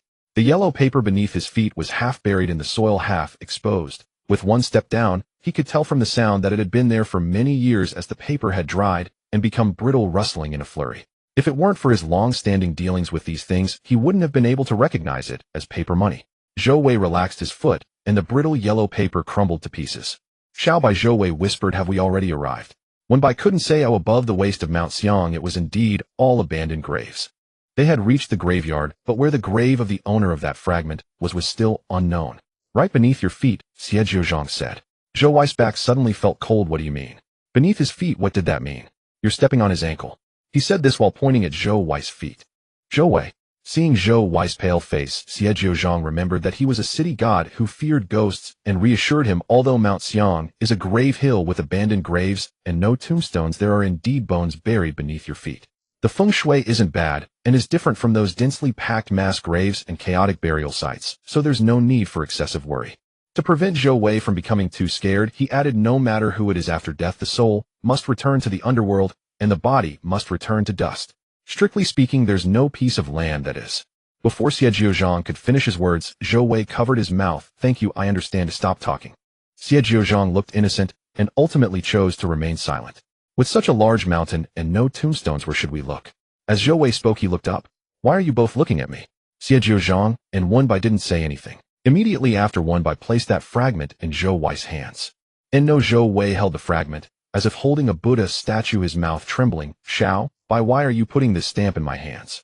Quickly, take it away, take it away. Unfortunately, Wen Bai not only didn't take it away, but also placed the stamp correctly in his palm. Zhou Wei, are you sure Wei can really do this?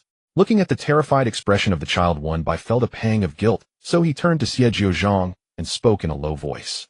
Xie Jiuzhang pondered for a moment. Looking at Zhou Wei's expression, he realized he didn't seem capable of doing anything, so he could only vaguely say the adult must have his reasons for saying so.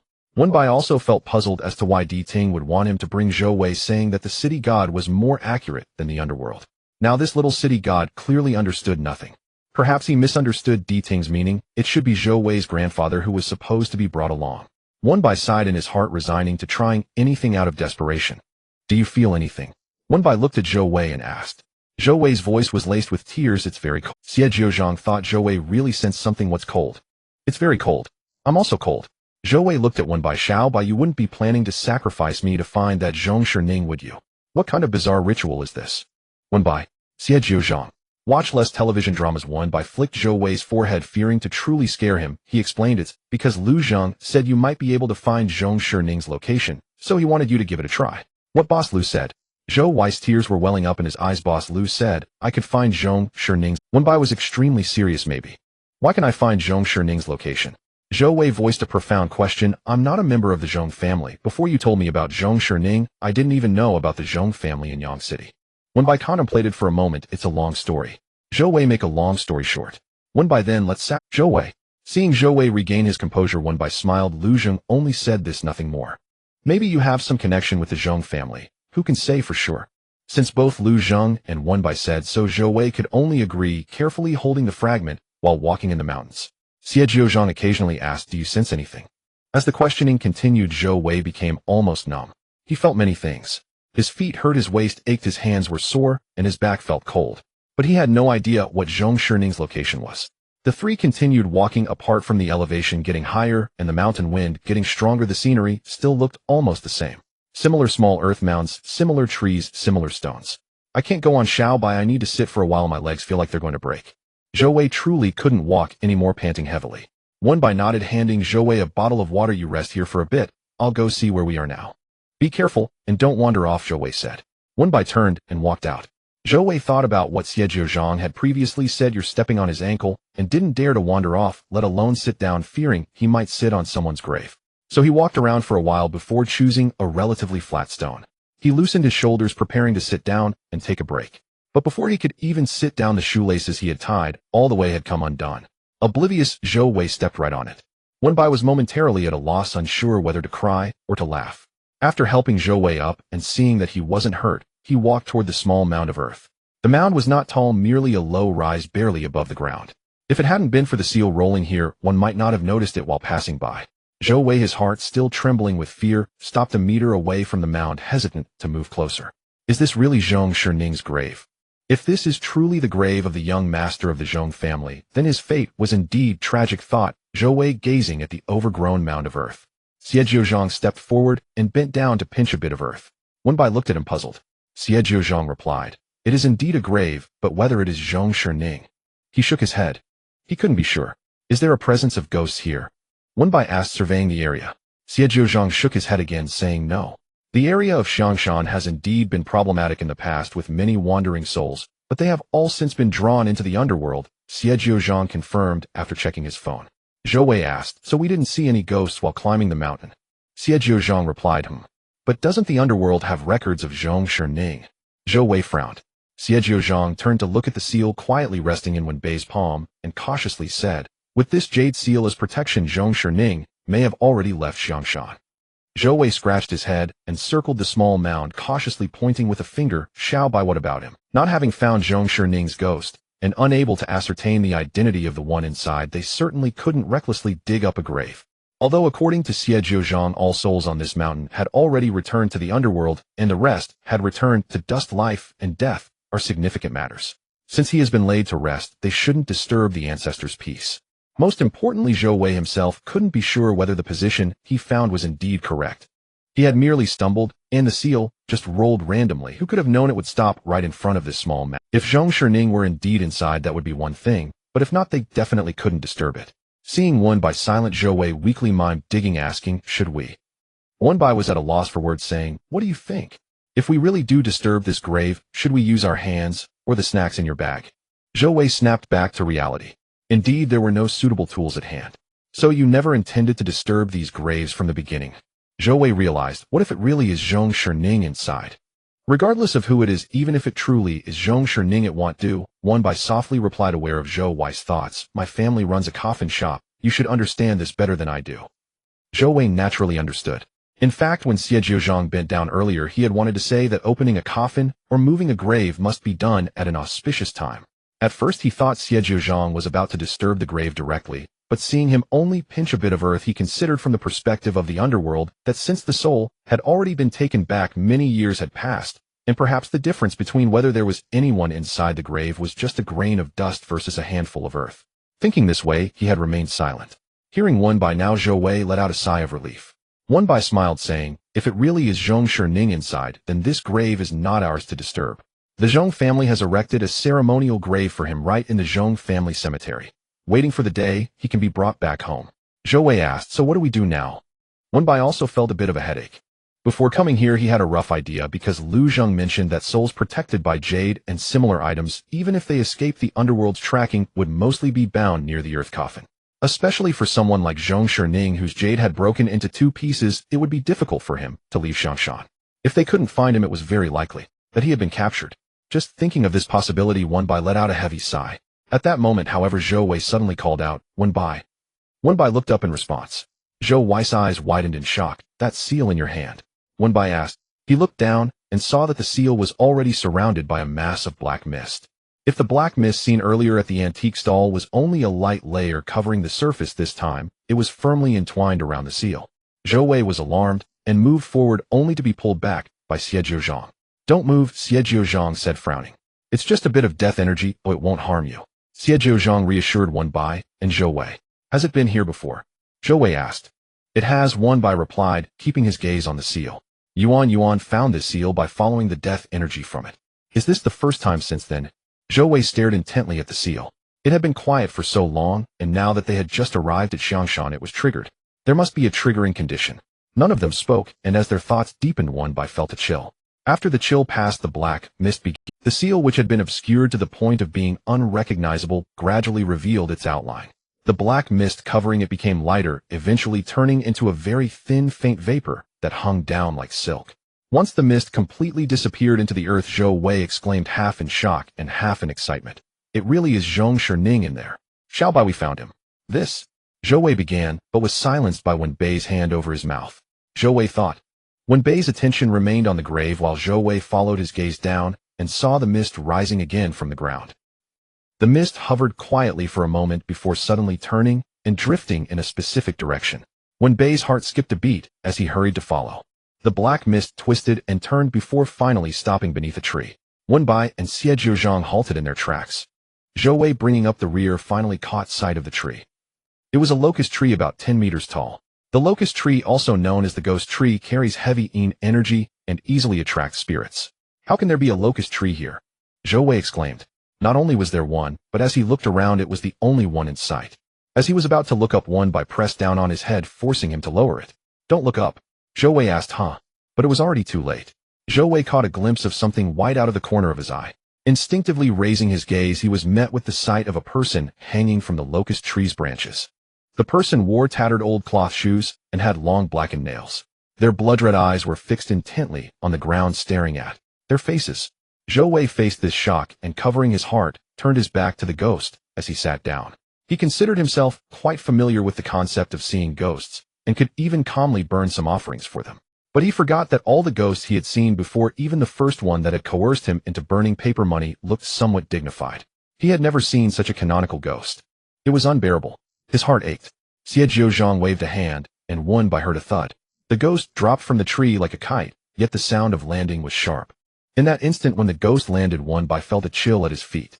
Zhou Wei, sitting on the ground, felt it even more directly. The chill surged from his spine all the way to his forehead. Though it was chilling, it felt like he had been scalded, and he jumped up, shrinking behind Wen Bai. Xiao Bai, did he just jump onto my... Zhou Wei almost cried out. No, stop overthinking it. Wen Bai patted his shoulder, his gaze still fixed on the... This locust tree is problematic, Xie Jiuzhang frowned. Zhou Wei, almost in tears, exclaimed, there's a ghost hanging from it. There must be something wrong. Xie Jiuzhang shook his head. He isn't hanging dead. Wen Bai saw clearly that the white-clothed ghost trembled slightly at Xie Jiuzhang's words. He suddenly recalled something. Earlier, did you say you didn't sense any ghostly presence nearby? Is it related to this locust tree? Xie Jiuzhang nodded. This locust tree has deep roots, yet its yin energy is very shallow. Normally such a tree situated in a graveyard wouldn't have just this little bit of yin energy. Moreover, Xie Jiuzhang paused. The yin energy in the tree and the earth energy are almost the same. This was also the key reason he hadn't noticed it earlier. When Bei's gaze returned to the white-clothed ghost, could it be related to him? The ghost, who was dusting himself off and planning to flee, responded. Zhou Wei grasped the meaning behind Wen Bai and Xie Jiuzhang's words and exclaimed, "What a guy!" Other ghosts might merely conceal their presence, but this ghost had directly transformed his own yin energy into earth energy, merging with Xiangshan. What do you call this? If you can't beat them, join them. The two sides faced off in silence, with Zhou Wei breaking the tension by speaking not to the white-clothed ghost, but to Xie Jiuzhang. "Brother, are you going to make a move?" "Make a move? Capture him." "Why capture him? Aren't we here to catch ghosts?" "But we need to clarify the situation first." Zhou Wei looked at Wen Bai in disbelief. "Xiao Bai, is brother Xie really this steady?" Wen Bai asked. Zhou Wei replied, "I thought all those from the underworld would have a temperament like Boss Lu's." "What kind of temperament does Lu Zhang have?" Wen Bai asked. Zhou Wei said he prefers to act rather than. As Zhou Wei finished speaking and looked down, he muttered to himself, "But I still kind of prefer Boss Lu's style. Just seeing him makes you want to be his lackey." Wen Bai was speechless. After their exchange, the white-clothed ghost took a few more steps forward. Just as he thought he could slip away unnoticed, a sound came from behind. "That!" the white-clothed ghost responded. This was so annoying. Since he couldn't escape, thinking this, he abruptly halted, made a fierce face, and gathered a few drops of blood in his forehead, preparing to shed blood tears to frighten them off. Then he turned around. Upon seeing Wen Bai, the blood he had planned to pour into his eyes unceremoniously flowed from his nose instead. "Wen Bai, Zhou Wei, Xie Jiuzhang." The white-clothed ghost covered his nose with one hand, and abruptly turned away, looking down at the grass. This was too good-looking. How could such a handsome person appear on Xiangshan? The three who witnessed the whole scene. Wen Bai was the first to react. Zhong Shining, Zhou Wei, and Xie Jiuzhang turned to look at him in unison. "Is he really Zhong Shining? Xiao Bai, are you sure? How did you recognize him?" Zhou Wei bombarded with questions. Wen Bai took out his phone. "This is a photo of the old man from the Zhong family, who is Zhong Shining's elder brother when he was young. He really does look a bit like him," Zhou Wei exclaimed. Just before they had all seen the face of the white-clothed ghost, for some unknown reason the blood red in his eyes had faded, and aside from the red spot on his nose, his face was fair and youthful. Wen Bai cradled the seal in his palm, taking a few steps closer. "Zhong Shining." When Bei's voice suddenly appeared behind him, startling Zhong Shining, who instinctively turned around. When their eyes met, his ears instantly flushed crimson. He took a step back, half his body hidden behind the locust tree, revealing only his head. "You called me, Zhou Wei, Xie Jiuzhang." Zhou Wei's heart raced. "Boss Lu, come quickly." "Xiao Bai, were you just calling me?" the white-clad ghost asked anxiously, then recalling the name he had heard, added, "Zhong Shi." He doesn't know his own identity. Seeing Zhong Shining's unfamiliar look at the name, Zhou Wei leaned in. It was understandable. Stolen from his swaddling clothes, he would naturally be ignorant of his origins. Wen Bai gave a faint assent, opened his palm, and revealed the fragment of the seal. "Is this yours?" Zhong Shining stared at it for a long moment, and nodded cautiously, then shuffled out from behind the locust tree. "Why is it with you?" When he had lost it before, he had searched for a long time, and finally given up. Seeing Wen Bai holding the other half, now left him bewildered. He remembered Li Dai under the neighboring pines saying the seal had been split in two, and joked that the halves might make a suitable keepsake for a betrothal token. Zhong Shining knew it was a jest, and did not take it seriously, yet as he thought of it, his face flushed of its own. Zhou Wei was completely baffled. Why did this young master of the Zhong family keep staring at Xiao Bai and blushing at the slightest provocation? Was he about to enact some melodrama of human and ghostly longing? Wen Bai noticed Zhong Shining staring at the seal in his hand, his expression tense and cheeks crimson, and asked, puzzled, "Is something wrong?" Zhong Shining dropped his eyes. "You hold this token. Have you come looking for me, eh?" "A token?" At the mention of a token, Zhou Wei felt something amiss and immediately spoke up. "We were commissioned by someone to find you." "Zhong Shining, is this yours?" Wen Bai asked again. Zhong Shining nodded. "My father gave it to me." "Your father?" Zhou Wei was stunned. "So you know you are of the Zhong family?" "The Zhong family." Zhong Shining found the man before him odd, speaking things he did not understand. "You must have the wrong person. I don't bear the name Zhong. My surname is Jin Ning." Ning was indeed the character on the seal. Zhou Wei grew even more puzzled. Each uttered something different, and they were talking past one another until Wen Bai interrupted. The three living and the ghost stood beside the locust tree. Though its yin qi was faint, after all it was born of the Nether, and with a spirit long dead nearby, Zhou Wei shivered. Zhong Shining noticed and hurriedly said, "It's too cold here. Why not come sit at my place?" His little grave mound might not be very warm, but it could at least catch some sunlight. He had not encountered a living person on Xiang Mountain for many years. Even when people passed by they could not see him. Only these three could see were unafraid and spoke to him. He had not spoken with anyone in a long time. Zhou Wei, you're home. He did not mean it in that way surely. One Bai patted him to be silent, then to Zhong Shining said, very well, sorry to intrude. No, not at all, Zhong Shining answered with a shy smile. My humble dwelling is simple, oh please do not disdain it. No, not at all, Zhong Shining answered with a shy smile. My humble dwelling is simple, oh please. Zhong Shining sat on his little grave for a while, then turned and heaved a few smooth, neatly shaped stones over with effort. He beamed, these are the cleanest, most beautiful stones on Xiang Mountain. Sit wherever you like. He paused, then added, no one has come to my house in so long, ooh, I haven't prepared anything. Wen Bai and Zhou Wei felt a complicated tug at their hearts. Especially Zhou Wei, who half feared the young master might produce a handful of joss ash and offer it to them. Just as he was about to speak, a creaking sound was heard. Zhou Wei turned stiffly. That noise, could it be coming from your home? Out of politeness, he had even forced himself to call the grave a home. Wen Bai looked as well. The sound did seem to come from inside the grave. Zhong Shining said, perhaps I bumped something when I moved the stones. Don't worry, my coffin lid is already in place. Zhou Wei, Wen Bai, Xie Jiuzhong. Zhou Wei sat trembling on the stone chair. Zhong Shining had brought utterly terrified. Wen Bai, however, glanced at the stone and touched it, frowning. He had presumed the stone was not a real object like joss paper money or paper effigies that are false until burned. He thought the stone must be one of those small funerary items burned at rituals and later picked up by Zhong Shining. Yet upon sitting he realized its texture was unmistakably real. It is real, Xie Jiuzhong said, seeing Wen Bai's doubt. If Zhong Shining had moved the stone, then he could touch physical matter. A ghost able to touch the material world was extraordinary. Xie Jiuzhong, unable to explain, simply asked the question outright. Zhong Shining answered, I don't know why. I just discovered it recently. I can only touch things like stones or branches on the ground, other things I cannot. Could it have something to do with that locust tree? Wen Bai asked. Xie Jiuzhong replied. If he has absorbed ground qi, then it is possible. Wen Bai looked at Zhong Shining. Do you always live here? Zhong Shining shook his head. I usually live in the tree. It's cooler there and less easy for others to find me. Wen Bai and Xie Jiuzhong exchanged a glance. This seemed to be the heart of the matter. Zhong Shining had long nested in the locust tree, which absorbed earth qi and yin qi and passed it on to him. Mentioning the locust tree brought to mind the time he had hung from it to frighten people, and he explained, I didn't mean to scare you earlier. I saw you coming toward the tree and thought you had come to catch me. Catch you? Zhou Wei asked. In those years when Xiang Mountain teemed with spirits, people would sometimes come to capture ghosts. We could only band together to drive them off. And afterwards, hey, Zhou Wei pressed. Zhong Shining. Later they were all taken away. Zhou Wei. Their alliance had been in vain. All taken away. Wen Bai was puzzled. What do you mean by taken away? At the mention, Zhong Shining's mood plunged, and Zhou Wei felt the air grow colder.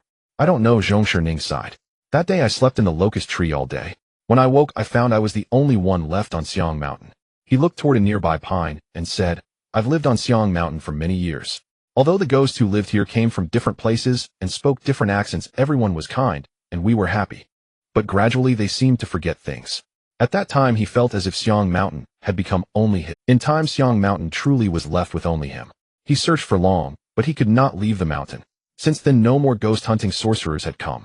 Taoist priests and monks did come, often burning offerings of food and clothing and chanting sutras. Compared with before, they were at least fed and clothed, yet he alone could make use of those offerings. Zhong Shining always felt he had failed to protect everyone. He was the only one on Xiang Mountain who remembered it was his duty to have kept them safe. Wen Bai had a rough idea who had been capturing them, and after asking more carefully said, they were not merely captured, they were taken by Yin Si. Zhong Shining looked up sharply. Yin Si. Yes, sent on to reincarnation, Wen Bai replied. They lose memory because when a roaming soul lingers too long in the living world, its consciousness grows muddled. The burden on Zhong Shining's heart lightened, and his eyes reddened. Before this, he had only thought the man handsome, and had not feared speaking with him. Now hearing this news from him, Zhong Shining regarded Wen Bai as his benefactor. He could not cry before his benefactor. Sitting on the grave, he bowed his head, and strove to hold back his tears. That's good. Wen Bai and the others remained silent, waiting for him to recover. When he looked up again, Zhong Shining had composed himself, and recalling what his benefactor had said, asked with confusion, then why did Yin Si take me? He also, unlike the others, still retained his own awareness. Wen Bai half smiled. That might be a question to ask you. Zhong Shining. You say you are Jin Ning, then where did this seal come from? Wen Bai asked. Zhong Shining looked at the seal. My father gave it to me. Perhaps I was once called Zhong Shining, Zhong said in a low voice, but that was long ago. I am Jin Ning. Xiao Bai Zhou Wei leaned in cautiously. I have the impression this Zhong Shining seems quite averse to the name Zhong Shining. Wenbai had also sensed it faintly. Do you know the Zhong family? Which Zhong family? He asked, clearly unaware. This time Zhong Shining spoke first. My father found me. He treated me well, taught me to read and write, gave me a name. He is my true father. Maybe I used to be called Zhong Shining, but since they abandoned me there is no point in recognition. Zhou Wei blurted, surprised. The Zhong family had searched for him for most of his life. How could they have abandoned him? Zhou Wei could not restrain himself and was about to speak when Wenbai stopped him. Wenbai asked, did your father? Zhong Shining did not understand why Wenbai asked, but he answered honestly, no. Wenbai, that's what the people in the alley say, he added. Zhong Shining hugged his knees and whispered softly, I was thrown into our alley when I was just. The first to find me was not my father, but the owner of the tea house at the end of the alley. It was winter, and seeing my pitiful state, he took me home. At that time I did not have this seal on me. Half a month later a man came to the tea house, insisting on keeping this seal. The tea house owner initially thought the man was a relative of mine, and wanted to take me back. However, the man was evasive and reluctant to speak. Upon questioning, he finally admitted that he was just paid to run errands. Seeing the man's flustered expression, it was clear he was hiding something, so the tea house owner wouldn't let him leave without taking me. He said he was afraid to take me back, because my family abandoned me due to my hard fate, as I brought misfortune to my parents. Upon hearing this, the tea house owner also felt he could no longer keep me. My father, unable to bear it, took me back. Clearly there was a problem somewhere, but without investigation, Wenbai couldn't speculate freely. However, one thing was certain, you are the youngest son of the Zhong family. You were not abandoned, you were stolen. Zhou Wei sighed. Knowing that the Zhong family had been searching for this youngest son for generations, he felt a pang of sympathy. Your mother has been guilty for losing you. Beside her grave, she even erected a tomb for you. They have been looking for you for many years. Zhong Shining was momentarily stunned. He always thought that after his father's death he had no relatives left in this world. Now suddenly someone was telling him he had parents and relatives, and they had been searching for him for many years. Zhong Shining blankly asked, are you sure you're not mistaken? He looked at the seal. Although I have carried this seal since I was little, it doesn't necessarily mean it truly belongs to me. Zhong Shining suddenly lost his words because Wenbai showed him a photograph. The person in the photograph bore a resemblance to him. His name is Zhong Ting, your brother, Wenbai said. This is a photo of him when he was young, around your current age. If he was young, then what about now? He has already passed away. Zhong Shining felt a sense of confusion, and after all, how many years had it been? Wenbai continued flipping through the photographs. Zhong Shining looked at the nephew in the picture, who seemed to be even older than his father, feeling a mixture of emotions. It was complex. Sadness, happiness, regret. He felt it all, yet those emotions were quite faint. Even thinking about his father, the longing remained, but as he pondered, it no longer made him want to cry like before. How did you end up on this fragrant mountain? Zhou Wei asked, gently patting the grave. He spoke tactfully, but Zhong Shining understood the implication. I fell ill. The illness came suddenly, and I couldn't hold on. At that time my father had already passed, and there was no one at home. Those people didn't know where I lived, so they buried me here on Fragrant Mountain. Zhou Wei inwardly reproached himself for being too talkative. Zhong Shining, however, didn't mind much. This small grave is actually quite nice. It looks small, but it doesn't leak wind or rain, and this fragrant mountain is lively. I am quite happy living here. Wenbai smiled slightly. Your father treated you well. Otherwise you wouldn't have developed such a character. Zhong Shining's eyes curved with a smile. My father was a teacher. When he found me that year, he was not young anymore, but he was still in a situation where one person's meal kept the whole family from starving. He came from out of town with no relatives, and initially had no plans to marry or have children. But after he found me, he said he had gained a son for free, and he was quite happy. When I was young, my health wasn't very good. My father's earnings aside from household expenses were spent on my health. Although life was frugal, we lived quite comfortably. Wenbai was touched by the warmth in Zhong Shining's words. Thankfully, amidst misfortune, the person who took Zhong Shining was a teacher. In those times, managing to raise him was not an easy task.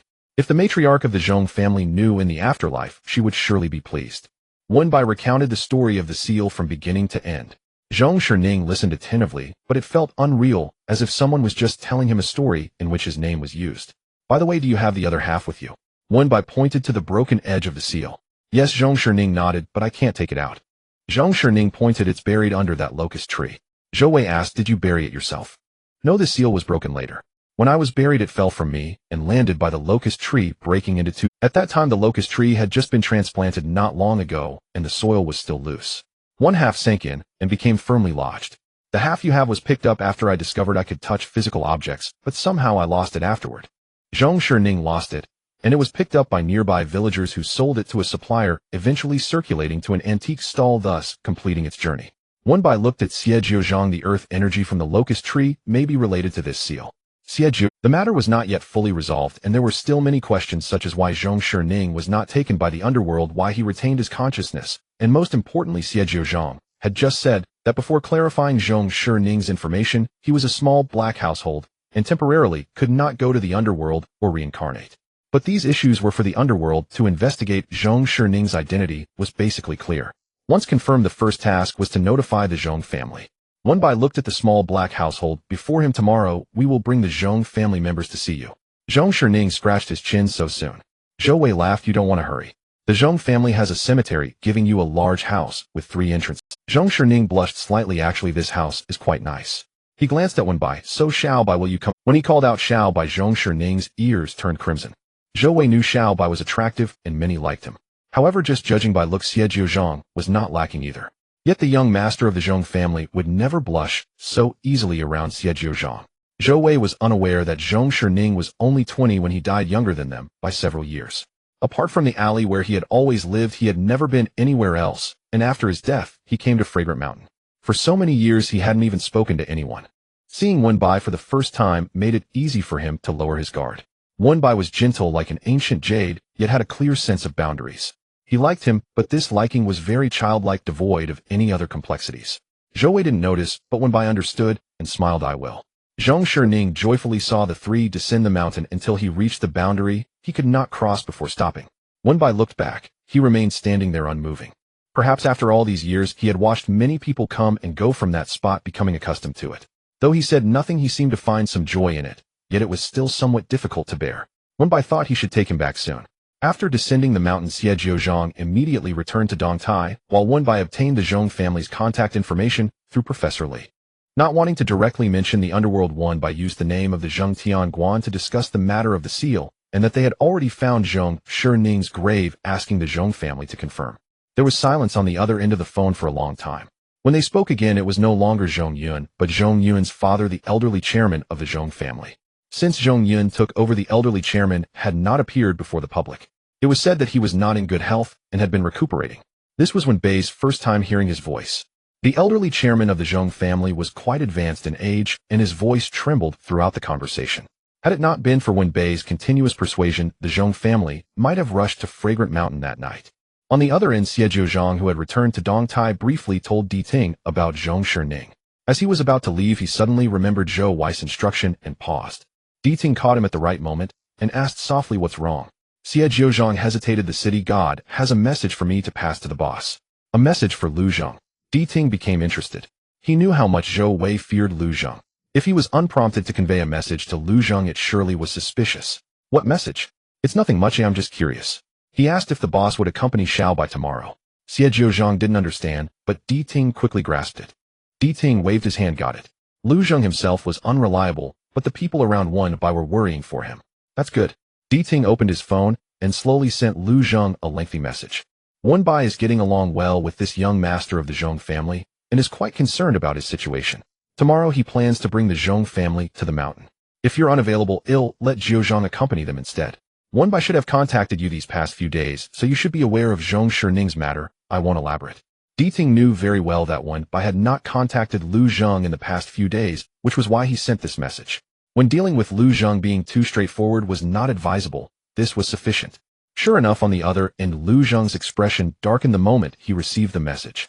Just as Di Ting understood Lu Zhang's character, Lu Zhang was also all too familiar with Di Ting's nature. He could have simply said Wenbai is preparing to take the Zhong family up the mountain tomorrow. If you're unavailable, let Jiuzhang follow them. Yet he had to add those first 2 sentences. And those last 3 sentences. Lu Zhang was sure that Di Ting knew Wenbai hadn't contacted him in the past few days, which was why he said what he did. Did he think he would comply with his wishes and return immediately? Ridiculous.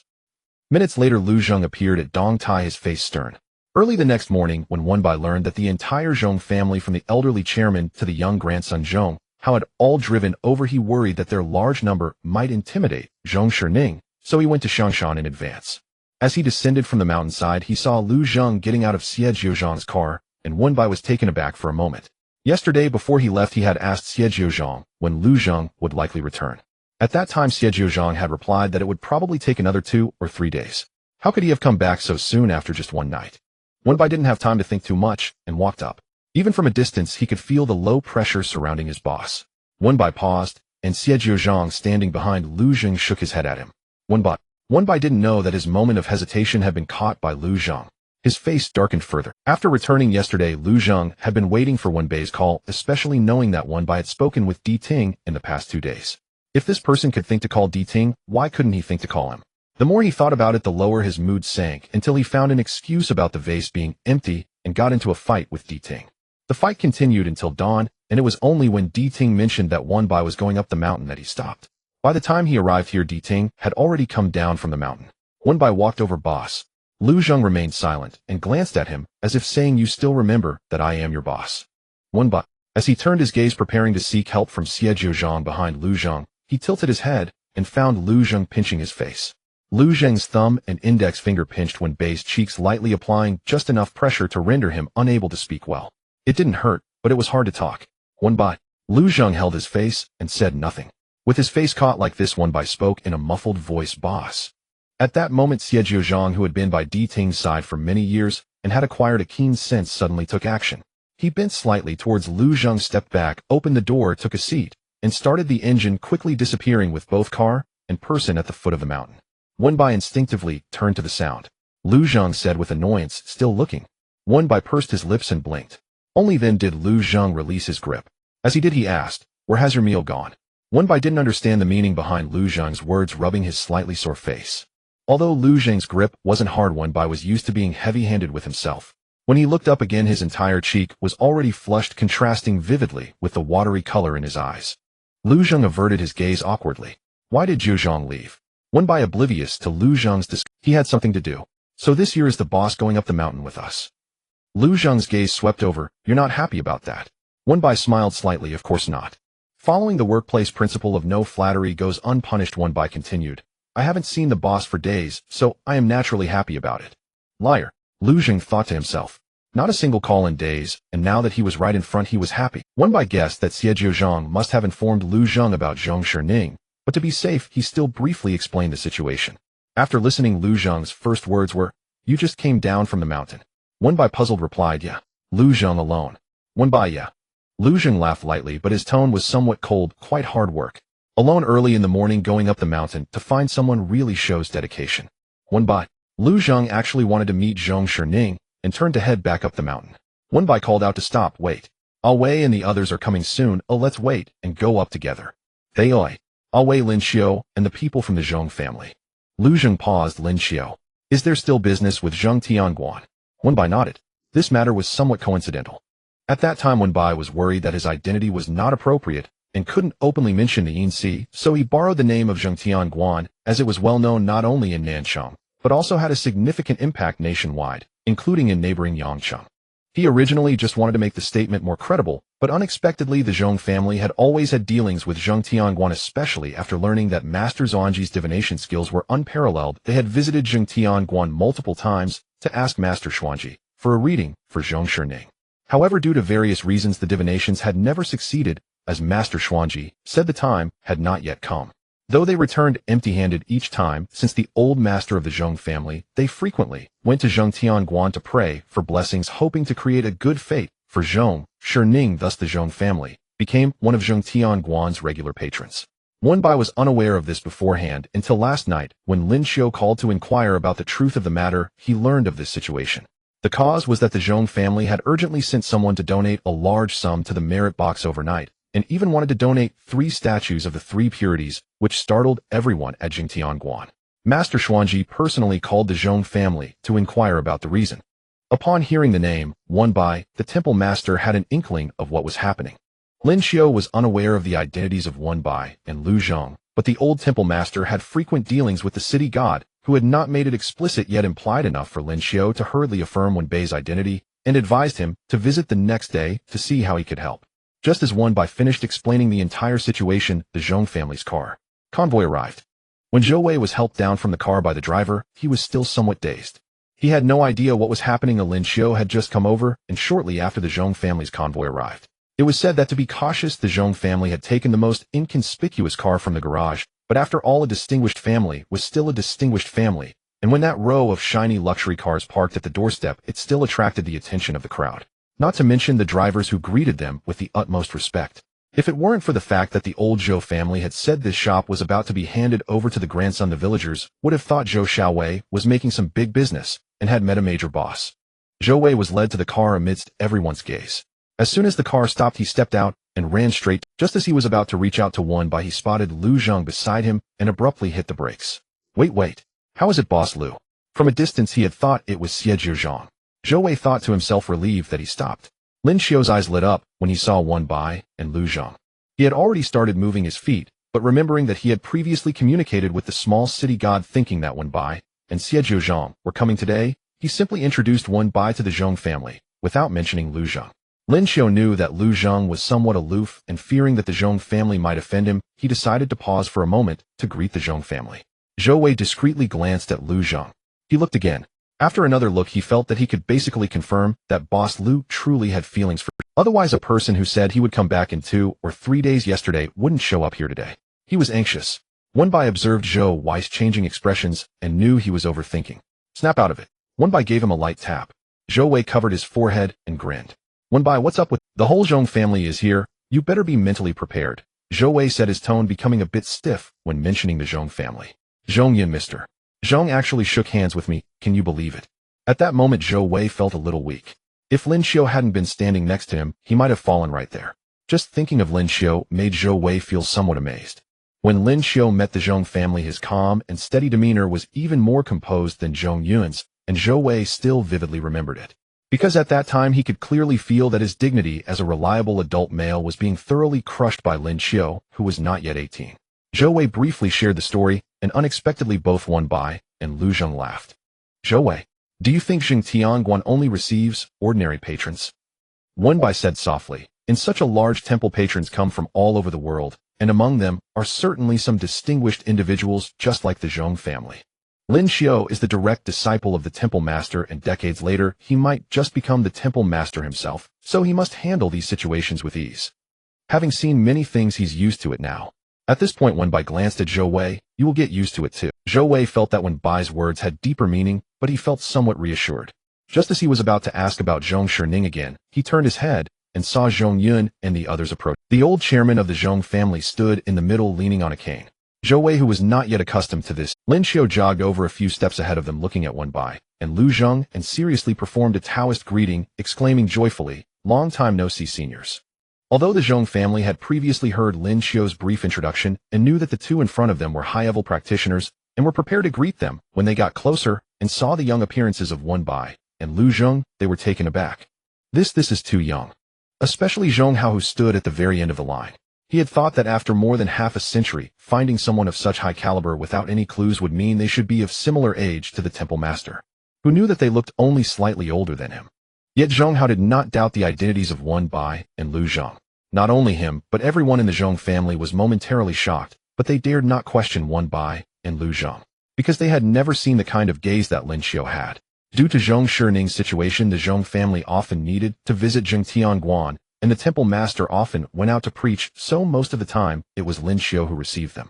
However, Lin Xiu did not only receive them. Whenever he had time, he treated all patrons equally regardless of their backgrounds. They knew Lin Xiu's identity and abilities. In such a large family, they would know a bit more than ordinary people, for example, that there truly are some dirty things that are difficult for common eyes to see, and that to find Zhong Shining's grave this time, there had to be some underlying knowledge. Although Lin Xiu was young, he was exceptionally steady-minded. He had encountered dozens if not hundreds of nobles and dignitaries, yet they had never seen Lin Xiu like this before. Lu Zheng generally had little patience for children, but Lin Xiu's cheerful, long time no see, was quite loud, adding a bit of liveliness to his previously serious demeanor, somewhat resembling the little fat lamp. Lu Zheng's expression softened for once. With Lu Zheng's response, Lin Xiu was so happy he could hardly contain his expression. The Zhong family present. Then they probably realized why Lin Xiu was so delighted. Because this senior Lu had never said a word to them, not even giving them a glance. Just that gentle towards Lin Xiu was already like a spring breeze. As for the other immortal, he seemed much more amiable. When the Zhong family learned that it was Wen Bai who found the seal, and personally went up the mountain to seek it, they immediately bowed in unison. By hurriedly stepped forward to support the elderly chairman of the Zhong family, whose eyes were red. Watching an elder who looked to be about the same age as his grandfather bow repeatedly to him, By felt as though he might age a few years. The group spent some time at the foot of the mountain. The old chairman of the Zhong family insisted on going up, and Zhong Yun and the others could not persuade him otherwise, so they reluctantly agreed. By the time they reached halfway up the mountain, Zhong Shining had already been swinging his legs on a locust tree for quite a while. Hearing the commotion outside, he cautiously floated out. Seeing so many people at once, Zhong Shining instinctively took a few steps back, and then quickly hid behind a small mound. The Zhong family followed by navigating through the winding paths. Zhou Wei and by suddenly saw Zhong Shining hiding behind the small mound, only showing his head, looking particularly anxious. "Are you sure what you told him was that you would bring his family to see him?" Zhou Wei said. This was not the gaze of someone who saw family. "From my perspective, it looks more like we brought someone to dig up his grave." Zhou Wei paused, and in some sense they really were here to dig up the grave. After all, to move the grave to that 3-entry mausoleum, they would first have to dig it up. By waved lightly at Zhong Shining, signaling him to come forward. Zhong Shining, feeling extremely shy, inched out from behind the mound. However, this time he couldn't hide behind by as before, because there was Lu Zheng beside him. Lu Zheng merely cast a faint glance at him, causing Zhong Shining to freeze in place. This person looked quite fierce. Lu Zheng had originally thought that this young master of the Zhong family, whom by cared for so much, would be quite a character, who knew he was just a little ghost. Reflecting on the fight with Di Ting, Lu Zheng thought he had been too lenient. The Zhong family, however, did not notice that Zhou Wei and by were watching Zhong Shining hiding behind the mound. They only saw the two immortals with serious expressions and complex looks. The old chairman of the Zhong family bowed his head, following the gazes of the two immortals, looking at the small mound that could hardly be called a grave, which didn't even have a tombstone, and his heart filled with sorrow. He had actually let his uncle rest for so many years in such a place. His father had never seen him even once before he died. The old chairman of the Zhong family knelt down with a thud. As he kneeled, the dragon head cane beside him lost its support and came crashing down. Coincidentally, it landed squarely on Zhong Shining's foot. The dragon head cane, made from some rare material or nurtured with Buddhist energy, was able to break through the air and land on the spiritual body with remarkable force. Not to mention Zhong Shining, even Lu Zheng was taken aback. Pain surged, and Zhong Shining cried out, having finally gathered the courage to come out, only to be scared back by Lu Zheng and then hit hard by the cane. This time he completely shrank back behind the small mound and didn't dare to show his face again. Zhong Shining was terrified by that blow and refused to come out from behind the small grave mound. By was at a loss whether to laugh or cry. He gestured for Zhong Yun to help Zhong Lao director up while he bent down to pick up the cane. As he handed it over, he asked, "Mr. Zhong, may I ask, is there anything special about this cane of the old director?" Everyone turned their attention to the cane at the sound of his voice. Zhong Yun thought for a moment. For practitioners like them, the term special surely meant something beyond the literal. "There's nothing particularly special about it. It's just that my father's health isn't great, and this cane was specially requested from the Fudu Temple. The wood is ordinary, just peach wood, but the peach tree was nurtured by the Fuguang Temple for many years, said to ward off evil spirits." Zhong Yun wasn't sure if that counted as something special. After speaking, he tensed for a moment and asked, "Is there a problem?" By responded, "Peach wood. Peach wood is typically a tool to harm spirits. Given that it was nurtured in a large temple like Futu Temple, it's no wonder it could strike the young master so hard." "Go check on Shining." By turned his head and spoke in a hushed tone to Zhou Wei. "After all, it's peachwood, feared by 100 ghosts. We haven't even moved the graves yet, and he's already been harmed." When Zhou Wei heard peachwood, he couldn't help but gasp inwardly. Knowing what Bai was worried about, he used the excuse of surveying the terrain to walk behind the small grave mound and crouch down, asking, "How is it?" Zhong Shining was hugging his knees, his eyes red, and he let out a question from the depths of his soul. "Why did he hit me?" Zhou Wei replied, "He didn't hit you. It was his dragon head cane that struck you. There's a qualitative difference between the two." Zhong Shining was silent. "It was just an accident. He didn't expect you to be standing nearby." Zhou Wei defended. "Zhong Lao director, they still care about you, especially Zhong Lao director." Zhong Shining furrowed his brow. "Zhong Lao director? What is a director?" Zhou Wei replied, "It's your uncle." Zhong Shining responded, "Oh. Move your feet and see if you can walk." "I can." Zhong Shining's tone was somewhat muffled. The Zhong family only saw Zhou Wei mumbling something with his mouth open, looking increasingly strange. Although Lin Xiao couldn't see Zhong Shining, he could vaguely feel the malevolent energy over there. Seeing the confusion of the Zhong family, he fabricated a reason in reciting scriptures. The Zhong family suddenly understood. Earlier, Master Lin Xiao had already mentioned that this young man named Zhou Wei was the grandson of a deity from the Nanqing Changwang temple, someone close to the city god. His family also dealt in coffins, so he naturally knew some minor rituals and could recite scriptures. When Zhou Wei finished talking, the Zhong family members all bowed to him, expressing their gratitude with phrases like "Thank you, layman," and "Sorry for the trouble, layman." Zhou Wei was puzzled. What? Wenbai explained, "They can't see shining. They thought you were preaching because you were just talking. So is there a problem?" But it was Lu Zheng who answered, "Peachwood wards off disasters and drives away evil. A small ghost, is it a disaster or an evil spirit?" Lu Zheng's tone was very calm, but the meaning was clear.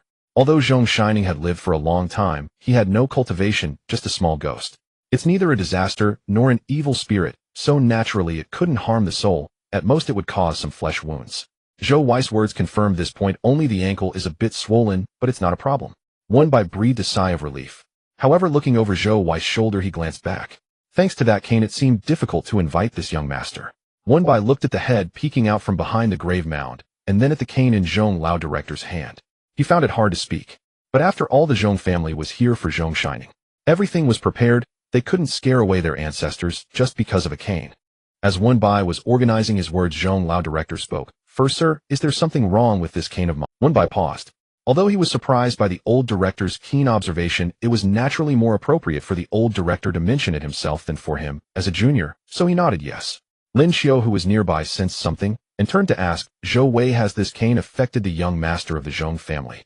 Zhou Wei smiled coldly. "It didn't just affect him, it directly hit the feet of this little ancestor." Lin Xiao was silent. "He's currently crouching behind the grave, hugging his knees and crying." Lin Xiao remained silent. Wenbai tried to speak as gently as possible. "Mr. Zhong Shining has already passed away. Now we are moving graves. This peachwood cane may not be appropriate."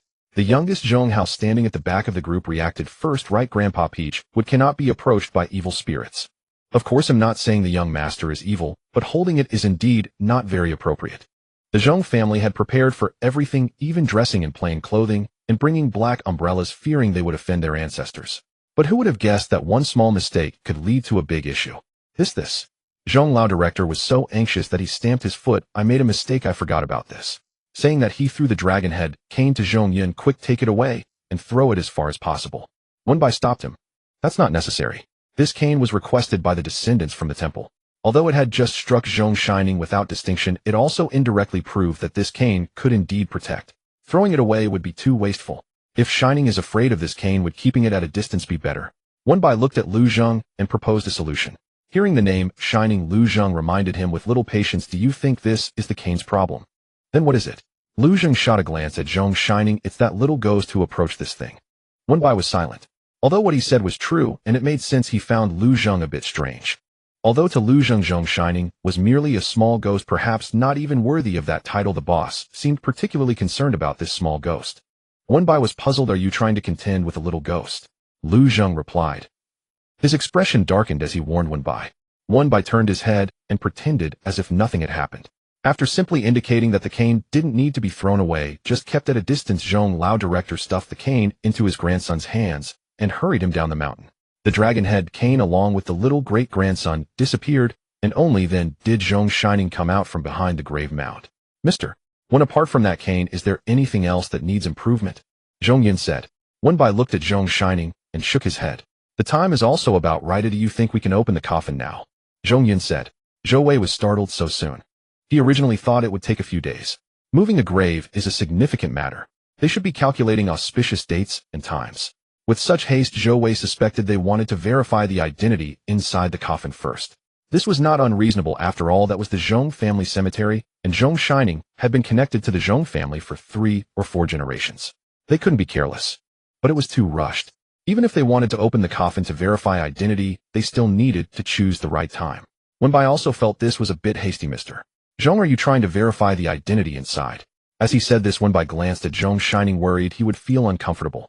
Zhong Shining replied, "It's fine. If there's a mistake, it's good to correct it in time." Wenbai knew there would definitely be no mistake, but they were aware of the situation while the Zhong family was not. Hearing Zhong Shining's slightly muffled voice, he comforted him. It won't be wrong. Zhong Shining wasn't afraid of anything else. He didn't need a grand mansion. He even felt that this Xianshan was quite good, and his small grave mound was also quite nice. He was just thinking, if he really wasn't a member of the Zhong family, then perhaps tomorrow he would be the only one left on this Xianshan, just like many years ago. Although he was afraid of that dragon head cane compared to having no one to talk to, being hit by a stick occasionally seemed— No, sir, you misunderstand. Zhong Yun immediately said. Actually, when we received your news yesterday, we had already asked someone to calculate the date. Today just happens to be a good date and time. It's like this. Lin Xiu also explained. Today my master sent me here not only to help you seniors, but also to recite scriptures for the ritual. Zhou Wei was even more confused. Initially, he thought they were eager to open the coffin to verify identity, but now it seemed they planned to move it directly, without checking. We plan to first move it into the Zhong family cemetery, but we won't move it directly to my uncle's grave yet. After opening the coffin, even if the person inside isn't my grandfather, he can't be buried in this Xiangshan. Just because of that seal on him, he counts as half a member of the Zhong family, so he naturally can't be buried in such a desolate place. If he really isn't my grandfather, we will clarify his identity and set up a tablet for him to offer incense. Wen Bai and Lu Zheng exchanged glances. The Zhong family treated the person in this grave as a lost soul without a master. Their thought was if it was Zhong Shining, everyone would be happy, and they would choose another day to move him into the main grave. If it wasn't Zhong Shining, due to that seal with Zhong Shining's name on it plus the opening of his coffin, they wouldn't allow him to continue resting in this remote place unattended and without offerings. No wonder they are a prestigious family. Zhou Wei sighed, thinking their considerations were indeed thoughtful. In a situation where they knew nothing, to be able to make such thorough arrangements was already quite remarkable. Hearing the Zhong family mention the seal, Wen Bai was puzzled about one thing. When your uncle was taken away, did he have anything else besides this seal? Zhong Lao director shook his head. No. Is this seal made of fragile jade? Yes. Does it have an origin? This seal was definitely not as simple as it appeared. The severing of life and death energy connecting to the earth energy, Zhong Shining, hadn't been discovered by the underworld for so many years, surely related to it. I'm not very clear about the exact origin, but this seal has a backstory. It is a mother-and-child seal. The mother-and-child seal, as the name suggests, is a large seal made up of 2 or 3 smaller seals combined. When my grandmother gave birth to my uncle, she was already of advanced age. The family was afraid of complications, so from the time she was pregnant, they sought someone to make a pair of mother-and-child seals engraved with my grandmother's and my uncle's names. Although they used fragile jade, it had been consecrated.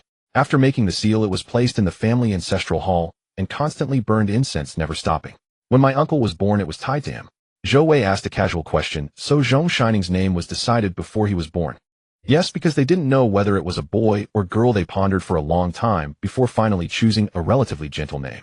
Shining means wishing for a peaceful world, hoping he would be at peace. He didn't expect that the world was indeed peaceful, but he himself. Zhong Lao director's eyes turned red as he spoke. Zhong Shining suddenly felt a sting in his nose. This feeling, although it came without warning, was very strong. It was as if he could feel the blessings and expectations from over half a century away. So he came to this world with blessings rather than being said to be hard to live, to harm his father and mother, and thus being abandoned. Zhong Shining sniffled, stepped forward, and patted Zhong Lao director's shoulder, trying hard to act like an adult, but his movements and voice were still quite awkward. Him doing quite well. The scene was somewhat strange.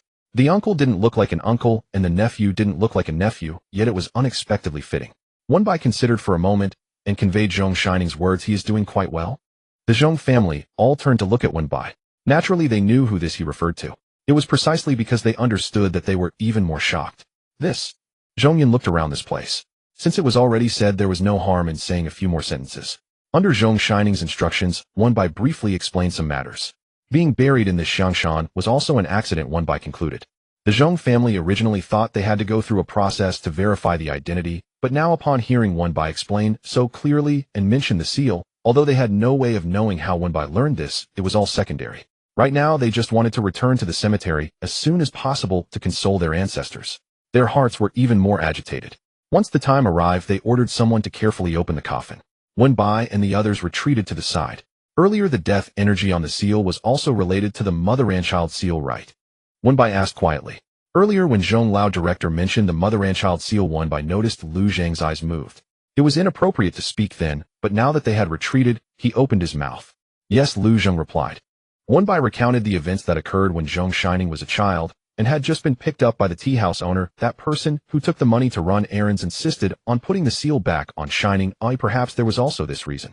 Fragile jade has been consecrated, and it has burnt incense in the Zhong family ancestral hall for 8 or 9 months. The energy of the mother-and-child seal has long been connected, Lu Zheng said softly.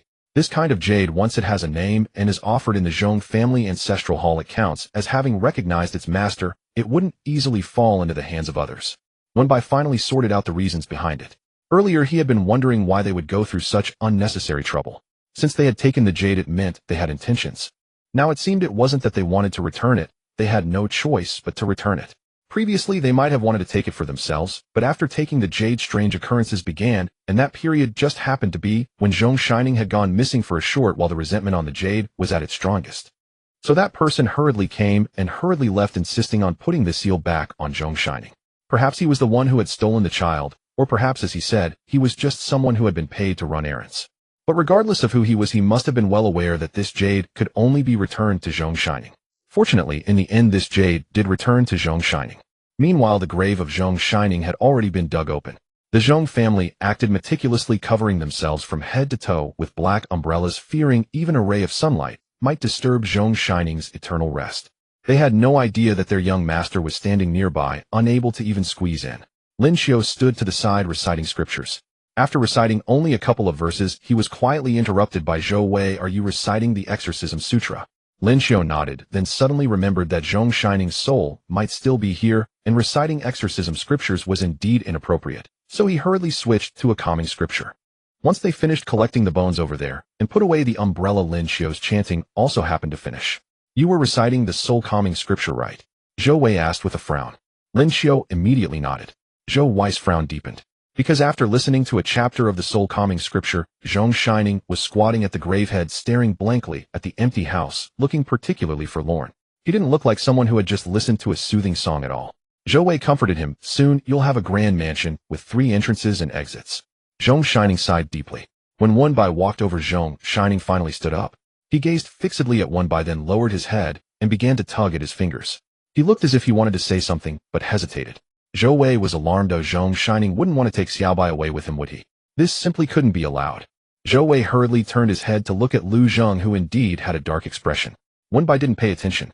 Looking at Zhong Shining, he asked what's wrong. Zhong Shining clenched his fist. After making up his mind, he directly leaned into Wen Bai's ear and quickly said something. As soon as he finished speaking, Lu Zheng had already walked over with big strides. "Does this little ghost think he's dead?" Lu Zheng said nothing, only stared at Wen Bai with a heavy gaze. Zhou Wei dared to ask Xiaobai, "What did Shining say to you?" Zhong Shining had already squatted down, pretending to be dead. Upon hearing this, Wen Bai was silent. After a while he smiled. He said that his pinky bone is missing a piece.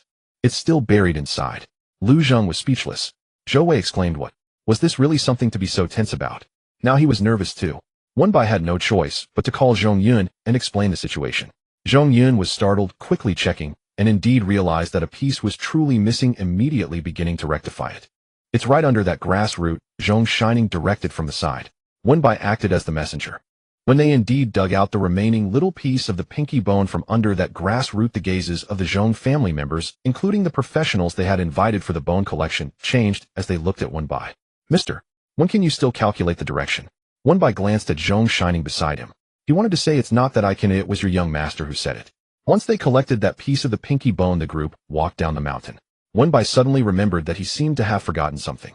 He thought for a long time, and finally remembered, turning to look at Lu Zheng beside him.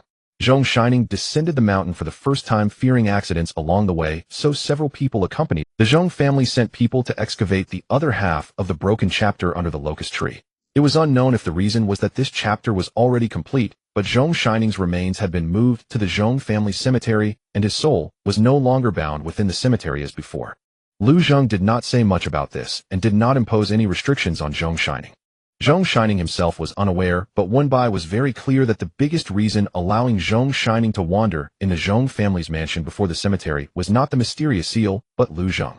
For a small black household like him, it was impossible to leave the cemetery without Lu Zheng's consent and approval. Under his grandfather's influence, Zhou Wei understood a bit of the intricacies involved.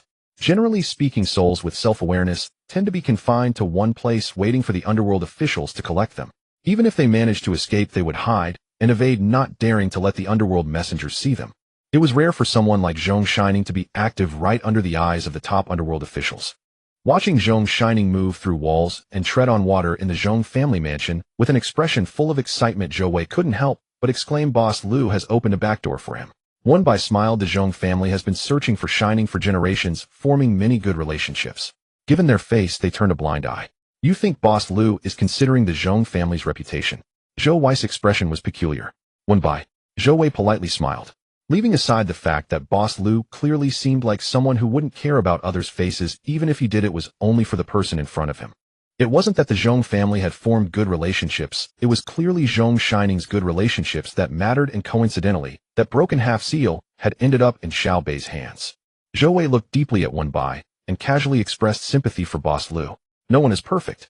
Xiao Bai might just be too sensitive to other matters, resulting in a lack of response in emotional aspects. Once Zhong Shining's grave was successfully relocated and a series of rituals were conducted as per customs, it was already late.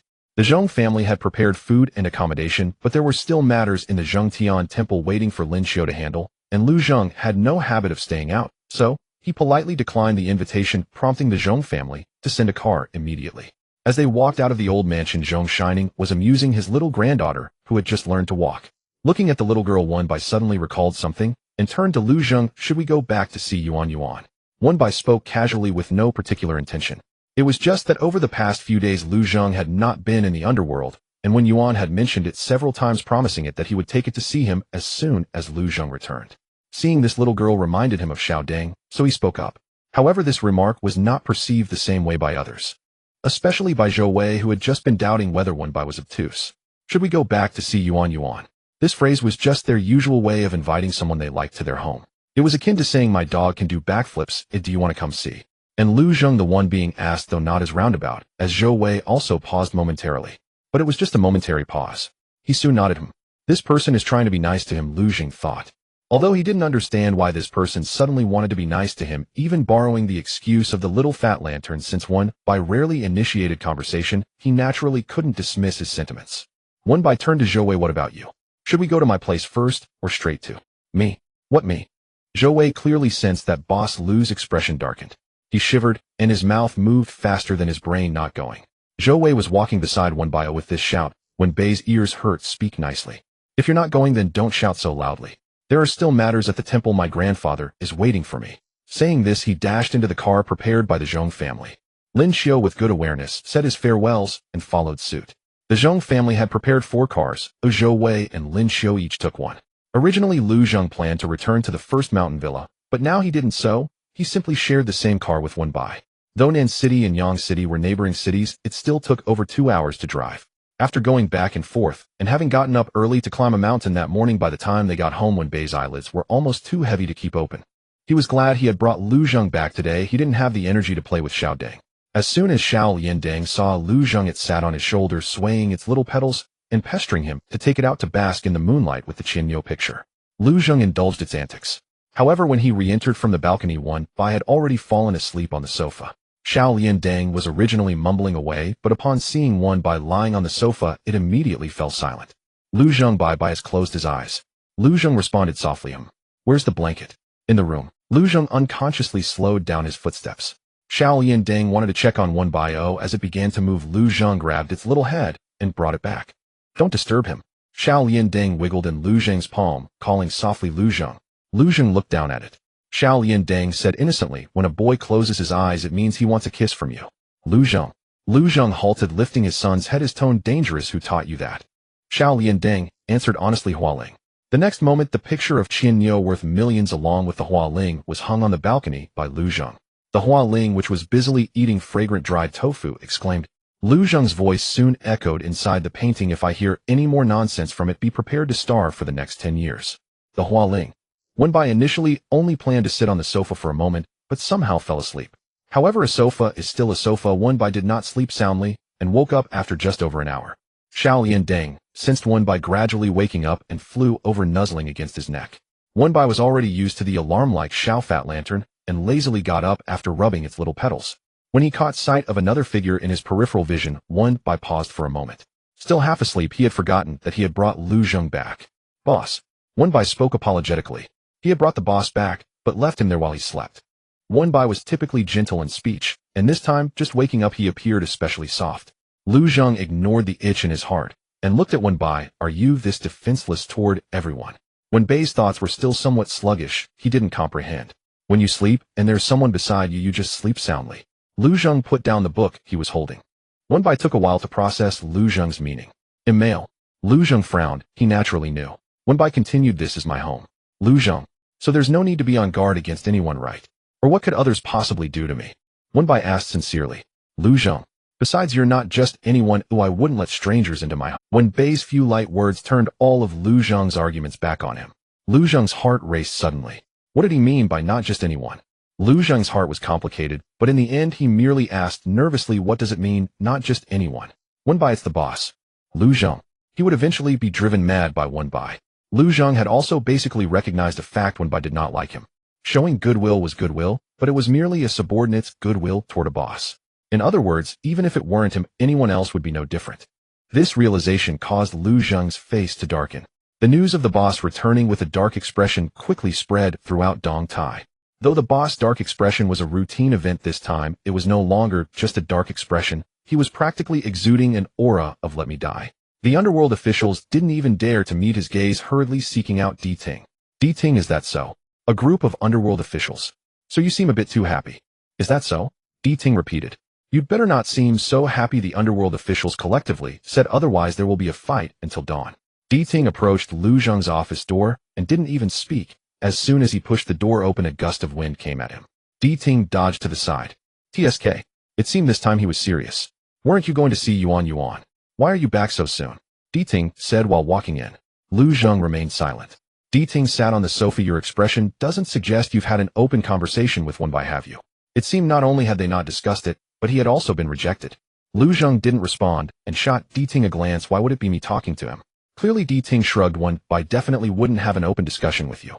He smiled slightly, because he currently has no such intention toward you. With no such intention, what could they discuss? Lu Zheng. Instead of glaring at me, you should think of ways to pursue him. Di Ting looked at him. Hearing Di Ting say this, Lu Zheng recalled Wenbei's words as the boss and felt a headache coming on. What was even more troubling was how to pursue Di Ting. For matters of love in the human realm, you should ask humans like Wenbai. Lu Zheng laughed in anger. You want me to learn how to pursue from Wenbai, and then use what I learned to pursue Wenbai?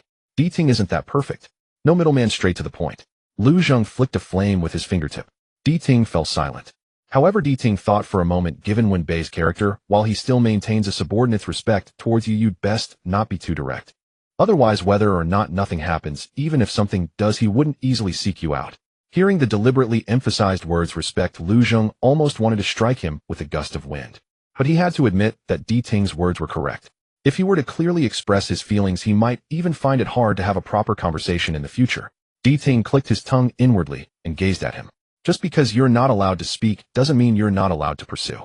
This past month, the most talked about event in Nan and Yang cities was that the Zhong family had found the little master who had been missing for over half a century, and it was found in Nan City.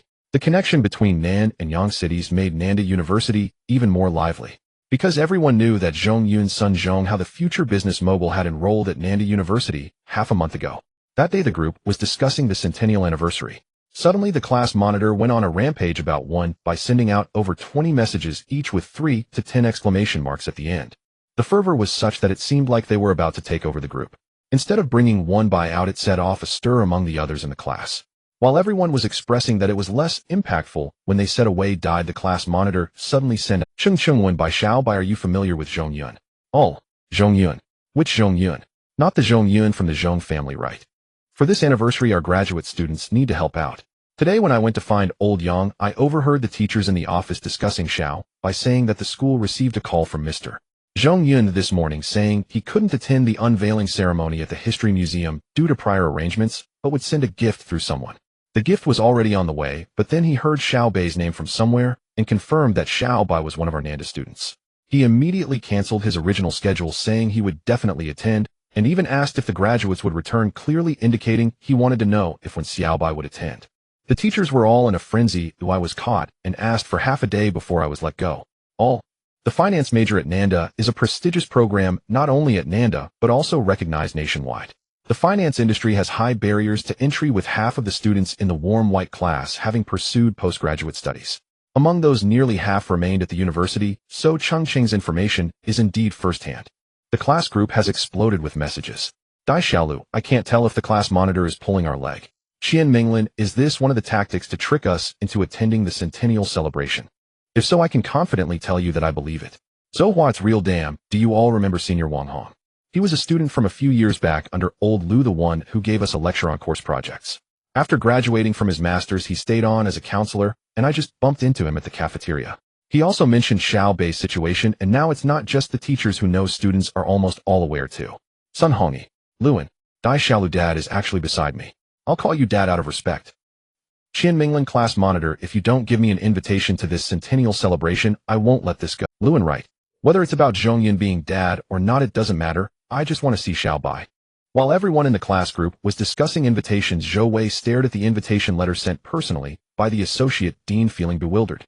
This centennial celebration at Nanda is particularly grand. The invitation Qian Minglan mentioned is an entry ticket open to all students. Naturally, current students don't need to be mentioned, and since it's a centennial celebration, it only happens once in 100 years. Therefore, even alumni can return to visit the alma mater as long as they apply online. But what he has is not an invitation, but an invitation letter. Although it's not on the same level as the one Zhongyun and the others received, and it's still electronic for now, only a select few can obtain such an invitation letter. Zhou Wei never expected that coming from a family that sells coffins, he would one day receive an invitation letter sent directly by the associate dean. Rationality kept him from going wild in the main group, but he immediately shared it in the dormitory group. Yang Wenxian and Fang Lemming analyzed how private seals and official documents violate public security management laws, and after Zhou Wei repeatedly assured them it was real, they responded with strong greetings. Wenbai received his invitation letter almost at the same time as Zhou Wei. When he got the letter, it was the most lively moment in the group. Looking at the flood of dad and increasingly outrageous rumors, Wenbai couldn't help but laugh and cry. Wenbai, the teachers misunderstood Mr. Zhongyun isn't here for me. He might have other arrangements on the day of the celebration, as he has an appointment with my boss, who just happens to be in Nanxing. As soon as Wenbai appeared, the group fell silent for a moment before being immediately flooded with frantic messages. The cause and effect couldn't be explained, so he had to bring up Lu Zheng again. I'm not very familiar with Mr. Zhongyun. It's my boss who knows him quite well, as they recently collaborated on a project, so he knows my name. This time it was Professor Li who received Mr. Zhongyun, and during casual conversation, he might have mentioned, yes, this is the true version, the real news. Although Xiao Bei's company has a collaborative project with Zhongyun's company, and the boss is quite familiar with Mr. Zhong, which is explosive, it pales in comparison to the class monitor's words. After all, the former involves the boss, the game of capitalists, which is far removed from the world of small workers like them, making it normal for the circle of friends to be impressive. It's much more straightforward than the magical rumor that after confirming Xiao Bai is our Nanda student, he canceled his original scheduled promise to attend, and even asked if Xiao Bai would be back. Qian Minglan, class monitor, you should report to the UC Shock department tomorrow. Cheng, I'm wronged. I really didn't deceive you all. Luan, am I the only one who noticed? Xiao Bai said he's not very familiar with Mr. Zhongyun. Not very familiar. What does not very familiar mean? It means that although they're not close friends, they have certainly met and spoken before, right? Wenbai. Luan, so he's still dad. Qian Minglan, so he's still dad. Dai Xiaolu, so he's still dad. Wenbai. In the end, Cheng was still desperately trying to prove he wasn't the creator of the news, he was merely its courier. In response, everyone in the class unanimously stated, do not believe rumors, do not spread rumors.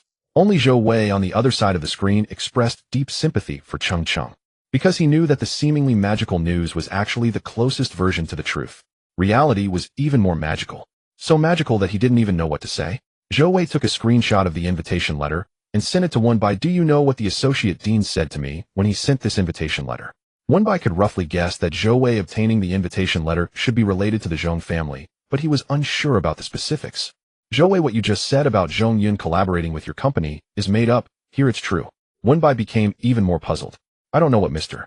Zhongyun discussed with the associate dean. Zhou Wei raised his voice slightly, but anyway, the associate dean said this.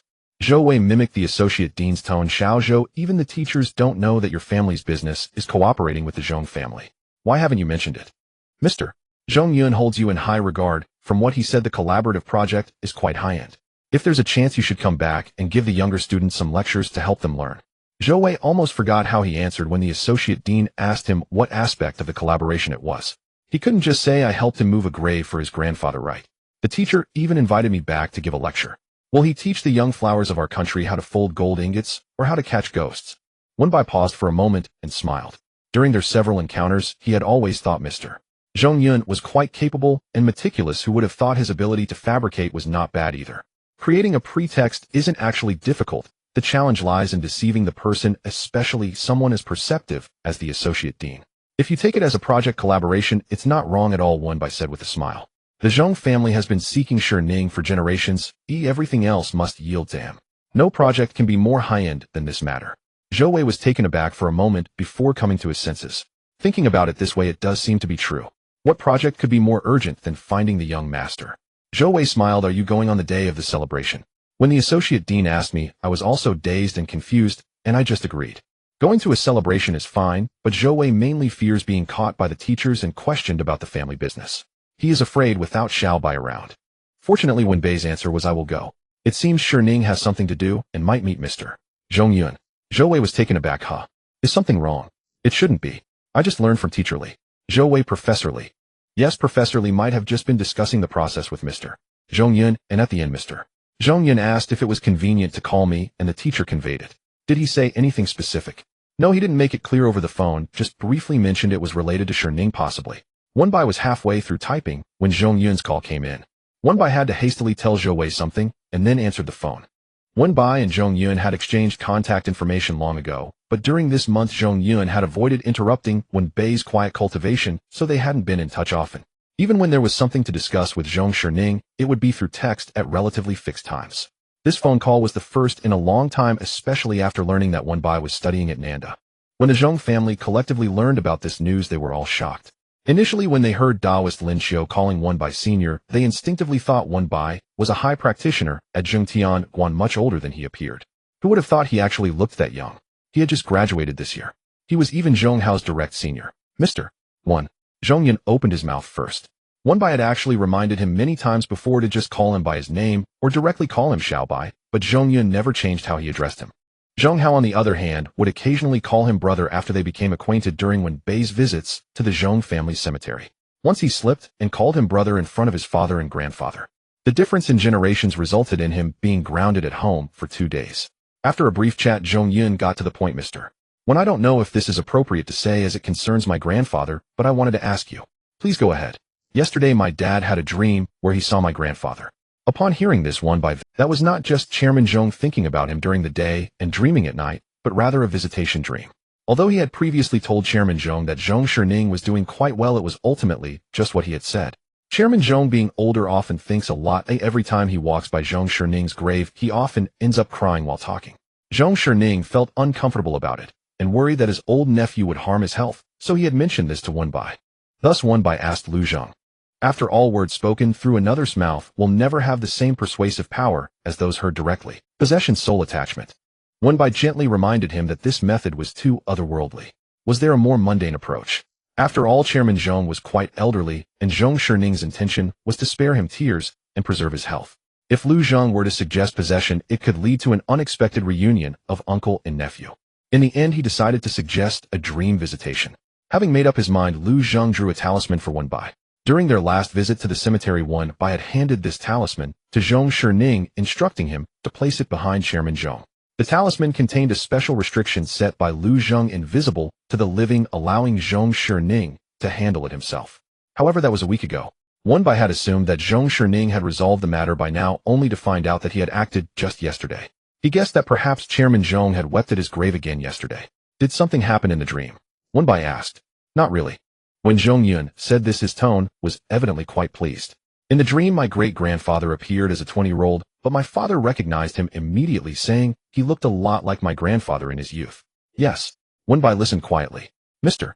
Wen is right. My great-grandfather himself said he lived quite well. Though he fell ill suddenly and passed away at just 20, he did not suffer much. Mr. Jean raised him well. Upon hearing Wenbai mention Zhong Shining's adoptive father, Zhongyun smiled, knowing that Mr. Wen was indeed well informed. Yes, Mr. Jean is a benefactor to our family. He dared not dwell too deeply on the thought that if Mr.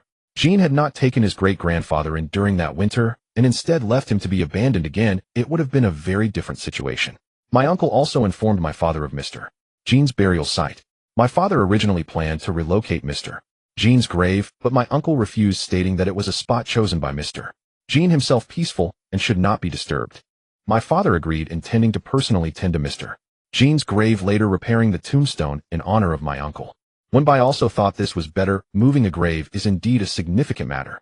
In the dream, my father and great-grandfather chatted for quite a while. They were almost done, but just as dawn broke, my father suddenly awoke and did not hear my great-grandfather finish his words. Zhongyun changed his tone. If it were just casual conversation, it wouldn't matter if a few words were left unsaid. But it seemed my great-grandfather had something important to convey, or his tone suggested it was quite significant.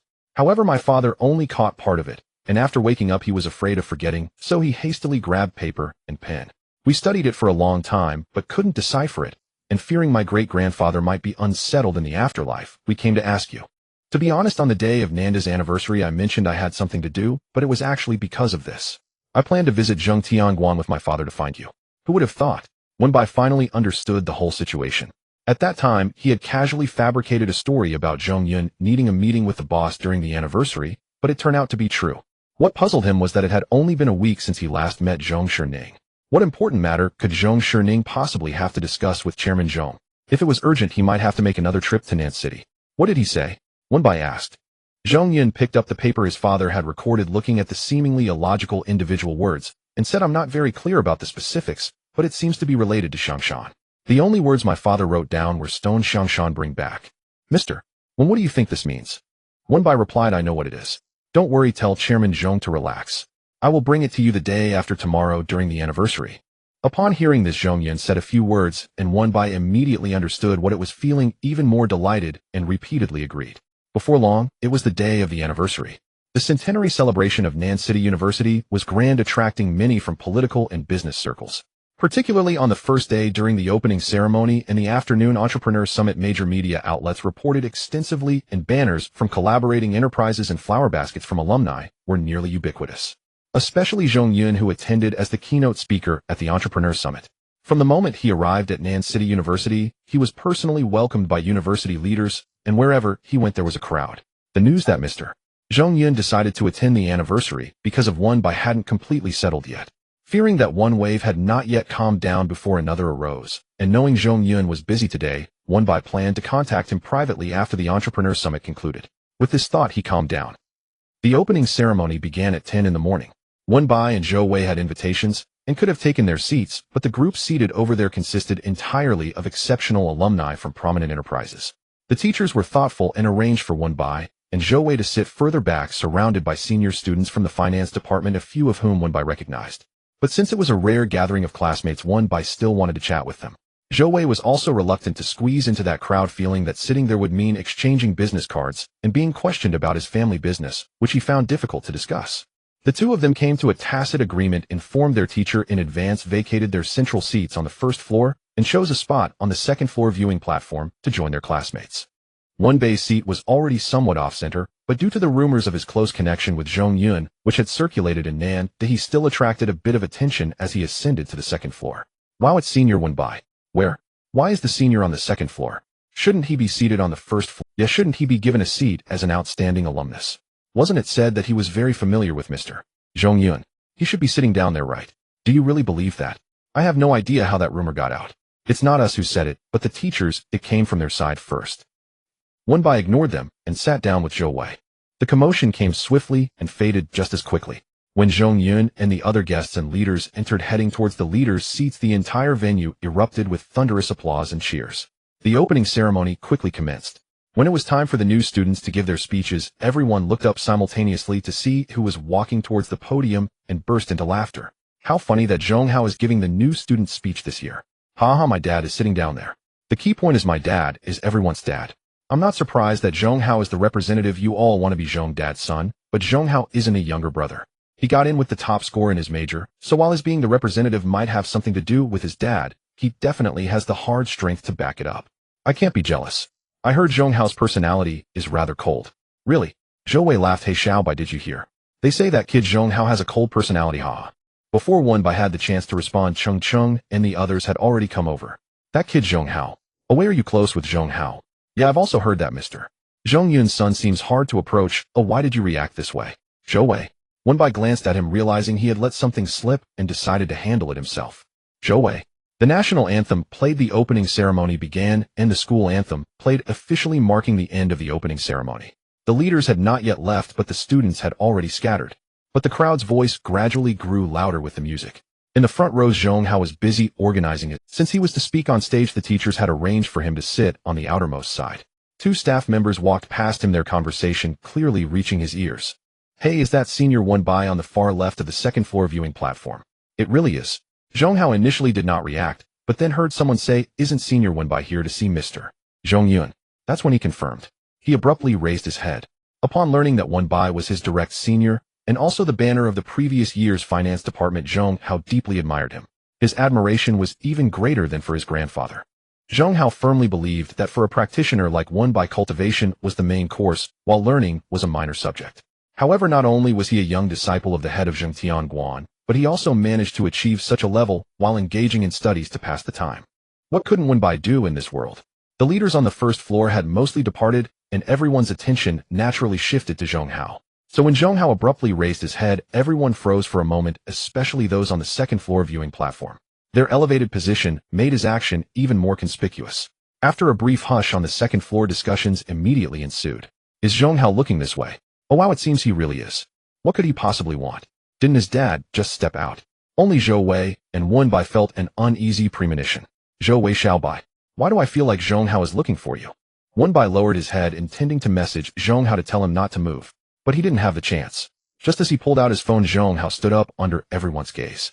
Following that, he raised his hand high, waving it vigorously. "Brother!" Zhong Hao shouted. "Wenbai, Zhou Wei, everyone." The noisy venue fell silent at the sudden call of brother. Everyone's nerves dulled for a moment. Brother? Who is Zhong Hao calling? In such a large crowd, who could the young master Zhong be addressing? Wasn't it said that this young master had a cold personality and was hard to approach? Does this look like someone who is hard to approach?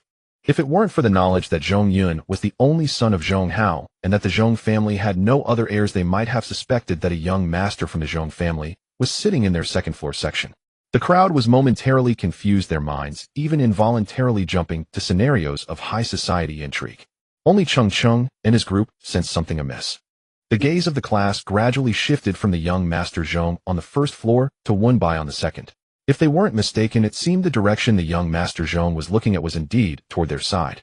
Then they saw the sudden look of helplessness on Wenbei's face. The crowd. It seemed they had stumbled upon something significant. Is Zhong Hao calling you Xiaobai? After asking this, everyone instinctively swallowed hard. However, the one who answered them was not Wenbai, but the young master Zhong running up from the second floor. Wenbai was always easy to recognize in a crowd, and Zhong Hao quickly spotted him from the position discussed with. However, being separated by a floor, Zhong Hao couldn't see Wenbei's expression clearly, so, without hesitation, he lifted his foot and headed up to the second floor. Everyone in the Zhong family knew about the dream Zhong Shining had passed to Chairman Zhong. As the young master Zhong Hao naturally understood, knowing that one of the main reasons his father came to the Southern University today was to meet Wenbai. He had heard his father mention that the school had sent invitations to Wenbai and Zhou Wei, but before the opening ceremony began, he had already looked around and didn't see them, thinking they might not have come due to other matters. Zhong Hao felt a bit regretful. Afraid he wouldn't see Wenbai, he had planned to wait until after his father's unveiling ceremony to find him. Who would have thought that the person had arrived only sitting on the second floor? As Zhong Hao rose from his position on the first floor and ran upstairs, the entire venue fell eerily silent. Some people who had already stood up and were preparing to leave the venue unexpectedly halted their steps, sitting back down as if nothing had happened. Wenbai was caught in a dilemma, neither able to walk away nor stay put as he watched Zhong Hao draw closer. He sighed. Zhong Hao was running a bit fast, quickly spotting Wenbei's location and reaching him in just a few strides. When he stood in front of Wenbai, everyone in their hearts had only one thought: damn. Especially those who had just spoken a few words about Wenbai, wishing they could shrink their necks. Zhong Hao was younger than everyone here by a fair margin, yet no one dared to regard him as a younger brother. However, Zhong Hao was already accustomed to the gazes around him, directly looking at Wenbai, his eyes shining. "Brother, how come you and Zhou Gu are on the second floor? I asked the teacher earlier, and they said you were arranged to sit on the first floor. When I arrived, I didn't see you and thought you weren't here." The others were perplexed, as they had no idea how, besides calling him brother, Zhong Hao also mentioned Zhou Gu. Only the group around Wenbai felt their minds and mouths tie themselves in knots. Zhou Gu, Zhou Wei.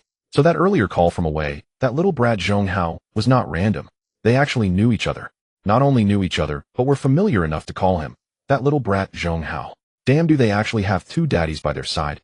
Only Zhou Wei, looking at Zhong Hao, nodded in a particularly pretentious manner. MHM. Zhou Wei originally thought it would be better to sit low-key on the second floor, as Xiao Bai wasn't someone who stirred up trouble. He knew full well that Zhong Yun's main purpose for coming here was largely related to Zhong Shining, and the school anniversary was merely an afterthought. But Xiao Bei's meeting with Zhong Yun was incidental. He could always make a trip to Yang City, which wouldn't be a bother. However, the 100-year anniversary only happens once in 100 years, and it might be many years before they have another opportunity to gather with classmates and teachers at school.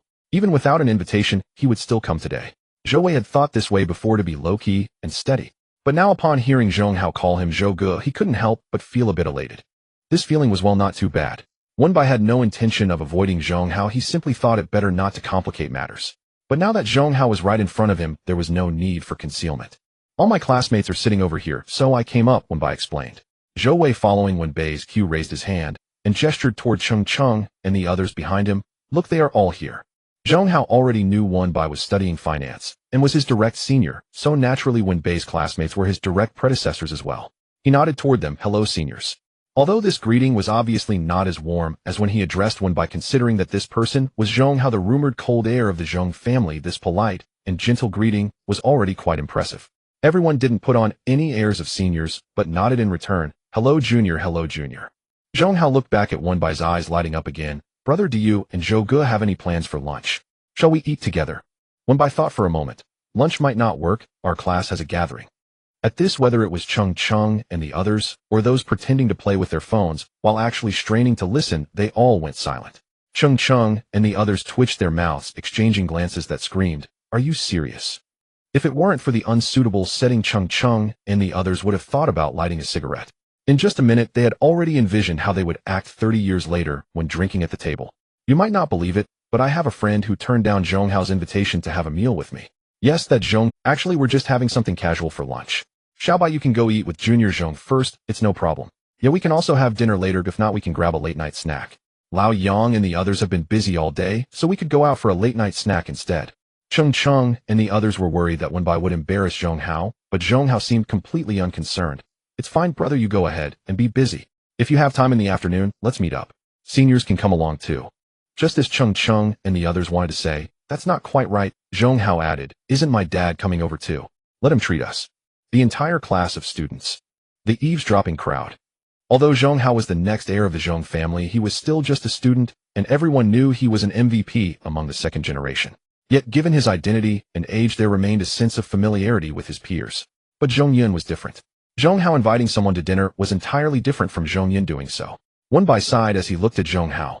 Before he had any interactions with the young master Zhong, he had heard some rumors about Zhong Hao, such as having a cold personality and not being very talkative, which sounded exaggerated, but upon truly interacting, he found that he was just like Zhong Shining.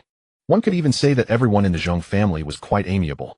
Zhong Hao wasn't trying to scare anyone with his words. In his perception, this was an extremely ordinary matter. Just like how he had been locked up twice and still didn't change his attitude, or how he had previously bugged him about whether he had any cultivation talent, asking if he could take him up the mountain to train. Wenbai did not directly refuse. Let's talk about it in the afternoon. Zhong Hao smiled. All right. Why not just give that thing to Zhong Hao directly and let him take it back for Shining? Waiting for Zhong Yun to finish on his end, who knows when that will be. There might be other arrangements at school tonight. Zhou Wei tilted his head and said to Wenbai. Wenbai had been considering this too. Giving it directly to Zhong Hao might be more convenient, so he spoke up. After the opening ceremony is over, do you have other matters to attend to? About half an hour, it won't take long. Zhong Hao replied, having anticipated what Wenbai was about to say. Brother, did you bring the thing over?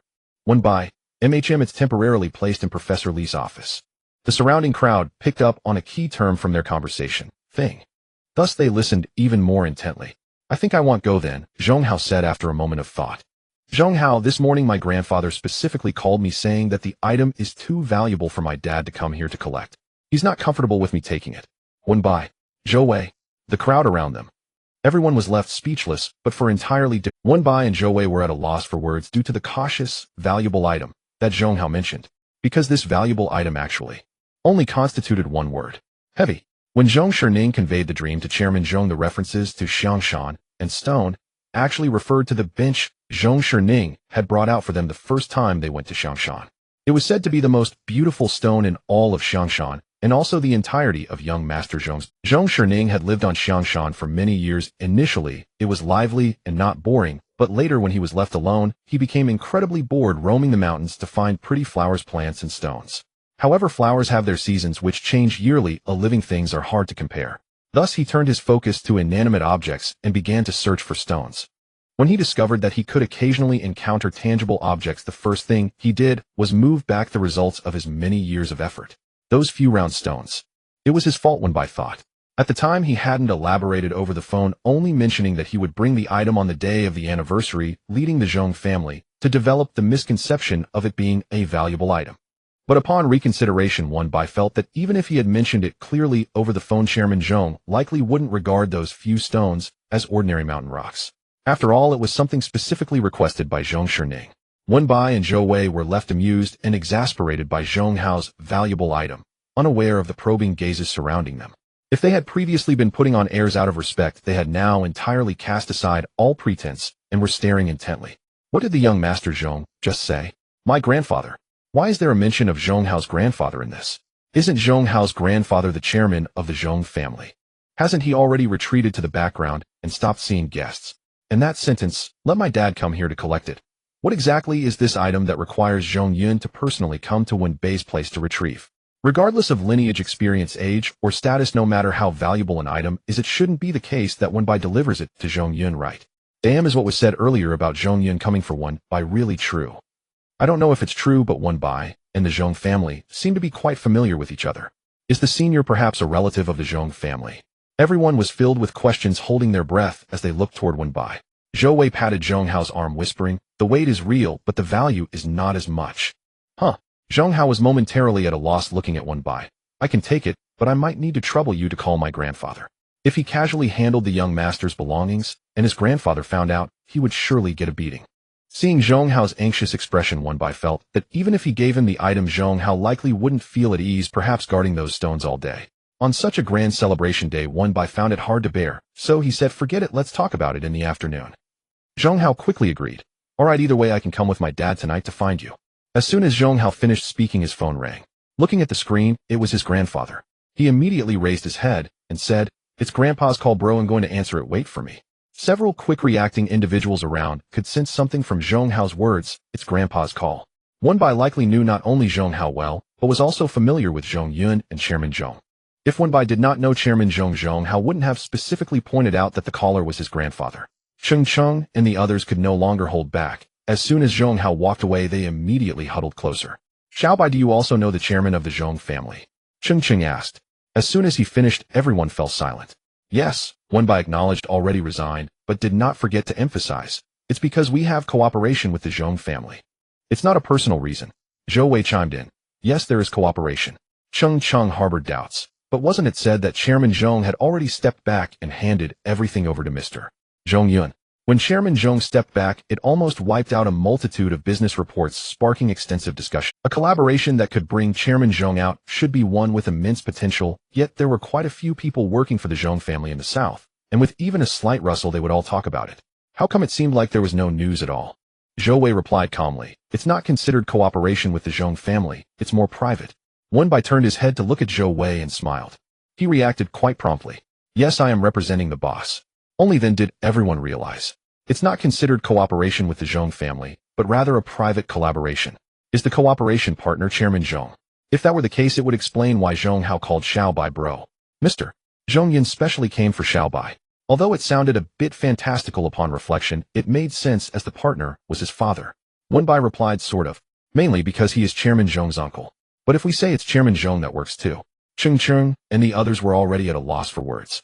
At that time, they were actually saying that this so-called Dongtai was a fly-by-night company. Could a fly-by-night company collaborate with Chairman Zhong?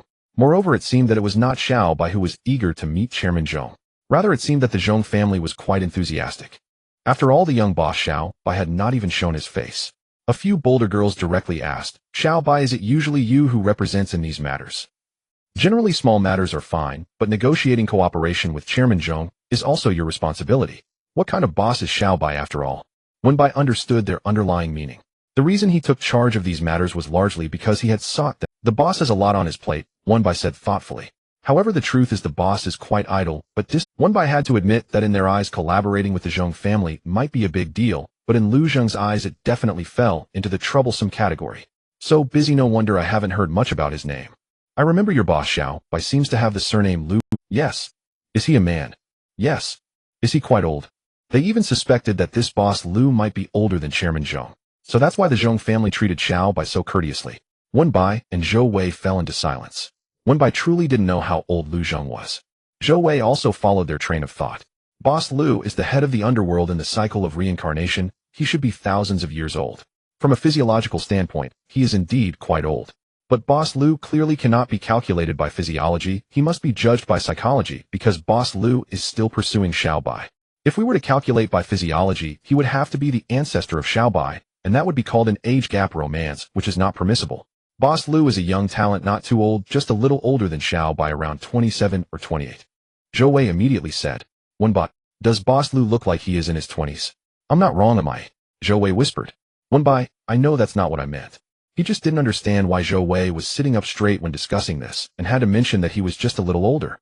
Zhou Wei didn't catch the meaning behind Wenbei's words, and thought he was concerned about saying Lu Zheng was too young, so he said, "If you say he's in his 30s or 40s one day, if you bring Boss Lu out to show them, and they see Boss Lu's appearance, wouldn't that expose the truth?" "Wenbai, why would I bring Lu Zheng out to show them?" "Zhou Wei, I just casually mentioned it." The two of them were stuck in the topic of bringing Lu Zheng to meet people, and failed to notice the sudden change in expressions of those around them. 20 in their 20s.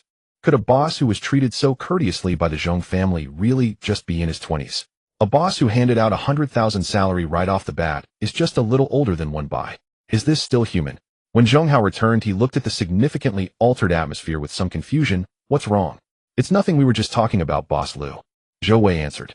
Zheng Hao knew that Wenbai always referred to Lu Zheng as Boss Lu. Although he hadn't interacted much with Lu Zheng, he had heard from Lin Xiu that Boss Lu was among the best of the best, possessing skills far exceeding Bai Gu, and felt quite pleased to hear Zhou Wei's words. "My grandfather was just talking about this, asking me to ask you whether it's better to call you brother or Boss Lu, and also said that if you have time these days, he would like to invite you to the old residence to catch up." Zheng Hao initially wanted to say, "invite you to the old residence to see the young master," but realizing there were many people around, he had to change his words. Everyone had already heard enough. Looking at Wenbai and Zhou Wei, their eyes were as if gazing at a Buddha. Forget Cheng Cheng and the others, even the group of students straining their necks and eavesdropping stopped typing on their phones. They were close and originally tasked with the heavy burden of gossip. But now looking at the phrase Boss Wenbai is only in his 20s and the old master of the Zheng family is still asking about them, inviting them back to the old residence to catch up, they couldn't bring themselves to hit send. It turned out they had misunderstood the rumors from the school before. Can that even be called a rumor? It certainly can't. The impact was far less than what they heard with their own ears. This is what we call shocking. This is what we call a rumor. As they were urged by the teacher to leave, their steps felt light. However, even at this point, it was not over. In the afternoon on this day of celebration for the whole school, when the school's forum traffic exploded, several photos suddenly emerged. In the photos, Wenbai and Zhong Yun stood in the corridor of the teaching building. Zhong Yun took a heavy-looking bag from Wenbei's hands, handed it to Zhong Hao beside him, and then proactively shook hands with Wenbai. Witnesses claimed that Zhong Yun still referred to him as Mr. 1. Amidst a sea of question marks, everyone who had experienced the morning's gymnasium baptism smiled peacefully. They all sent a message. "Do you think I still care? These photos no longer shock me. After listening to the live gossip for over 10 minutes in the gym, my heart has hardened like my fists." With hearts as hard as fists, they originally thought so, until later. When they learned that Zhong Yun had gifted each person from a certain class at Nan University a present, everyone was stunned. And that class was the recently graduated finance class 1. Cheng Cheng and the others held a gift box pen worth 5 figures in their hands, as well as a card signed by Zhong Yun that read, "May you have a bright future ahead," personalized with their names, standing in line dumbfounded. The original words of young Master Zhong were, "My dad is quite busy today and might not have time to treat seniors to a meal, so I sent a small gift to apologize. If there's a chance in the future, I'll arrange it." Everyone. At that time, none of them took young Master Zhong's phrase, "Let my dad treat you," seriously. Who knew that young Master Zhong actually brought it up to his dad? Not only did he bring it up, but Mr. Zhong Yun also took it seriously. Because he couldn't come, he sent them a small gift to express his apology.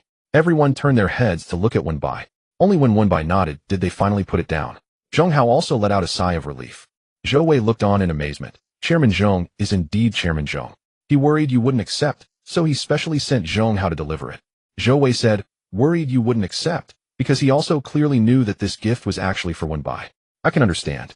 You say you want nothing, but I am of the Zhong family, and I have to find a way to give you something." After the relocation of Zhong Shining's grave back to the cemetery, the Zhong family had been looking for ways to repair the golden body for the Zhong Tian temple, and had also offered incense at the city god temple, but there was still something lacking.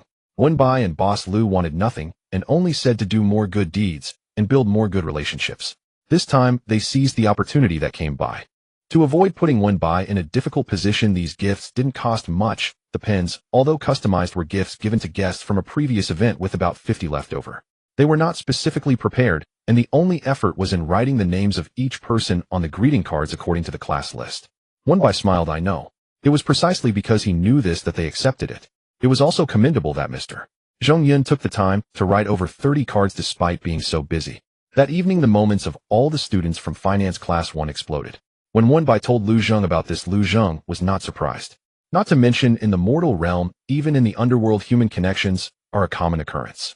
This person always claimed he hadn't done anything, just helped a bit, but in reality, he had done the most. While chatting, Wenbai suddenly remembered something.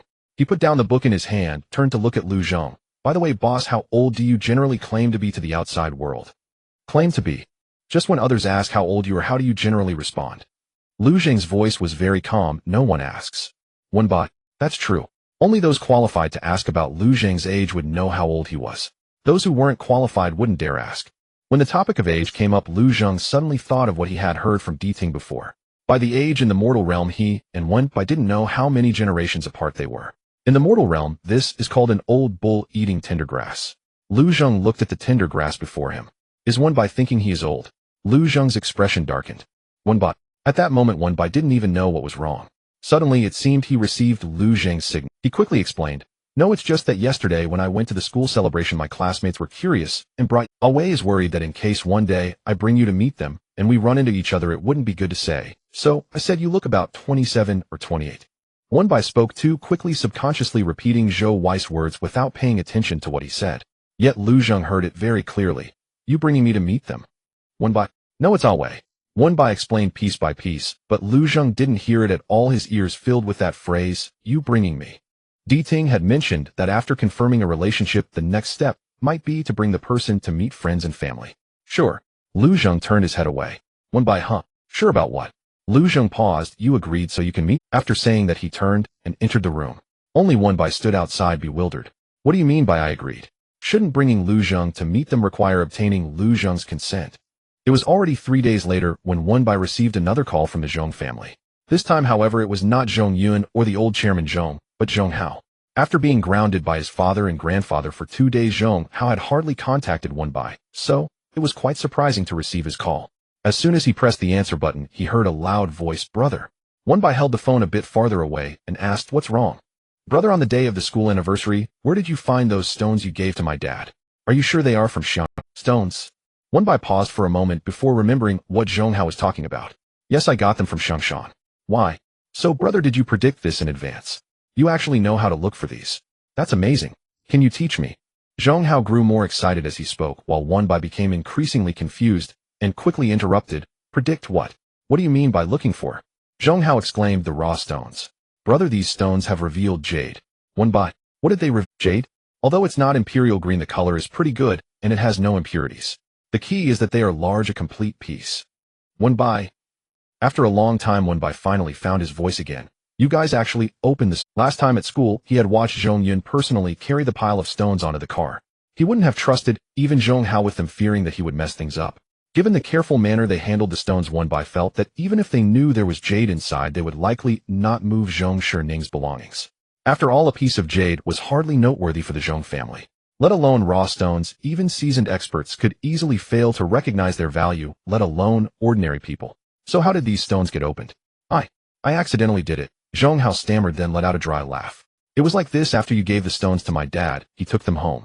The first thing he did was to place them on the offering table, burn incense for them, and bathe them.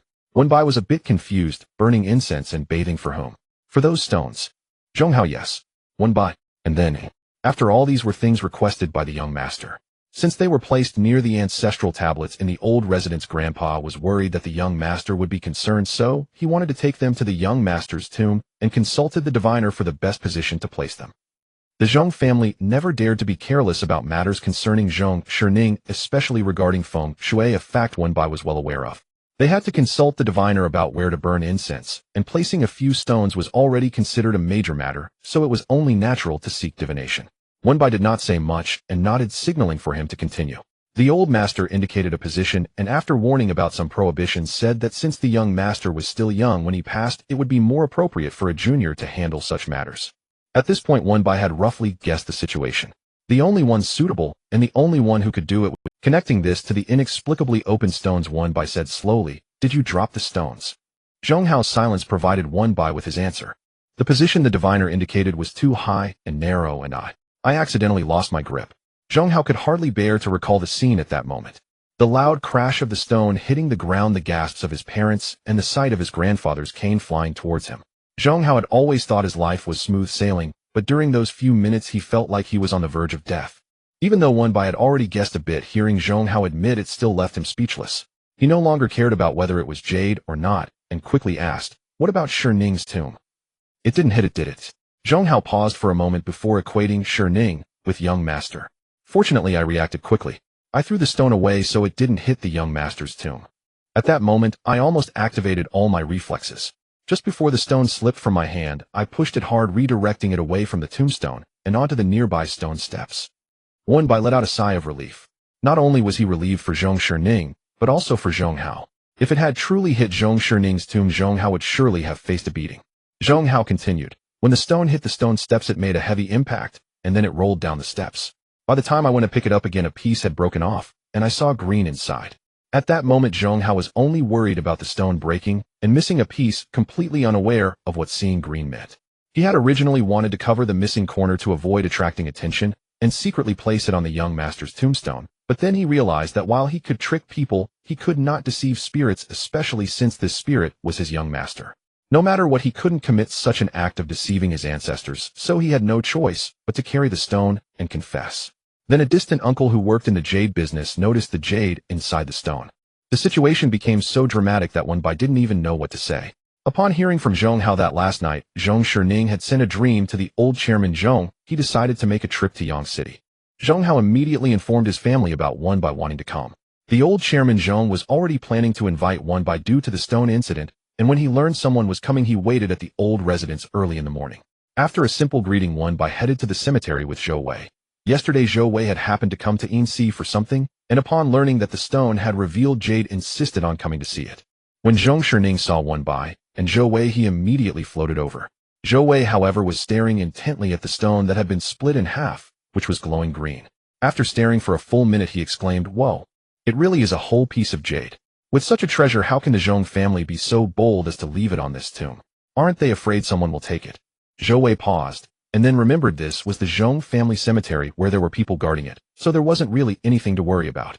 Wenbai, however, focused on the dream. "Shining, I heard from Zhong Hao that you sent a dream to the old chairman Zhong last night." Zhong Shining nodded twice, somewhat puzzled. But this confusion was not directed at Wenbai, but rather at himself. He knew why Wenbai was asking this, because during the last dream he had borrowed a talisman. But last night he had nothing in his hands. "Can you remember what you did before sending the dream last night?" Wenbai asked. Zhong Shining thought carefully. "I didn't do anything, just wandered around the old residence, as usual."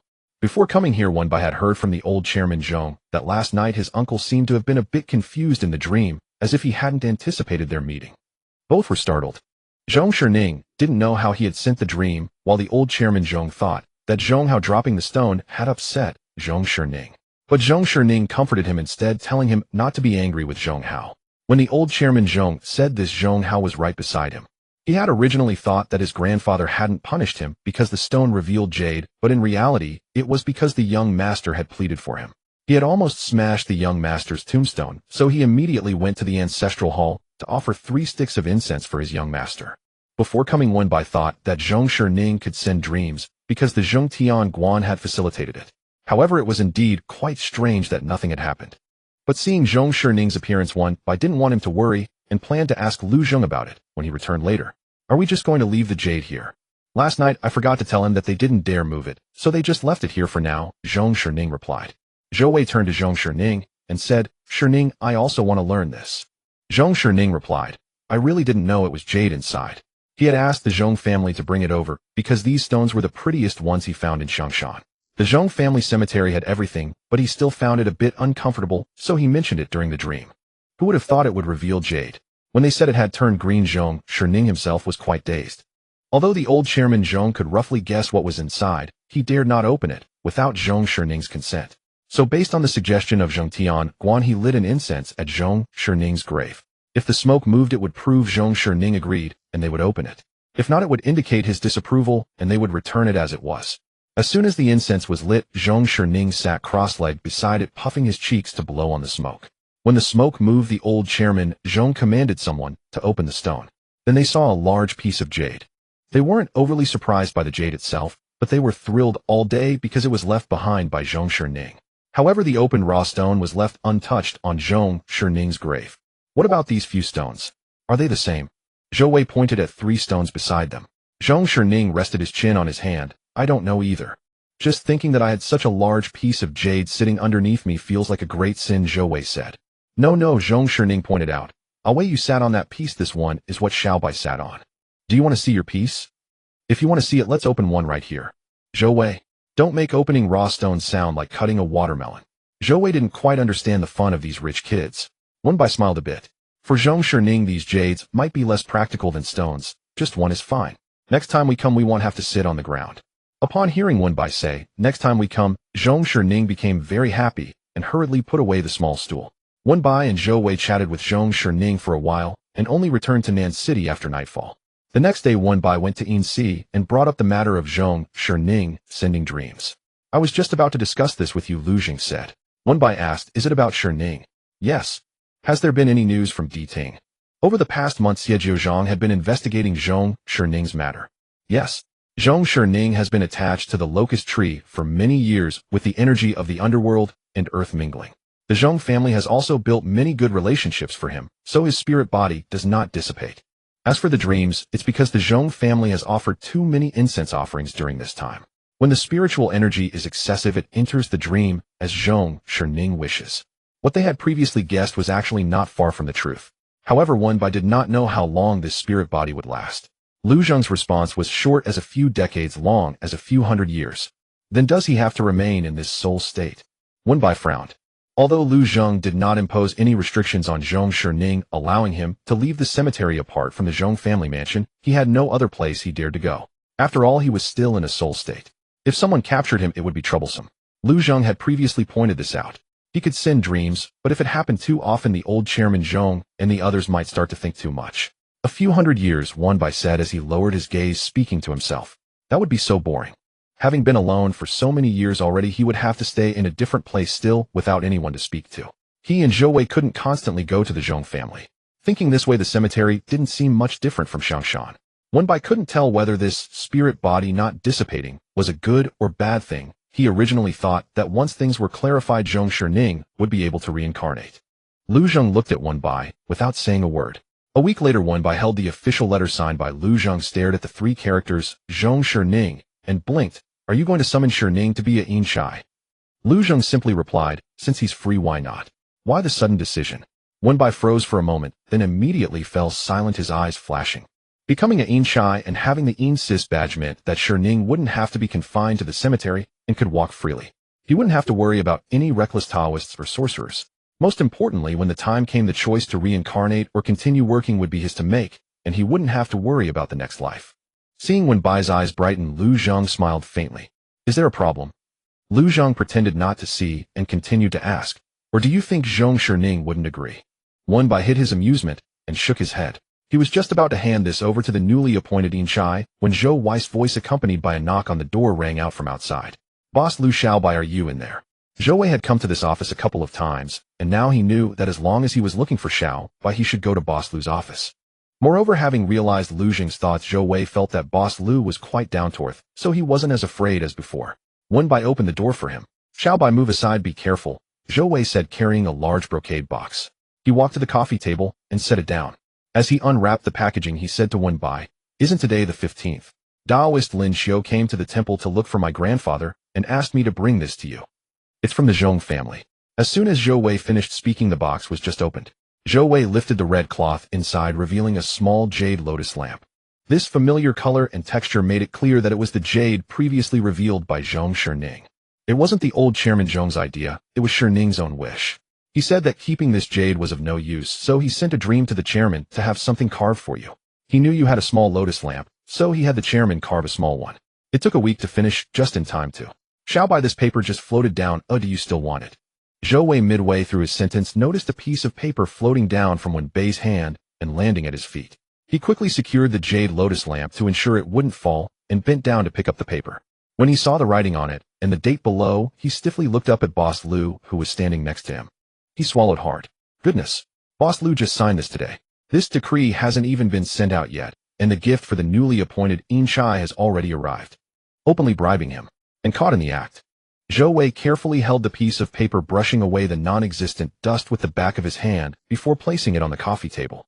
As he withdrew his hand, he nearly knocked over the jade lotus lamp and quickly steadied it. But now it was a dilemma. Neither taking it nor putting it down felt right. Zhou Wei thought to himself that he hadn't heard Xiaobai mention anything about applying for a job for Zhong Shining. Xiaobai, is this edict something Boss Lu just issued today? Zhou Wei asked softly. Wenbai nodded slightly. Have you mentioned this to Shining? Wenbai shook his head, saying, I just found out myself. I see. Zhou Wei chuckled dryly. I heard from Lin Xiu that the Zhong family started preparing a week ago, hiring a master craftsman from Jinyu Mantang to make samples and carve them, and it took a whole week to complete. The implication was clear. Young Master Zhong was giving a gift without knowing he was undertaking an official duty, making it a matter of personal favor and not bribery. Wenbai naturally understood Zhou Wei's meaning, smiled, and took the small lotus lamp, examining it closely. As a century-old brand, Jinyu Mantang's craftsmanship was impeccable, and the palm-sized jade was exquisitely carved. Previously, Zhong Shining had been mentioning wanting to carve some small trinkets from these open jades, but it turned out this was what he had carved. Zhou had not accepted any gifts from the Zhong family, but this small lotus lamp was from Zhong Shining. Wenbai could already imagine how Zhong Shining would cause a ruckus in his dreams if this item were to be returned. It's beautiful, Wenbai said, turning around and walking to Lu Zheng holding the small lotus lamp. Lu Zheng, accustomed to seeing rare treasures, found this small lamp, which was of average quality and craftsmanship, unremarkable. However, out of respect for Wenbai, he responded with a semblance of enthusiasm. Noticing Lu Zheng's expression of mild disdain, yet no objections regarding the matter of new employee bribery, Zhou Wei felt relieved, and his demeanor relaxed significantly. I think this lotus lamp is quite finely made. Oh, I can show it to Yuan later. She should like it. As Zhou Wei spoke, he turned around to arrange the gift boxes spread across the coffee table. When he turned back, he saw Wenbai and Lu Zheng looking at him expectantly. Zhou Wei froze in place. Well, what happened? Where's Yuan? Wenbai looked at Lu Zheng. Lu Zheng replied, it's in Ting. Wenbai hurriedly walked over to the coffee table, preparing to hide the jade. He had been preoccupied with Zhong Shining's matters and had forgotten they already had a lamp at home. Last time when they brought back a small Tai Sui, it had caused quite a stir. Now bringing back a lamp, who knows what kind of uproar that would cause. But perhaps it was a case of what one fears most comes to pass. The moment Wenbai opened the gift box, the small fat lamp, which had been wandering around Ting, flew straight in through the window. Lu Zheng didn't have time to stop it. Thus the two lamps faced each other. At first, the small lotus lamp thought the green object in Wenbei's hand looked quite appealing, but upon seeing its true form, it was left speechless. The sky had fallen. Well, what is this? The voice was already tinged with a noticeable cry. Wenbai and Lu Zheng's hearts skipped a beat. Only Zhou Wei didn't catch on, still thinking the voice sounded cute and slightly silly. Seeing that Wenbai and Lu Zheng didn't respond, he cheerfully said, it's a small lotus lamp. Look, it's made of jade so green. He then continued in a tone meant to soothe children, isn't it beautiful? The response was an earth-shattering. Wenbai already had another lamp outside, and this small jade one added to the mix. Upon connecting these two pieces of information, the small lotus lamp's petals immediately closed, falling into despair and wilting on the spot. The more it thought about it, the sadder it became. Tears as large as beans dripped onto the wick, and upon contact with the hot wick, it produced a white mist. Zhou Wei, why is it crying now? Why is it crying to the point of smoking? Zhou Wei was perplexed. Is Yuan happy? Wenbai put down the jade and picked up the small fat lamp, not forgetting to glance at Zhou Wei. Does it look like it's happy? Zhou Wei. After that, Lu Zheng and Wenbai took turns holding and comforting it, repeatedly assuring it that there wouldn't be a second small lotus lamp before Yuan finally calmed down. However, looking at the small jade lamp, the small lotus lamp always felt it was less beautiful than it, insisting on pestering Lu Zheng to add small pearls and gold ingots to it. Lu Zheng didn't know if he was raising a son or a daughter. Seeing it with its petals red from crying yesterday and occasionally sniffling, he couldn't help but pamper it.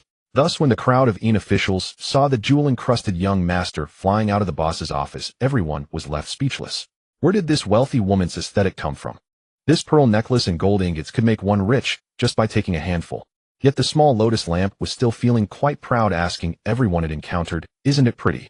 Under the boss gaze, which seemed to say, you know how to say it yourself, no need for me to teach you, the In officials sincerely praised. It's so beautiful, simply dazzling. In the end, it was only after the small lotus lamp had had its fill of beauty that it complained the small pearls and gold ingots were too heavy and asked Wenbai to take them off. The small lotus lamp was still young and already felt a bit heavy. Combined with the crying and weight over the past 2 days, it quickly grew tired. Feeling sleepy, Wenbai asked, looking at the small head of the small lotus lamp bobbing. The small lotus lamp rolled in Wenbei's palm and replied, After the small Tai Sui had recovered once the other ear that had been severed by Xianda had grown back, Xie Jiuzhang sent it back to the earth cave. The small lotus lamp, which had previously felt quite wronged, was sad for quite a while when it learned that the small Tai Sui was leaving. Wenbai also felt a bit reluctant, but Lu Zhang said that naturally born things can only be nurtured well by nature itself, thus he had no choice but to hand it over to Xie Jiuzhang.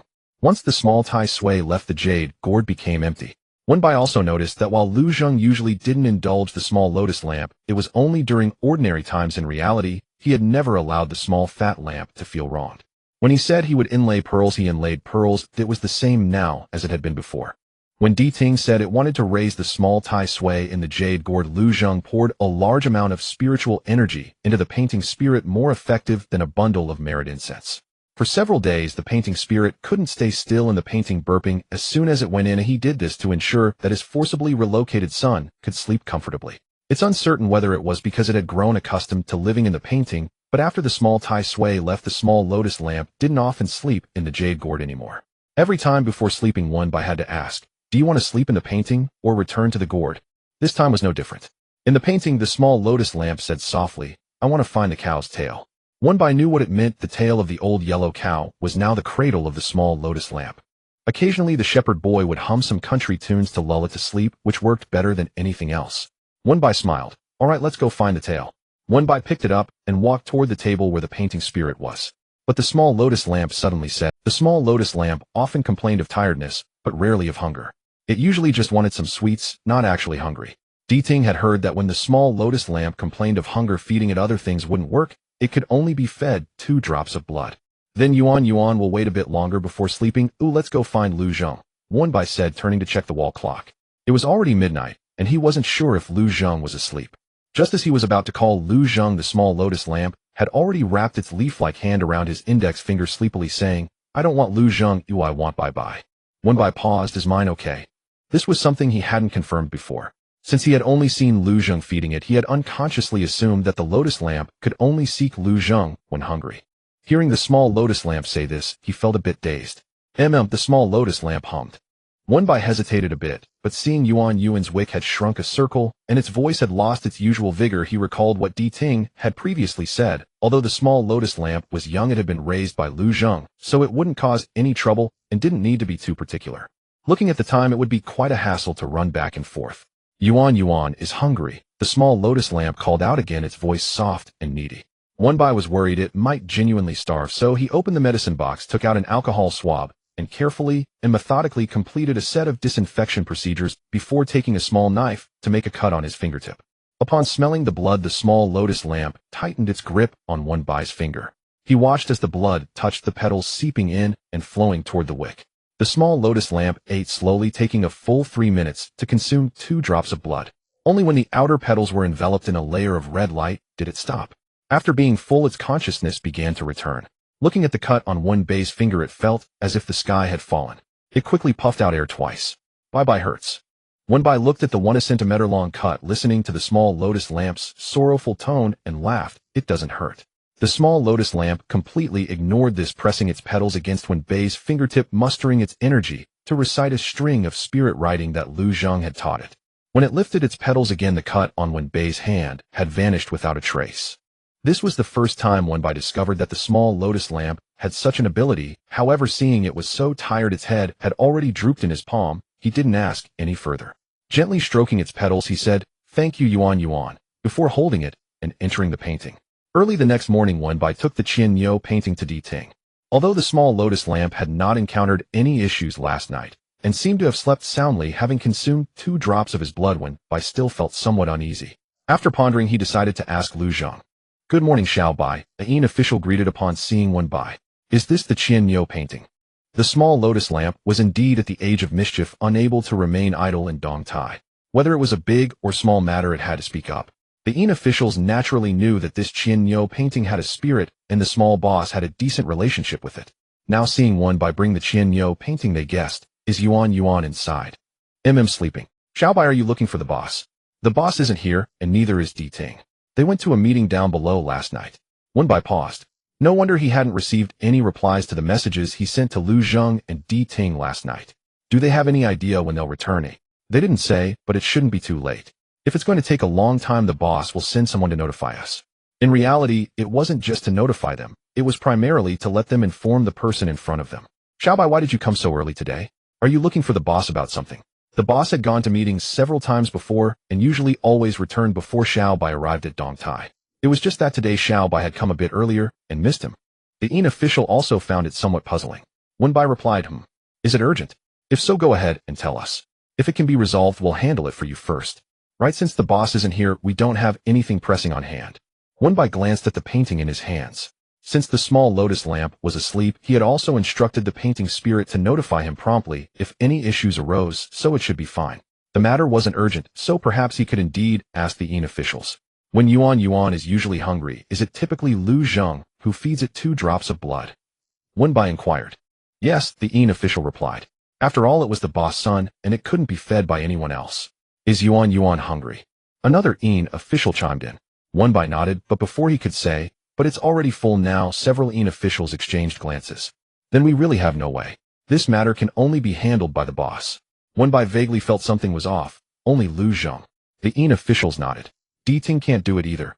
Bai asked tentatively. The Yin officials shrugged. No, he can't. Bai.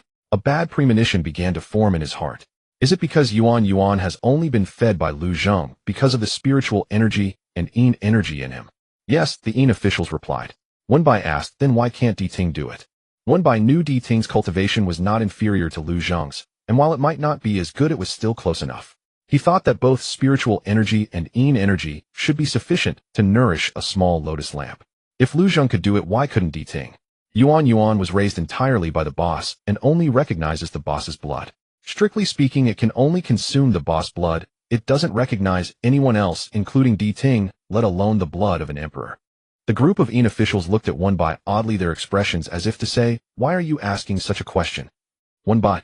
Seeing Bai in a daze, the Yin officials sensed something was off. Who fed it blood? If someone did, what would happen?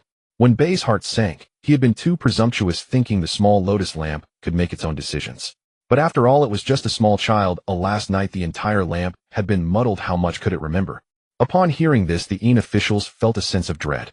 A long time ago, the emperor fed Yuan a drop, just a drop, and the lotus lamp fell gravely ill. In the end, it was the boss who used spiritual power to force it to spit that drop of blood out before it recovered. After that, the emperor avoided the boss for a full 3 months. The pearls that the small fat lamp brought to inlay on its petals 2 days ago were all sourced by the emperor from the East Sea, and this matter is not a secret in the Yin court. But they truly couldn't understand. It's impossible. Xiaobai, who forced it to eat blood. Did you encounter someone? After Yuan fell gravely ill that one time, it never dared to touch anyone else's blood again. The boss also placed a restriction on it. Unless that restriction was broken, no one else could feed it. They couldn't even imagine who could break the boss restrictions. Most importantly, breaking the boss restrictions also concerned Xiaobai and Xiao Deng. The boss couldn't possibly be unaware and wouldn't just sit through some trivial meeting. The more they thought about it, the more they felt it was unsolvable. The Yin Chaz fell completely silent, staring intently at Bai. Then they saw Bai furrowed his brow for a while before uttering a single word. Me. Bai no longer had the luxury to ponder why he could break Lu Zheng's restrictions. He only wanted to know if Xiao Deng would fall ill.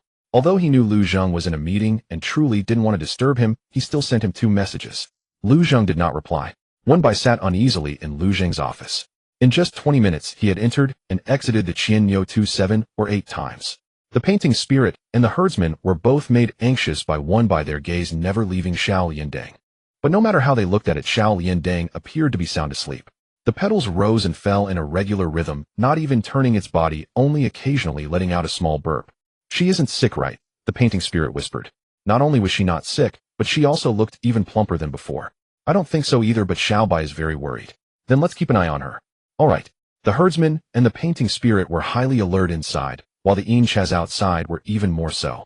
Besides worrying about the young prince, they were also concerned about Bai.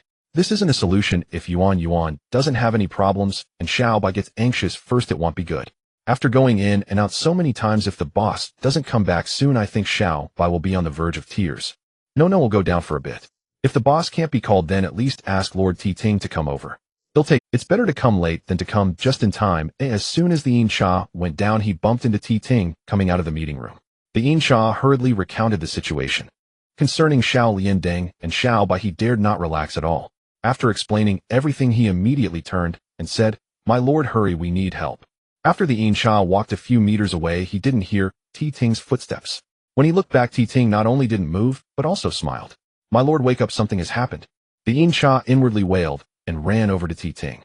"There's still a small meeting to hold," Ting said slowly. The Yin Cha asked, "What? Is it time for a meeting now?" The Yin Cha was almost in tears. If it weren't for Ting's status, he might have just grabbed him and taken him back. Xiao Bai is about to cry. Upon hearing this, Ting smiled again. "That's precisely why we have a small meeting to hold. You go back first, you'll find Lu Zheng." After saying that, he turned and walked towards the meeting room. Although he didn't bring Ting along, hearing Ting say he would look for the boss eased the Yin Cha's heart, and he directly headed to Dong Tai. Ting pushed open the door to the meeting room. The meeting room was lively. The first session had just ended and the second was about to begin. Ting crossed over the crowd and sat next to Lu Zheng. Lu Zheng was flipping through documents. Ting pushed the teacup over. Lu Zheng didn't even raise his head. "If there's something, just say it. It'll help you with the second session, and remember that you owe me one." Lu Zheng ignored him. Ting lifted the lid of his teacup, scooped out a couple of floating tea leaves, and slowly said, "Something has happened." Lu Zheng paused in his writing. "Someone just came from Dong Tai." Lu Zheng raised his head, and his expression had already turned quite grim. Ting's smile faded as he continued, "Wen Bai is crying." Just as he finished saying "Wen Bai," the word "crying" was barely half spoken when Lu Zheng had already disappeared from his seat. Ting's smile deepened. He took another sip of tea and slowly added the last word that he hadn't finished. When the Yin Cha who conveyed the message returned to Dong Tai, there was already no one in front of Lu Zheng's office. He was stunned for a moment. Just as he was about to go in and check on Wen Bai's condition, he was covered mouth and dragged to the next corridor. Without waiting to ask, he immediately said, "I have already told Lord Ting. He said he would notify the boss, and the boss should be coming soon. Let's go tell Xiao Bai first so he doesn't worry." The more the Yin Cha spoke, the softer his voice became, and the more strange it felt. Looking at the surrounding death stares, he questioned, "What are you all looking at me like that for? Is there something on my face that belongs to the boss?" "Did you notify Lord Ting?" one Yin Cha asked. "Yes." "Did Lord Ting say he would notify the boss?" another Yin Cha inquired. "Yes." "The boss should be coming soon." "Yes," another Yin Cha echoed. "That's nonsense." The conveying Yin Cha exclaimed, "The boss arrived 5 minutes before you came back." Lu Zheng was very clear about what Ting was thinking. He knew he was deliberately cutting off the beginning and the end, and he also knew that most likely nothing had happened. But upon hearing Wen Bai's name, he still stood up immediately. When he saw that person standing fine in front of him, his heart finally settled. Although he knew that Ting's statement about crying definitely wasn't as he imagined, Lu Zheng still instinctively glanced at Wen Bai's eyes. "What happened?" Lu Zheng asked. Wen Bai grabbed Lu Zheng's hand, pulling him into the painting, and as they walked, he recounted yesterday's events. Lu Zheng held Xiao Liandeng in the palm of his hand, staring for a long time, without saying a word. Wen Bai couldn't help but ask, "Should we wake Yuan first?" "No need." Lu Zheng's voice was very soft. "Then how do we get rid of the blood?" Wen Bai's tone became increasingly anxious. Only then did Lu Zheng lift his head to look at him. "No need to spit it out. He is fine." Wen Bai paused. Lu Zheng wouldn't lie about Xiao Liandeng's matter and had no reason to deceive him. Wen Bai was very clear about that. If he said everything was fine, then it was genuinely fine. But the Yin Chas didn't say the same. It felt like he had only half released a breath. Wen Bai still frowned. "Is everything really fine? Did the restrictions disappear?"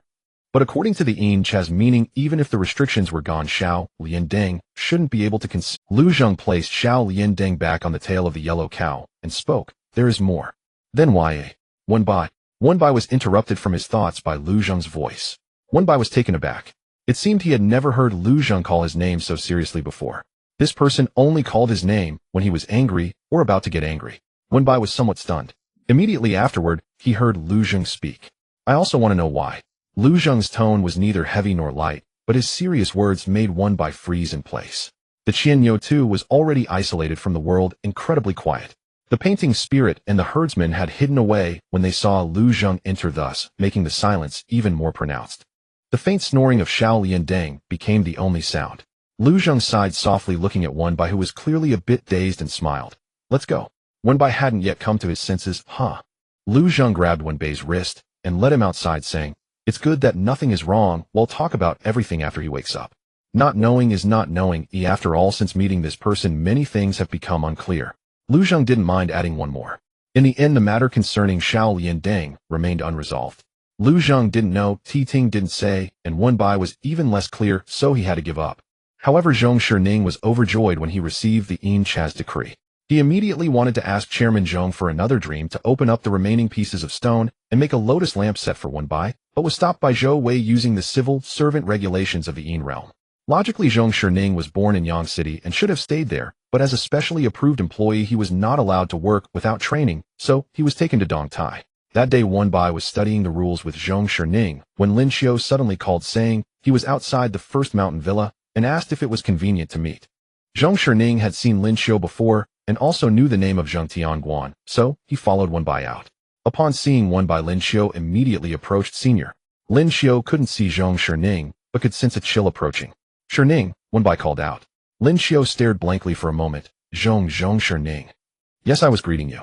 I said that Zheng Tianguan had been running around for his matters recently. You must have worked hard." No, it was Zhong's family that has been making good connections, and Zhong's family is Zheng Tianguan's largest patron. It's our duty. Wrong. Wenbai smiled. Lin Xiu scratched his head. Huh? What did I get wrong? The direction is wrong. Wenbai pointed towards Zhong Shining. Over here. Lin Xiu turned beet red. It was already deep autumn, and he was sweating profusely, looking as if he had run all the way here. Wenbai beckoned him to walk into the villa. Lin Xiu was still afraid of disturbing Lu Zheng and didn't dare to go in. Wenbai thought it was fine. After all, Lin Xiu was from the Yin realm, and the Yin energy was heavy in Dongtai. Fortunately, there were many sights to see outside the first mountain villa, providing places for people to rest in the corridors. Wenbai led Lin Xiu to a corridor to sit down. "Is there something going on with Zheng Tianguan?" Lin Xiu got straight to the point. "Senior, do you know about the Changfeng film and television base?" Wenbai nodded. Since ancient times, Nanchang has been a city rich in cultural atmosphere. This natural historical background, combined with its superior geographical position, has attracted numerous film and television bases to settle there, with Changfeng Film and Television being one of the earliest. Compared to other bases, Changfeng Film and Television, as one of the government-supported projects, occupies a larger area and has a better location, making it one of the iconic tourist attractions in Nanchang. This time the person reaching out to Zheng Tianguan is the person in charge of Changfeng Film and Television base, Lin Xiu said. Wenbai remembered that just a few days ago he had seen a news article about the completion of a major production which took place at the Changfeng Film and Television base, and he hadn't heard any bad rumors. Wenbai asked, "What about it?" Lin Xiu explained, "What you mentioned is the publicly open Qiping base. The person in charge who contacted me is from another base." Another one. Wenbai, being a local of Nanchang, had been to the Changfeng Film and Television base, but had never known that Changfeng had another base. "Besides Qiping, is there another base?" Lin Xiu replied, "It's not really a base, it's just an independent ancient street. It said it was designated to protect the original landform, so when developing the base, it was specially set aside. It was originally sealed off to prevent entry, but a few months ago during the peak filming season, there were many crew members and tourists, and the weather was hot, so many nearby villagers came out with carts to sell water and snacks. That ancient street is behind the base, conveniently blocked by a wall that provides shade.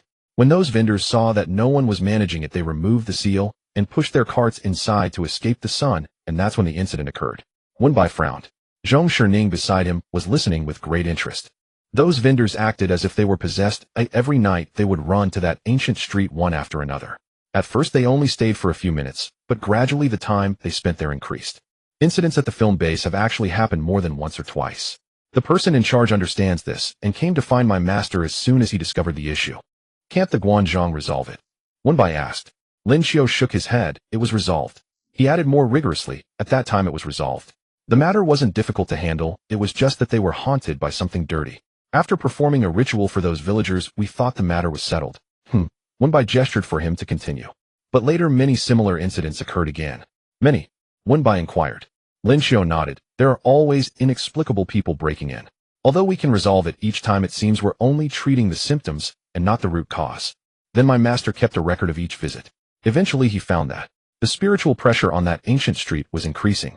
In other words, if we don't resolve it thoroughly, there could be more troublesome matters arising. While Wenbai was still contemplating the meaning in Lin Xiu's words, Zhong Shining had already spoken up. "Spiritual pressure." Wenbai looked at him. "You know." Zhong Shining sat beside Wenbai. When I was at Xiangshan, the old master of Zhengtianguan came up the mountain to perform rituals for us and mentioned this. He said that high spiritual pressure usually has two possibilities. One is that the resentment is too heavy, and the other is that there are too many spiritual bodies. Moreover, these spiritual bodies must possess self-awareness. Xiangshan belongs to the latter because the longer a spiritual body exists in the world, the more chaotic its awareness becomes.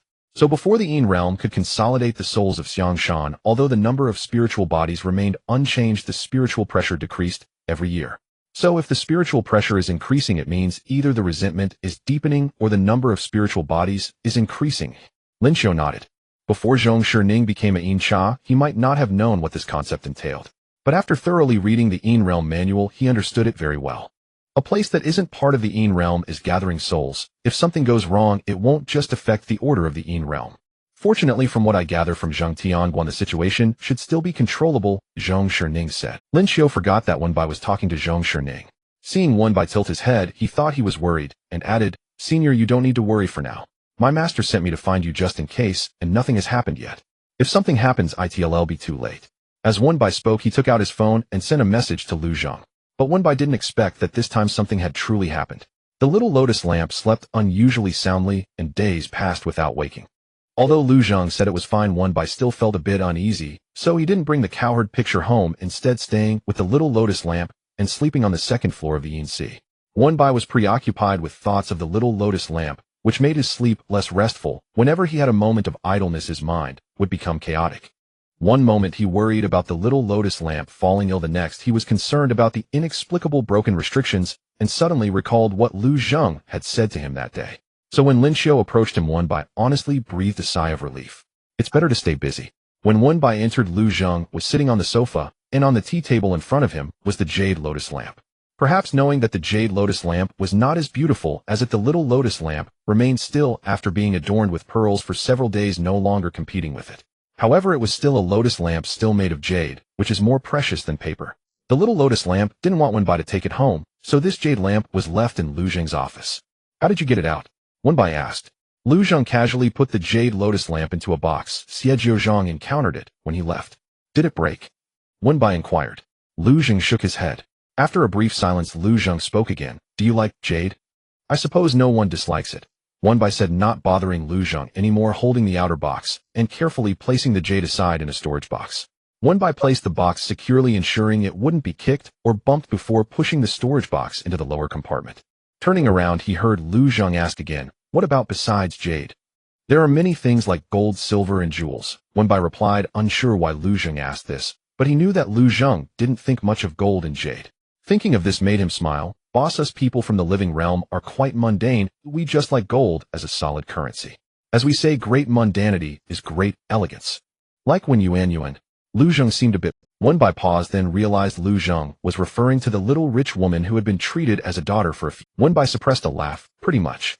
Indeed, it was quite wealthy beyond the means of ordinary families." Lu Zheng seemed contemplative. With this topic concluded, Wenbai finally spoke of serious matters. "Has the spiritual pressure increased?" Lu Zheng frowned. Wenbai replied, "Yes, Taoist Xuanji." The increase in spiritual pressure signified something which Zhong Shining had already mentioned to Wenbai. Later, Lin Xiao recounted Taoist Xuanji's words verbatim, and Wenbai had a basic understanding. From Lin Xiao's words, Taoist Xuanji has visited many times, and as long as there are villagers in a trance, the person in charge will call. Those villagers don't have any major issues, they've just been afflicted by Yin energy, and a Peachwood talisman is enough. But Taoist Xuanji has yet to find the source of this Yin energy. The key issue lies here. The chief observer fears that without resolving the root cause, more villagers will continue to be entranced. Currently, it's manageable with not many people, but if it drags on, it's impossible to predict what will happen, which is why Lin Xiao came to find Wenbai. Lu Zheng's expression was somewhat serious. Wenbai paused. "Is there a problem?" "Let's see after we take a look." The next day, a group of people followed Lin Xiao to the Chengfeng film base. The tourist peak had passed, and it was deep autumn, so there weren't many visitors outside the base. However, with Wenbai and Lu Zheng standing there along with Lin Xiao in a Taoist robe, they still attracted quite a bit of attention. Which film crew's actors are these? They look so good-looking. They must be newcomers, a bit unfamiliar. Is that person next to them a Taoist? What kind of ancient costume film are they shooting? The person in charge smiled apologetically from the side. "You too." Wenbai and Lu Zheng were dressed in regular clothes and looked too outstanding. If it weren't for Lin Xiao bringing them over, the person in charge would have truly thought they were actors entering the set. Later, after learning that they were predecessors invited by the chief observer, the person in charge was momentarily unsure of how to address them, and finally chose a safe option. Sirs, this way please. It does feel a bit strange here, Zhong Shining, who was experiencing a field internship for the first time, said from the side. Lu Zheng and Wen Bai turned their heads in unison to look at him. What feels strange? Wen Bai asked curiously. Zhong Shining closed his eyes to sense the intuition of an official. Wen Bai chuckled. After Zhong Shining spoke, he slowed his pace a bit, not following Wen Bai, but standing beside Lin Xiao. Watching the two people standing side by side ahead, his thoughts drifted somewhat. In all his years in the living realm, he had only lived about 20 years, and much of that time was spent studying and learning, leaving him no time for romance. By the time he reached the age to date, he was already gone. He had no understanding of love and life, and even less so after death, because he didn't comprehend human emotion. He couldn't understand the relationship between Xiao Bai and the boss. He only remembered that in the days right after he started, Zhou Wei always reminded him that if he wanted a more comfortable life, it was best not to be too unrestrained in front of the boss. This unrestrained referred to not engaging in overly affectionate actions with Xiao Bai. After hearing it many times, Zhong Shining naturally understood what Zhou Wei meant. But from his observations over the past few days, he felt that the relationship between Xiao Bai and the boss didn't seem to be as Zhou Wei described. However, Zhong Shining cherished this opportunity to accompany Wen Bai and Lu Zheng on an outing, and he wanted to have more chances like this, so he kept Zhou Wei's teachings in mind. Wen Bai didn't notice that Zhong Shining had suddenly slowed down, but Lu Zheng did. Also noticing this was Lin Xiao beside Zhong Shining. Lin Xiao felt a chill beside him. Plus, since Wen Bai had informed him earlier that there were actually 3 people on this trip, including a young master from the Zhong family, he knew it was Zhong Shining who had come. He was a friend of Wen's predecessor, and also a young master from the Zhong family. Lin Xiao immediately nodded slightly, and said, "Hello, sir." Then his head seemed to be lightly brushed by the wind. After walking for nearly 20 minutes, Wen Bai and the others finally rounded the front section of city walls. "Did I just hear water?" Wen Bai asked uncertainly, until Lu Zheng nodded. "Yes, over there is the Chun Sha River," the person in charge immediately replied. Wen Bai had lived in the South City for so many years and had never heard of the Chun Sha River. Chun Sha River. Is it a newly opened river? The person in charge glanced at Wen Bai. Wen Bai replied, "I am from South City." "No wonder you asked that." The person in charge suddenly understood. Actually, this has always been an ancient river course, but many years ago the river changed its course and was cut off early. The immortal should know Mingjiang, right? Mingjiang, not to mention Wen Bai, even Zhong Shining knew about it, as it is the largest river in the South City. This water comes from Mingjiang. In the past 2 years, the waterway downstream of Mingjiang has been adjusted, allowing a bit of water to flow here, but not much. The water level is very shallow, so it doesn't qualify as a river. We usually don't hear any sound of water, it's just that your hearing is good, immortal. It's quite a pity. They say that hundreds of years ago, it was a long river over there. Listening to that shallow sound of water, Wen Bai smiled. Just 10 years, and the living realm has changed so much, let alone 100 years. After passing through the last arched short tunnel, the person in charge finally spoke. "We've arrived." Wen Bai stood at the cave entrance, his step pausing. In contrast to the red walls and green tiles ahead, what greeted the eyes here was a desolate expanse. Rather than saying it was a protected area, it was more like an abandoned place. Wen Bai was about to step forward when Lu Zheng suddenly stopped him. "Stay here." After saying that, he walked out by himself. Wen Bai felt that things might get a bit tricky. The bag Lin Xiao carried with him emitted a ticking sound. Wen Bai turned his head to look and saw a bronze-colored 8 trigrams compass. What does this mean? Zhong Shining couldn't understand the compass, but the situation clearly didn't bode well, especially since the ticking sound of the magnetic needle kept ringing in his ears, making one feel anxious. Wen Bai didn't even have time to ask, and instinctively shouted, "Lu Zheng." After running 2 or 3 steps, he remembered what Lu Zheng had just said, and came to a sudden halt. When Lu Zheng turned around, he saw Wen Bai barely stopping. Knowing that this person was worried about him, Lu Zheng smiled, paused his steps, and turned to walk towards Wen Bai. Lin Xiao's compass has been moving constantly, UI. When Lu Zheng reached him, Wen Bai found himself at a loss for words. Fortunately, Lin Xiao picked up the topic. Predecessor, the spiritual pressure seems to have suddenly become unstable. Lin Xiao held the compass, his entire body tense. He had followed his master for many years, visiting countless places, yet he had never seen a compass move so violently. "I know," Lu Zheng replied in a calm voice. Wen Bai had already calmed down, and seeing Lu Zheng's nonchalant demeanor, he knew it wasn't a big deal. After calming down, he remembered his earlier actions and felt inexplicably shy to face Lu Zheng. "So what's going on?" Wen Bai tried hard to act as if nothing had happened. Lu Zheng didn't expose him. "There's something below." "Below?" "Yes," Lu Zheng said without elaborating. "Do you want to stay here or come with me?" Back to this topic again. If Lu Zhang had asked this before that incident, Wan Bai would have immediately answered to go with him, but now, Wan Bai turned his head away, since it's fine, I'll stay here. Oh really? Lu Zhang chuckled lightly. Although he said, oh really, his feet didn't move as if he was clearly saying, keep making excuses. Wan Bai. Zhong Shining raised his hand first. I want to go take a look.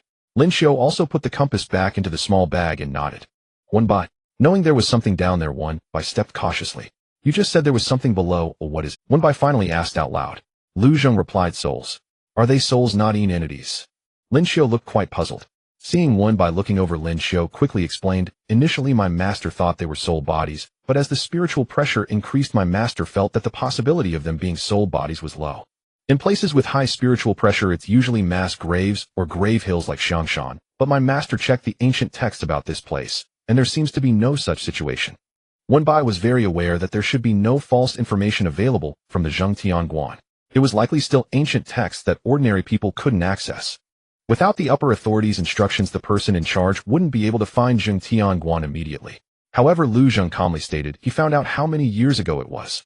About 100 years, Lin Xiu replied after a moment of stunned silence. Lu Zheng simply responded with an and said nothing more. However, Lin Xiu couldn't shake off the growing unease. In a flash of insight, he suddenly reacted, predecessor, are you saying it was over 100 years ago? Lu Zheng replied, not just that.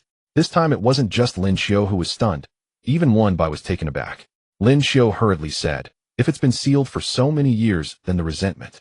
Lu Zheng replied nonchalantly, if there were real resentment, your master wouldn't be able to leave here. Lin Xiu felt as if he had been struck a blow. Indeed, if it were the resentment of 100 or 1,000 years, his master wouldn't have been able to leave safely, and those villagers wouldn't have merely been touched by a bit of Yin energy. Wan Bai patted Lin Xiu's shoulder, signaling him not to be nervous, then turned to Lu Zheng. Noticing Wan Bai's gaze, Lu Zheng softened his tone. They are merely ordinary souls, just lacking consciousness, and trapped in slumber. Wan Bai noted that Lu Zheng mentioned lacking consciousness and being trapped in slumber rather than being in a daze. So the spiritual pressure is because, yes, they might be waking up. Wan Bai suddenly found himself at a loss for words. The group walked along the ancient street that had long been buried until they reached the riverbank. Xiao Bai, what does this mean, boss? Zhong Shining asked, somewhat bewildered. Lu Zheng pinched a small piece of yellow soil between his fingers, unsure of what to do. These souls bear no resentment, it's just that their numbers are a bit overwhelming, which might make it a little challenging to handle. You can't manage it alone as a Yin official, you need to call more people over. As for Lu Zheng, these souls from thousands of years ago sleeping here must have their reasons, and they couldn't be dismissed so easily. Worried that he might disrupt Lu Zheng's focus, Wan Bai took a step back. Lin Xiu noticed and reminded him, predecessor, please be careful. Wan Bai nodded, turning around. If it weren't for the person in charge mentioning that this was an ancient river course, Wan Bai definitely wouldn't have thought of it in that direction. Even after he said it, Wan Bai looked carefully and couldn't see a trace of an ancient river course. It wasn't even. Many riverbeds were even exposed. As he looked, Wan Bai suddenly felt a bit dizzy. He initially thought it was his illusion until the scenery in front of him began to shake and invert. Wan Bai closed his eyes. Wan Bai awoke to a cacophony of voices, indistinct, overlapping, yet unmistakably not those of Lu Zheng and his companions. His mind fogged and sluggish, Wan Bai strained to open his eyes only to find himself lying beneath a tree. Night had fallen, yet distant lanterns shimmered across the water, casting rippling light upon the sky and surface alike, so bright it rivaled daybreak. He paused, stunned for a breath, then rubbed his stiff, aching neck. As he rose, he realized he had been leaning against a scholar tree. The scholar tree stood beside water. Strange, for autumn was deep, yet its boughs flourished luxuriantly. Water. In that moment, his dazed consciousness slowly sharpened. Lin Xiu, entrusted by the abbot, had led them to the Chengfeng film base. Lu Zheng claimed ancient spirits slumbered beneath the old street, and so they walked its length until reaching the long-dormant riverbed known as the Chensha River. Then, hadn't he fallen? How then had he awakened leaning against a scholar tree? Wan Bai tapped lightly on its trunk with his fingers. A memory stirred. The old tale of Chun Yufun, who napped beneath a scholar tree and lived an entire lifetime in the kingdom of Neg. Wan Bai too had first assumed this was but a dream. Alas, every sensation felt startlingly real, the humid weight of the air, the dull ache in his neck from sleeping against the tree's rough bark. Wan Bai drew a slow, deep breath and instinctively pinched himself. Pain flared sharp and undeniable. Wan Bai fell silent. He startled even himself, not at the strangeness of his surroundings, but at the sudden realization the instant he knew he wasn't dreaming. The first thought that surfaced was not fear nor confusion, but Lu Zheng. Lu Zheng was gone. The truth struck Wan Bai like a hollow wind, leaving him momentarily adrift. He called out instinctively, Yuan, Yuan. then remembered Xiao Liandeng slept peacefully within the painting. Wenbai exhaled deeply a long weary sigh. Worrying would change nothing. First he needed to determine where, exactly, he was. With that resolve he followed the clamor of voices outward.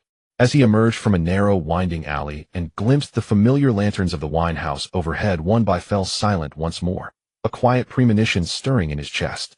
Stepping onto the cobblestone street, he beheld the bustling thoroughfare, its stalls overflowing with sweets and pastries. Wenbai's certainty settled calm and absolute. Zhongyuan Festival Night Scroll. Had he somehow slipped back into the painting? Without warning, without reason. A cluster of children dashed past, clutching steaming pastries in both hands, their laughter clear and bright, childhood unburdened. Wenbai blinked, momentarily unmoored. Yet undeniably this familiar warmth, the scent of food, the murmur of countless voices from every direction, settled something deep inside him. Wenbai did not know how it had happened, but he was certain now he truly stood within the Night Scroll. Thankfully the Night Scroll closed at dawn. He need only wait until morning. That was all he could do for now. If dawn brought no release, well, he would face that when it came. Having steadied his thoughts, Wenbai took only 2 steps before catching fragments of conversation between 2 young. Why the rush? I haven't even visited the city god temple yet. Mother will scold me when I return. The temple can wait. It's packed right now. I doubt you'll even squeeze through the threshold, let alone light an in. Let's watch the street performers at the Wasi first, then head to the city god. A little delay won't offend his holiness. City god temple. Wenbai smiled, faintly chagrined. How easily he'd forgotten it amid all else. He glanced down at his white jade gourd. On Zhongyuan Day, within this night scroll, Lu Zheng had told him the gourd bore the seal of the Netherworld, capable in dire need of summoning the local city god. At the time, Wenbai had merely listened, half absent. After all, he already had a small city god nearby. No gourd required, one phone call sufficed. Who would have guessed it would truly be needed? Following memory, Wenbai walked the streets toward the temple. Though he needn't recall precisely, passers-by everywhere spoke of visiting the temple to offer incense. Same place, same spot, yet the feeling was utterly different. Last time he'd walked these streets immersed in conversation, with Lu Zheng and Xiao Liandeng. The bustle had been lively, yes, but he'd scarcely registered the words of these 1,000-year-old people. Now walking slowly, everything felt fresh, vivid. The city god temple remained unchanged. From several paces away, the 3 crimson gold characters, City God Temple, glowed fiercely under paper lanterns, nearly blinding. Pilgrims pressed shoulder to shoulder. Though he'd seen this scene before, Wenbai still caught his breath. He leaned against the wall, hesitating. What had Lu Zheng done last time to summon the city god? Had he done anything at all? Only now did Wenbai realize Lu Zheng had mentioned only that the jade gourd could summon the city god, not how. And Wenbai in turn had asked nothing. He paused, then removed the gourd from his wrist and turned it slowly in his palm. Should he try luck, perhaps drip a few drops of blood upon it? After all, that's how it always unfolded in dramas. His finger had barely tapped the gourd twice when a voice murmured, "Your Excellency." Wenbai whirled around. Long beard, brocaded robes, heavy ceremonial crown, the city god. The city god remained bowed low. The weight of his ornate crown seemed enough to strain Wenbai's own neck. He still didn't know what he'd done, but the city god was here, summoned at last. Wenbai stepped forward swiftly to steady him. Forgive the abrupt summons. I confess I'm uncertain of my circumstances, and thus compelled to trouble your Excellency. Please, your Excellency, issue your command freely, the city god replied, waving a gentle hand, his tone serene and unhurried. Wenbai's attire stood starkly apart from the crowds. Yet unlike before when Lu Zheng accompanied him, this time the city god showed no surprise, no flicker of judgment. Only easy, natural composure. Do you know me? He recalled Lu Zheng's words once the night scroll closed, all reset. People, places, memories alike. The city god should remember nothing of him. Thankfully the deity shook his head. Yet sensing Wenbai's uncertainty, he added softly, "Your Excellency bears the aura of the Netherworld." Wenbai nodded, then chose not to reveal the night scroll's nature, only recounting simply and concisely what had occurred just before he entered the painting. Events a millennium hence lay beyond the city god's ken, but his quiet reassurance eased Wenbai's heart. "You must trust your Excellency," the city god said, meeting Wenbai's gaze as his staff tapped once upon the earth. "As long as humanity endures upon this land, so too does the Netherworld endure beneath it. Your Excellency will always find you wherever you are. So long as I remain upon this land, Lu Zheng will find me." Wenbai lowered his eyes, a soft smile blooming. Yes, he must trust Lu Zheng. How fortuitous. You arrived during Zhongyuan when the city thrums with life. Allow me to accompany you on a stroll. With that, the city god shed his formal robes for lighter attire. Wenbai meant to decline, but the deity insisted, fearing Wenbai might stray or stumble alone. And so it came to pass Wenbai stood amid the teeming thoroughfare, cradling his small coin purse. its pattern unchanged since time immemorial. Yet now the one bewildered was no longer Wenbai, but the city god himself. These hemp sprouts tied to table legs are called Mahu Gu Kur, offered to herald the autumn harvest. Yes, Mahu Gu Kur. The city god sounded delighted, then paused puzzled. How does your excellency know this term? Wenbai longed to say you told me, but dared not. Instead he answered simply, I read it in books. The city god lifted a sprig with his staff. Books are good. Books are very good. But this was only the beginning. Had your excellency arrived a day earlier, you'd have seen vendors selling chinaberry leaves as well. Also millet rice and phone gao cakes. Indeed, millet rice and phone gao. Since you're here, your excellency might wish to. There's a pastry stall just ahead. Shall we go? Wenbai pointed. The city god momentarily speechless. They approached the stall. Watching Wenbai deftly place copper coins and select a phone gao cake, the city god stared silently. Won't you partake? Wenbai asked. I shall. The city god snapped back to attention. Wenbai quietly cautioned, that one may be rather. Was he guiding the noble guest through the night market, or was the noble guest guiding him? This phone gao tasted sweeter, but Wenbai found himself missing the tangy filling of the previous one, which had lingered so pleasingly on the tongue. Its size was perfect, one whole cake for Xiao Lian Deng, half shared with Lu Zheng. Guided by principle, never waste food, Wenbai finished it pleasantly full. They passed several paper horse stalls before Wenbai paused before one selling Yulon Basin offerings and river lanterns. Would your excellency like to release a river lantern? The city god asked. Wenbai considered it, then gently shook his head. Though this world observed Zhongyuan, the world beyond did not, and river lanterns needed releasing only once yearly. Besides, Yuan and Lu Zheng were absent, our releasing one alone held little meaning. Noting Wenbai's subdued demeanor, the city god gestured ahead. Then let us proceed. Soon comes the hour of burning spirit ships and honoring the lonely dead. The riverbank will be vibrant. Wenbai murmured assent.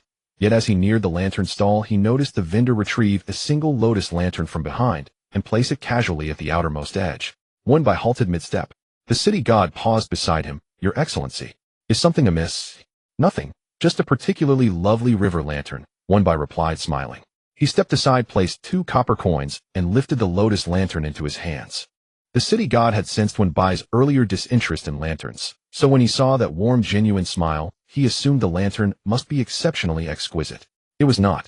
Withered and dim, its flame faint, no larger than a palm, dwarfed by the artful lanterns surrounding it, almost pitiful in its simplicity. Perhaps that was why it had been overlooked, left behind, then placed haphazardly at the stall's periphery. The city god scanned the array. Is this one perhaps too small? There are finer ones over there. No need, Wenbai murmured, thumb brushing lightly over the paper petals. This one will do. Moi. A breeze swept past. Wenbai turned slightly, shielding the lantern's flame with his hand. Within my jade gourd resides a little lotus lamp. This one resembles it closely, though smaller, drier, yet unmistakably alike. How did I miss it last time? Ah, I see, the city god chuckled, stroking his beard. So your excellency intends to release a second lotus lamp for the one dwelling within your gourd? Wenbai paused. The lamp at home disliked lotus motifs. When a jade lotus lamp had arrived, it sulked for days. He whispered briefly to the city god. No matter, the deity said, flicking his sleeve, and a golden ingot-shaped river lantern materialized in his palm. Wenbai accepted it. Lu Zheng had used precisely this ingot lantern to soothe the little lamp before. Lit within the city god temple itself, its craftsmanship was peerless. Beside it, the paper lotus lantern looked shabby. More troubling still, it seemed frail, trembling at the slightest gust. Wenbai bent low, carefully cupping its delicate petals. His fingertip brushed the base, and discovered the supporting bamboo stem, snapped clean through. The city god observed it clearly, likely crafted from leftover scraps, rougher than most. Such a lantern may not float. Wenbai studied the fragile lotus silent for a long while, then said quietly, the stem is broken. Replace it, and all will be well. Is it difficult? Wenbai asked, uncertain. The city god shook his head. The craft is simple. Common households make them daily. Wenbai murmured, very well, then knelt beside the vendor's station, watching him assemble 2 lanterns before attempting it himself. Fortunate indeed. The stall also sold Yulon Basin offerings, so bamboo strips and carving knives. Wenbai selected a slender bamboo stem, handling it with reverent care. The city god watched wide-eyed, terrified the paper might tear, convinced that if it did, this noble guest, still childlike in heart, might truly weep. Miraculously the paper held, but the bamboo knife nicked Wenbai's finger. The city god applied merit incense ash, and the wound sealed instantly, though a trace of blood stained the bamboo stem untouched. Good. None touched the petals, Wenbai sighed in relief. At last the lotus lantern steadied. Holding both lamps, he walked toward the riverbank. The city god stood nearby holding aloft a lantern and remarked idly, "The ingot lamp is for the little lotus within your gourd, but what of the other?" "For Xiao Liandang's father." Wen Bai's smile deepened. "For Lu Zheng." The city god paused, then drew the lantern closer, peering intently. "How deeply the young master and your excellency cherish each other." Hearing young master again, exactly as before, Wen Bai's thoughts drifted suspended. Yet something felt subtly altered, different from last time. He shook his head, dismissing the thought, and refocused on the two river lanterns in his hands. He lifted his brush, then still the Xiao Liandang's voice echoed in memory. The brush tip hovered, then descended with deliberate grace. Not Lu Zheng, but Lu Zheng, rendered in elegant archaic script, Lu Zheng. The city god admired the flowing characters and praised warmly exquisite calligraphy. Wen Bai admitted frankly, only these two characters hold any merit. All thanks belong to Xiao Peng. After writing Lu Zheng, previously Xiao Peng Dang had insisted he practice Lu Zheng endlessly, brushwork refined over years. These two characters were without question his finest. Once both lanterns bore their inscriptions, Wen Bai released them onto the water, watching them drift away before returning to shore. By the time he climbed back, the spirit ship had long burned, but the banks still thrummed with revelry. Crossing the bridge, candlelight and waterlight entwined in dazzling brilliance. "Does this river bear a name?" Wen Bai asked. "Yes, it is called the Liuguang River, the city's protective moat." Liuguang River, truly a name befitting its luminous beauty. Yet how many centuries would it flow? The ancient riverbed outside Chengfeng Base centuries ago had likewise been a mighty waterway, likely much like this Liuguang River. Wen Bai drifted into reverie, until distant thunder rumbled across the heavens. Crowds along both banks tilted their heads upward, startled in unison. "Thunder! I heard it too. Impossible. The sun has shone brightly these past days. Why sudden thunder? Could rain be coming?" Wen Bai frowned. He recalled no thunder during his last visit. Turning, he saw the city god tapping his staff thrice upon the ground. "Strange. What troubles you?" Wen Bai asked. The city god calculated silently, then shook his head. "The heavens foretell no rain. Perhaps it's merely thunder." The moon still hung high, serene and cloudless. No sign of impending rain. Puzzled, the city god could offer no explanation and merely nodded. Last time it had been won by Lu Zheng and Everestless Xiao Liandang, strolling, pausing, ultimately covering only the liveliest avenues. This time Wen Bai walked alone, swiftly guided by the city god, visiting every corner they'd missed. As dawn approached, they paused at a quiet tea house. Wen Bai sipped his tea slowly, then lifting his gaze noticed rain falling outside. "It's raining." Setting down his cup, he stared outward. Genuine rain, soft and steady. He couldn't recall rain during the last visit. They departed before dawn broke. The city god had changed attire, announcing he must return to his temple. Wen Bai nodded. Once the deity departed, Wen Bai checked the hour, dawn near, and stepped outside. The rain fell lightly, yet the streets emptied quickly. A few unlaunched river lanterns lay askew in corners, abandoned by hurried revelers. Wen Bai wondered whether his two lanterns had been soaked, then found himself already ascending the arched bridge. Instinctively he glanced downward. Lanterns still glowed along both banks, illuminating concentric ripples spreading across the river. Only a few lanterns drifting sluggishly, aimless and serene. "The yellow springs are congested today. Best drift swiftly," Wen Bai murmured, smiling. Then he began descending the bridge's highest curve. But as he turned and lifted his eyes, Wen Bai froze. Beneath the eaves of the Wasi Pavilion stood a figure, ink-dark robes, long hair loosely bound. Leaning idly against a vermilion pillar, he held a lotus lantern in one relaxed hand. Yet even from halfway across the bridge, Wen Bai felt the man's effortless, detached poise. Wen Bai stood utterly still. Was that Lu Zheng? Wen Bai's intuition told him that it was Lu Zheng, yet he did not move a muscle. Uncertain of what spell the city god had cast upon him, the rain did not fall on him, but the curtain of rain blurred the scenery ahead in a misty haze. Lu Zheng's figure became indistinct. Wen Bai recognized Lu Zheng's appearance, though now he wore a long black robe, completely different from his usual attire. Wen Bai would not be mistaken. However, that feeling of estrangement was quite clear.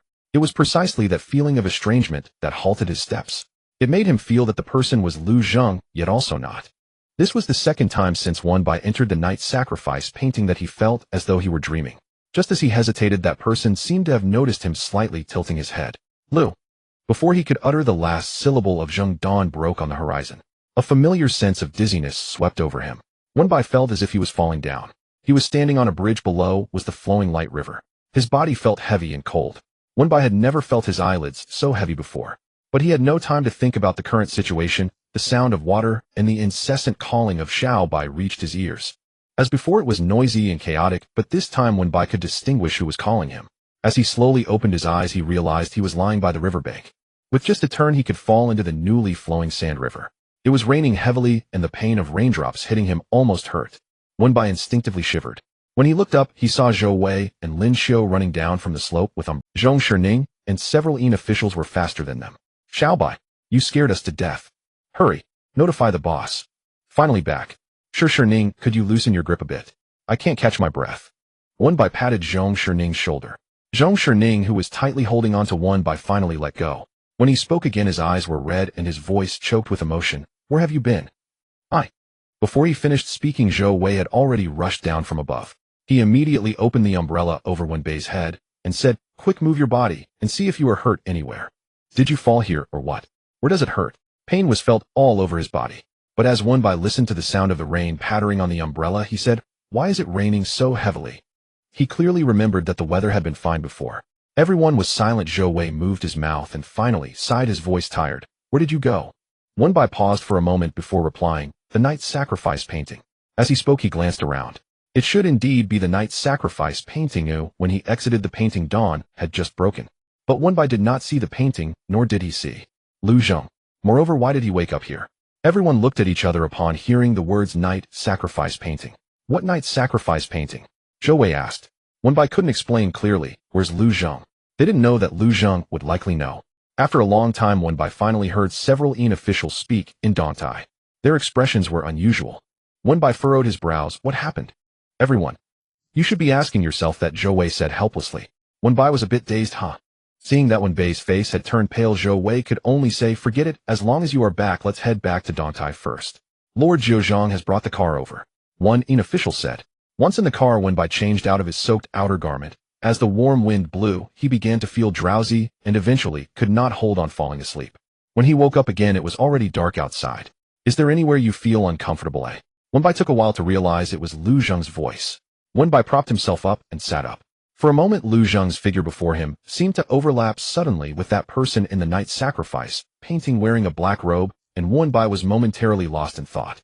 When Zhou Wei and the others asked, Wenbai could understand, but when Lu Zhong asked the same question, Wenbai was taken aback, even doubting himself. Wasn't it the Knight's Sacrifice? When Zhou Wei and the others asked, Wenbai could understand, but when Lu Zhong asked the same question, Wenbai was taken aback, even doubting himself. Wasn't it the Knight's Sacrifice painting? Lu Zhong paused for a moment, then said calmly, What did you encounter in the painting? It was similar to before, the same stalls, the same pastries, the same ritual boat. Wenbai shook the jade gourd in his hand, and I used this gourd to summon the city god.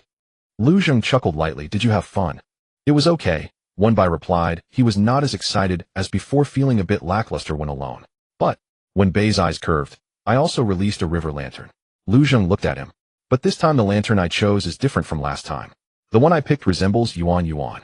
It's a bit smaller than Yuan Yuan. Wenbai extended his hand, slightly curling his fingers to indicate its size, about this big.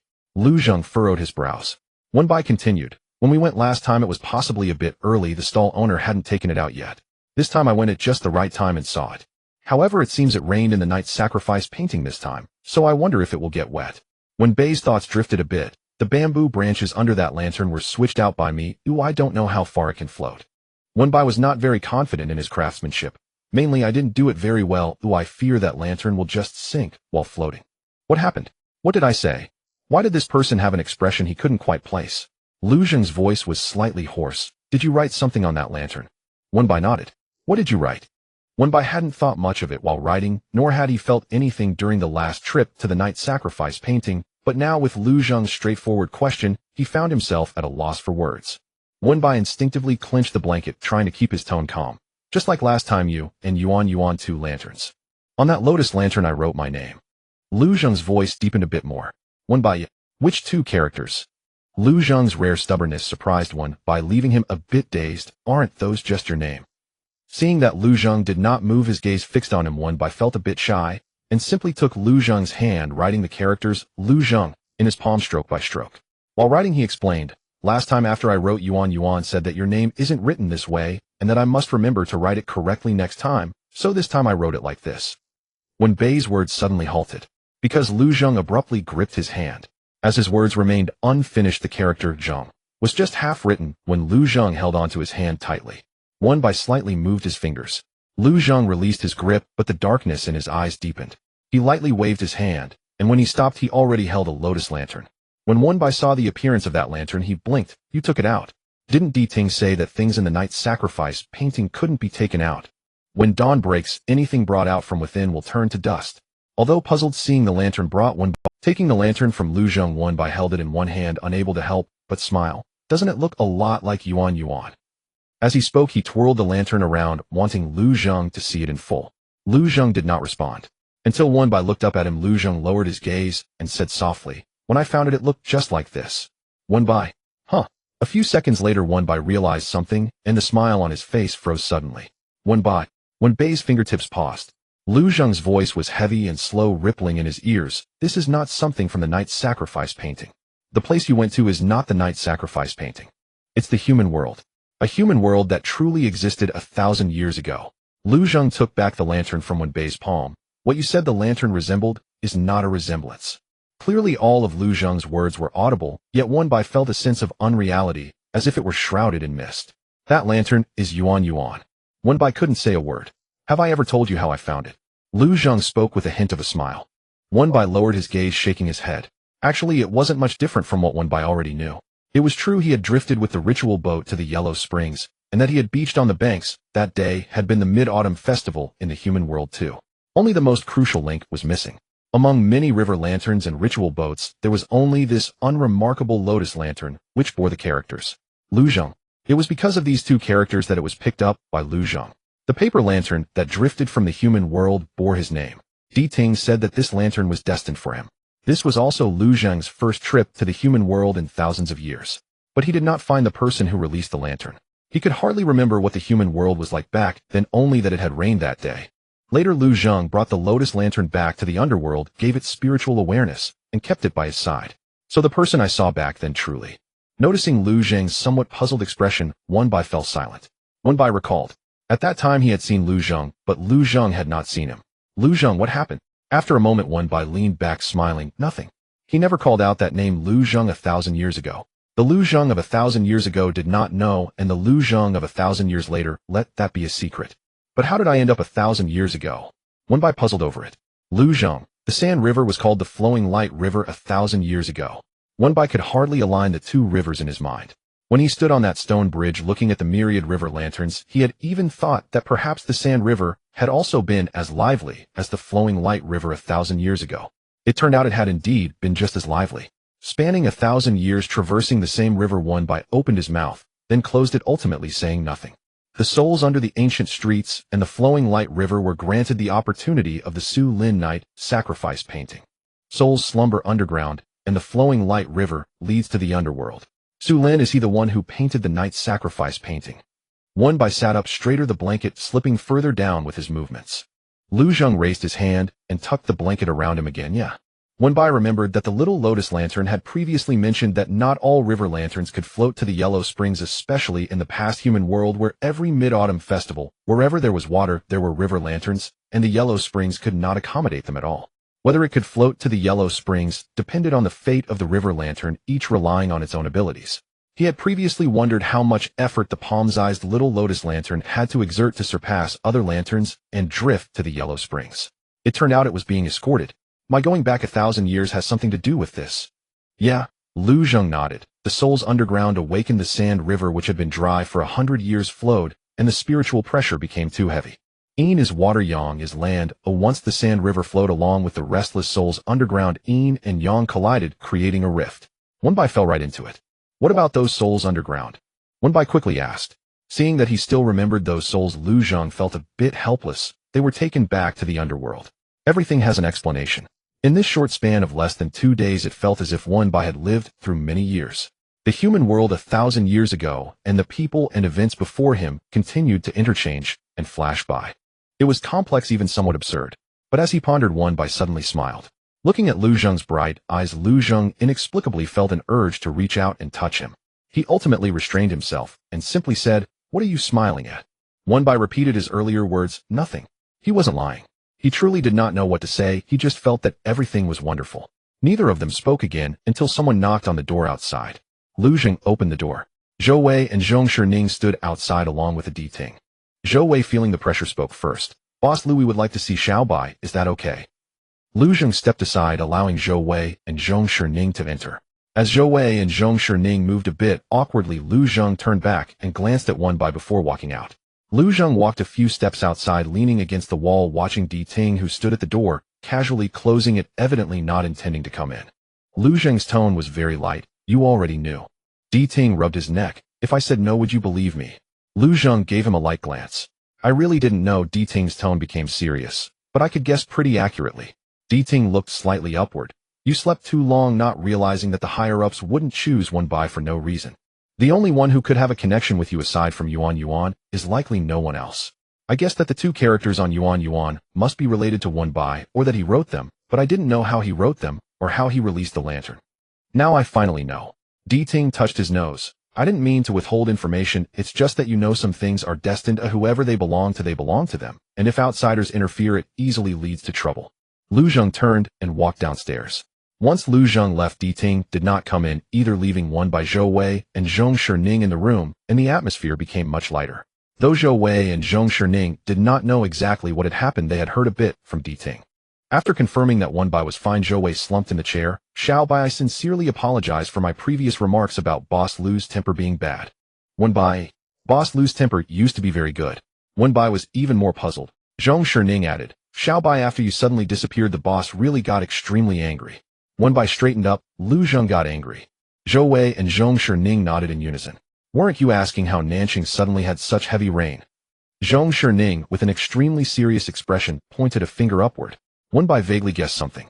Zhou Wei had followed the Yin officials to investigate after hearing about Wen Bai's sudden disappearance. When he arrived, Lu Zheng was already gone, but it had begun to rain heavily. At that time, Lin Xiu had not even opened his umbrella, standing in the rain, desperately turning the compass. Meanwhile, Zhong Shining was standing by the riverbank, calling out Wen Bai's name. It was a scene of utter despair. After you suddenly disappeared, the boss' expression darkened instantly. Zhong Shining recalled with lingering fear. He didn't know what he drew on the ground, or what he discovered, but after saying Su Lin, he disappeared as well. Zhou Wei couldn't help but ask, Xiao Bai, is your disappearance related to this Su Lin? Wen Bai nodded. No wonder. Zhou Wei reflected on how the boss' tone had been, as if he were going to strip him alive. Zhong Shining said that now he felt like he had survived a life-and-death experience.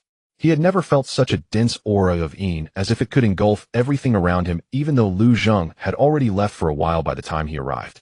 Compared to this, the previous Lu Zheng could definitely be considered amiable. Zhong Shining, the Yin officials, said that when the boss woke up, the celestial phenomena outside had never looked so dire. If it weren't for D-Ting stopping him, something major might have happened. Wen Bai's heart became complex in an instant. Zhou Wei cautiously leaned closer. The boss didn't get angry with you, did he? Wen Bai shook his head. No. Not only did he not get angry, but he was also surprisingly patient. If Zhou Wei and the others hadn't mentioned it, Wen Bai would not have noticed anything was amiss. Indeed, Zhou Wei sighed as if he had asked a pointless question. Given how carefully Lu Zheng had carried Wen Bai back to the room, how could he possibly be angry after waking up? On the other side, Lu Zheng returned to his office and placed the cowherd painting on the desk. The painting's spirit floated out. Master. Lu Zheng, where is it? The painting's spirit, it's sleeping. During the time Wen Bai disappeared, the little lotus lantern inside the painting for some reason kept alternating between sleeping and waking. Lu Zheng was afraid it would wake up and cause a ruckus, wanting to find Wen Bai, so he infused it with a bit of spiritual power and temporarily sealed the cowherd painting. Now Lu Zheng finally opened the painting. Perhaps knowing that Wen Bai had returned this time, the little lotus lantern slept very soundly. Master, is Xiao Bai okay? The painting's spirit had heard the Yin official's words. Lu Zheng replied lightly, yeah, that's good. The old yellow cow lightly swayed its tail, and the lantern rolled a small circle, landing in Lu Zheng's palm. Looking at the fluttering little chubby petals, Lu Zheng smiled. D-Ting had once told it that in the human world, giving life and nurturing are different, but both are great kindness and the most important people. Having said it once, the lantern remembered. It understood that Lu Zheng, who raised it, had, after meeting Wen Bai, let Wen Bai occupy another most important position. Lu Zheng was the adoptive father, while Wen Bai naturally became the biological father.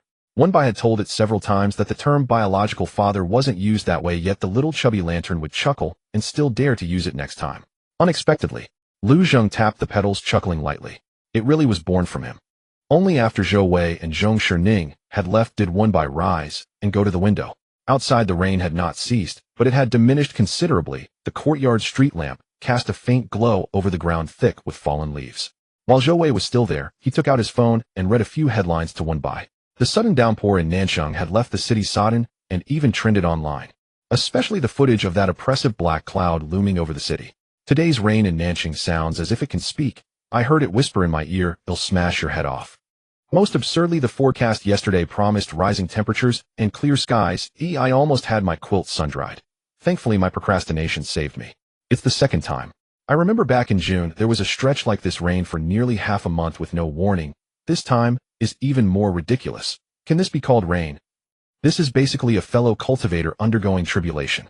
Wenbai had thought the rain was fierce enough when he awoke by the river, but Zhou Wei in the car told him, then you didn't see yesterday's. He understood now. His phone filled with messages from the ENC staff, all asking if he was any better if he felt unwell. Wenbai replied to each one. A few who normally kept in close contact eventually spoke plainly. During the 2 days Wenbai had been missing, they hardly dared to breathe. The entire ENC lacked any living vitality. No one dared utter more than necessary, worried for Wenbai, yet afraid even to speak his name. Wenbai had been utterly unaware of this. When Lu Zheng asked him, he even said he had a rather enjoyable time. In hindsight, though it had not been his intention, he had indeed caused a great deal of trouble, especially for Lu Zheng. After waking, Lu Zheng seemed to concern himself only with affairs, neglecting other matters. For reasons he couldn't explain, Wenbai suddenly longed to speak with Lu Zheng. By the time he realized it, he had already gone downstairs. Lu Zheng was not there, only Di Ting occupied the office. You're 10 minutes late, Di Ting said, glancing at Wenbai with the corner of his mouth lifting before he bent over again to fiddle with what he held. He just left. Di Ting's look made Wenbai feel inexplicably guilty. I wasn't here to find him. I came to check on Yuan. Only after he said it did Wenbai realize the man before him was Di Ting. Di Ting, the one who listens to hearts and discerns all things, did not even lift his head. Relax, Wenbai was silent. Truly, I didn't hear. Di Ting insisted, signaling him not to linger in the doorway and to come in and sit. After all, Lu Zheng expressly forbade it. As a public subordinate, one must occasionally listen. It was when you first entered and saw me. Your disappointment was too obvious. Wenbai. He felt it had not been so. Surely Di Ting had misread him. Wenbai asked, looking at the Qianyo painting on the wall, is Yuan still asleep? It should have woken, Di Ting replied, tilting his gaze to sweep the painting. Lu Zheng fed it another mouthful of spiritual energy. It's sleeping soundly. When sated with spiritual energy, it grows drowsy like one sleepy after overeating. Normally Lu Zheng would not let it take so much. Wenbai stepped closer to the painting, puzzled. Di Ting read his thoughts. There's nothing wrong, only that it isn't sleeping peacefully. Wenbai tilted his. After all, the bamboo twig carries your blood. During the 2 days you were gone, it may have sensed something and kept waking and dozing. Lu Zheng, afraid it might wake and cause trouble, fed its spiritual energy and temporarily sealed that painting. At the mention of the bamboo twig, Wenbai hesitated. Yuan was able to take in my blood because of that bamboo twig. Di Ting came closer. Perhaps it suits yours even better than Lu Zheng's. Wenbai said nothing. What's still a bit foggy on the details. Di Ting smiled. Wenbai did not deny it. I find it strange too, but that's the fate between you and Lu Zheng. Di Ting brewed Wenbai a cup of tea. I heard from Lu Zheng that when you went over there it rained and even thundered. The there Di Ting meant was the human world 1,000 years past. Yes, Wenbai sipped his tea. I had thought I entered the Jia painting. But the Jia painting contains neither thunder nor rain, Di Ting interjected. Wenbai. A slight discrepancy had appeared. He thought perhaps he had misremembered or that the painting had been altered. One thing still puzzled Wenbai. When I went there I actually sought out the local Chengwang. Di Ting had heard Lu Zheng mention it in passing. He said had calculated it. Those days there shouldn't have been rain in the human world. At the time the thunder sounded, the Chenghuang's reaction had been even greater than his. Indeed, those days shouldn't have seen rain in the human world, Di Ting murmured. Wenbai noticed. He said, shouldn't. Zhou Wei and Zhong Shining must have told you. The celestial signs were somewhat disturbed then, Di Ting said, turning to Wenbai. Wenbai felt a jolt in his chest. He fell silent for a moment. You're saying the celestial signs 1,000 years ago were affected as well? Di Ting could not be certain, but offered the most likely explanation. The Chunshao River has always been a great river that connects to Yinming. It had been cut off for centuries. If water suddenly passed through it, and rain poured, the river's rise might well cause such an effect. Then Di Ting asked, was the rain heavy there? Not really, Wenbai replied lightly. The rain was not heavy, but it was steady and dense. Di Ting nodded. Though the celestial signs were disturbed, it was separated by 1,000 years. Even Lu Zheng would have to be restrained. So it's a relief. Di Ting tapped the Qianyo painting. If the rain had been as fierce as here, that lantern probably wouldn't have had the chance to drift to Huangquan. It would have been sunk in no time. Wenbai smiled. Had I known, I should have put in a couple more lengths of bamboo to give it a higher base, to ensure it would drift steadily to Huangquan without being shoved ashore. If you'd put in more bamboo twigs, it probably wouldn't be Yuan Yuan anymore, Diting teased. Wenbai paused, and then laughed. True. After a long moment, he leaned into the sofa and exhaled lightly. Actually, I saw Lu Zheng. Diting showed little surprise. He left only 10 minutes ago. Did you run into him? Wenbai, no. I mean over there. Diting's hand holding the teacup froze. The cup rocked, and a small splash spilled. Rarely so unsettled, he asked. You mean 1,000 years ago? Wenbai pursed his lips. Yes. When? Where? Diting set down his cup and turned. Before dawn, I was on the stone bridge above the Liuguang River. He stood beneath a nearby eave. Diting, did you meet? No, Wenbai shook his head. I saw him, he didn't see me. Wenbei's voice was barely a whisper, perhaps for Diting, perhaps for himself. He was holding a lotus lantern. Through the rain he could not see clearly, but he felt certain it was Lu Zheng. Lu Zheng did indeed go to the human world, Diting said. Wenbei's tone still seemed misted with that rain. Then the lantern in his hand must have been Yuan Yuan. Diting had not expected that twist. I almost called out to him, Wenbai said with a rueful smile. Diting looked over. Wenbai sat up.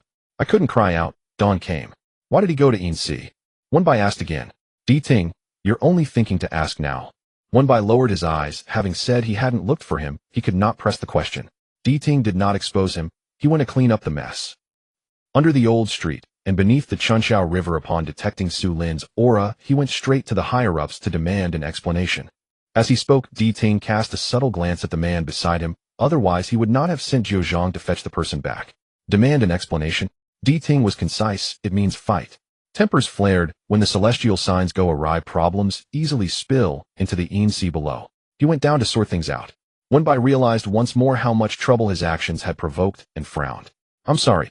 What are you apologizing for? Diting laughed. After a time, he rose and opened the window, leaning on the sill to watch the now sparse rain. Wenbai, your safe return is heaven's will. But it's not solely heaven's will. Wenbai was startled. When I say Lu Zheng went to the higher-ups to demand an explanation, that higher-up is not ours, but the Tianguan, who corresponds to the Diguan. The higher-up we speak of refers to the higher-up. Diting's tone grew serious. It's called Tiandao, the heavenly way, in other words, heaven's will. Invisible and intangible, yet it truly exists. Your appointment to Yinsi was chosen by that. It granted you and Lu Zheng this bond. Diting paused, then his tone shifted. But how it grants is for it. That is, when you traveled 1,000 years back, you might have returned whole, or come back having suffered. It could have chosen the latter, but it chose the former. Diting looked at him. What do you think the reason is? Wenbai knew the answer clearly in his heart. None other. Diting stopped there. Silence stretched, then he walked over. He'll open the window to let some air in. Wenbai reflexively answered no. Feeling he had spoken too quickly, he added, I've already woken up. Clear-headed already, and after Diting's words, Wenbai felt he might not sleep at all that night. Diting yawned. Then wait here for him, he should be back soon. Wenbai, what did it mean to be asked to? Wenbai rose slowly. Didn't he just go to Yinsi a little while ago? Diting, if someone waits, they'll naturally return sooner. Wenbai fell silent. Feeling flustered, he said, I won't disturb his work tomorrow. Diting cut him off. He can't stay down there long. He'll be back soon. Without further remark, Diting walked out. I just fetched a few paintings there on that table.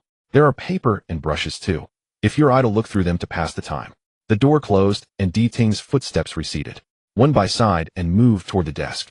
Only when he saw the desk set with brushes, ink, paper, and inkstone, and a half-painted scroll, did he realize what Diting had been doing when he arrived. It was good. His mind was muddled, and he needed something to steady himself. He pushed aside the paperweight and pulled out a sheet of blank paper. He smoothed it and dipped the brush in ink. After writing the first character, his brush stalled. The surname Lu blurred into a round ink blot as the ink spread. Wenbai fell silent. Having heard Yuan Yuan call it many times, his hand wrote the name Lu Zheng without thinking. He had meant to write to calm himself, but instead became more unsettled. His mood was like that ink-smeared Lu. He set the brush down and closed his eyes to empty his mind. When he had once been unable to practice calligraphy, Wenbai would do this: close his eyes, clear his thoughts, and when he picked up the brush, he would write whatever character came to mind. Pages filled with mundane domesticities were common. Half an hour later, Wenbai looked at the sheet covered in Lu Zheng's name and surrendered to it. This time it was not that other thoughts intruded, but that as he wrote, he kept finding small ways to refine the two characters. Once satisfied with one style, he would try another, as if sparring with himself. His heart grew strangely calm, until footsteps sounded. Even Diting would knock before entering Lu Zheng's office. If others would do so all the more. Yet Wenbai had not heard a knock. Who could it be? The brush slammed heavily on the desk. Bai snatched the papers filled with Lu Zheng's name and hid them behind his back. He looked up and met Lu Zheng's gaze. Panic rose in Bai. He did not know why he panicked. Looking at Lu Zheng, the disorder felt almost solid, clogging his throat. He had only been writing a few names. Before this, he had in Lu Zheng's presence written his name on the lotus lantern and set it afloat with his own hands. Not to mention Yuan. He had 100 excuses to deflect the moment, yet this time, he could not utter a single one. Why did you come over? Lu Zheng seemed unaware Bai had been waiting. Bai managed to smile and stepped toward him, his nervousness growing more pronounced. Lu Zheng, he called, and only then realized had perhaps called too loudly. Lu Zheng halted. In the quiet room, the rustle of folded paper sounded loud. Bai dared not move. He knew the paper had been only half crumpled. Lu Zheng turned toward the sound. Bai, throwing caution aside, crushed the sheet into a ball, muttered, "Go to bed early," and bowed his head as he left. He spent a sleepless night. As dawn brightened, he still wondered whether spiritual energy worked on people. Could a single feeding make one sleep like Yuan for 3 days? Bai rose early and ran out.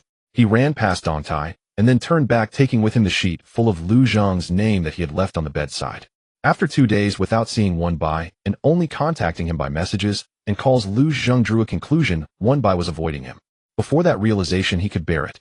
But now, Lu Zheng entered the Qinyou painting and cradled the little lotus lantern. 2 days had passed. Not coming to see him for 2 days might have been forgiven. Now he wouldn't even look after his son. Lu Zheng tapped a finger against the lantern's petal. The sleepy little lotus lantern, stirring awake, murmured. Lu Zheng, it curled its leaf. Hold me. Lu Zheng lifted it.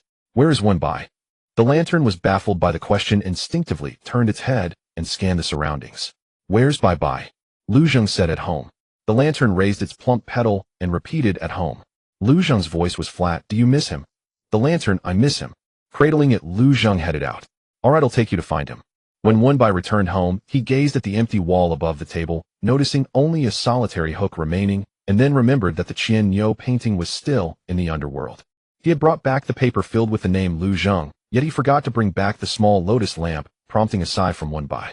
Thinking that the small lotus lamp still had a few days left to sleep, he ultimately gritted his teeth and decided not to pick it up for now. Mainly because he did not want to encounter Lu Zheng. Bai was unsure where things had gone wrong.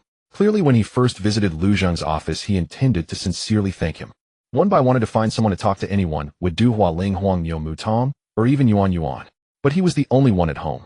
He lay at home for 2 days until the group chat began discussing the plan to climb Frosted Rime Mountain on Saturday. Nansheng is located in the south, characterized by a humid and cold climate. It rarely snows in winter. Frosted Rime Mountain is so named because there is a grove of white plum trees on the mountain.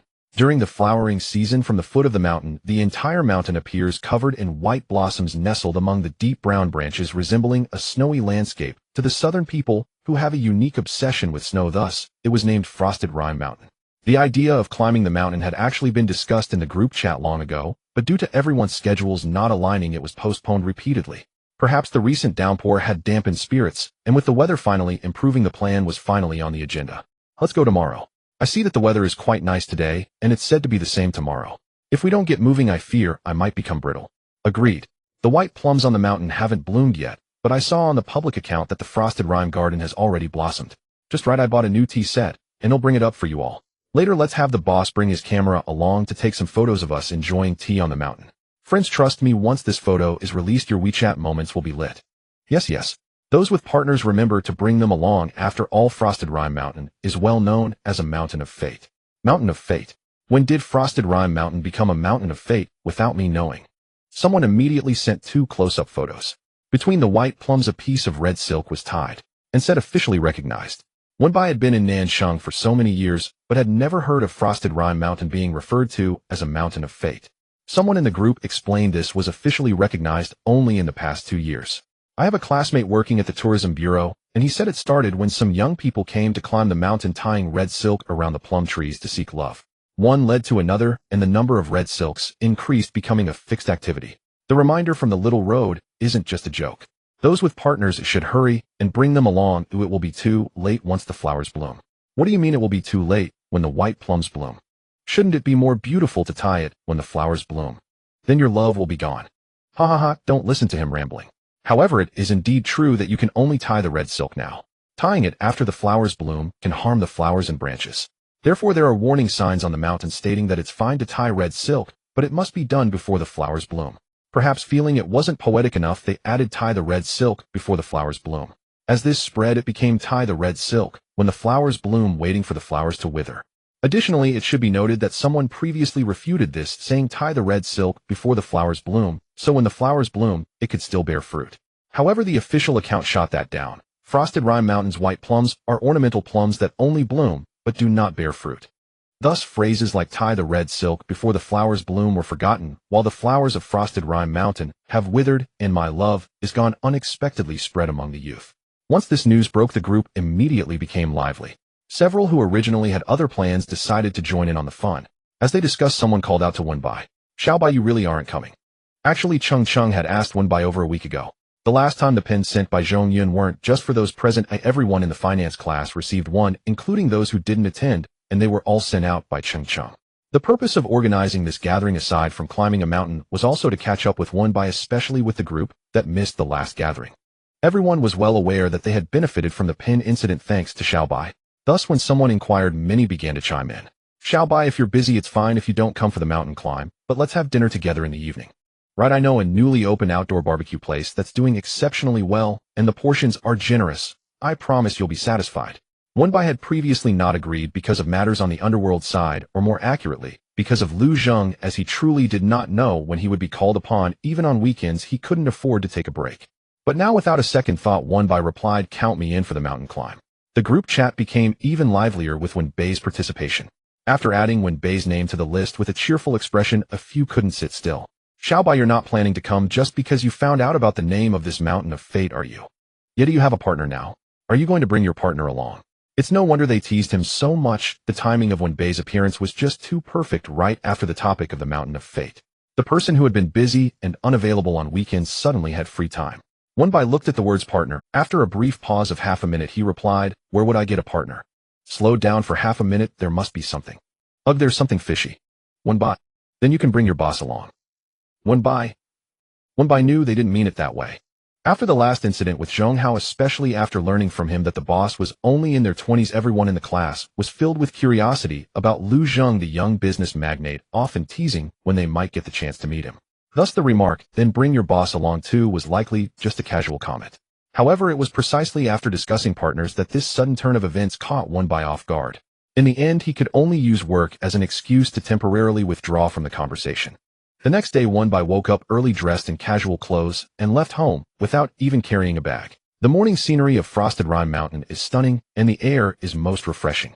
All the humble workers who had previously complained about the early meeting time were enveloped by the mountain breeze. Although their noses were cold, it indeed felt invigorating. Zhou Wei, leaning on two hiking poles he had pulled out from somewhere, walked up to Wenbai. Xiaobai, is there nothing going on with Boss Lu today? Today is the weekend, Wenbai calmly reminded him. Zhou Wei frowned. Did the underworld ever differentiate between weekends and workdays? Even if the underworld did, Boss Lu probably wouldn't be able to escape either. Didn't you say you'd come around noon? How come you're here so early? Changing the topic, since you've come to climb the mountain, it wouldn't be good for me to come alone at noon. So I came early last night and stayed at the little financier's place. Zhou Wei waved the hiking poles in his hands. Look, I borrowed these from his place. The hiking pole hit the leg of the little financier Fong Lemon. Fong Lemon retaliated against Zhou Wei. Zhou Wei, laughing, ducked beside Wenbai, inadvertently bumping into the small gourd on his wrist, and casually remarked, did you bring Yuan for morning exercises? No, Yuan is in the underworld. Lu. Wenbai paused and slightly turned his head. Lu Zheng. Zhou Wei responded with an "oh." Then he propped his hiking pole and continued walking forward. Then he stopped. Then he turned his head to look at Wenbai. Zhou Wei had never seen Wenbai look like this, the look of guilt when mentioning Boss Lu's name. Zhou Wei grabbed Wenbai. Xiaobai, don't tell me you and Boss Lu. Did you have a fight with Boss Lu? The gossip radar of the people ahead activated, and they all turned back and Wenbai returned the hiking pole Zhou Wei had just generously offered him. Climb your mountain. Fong Lemon, ill translate. Xiaobai means let me climb for you. Finally, upon reaching the top of the mountain, Wenbai found a moment of peace. Over there, Chung was leading people to fetch mountain spring water. Several were tidying up the tea utensils in the pavilion, preparing to brew some tea using the spring water. Upon returning, he saw Fong Lemon pulling out a bottle of liquor from his bag. While saying not allowed, he inspected the liquor bottle. When Lu Zheng arrived at Wenbei's home with the little lotus lamp, before reaching the door, when Yuan stretched out a petal from Lu Zheng's palm, bye is not at home. It did not sense Wenbei's presence. Lu Zheng heard this, and still knocked on the door with his fingers. As expected, no one answered. Lu Zheng waited for a few minutes before calling Wenbai. As soon as the call connected, he heard a gust of wind and a faint, indistinct laughter. It was somewhat distant and unclear, but Lu Zheng knew it was not Wenbei's voice. Having not seen anyone for 2 days, and coming to find someone only to end up empty-handed, Boss Lu was both angry and amused, so he spoke coolly. He did not know that on the other end of the call in Wusong Mountain an eerie silence had descended due to the appearance of Wen Yuanyuan. Is this the boss of Xiao Bai and his son? They hadn't even had a drink yet, and their minds were clear, so why couldn't they understand what Zhou Wei was saying? Although they occasionally mentioned Wenbei's partner, and wondered what kind of celestial being could win Xiao Bei's heart not only in their class, but also in their department, and even in the entire business administration college, everyone knew that the thoughts of the finance department's prominent figures were truly not focused on romantic relationships. Every year during the new student enrollment period, finance class 1 was lively. In the past, when they encountered some naive female, or even male classmates, they would occasionally help by passing a note or handing them a bottle of water. Later on, even the students from the neighboring class would remind them with a phrase, "There are plenty of fish in the sea." Forget about any suspicious partners, they had even heard of scandalous rumors. Now suddenly there was even a son involved, and he was being raised together with the boss.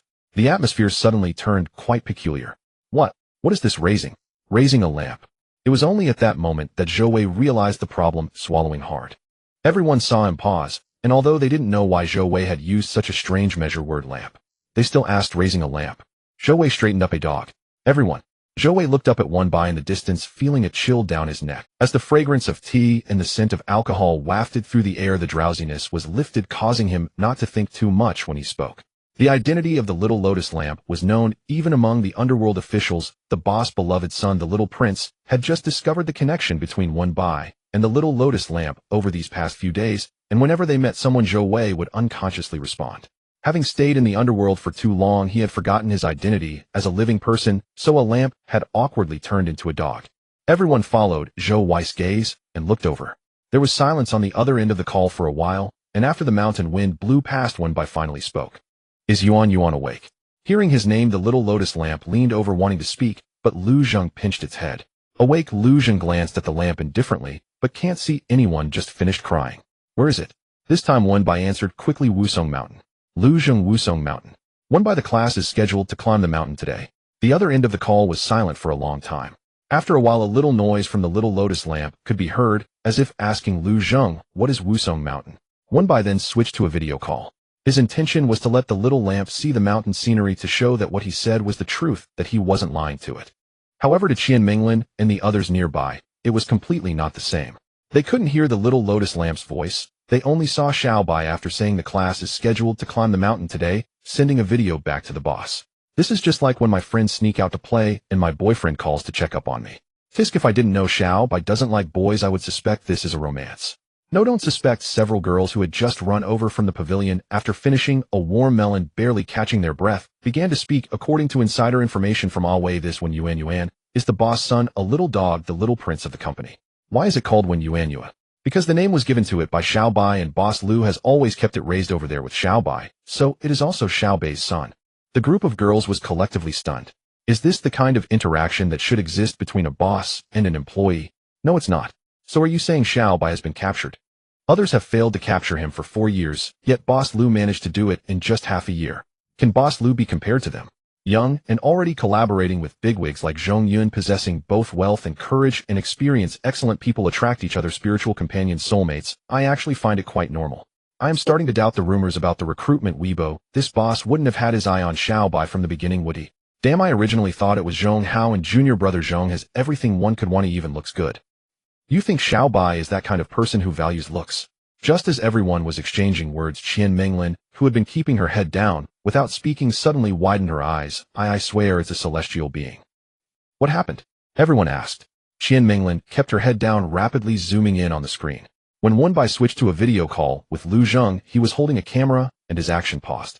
Qian Minglin, noticing that Wenbai was having difficulty holding the camera, reached out to take it, signaling him to just go ahead and make the call. As soon as Wenbai turned around, Qian Minglin snapped a photo of his back.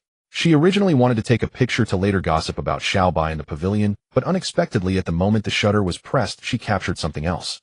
Qian Minglin kept enlarging the photo, finally stopping at the exposed phone screen, where a group of curious heads could be seen. Is Xiao Bai that kind of person who values looks? I don't know, but I declare that today right here at Wusong Mountain in this plum grove, I officially become a fan of Xiao Bai and Boss Gu. His surname is Lu. It doesn't matter what his surname is, it's locked in. Wen Bai avoided the crowd and walked over to the warning sign, stopping there. Using his phone, Lu Zhang saw a group of girls behind Wen Bai, and his expression softened a little. Are they all your classmates? Wen Bai seemed not to understand him. The girls behind you. Wen Bai turned around to look him. Lu Zhang also replied with another hum. There was no emotion, his tone and expression were very indifferent. But at that moment Wen Bai didn't know what was going on, and added the class monitor and Wei are brewing tea over there in the pavilion, and I couldn't lend a hand, so I was called over to help the girls take pictures. Lu Zhang paused for a moment, and then responded with another hum. Compared to the previous one, his mood was noticeably better. The two fell into another silence. Wen Bai turned his head away, feeling somewhat uneasy. Both of them were on a video call, not speaking, yet neither. The little lotus lamp broke the silence. Bye, why are these trees tied with ribbons? Are they sick? No. Wen Bai turned the camera higher, facing the red ribbons. These are not ordinary ribbons. They have names written on them used by people to seek. Wen Bai paused, unsure if the little lamp could understand this. Last time the spirit drawing was punished by Lu Zhang for teaching it a few broken phrases and was left out on the balcony under the moonlight for an entire night. Mentioning relationships might be something the little lamp wouldn't understand, so Wen Bai changed his phrasing to seek longevity for two people to be together long-lasting. Only two people? The little lotus lamp asked. Yes. It had never heard of seeking a relationship. The little lotus lamp immediately urged. Then bye, you write quickly. Wen Bai. Strangely, Wen Bai felt nervous for a moment. Write for Yuan and bye. The little lotus lamp's voice rang out. Wen Bai. Lu Zhang. After calming down a bit, Wen Bai chuckled. The little lamp still didn't understand. Just as Wen Bai was about to explain, the chubby petal of Wen Yuan was already tapped by Lu Zhang. The chubby lamp looked up with grievance, staring at Lu Zhang for a while, then write Lu Zhang and Bai Bai's names. The little lotus lamp thought very simply. It wanted to always follow Wen Bai, and couldn't bear to leave Lu Zhang. If only two people could be written on a red ribbon, and those two could be together long-lasting, then write Lu Zhang and Wen Bai just like now. The more the little lotus lamp thought about it, the happier it became, feeling that its method was good. The wick crackled and produced a small spark, continuously asking Bai, have you written it yet? Wen Bai began to regret that he hadn't explained clearly earlier. He originally thought Lu Zhang would do as he did previously and give the little lamp a petal, but unexpectedly Lu Zhang didn't move at all. Wen Bai was troubled and said softly, next time write it. The little lotus lamp, why next time? Because writing it alone won't work. Lu Zhang finally spoke. It needs to be done together by two people. The little lotus lamp raised its head. Is that so? Lu Zhang smiled slightly, asked him. The little lotus lamp looked back at Wen Bai. Wen Bai's ears turned unexpectedly red, making it difficult for him to distinguish whether Lu Zhang was comforting the little lotus lamp or saying something else. But being looked at like this by the little lotus lamp, he could only say yes. When the call finally ended, Wen Bai took several deep breaths before turning back. With just one glance, Qian Minglin and the others saw that Wen Bai's earlobes were still tinged with pink. Everyone internally exclaimed, wow. Xiao Bai, actually you can call your boss over, we fully support it. Yeah, you can also bring your son. Wen Yuan over. Wen Bai Yuan. Qian Minglin waved her hand. It's fine. Wei told us all. The little dog who wouldn't like a little dog, right? Wen Bai. So what exactly did Zhou Wei tell them? Next time Wen Bai recalled that they seemed to have discussed this before. Lu Zhang did not appear resistant. If he was willing, it wouldn't be a problem to come out together. A group of people started walking toward the Wusong Pavilion, and Qian Minglin spoke up. Xiao Bai, is your boss a local? I think this Wusong Mountain is quite beautiful. Next time you can bring your boss along to take a stroll. Qian Minglin's words suddenly reminded Wen Bai of the earlier matter. He paused for a moment before saying Qian Minglin looked up at the sky. All right. With Xiao Bai's brain, how could he not know what she was implying? Having said it was basically an admission. And remember to come before the plum blossoms bloom, Qian Minglin continued to remind him. In truth, Wen Bai, who didn't quite understand, absent-mindedly replied before saying. The entire day that followed, Wen Bai spent under the gazes of his classmates, which he could hardly comprehend. The next day, after sorting out his thoughts, he planned to go to the underworld to pick up the little lamp. As soon as Wen Bai put on his clothes, a knock came at the door. He glanced at the time. It was barely past 7, and Lu Zhang shouldn't be delivering the little lamp at this time. Thinking this, he still walked over and opened the door. The door was knocked on, but there was no one at the entrance. Wen Bai frowned just as he wondered if he had misheard. A voice came from below. Look here. Wen Bai instinctively lowered his head. Immediately he saw 4 paper figures and a paper. The paper figures were cut from red paper, 2 had braids, and 2 wore melon hats, all dressed in long robes. The one speaking was unknown, but the voice was very crisp.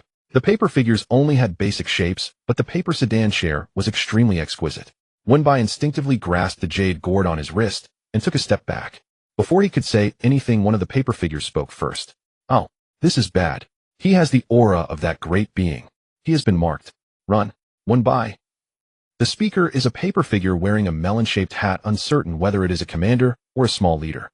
As soon as it finishes speaking, the remaining 3 paper figures take off running. Rather than running, it was more like floating. They moved quickly, their bodies unfurling as they swiftly drifted several meters away. Halfway through their escape, One by faintly heard a few calls for a palanquin, and then saw several paper figures turning back, pausing a meter away from the door, as if wary of One by, before finally lining up in 2 rows and flying over to lift the palanquin, drifting out the window. One by took out his phone and snapped a photo of the window. The picture revealed nothing. The windowsill remained just a windowsill with no trace of the paper figures carrying the palanquin. Though it was expected, One by still felt a chill in his fingertips. During his 6 months working in the underworld, he believed he had encountered numerous ghostly entities, and running into spirits was a common occurrence. Yet this paper figure was truly the first of its kind. These ghostly entities appeared to possess some semblance of human thought. They could move and speak. However, compared to small beings like Xiao Liandeng or painting spirits that had gained sentience, they were evidently lacking in some respect. It was as if they had no independent emotions. Even when they had just said bad or run fast, their tone showed not a hint of fluctuation, sounding almost eerily monotonous. Once he realized he was safe, One by walked towards the underworld while searching online for information about paper figures carrying palanquins. Most of the folklore and strange tales were vague, but the only verifiable fact was related to some funerary rituals stating paper figures carry the palanquin and ghost soldiers clear the way. As for the rest, some claimed these were items burned for the underworld, while others said they were to ensure no feet touched the ground while entering the Yellow Springs. One by searched thoroughly, but found no substantial information. Upon arriving in the underworld, One by headed straight to Lu Zheng's office. Initially, after their video call yesterday, One by felt somewhat apprehensive about facing Lu Zheng, though he couldn't quite articulate why. It just felt awkward. However, after the appearance of the paper figures, he found he couldn't concern himself with anything else. They didn't say much. Perhaps they sensed the aura of the underworld on me and fled. One by recounted the events succinctly. It was not complicated and could have been summarized in a few sentences, but he omitted some less important details, such as referring to that esteemed person, and terms like marked it were uniformly referred to as the aura of the underworld. Upon hearing the mention of paper, Xiao Liandeng immediately became tense. Upon hearing there were 4 more, she became even more anxious. Against 4, she might not be able to fight back. Xiao Liandeng flew onto Wen Bei's shoulder, gently touching his hand and rubbing against his neck. Terrified, he would take a liking to the other paper figures. Wen Bei had not seen her for over a week, and after giving her a good rub, he finally set her down. His heart softened, but he glanced at Lu Zheng. Had Lu Zheng not yet informed her of the name tied to this matter? Lu Zheng paused for a moment before saying yes. What did the palanquin look like? Do you remember? Di Ting asked. It was hard to describe, and Wen Bei simply gestured its size. Di Ting followed up with, was there anything particularly special about it? Wen Bei thought carefully. It didn't look much different from a regular red palanquin, except it had 4 paper lanterns hanging from the eaves, and there seemed to be 4 bells. Di Ting interjected. Wen Bei responded, you know, even I can't be sure if those were bells because they were quite small. The paper lanterns were tightly wrapped, and if it weren't for the movement of the lanterns when the 4 paper figures lifted the palanquin, causing a faint jingling sound, I wouldn't have noticed. As soon as Di Ting spoke, even Lu Zheng turned his head. Di Ting rose from the couch, stating, I know that fellow. Wen Bei asked, huh? I know him, but not well. The bells in the lanterns are called soul-calling bells, commonly used by mountain ghosts and Xiangqi, as is the paper figure. Lu Zheng frowned. He had never known there was such a character in existence. The Xiangqi haven't caused any trouble recently. They've been quite peaceful during the millennia. You were asleep, Di Ting explained. Moreover, you were always below, not concerning yourself with matters of the Yang realm. It's normal not to know. Di Ting's tone was calm, but Wen Bei was struck by the phrase during the millennia, and that remark about them being peaceful recently. That implied they had caused trouble in the past. They were on the run, likely from a suspect. What does the presence of the paper figure mean? Wen Bei asked, feeling puzzled. Di Ting glanced at him. Wen Bei couldn't shake the feeling that Di Ting's gaze was somewhat ominous. However, Di Ting remained silent, instead tilting slightly to the side, raising his eyes. Though he was speaking to Wen Bei, his gaze was fixed squarely on Lu Zheng. The Qiangqi have taken an interest in you. Wen Bei was taken aback, unable to find the words. After a moment, he finally managed to utter, taken an interest in me. It should not mean what he thought, right? Di Ting smiled faintly. It means exactly that. They are interested in you. That palanquin is a bridal palanquin. At that moment, an overwhelming aura of Yin energy surged out from Lu Zheng's office, felt throughout Dongtai. What happened? Did something go wrong? Is the boss fighting with Di Ting again? No way, I just saw Xiao Bai go in. The boss wouldn't fight in front of Xiao Bai, right? Then why are they so angry?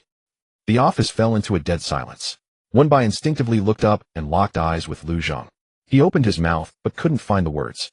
Bye-bye. It lit up. Xiao Liandeng tugged at Wenbai's sleeve, and Wenbai looked down to see Zhou Wei. I'm going outside to take a call. After stepping out, Wenbai walked to the windowsill, collected his thoughts, and then answered the call. On the other end, Zhou Wei sounded muffled, as if he were covering the receiver. Xiao Bai. Huh. Wenbai could barely hear what he was saying. Where are you right now? Can't you talk there? Yes, Zhou Wei replied. I'm in the hospital. Wenbai was taken aback. Huh? Wasn't everything fine yesterday? Why are you in the hospital today? Are you sick? Not me, it's the class leader and the others. Wenbai inquired them. Zhou Wei confirmed. After we got back yesterday, the class leader and a few others suddenly fell ill. Wait a second, I need to find a place to talk. It's not convenient here with doctors and nurses coming in and out. The sound of footsteps soon followed. Once he found a quiet corner, Zhou Wei's voice became clearer. Xiao Bai, I feel like there's something going on here. The last 3 words were deliberately lowered, sending a chill down Wenbei's spine. Wenbai knew exactly what Zhou Wei was referring to. What exactly happened? After the class leader and the others returned yesterday, they suddenly fell ill, developed a high fever, babbled nonsense, and were sent to the hospital by the instructor in the early hours. Who were they? 4 of them, the class leader and Lao Zheng. Zhou Wei gasped. Isn't it a coincidence that they all belong to the same dormitory? If it weren't for the dormitory and noticing they hadn't turned off the lights in the middle of the night and coming to check, who knows what might have happened. Even though it was already the early hours, even though the school had not made an announcement, the news of an ambulance came and took away 4 students still spread like wildfire. In the current climate of various social news, a student being taken away by an ambulance in the middle of the night would surely cause a stir, not to mention a whole dormitory at once. The entire graduate dormitory exploded last night. Taking away 4 at once couldn't be explained by ordinary illness, and reportedly, the dorm supervisor was so shaken that she returned home that very night, casting an even darker shadow over the incident. The explanations varied, with one more bizarre than the last. The most critical point was, the doctors couldn't find anything wrong at all. The doctors found nothing wrong, yet Zhou Wei knew that high fever and babbling nonsense were symptoms of a soul being lost. The teacher learned from the class leader's social media that our group went to Wusong Mountain today, so he called Lu Ming. Coincidentally, Wen Xian and I were there too, so we came over. When we arrived, not only were the class leader's current graduate instructors present, but Lao Yang was there as well, along with many school leaders. Apart from major school celebrations, it was the first time Zhou Wei had seen so many leaders gathered in a hospital. With no external injuries and no food poisoning, we all knew the relationship between the class leader and Lao Zhang. Lao Yang directly assured the school leaders that there were definitely no internal conflicts, and the surveillance footage didn't capture anyone entering their dormitory. With 4 of them collapsing at once and no issues found, who would believe it? Who wouldn't think the school was deliberately? However, the leaders were now too preoccupied with figuring things out to care about how to explain this to the students. Only Zhou Wei had an inkling of what was going on. One by one, they eliminated possibilities, leaving only one answer. Wenbai hurriedly asked, what about the others? Zhou Wei had already inquired about this point. None. At least none for now. Wenbai was unsure if this incident was related to the Changqi mentioned by Di Ting, but it was certain that Cheng Chung and the others had been afflicted by something unclean. Wenbai entered and quickly clarified the situation. Are they the ones who went with you to Wusong Mountain yesterday? Di Ting asked. Wenbai replied, yes, I need to go to the hospital. Lu Zheng stood up and walked over, looking seriously at Wenbai. Keep it with you for the next few days. It must not leave your side. As he spoke, he infused a surge of spiritual energy into Wenbei's jade gourd. Perhaps during his phone call, Lu Zheng had said something to Xiao Liandeng, as this time, she clung even tighter. I won't leave your side. With the palanquin already at the door, Lu Zheng naturally wouldn't allow Wenbai to run off to the hospital alone.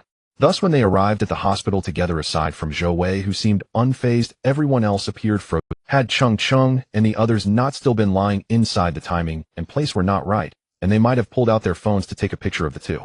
Why is everyone here? Wenbai approached and asked. It's Sunday today, and we were so worried we all came. Qian Minglin seemed like she had just cried, her eyes still a bit red. The sudden incident made it clear to Wenbai that they were all affected. He gently patted Qian Minglin's shoulder through her clothes. It's all right, don't worry. Lu Zheng stood behind Wenbai. He had seen these girls before. Yesterday, when Wenbai was taking pictures of the mountain scenery, he had caught sight of their faces. Wenbai walked back to Lu Zheng's side. This is my boss. The group nodded somewhat awkwardly. We know. Knowing these people were Wenbei's friends, Lu Zheng still nodded, acknowledging them. The others had only one thought in their minds: Lu boss truly exudes nobility. Only Zhou Wei, while Lu Zheng was talking to Wenbai, seized the opportunity to whisper a reminder from behind. Don't overthink it, a Lu boss is already giving you all face. Everyone turned to look at him in unison. Zhou Wei smiled, insincerely speaking lightly. When Lu boss first met Mr. Zhongyun, he didn't even spare him a glance. Everyone. Is anyone in there now? Wenbai glanced through the small window of the sick room. The doctor just left. Fong Lemon pointed outside. Lao Jing's parents have arrived and the teachers are going to meet them. There's no one inside. Wenbai and Lu Zheng exchanged glances. Let's go in and take a look. With that, Wenbai gave Zhou Wei a look. Zhou Wei nodded, and as Wenbai and Lu Zheng entered the sick room, the group sitting on the bench outside settled down. Lu Boss has studied some traditional Chinese medicine, and Xiao Bai specifically brought him to take a look. Did you find anything? Wenbai asked Lu Zheng. Lu Zheng inspected Cheng Cheng's forehead. They've lost. Indeed, it was just as Zhou Wei had guessed. Wenbai thought. However, what was strange was that Lu Zheng had not found any other signs. Everything was done very cleanly, Lu Zheng stated. The aura had been deliberately concealed, evading the underworld's scrutiny. Their skills were not to be underestimated. Could it be that Chang? Wenbei's words trailed off as Lu Zheng's expression darkened. The atmosphere in the room became tense. In truth, Wenbai was also reluctant to mention the name Xiangqi. No one would feel comfortable being targeted without reason, especially with such ominous items like paper figures and palanquins. Yet Wenbai sensed that Lu Zheng seemed even more averse to mentioning Xiangqi. Wenbai tried to console his boss. Don't be angry. Though he didn't know why, he said that a voice inside him urged him to do so. Stay put. Lu Zheng turned to him. Don't wander off. As soon as he said this, Lu Zheng recalled the incident at the sink. At that time he had also said those words, yet someone still went missing right under his nose. With this thought, his previously relaxed brow furrowed once more until Wenbai moved a step closer, smiling. I'll remember. As the two exited the sick room, Zhou Wei was the first to approach. How was it? Wenbai lowered his voice. They've lost their souls. Zhou Wei was delighted, relieved that it was just a loss of soul. With Lu Zheng here, there shouldn't be any major problems, so he asked when will they be brought back. Then Zhou Wei saw Wenbai shaking his head. Zhou Wei was stunned. What do you mean? Lu Boss can't resolve it. Wenbai didn't answer directly, merely stating we need to check first when we get back. After careful consideration, he felt it was necessary to let Zhou Wei be cautious, so he recounted the matter of the paper palanquin. What does he want? To marry. Zhou Wei's sentence was abruptly cut off as Wenbai covered his mouth. Such a thing, even if muffled, would seep through the eyes. Who had such audacity? To dare compete with Lu Boss for someone, and to directly bring the bridal palanquin along. Was he courting death? The group on the bench, upon hearing Zhou Wei's sudden startled exclamation, looked up. Seeing Wenbei's not so good expression and Lu Zheng's even grimmer one, everyone felt a weight in their hearts. Although they felt that with so much professional equipment nothing could be found, it was harder for the human eye to discern. Yet looking at the imposing Lu Zheng, they still entertained a slight thought of what if. Alright, sitting here isn't a solution, and you all came here on empty stomachs. You should go eat first. I along with Wei and Wen Qian will stay here. There's no use for so many people just sitting here. Fong Lemon said as he stood up from the bench. A small paper ball fell out of his pocket, but he didn't pay it any mind. The paper ball rolled to Qian Minglin's feet. Qian Minglin picked it up. Lemon, you dropped something. Not mine. Alright, it's mine. Fong Lemon took it from Qian Minglin. I just stuffed it in my pocket without thinking. Where's the trash can? There isn't one here, only by the elevator. Qian Minglin pointed towards the elevator. But why would you stuff a paper ball in your pocket? That's a bit creepy. At first, Qian Minglin thought it was some bloodstained tissue. When she focused, she realized it was just a red paper. What's creepy about this? It looks creepier when it's unfolded, Fong Lemon said with a bitter smile. I don't even know whose child's craft project this is. It's a red paper figure, and when I was coming this morning, I almost stepped on it. What do you mean red? Fong Lemon trembled, looking up to see Xiao Bai, his boss, and Zhou Wei all staring at him. What do you mean red? Zhou Wei hurried over, his voice suppressed, due to being in the hospital, yet his shock was red. Paper figure. Fong Lemon himself was beginning to lose confidence. Zhou Wei, unsure where he found the courage, snatched the paper figure and unfolded it, showing it to Wenbai. Xiao Bai, is this it? Wenbai was taken aback. Although it didn't seem as exquisite as the ones he had encountered, with a bald head, no braids, and no melon-shaped hat, the material was identical. Wenbai nodded yes. He looked at Fong Lemon. When did you pick this up? This morning, shortly after I received the teacher's call. I found it when I went out. Just one. Fong Lemon scratched his chin. I didn't pay attention. Zhou Wei gazed at the paper figure in Wenbei's hand, looked up at Wenbai, then back at Fong Lemon, his expression one of disbelief. This old lecher still wants to marry too. Wenbai. Lu Zheng. Stop daydreaming. Wenbai tapped Zhou Wei's forehead.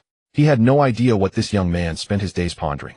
Weren't those paper figures sent to carry you away? To that place? Zhou Wei rubbed his forehead. Wenbai sighed softly, lifted his gaze, and looked steadily at Zhou Wei before speaking in measured, gentle tones. But this morning there wasn't only Lu Ming in that room. Zhou Wei froze completely. Indeed, how could he have forgotten? At the time the room had held more than just Lu Ming. He and Wen Qian had both been there. Even if this Chang Chi were insatiably lustful, he wouldn't possibly abduct all three of them at once. And with their appearance, hardly dazzling enough to bewitch a millennium-old specter. For a moment Zhou Wei couldn't tell whether clarity had dawned, or whether confusion still reigned. Bowing his head, he spoke with startling honesty. I knew it. I thought to myself, how could that lecherous old ghost first fixate on Xiao Bai, then suddenly shift his attention to Lu Ming? It made no sense. One by Lu Zheng. Fong Lu Ming, standing silently behind them, felt a sudden tickle in his nose. He crumpled the paper figure in his hand into a tight ball, its surface creased deeply. Wen Bai carefully unfolded it for closer inspection. Is this a burn mark? He turned the figure over and pointed to a faint black streak along its right foot, addressing Lu Zheng. The figure was crafted from single-sided paper, red on the front, white on the reverse. Yet even against the purest, most color-revealing white, that black trace remained barely perceptible. It overlapped with the creases, appearing instead as if the red pigment from the front had subtly bled through the layers, staining a narrow line beneath. Had it not been for a faint yellowish scorch mark beside the streak, Wen Bai would never have noticed it at all. Lu Zheng glanced down briefly. He took the paper figure from Wen Bai's hand, pinching it lightly between two fingers, his gesture and tone alike heavy with disdain and quiet irritation. This is what we encountered this morning. More or less, Wen Bai said, raising a hand to gesture near the bald paper figure's head. Only this one lacks a hat, and has no braid. Its edges were slightly rough, as though hastily cut by unsteady hands. This glaring disparity in craftsmanship confirmed Zhou Wei's suspicion. So this one sent to us truly wasn't here for a wedding procession. Not even a hat or braid deemed worthy of cutting. Wen Bai. Was this really going to continue? He cast a glance toward the hospital room. You believe their incident is connected to these paper figures? Lu Zheng spoke calmly. Too coincidental, isn't it? Wen Bai replied. Lu Zheng hummed in affirmation. When those paper figures fled this morning, I actually snapped a photograph. Wen Bai pulled out his phone and opened the photo album. Zhou Wei leaned in curiously. Where is it? The windowsill, Wen Bai answered. Zhou Wei's eyes widened. There's nothing there. Wen Bai dimmed the screen. No, it's gone. Because these paper figures aren't corporeal. Zhou Wei. So Xiao Bai had just shown him nothing at all. Then where did the paper figure Lu Ming found come from? Wen Bai gestured toward the figure in Lu Zheng's hand. Zhou Wei blinked in surprise. You mean it's fake? Wen Bai shook his head. He simply wished to know why this particular paper figure had appeared at Fong Lu Ming's doorstep. Let's go to Lu Ming's place. Right here. That's where it was found. Fong Lu Ming, still dazed, led them back to his home, especially flustered now that Xiao Bai's superior had accompanied them. Wait, what's happening? Hold on, don't ask yet. We'll explain once we have answers. Zhou Wei gently restrained Fong Lu Ming's restless hands. Fong Lu Ming lived in a small villa enclave, each residence freestanding and private. Yet unlike newly built developments, this area boasted high occupancy. His father had selected it years ago, lending it an unusually lively atmosphere. Wen Bai spotted a small wooden shed nearby. Do you keep pets? Thanks to his close ties with Wen Bai and Zhou Wei, Fong Lu Ming got along even better with classmates from finance class 1 than with his own peers. Group gatherings were often held at his place, spacious and well soundproofed. Others could squeeze in comfortably, but Fong Lu Ming, aware of Xiao Bai's precious status, had reserved an entire room on the second floor exclusively for him. Back in university, Wen Bai frequently stayed overnight, but this little wooden shed was his first time seeing it. A golden retriever, not mine but my aunt's. She lives in the neighboring compound. A relative of hers came to South City on business and needed lodging for a week. Since she's allergic to dog hair, she left the pup with me for temporary care. Fong Lu Ming explained. It was precisely because of this golden retriever that neighborhood children often visited to pet it, leading him to suspect the paper figure might be a child's abandoned craft project. At the mention of the golden retriever, Zhou Wei suddenly recalled something. Oh, Lu Ming, do you remember when Xian mentioning yesterday at dawn that your dog barked incessantly through the night? Fong Lu Ming had no recollection. Zhou Wei and Wen Bai exchanged a glance. Then Zhou Wei immediately messaged Yang Wenqian. Wenqian doesn't recall the exact hour, only that it happened in the early hours, apparently around the same time as the incident involving our class monitor and others. Everyone had been utterly exhausted the previous day, sleeping deeply. Had Wenqian not overindulged in late-night snacks and woken parched in the middle of the night, he wouldn't have heard the commotion in the courtyard. Let's go inside first, Wen Bai murmured, rubbing his temples. Just as Fong Lu Ming unlocked the door with his fingerprint, Lu Zheng stepped forward and blocked Wen Bai's path. Wen Bai. Lu Zheng tilted his chin upward. Look above. Wen Bai raised his head. Lu Ming, what's that? He pointed toward the horizontal beam connecting the first and second floors. Looks like a talismanic painting for warding off evil. I'm not sure. My mother pasted it last month. She said it was consecrated and insisted I hang it up. Wen Bai nodded, turning to Lu Zheng. Does it work?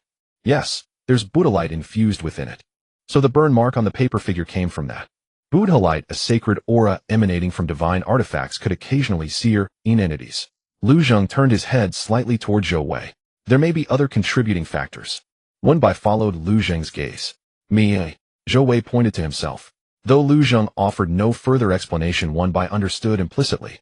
Zhou Wei was born and raised within the city god temple. Though he hadn't yet assumed the mantle of city god, his grandfather had gradually entrusted him with duties, imbuing him naturally with the city god's spiritual resonance.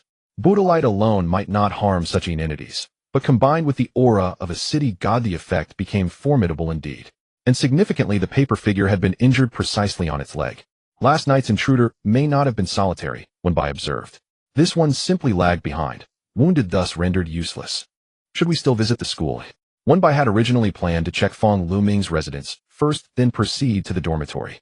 Yet judging by current indications, little would likely be uncovered there. Nonetheless, the situation had crystallized. Changqi was behind it all. Here, protective talismans and the city god's presence thwarted the paper figure's mission, whereas at Changqing's location, lacking any defense, they succeeded. But why does Changqi want to capture us? This remained Zhou Wei's greatest puzzle.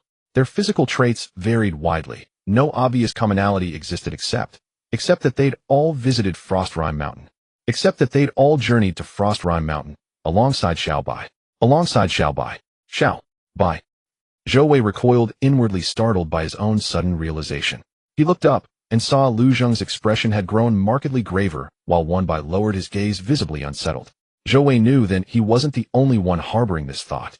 All signs converged upon a singular chilling purpose. 3 words: marry Xiao Bai. Zhou Wei. After exchanging brief words with Fong Luming, Wen Bai departed with Lu Zheng for the Netherworld. Zhou Wei stood in the courtyard, gazing at a row of potted plants. Fong Luming had recently moved outside to bask in sunlight. He clapped Fong Luming's shoulder. If you still want them, bring them indoors, soon. Why? Fong Luming frowned. Afraid someone will steal them. I just brought them out. Zhou Wei lifted his eyes toward the sky. South City may soon face another torrential downpour. Still uneasy about Wen Bai's safety, Zhou Wei, acting on Wen Bai's instruction, went to Zhengtian Temple to retrieve a stack of protective talismans previously entrusted to Lin Xiu, affixed one to each person's back, and finally returned to the Netherworld. Yet the Netherworld itself had already shifted. As Zhou Wei arrived, the door stood slightly ajar, and through the gap only 2 sentences reached his ears. You want him to seek out Changqi voluntarily. That is currently the most reliable and effective course of action. The first line belonged to Lu Zheng, the second to Diding. Immediately afterward came the sharp shatter of window glass. What's going on? Why are they fighting? Zhou Wei grabbed Zhong Shining from among the assembled underworld officials. His voice trembled with disbelief. Did Diding just say Xiao Bai should do what? Did I mishear? That Xiao Bai must go to Changqi of his own accord. Zhong Shining remained silent, brows knotted tightly.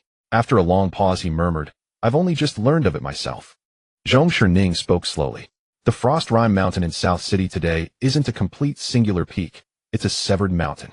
1,000 years ago, celestial lightning cleaved it in two. One half became the present-day Yang Mountain, Frost Rime Mountain, the other the Yin Mountain behind it.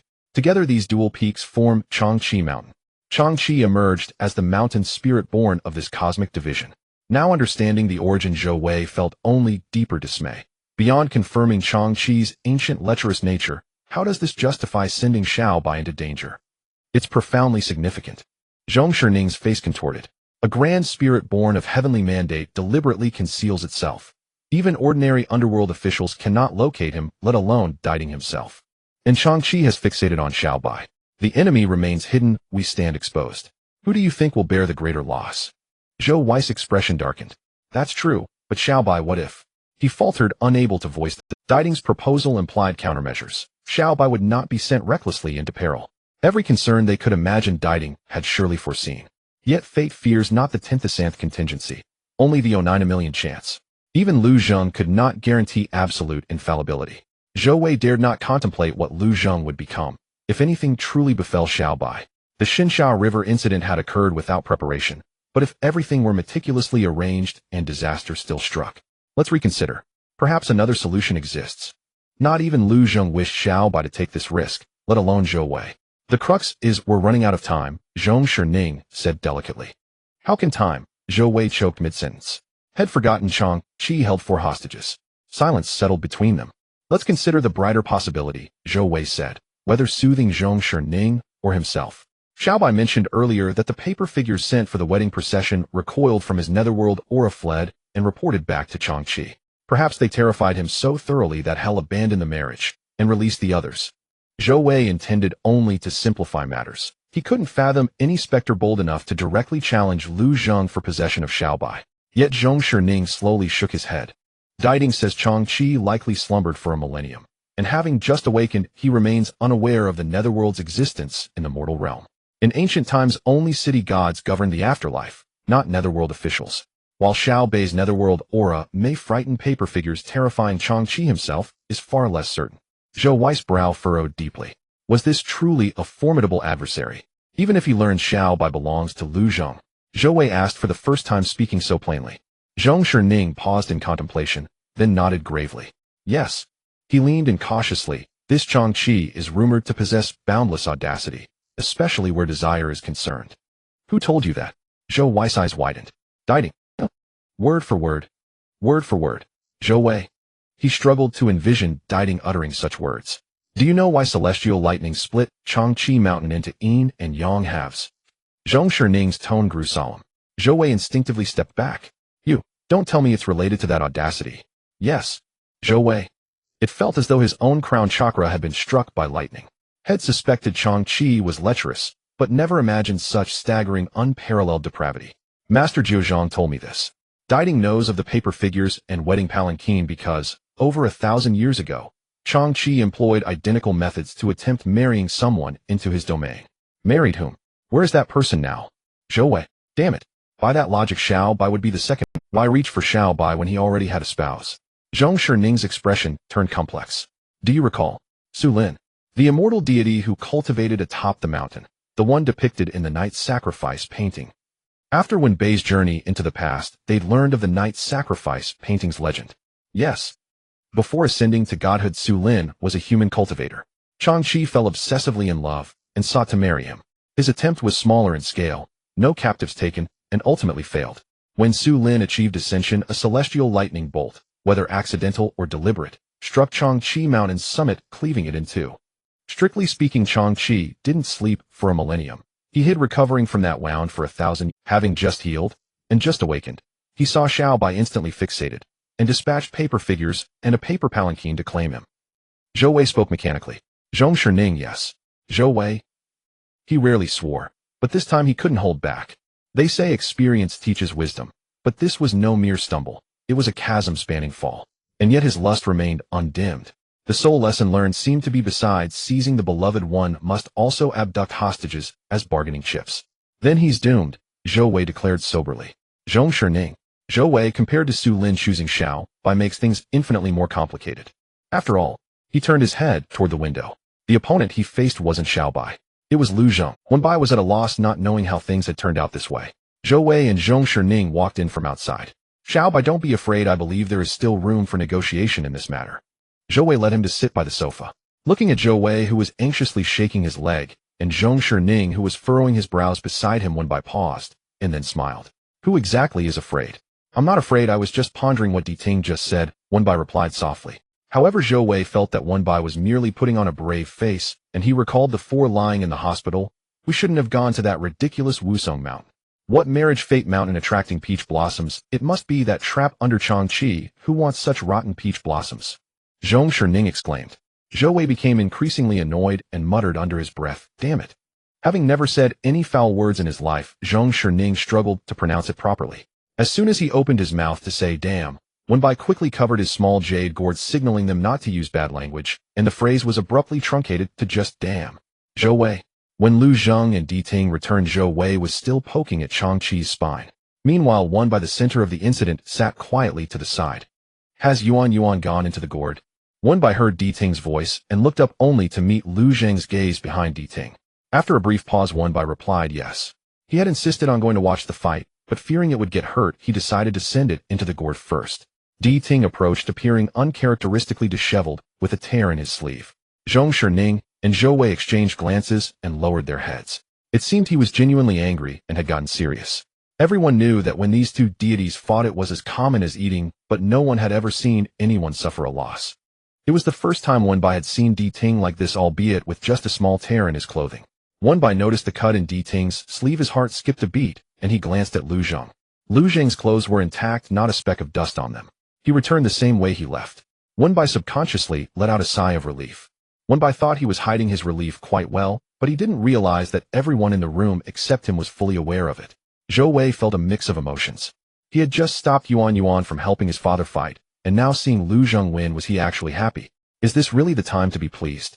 About what I mentioned earlier, do you have any thoughts? Di Ting said as he came around from behind the sofa. Before Wenbai could respond, Zhou Wei spoke first. Is there no other way besides this? Di Ting did not elaborate. Changqi has no other skills, his only talent is concealing his aura. It's difficult to locate him unless he reveals himself. I have no objections, Wenbai said, and everyone turned to look at him. Zhou Wei and Zhong Shining glanced at him before subtly looking at Lu Zheng. As expected, it was as grim as anticipated. But, Wenbai then relayed the previous words of the paper figure. They seem very afraid of this aura and may not come again. Di Ting's earlier mention of actively seeking Changqi did not mean sending Wenbai to track Changqi's aura, but to let him marry if he wished to. When the paper figure comes to propose marriage again, Wenbai must sit in that bridal sedan chair and follow the paper figure to find where Changqi is located. However, all of this is based on one fact: Changqi must come to marry once more. Di Ting looked at the jade gourd on Wenbei's wrist and said, the aura felt by the paper figures should be the aura of your jade gourd. This gourd is raised by Lu Zheng, and the spiritual energy on it is like raging fire to the paper figures, so it's only natural they wouldn't dare approach. But they may not know whose aura it belongs to.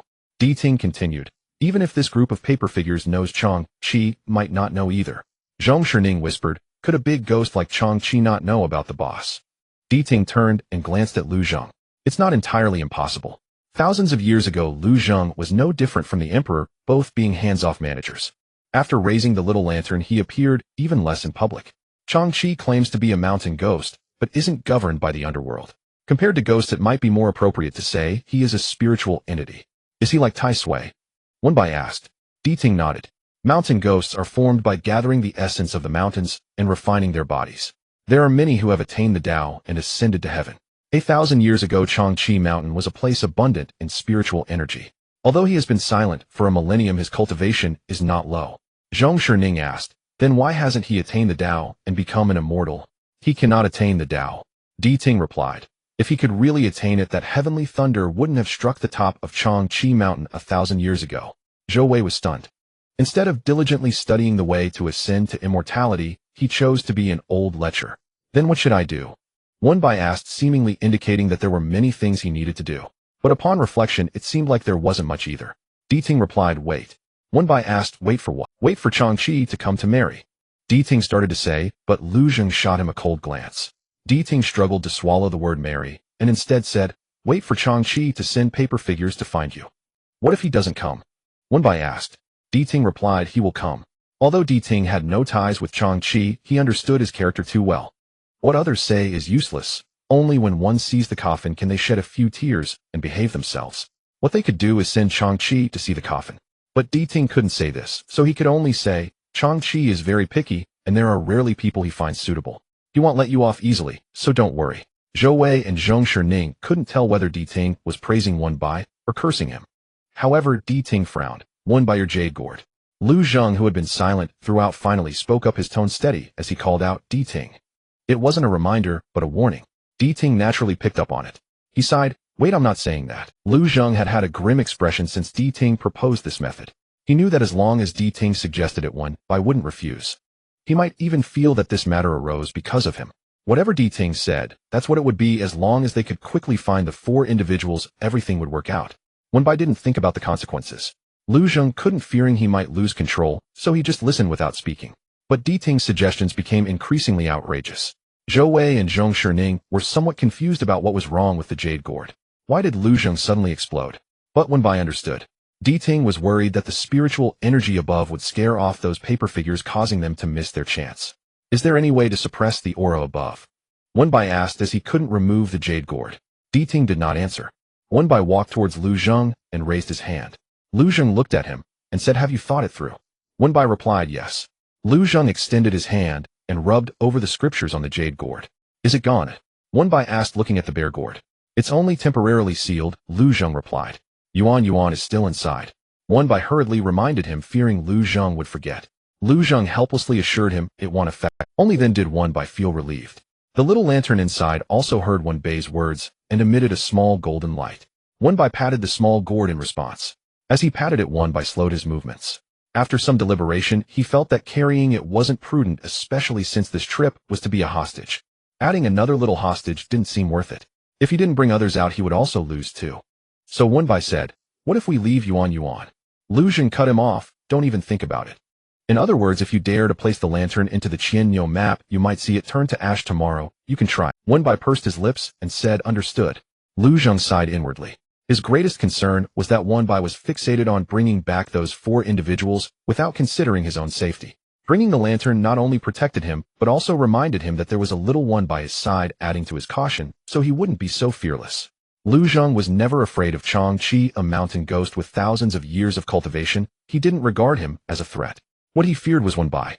Di Ting mentioned needing to prepare some things, and he took Zhou Wei and Zhong Shining out, leaving only One by and Lu Zheng in the office. One by poured a cup of tea for Lu Zheng. "Aren't you afraid?" Seeing him still looking calm, Lu Zheng finally voiced his thoughts after holding back for a long time. One by pushed the teacup toward him and replied, "I am afraid. 1,000-year-old mountain ghost paper figures that carry sedan chairs and talk about wanting to marry him. Who wouldn't be afraid? But Di Ting said this method is the best, so there must be a reason for it." Lu Zheng replied, "You can choose not to believe it." As long as One by felt this matter was unfeasible and refused, Lu Zheng believed he could find another way.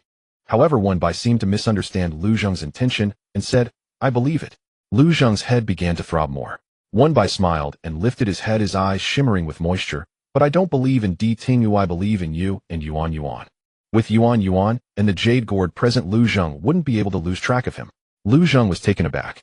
After a moment of silence, One by suddenly heard an ambiguous remark, "But he wants to marry you." One by paused in his actions. "That's false." He took a sip of hot tea, his eyes flickering. "I don't like him." After saying that, One by focused on drinking tea, not daring to lift his head again, fearing Lu Zheng would ask him, "Then who do you like?" He might not even be able to answer himself and regretted saying anything more. Fortunately, Lu Zheng didn't ask. He avoided the topic. After 2 days of calm, Cheng and the others had also been in the hospital for 2 days, and One by began to worry. Fearing it wouldn't be convenient when the paper figures came, he had repeatedly stopped the painting spirit and Zhou Wei from trying to confront the paper figures, almost welcoming them at the door.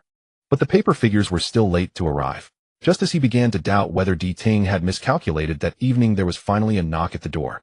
The lantern in the jade gourd sensed the Yin energy before One by did and gently swayed. One by patted it, signaling that he understood. One by knew that these paper figures had their own consciousness and could think, so he intentionally didn't open the door, pretending to be cautious, and quietly asked, "Who is it?" There was silence outside. Then One by saw a paper figure floating in through the crack of the door. Its movements were quick yet cautious. It didn't recklessly float to One Bai's side, but stood close to the door. Though its eyes were hollow, One By could feel it scrutinizing him up and down. This paper figure was taller than the last time and had more intricate patterns. Most importantly, the paper was so richly colored it seemed to ooze something. One By took a step back. "Don't be afraid," the paper figure said first, its voice still clear and childlike. It pressed against the door and slid up little by little, finally perching on the door handle, its paper legs swaying back and forth.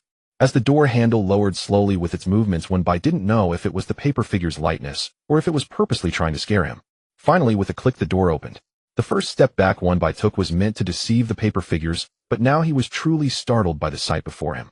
Hundreds, even thousands of paper figures stood along the corridor and windowsill, with some even stuck to the ceiling, all staring at him. In the dim, cool light, everything appeared dark red. The most eye-catching was the flower sedan chair in the center, followed by several paper horses. Confused, blinded, there are no other people's auras. The one speaking was the paper figure that had opened the door. As its words fell, another paper figure squeezed out from beside the flower sedan and quickly flew in front of One By. One By recognized it. It was the little one with the melon skin hat. The little melon skin hat circled around One By, first scratching its head, then giggling and clapping its hands. "It's gone! It's gone! It's gone!" It turned around and made a big circle in the air, shouting, "Get in the sedan! Get in the sedan!" Immediately, all the paper figures echoed the call. Their voices were both crisp and mixed, and after listening for a long time, One By finally realized they were saying, "Get in the sedan, not hang yourself." One By opened his mouth to say something, but found he couldn't speak at all. In a daze, he felt a warmth on his wrist. Lu Zheng had said this was to reassure him. Lu Zheng was right there. This realization allowed One By to let down his guard and fall into a deep sleep. When he woke up again, he was already sitting in the sedan chair. Before One By could fully rouse from the dizziness, familiar voices began to ring in his ears. It was the same group of paper figures. Their voices were bright, and One By didn't have to strain to hear. It was clear. They said, The great king is so blessed. Dizzy One-Bai raised his hand intending to rub his forehead, but his fingertips touched something icy cold. Inside the sedan chair it was pitch black, and One-Bai couldn't tell what it was. After a while he calmed down, stretched out his hand to pull, and with the faint light, he discovered it was a red bridal veil embroidered with intricate patterns and tightly stitched. One-Bai was lost in thought when the jade lantern shook slightly. He lowered his head, and the little lotus lantern flapped its petals, squeezing out from inside. It seemed to struggle a bit, plopping down onto One-Bai's knee, extending 2 leaves to say, "Hug me." One-Bai reached out to hug it, feeling a bit nervous as he said, "Show." The little lotus lantern rubbed against One-Bai's hand and said, "They can't hear me speak." Lu Zhang said that these paper figures have dull senses. As long as we keep our voices down, they won't hear us. One-Bai finally felt relieved. "Where are we?" One-Bai asked softly. He knew he was sitting in the sedan chair. The interior was decorated quite lavishly with soft cushions and fine gauze, but the sedan was unstable, jolting up and down, making him feel nauseous. It didn't feel like they were on flat ground. Inside the sedan there was only a meager amount of light, and One-Bai could barely make out the surroundings. The little lotus lantern set on the mountain. One-Bai wasn't surprised there. After all, Qianqi was a mountain spirit. Which mountain does Yuan Yuan know? He guessed it should be Frosted Mountain, but he wasn't sure. The little lotus lantern shook its head. However, it prided itself as One-Bai's little dog leg. When One-Bai asked, it eagerly said it wanted to go outside to see where they were, but was quickly pulled back by One-Bai. "You can't run around. What if you get lost?" The little lotus lantern then quieted down. The sound of bells rang clearly in his ears, and One-Bai listened closely. It was coming from not far away. The little lotus lantern explained, "It's a lantern. Each corner of the bridal sedan is hung with a lantern, but what burns inside isn't candlelight, it's bells." One-Bai nodded. He thought it must be the 4 paper lanterns he had seen earlier, which had now transformed into the sedan, and the sound was even more crisp. Yuan Yuan knows about bridal sedans. One-Bai couldn't help but laugh. The current scene was eerie, yet he felt no fear, only trivial thoughts. He didn't mention Qianqi to the little lotus lantern, nor did he bring up the marriage. Instead, it was Lu Zhang who had told it something, and for the past few days the little lotus lantern had been even more anxious than him. The little lotus lantern nodded seriously. "Qianqi's sedan isn't good. It's not worth sitting in. Yuan Yuan will protect you." One-Bai patted its little head, saying, "Not sitting in it, it's fake." As he moved, the red bridal veil slid aside with his motion. The little lotus lantern looked over. Moments later, a black hole the size of a coin appeared, burned into the veil. Seeing that a second hole might quickly form, One-Bai chuckled and hurriedly called out, "Not now." He hid the veil behind him, saying, "Wait until we catch Qianqi, then we can burn it. If we get out of the sedan later, and the veil is gone, it will expose everything." The little lotus lantern responded gloomily, burying its head in One-Bai's embrace, and after a while said, "They want to take you." One-Bai replied him. "The group of little paper figures outside, and that Qianqi." The little lotus lantern sounded quite aggrieved. "Who told you that?" One-Bai didn't think Lu Zhang would scare it like that. "They said it. I heard it." One-Bai guessed Inchai right. The little lotus lantern replied him. It knew. Inchai wouldn't intentionally speak to the little lotus lantern. It was likely discussing the chaotic Qianqi, and was overheard by it. One-Bai rubbed its petals, saying, "No one is taking. We are here to find someone. Once we find the person, we will go back." The little lotus lantern cheered up a bit, saying, "Once we find the person, we will return with Lu Zhang." Hearing Lu Zhang's name, One-Bai paused for a moment while rubbing the petals, and asked, "Is he nearby?" "There is Lu Zhang's aura." The little lotus lantern sniffed. It popped a little star, saying, "Lu Zhang doesn't let Yuan Yuan disturb you." When One-Bai was brought onto the sedan, the little lotus lantern intended to wake him, but as soon as it moved, Lu Zhang called for it to stop. Lu Zhang said this incense was just soul-reassuring incense, and it wouldn't harm anything. Since there were only some entities around, Lu Zhang was afraid that if One-Bai woke up he would be scared. Sleeping was a good thing. Thus One-Bai had slept peacefully the whole way. After hearing this, One-Bai smiled. Indeed, it was a good thing to be able to sleep. He felt he had woken up too early. When awake, the feeling of dizziness was much stronger than when asleep, and it was genuinely uncomfortable. One-Bai was wondering how much longer until they arrived, when the group of little paper figures spoke first. "Oh, it's already this time. Why hasn't the lady woken up? This incense can only last half an hour, right? Did you idiot, make a mistake?" No, I didn't make a mistake." The little paper figures were in an uproar, and a few with quick tempers rushed in to take a look. One-Bai had no choice but to cough lightly, pretending to have just woken up. Aside from preventing them from coming in, One-Bai thought that perhaps being awake would allow him to extract some information. Sure enough, when One-Bai coughed, there was a moment of silence outside, followed by a paper figure shouting, "The lady is awake." This statement was like a signal. As soon as it was said, the wooden gong and drum outside started to sound, and the little paper figures began to sing. One-Bai vaguely heard something like "King" and "Little King." One-Bai was speechless, observing their apparent lack of it. If they weren't in such a dense forest with the outside being pitch black, this noise would sound quite joyful. Yet it was ironically in such a desolate place. The sound of the gongs and drums took on a different tone. A paper figure floated in through the window curtain blown by the wind. One by took the opportunity to hide the little lotus lantern back into the gourd. No. The paper figure saw the bridal veil that One by had taken off and grabbed at a corner of it, trying to place it back on One Bai's head. Oh no, Yuan's little coin. One by acted swiftly, pressing down on the red veil, the base of his palm just resting on the little coin created by the little lotus lantern. Only the king can remove the veil. Even after hearing it several times, One by still felt unresponsive, fearing that the little paper figure would notice. He could only take a step back, saying, "Okay, he'll cover it, you let go first." One by thought he would have to negotiate with this paper figure for a while, but to his surprise it quickly released its grip and even bowed to One by. Before One by could react, it raised both hands, placed them by its mouth, and let out a somewhat uncoordinated whistle. With a whoosh, the sound of fire igniting filled the air. The lanterns outside the sedan burned bright red, and the flames illuminated the interior of the sedan somewhat. Two paper figures floated in, carrying a small incense burner. After placing the incense burner in One Bai's hands, they said in unison, "Warm your hands." One by felt his palms warm up and instinctively said, "Thank you." The little paper figure clapped its hands together, saying, "Bride." One by was speechless. He felt that these paper figures might have ranks. The two little paper figures clearly didn't speak, while the one that whistled could only repeat a few phrases. The applause was loud, resembling a lively atmosphere. After delivering the small incense burner, the two paper figures flew out. The remaining one puffed and dragged out a box. "Lady, use this." One by had no intention of correcting their speech. He paused, asking, "Use what?" The paper figure pointed at the box, indicating One by to open it. One by felt that this group of paper figures held no malice toward him, thinking that he would ask about Chung Chung and the others' whereabouts later. He followed their suggestion, bending down to open the box. Inside were a bronze mirror rouge and some miscellaneous trinkets.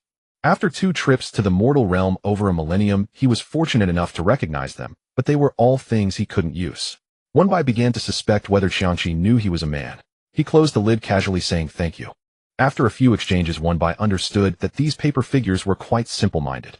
As he stood up, he directly asked, "Were my friends taken by you?" The paper figure tilted its head, asking what friends.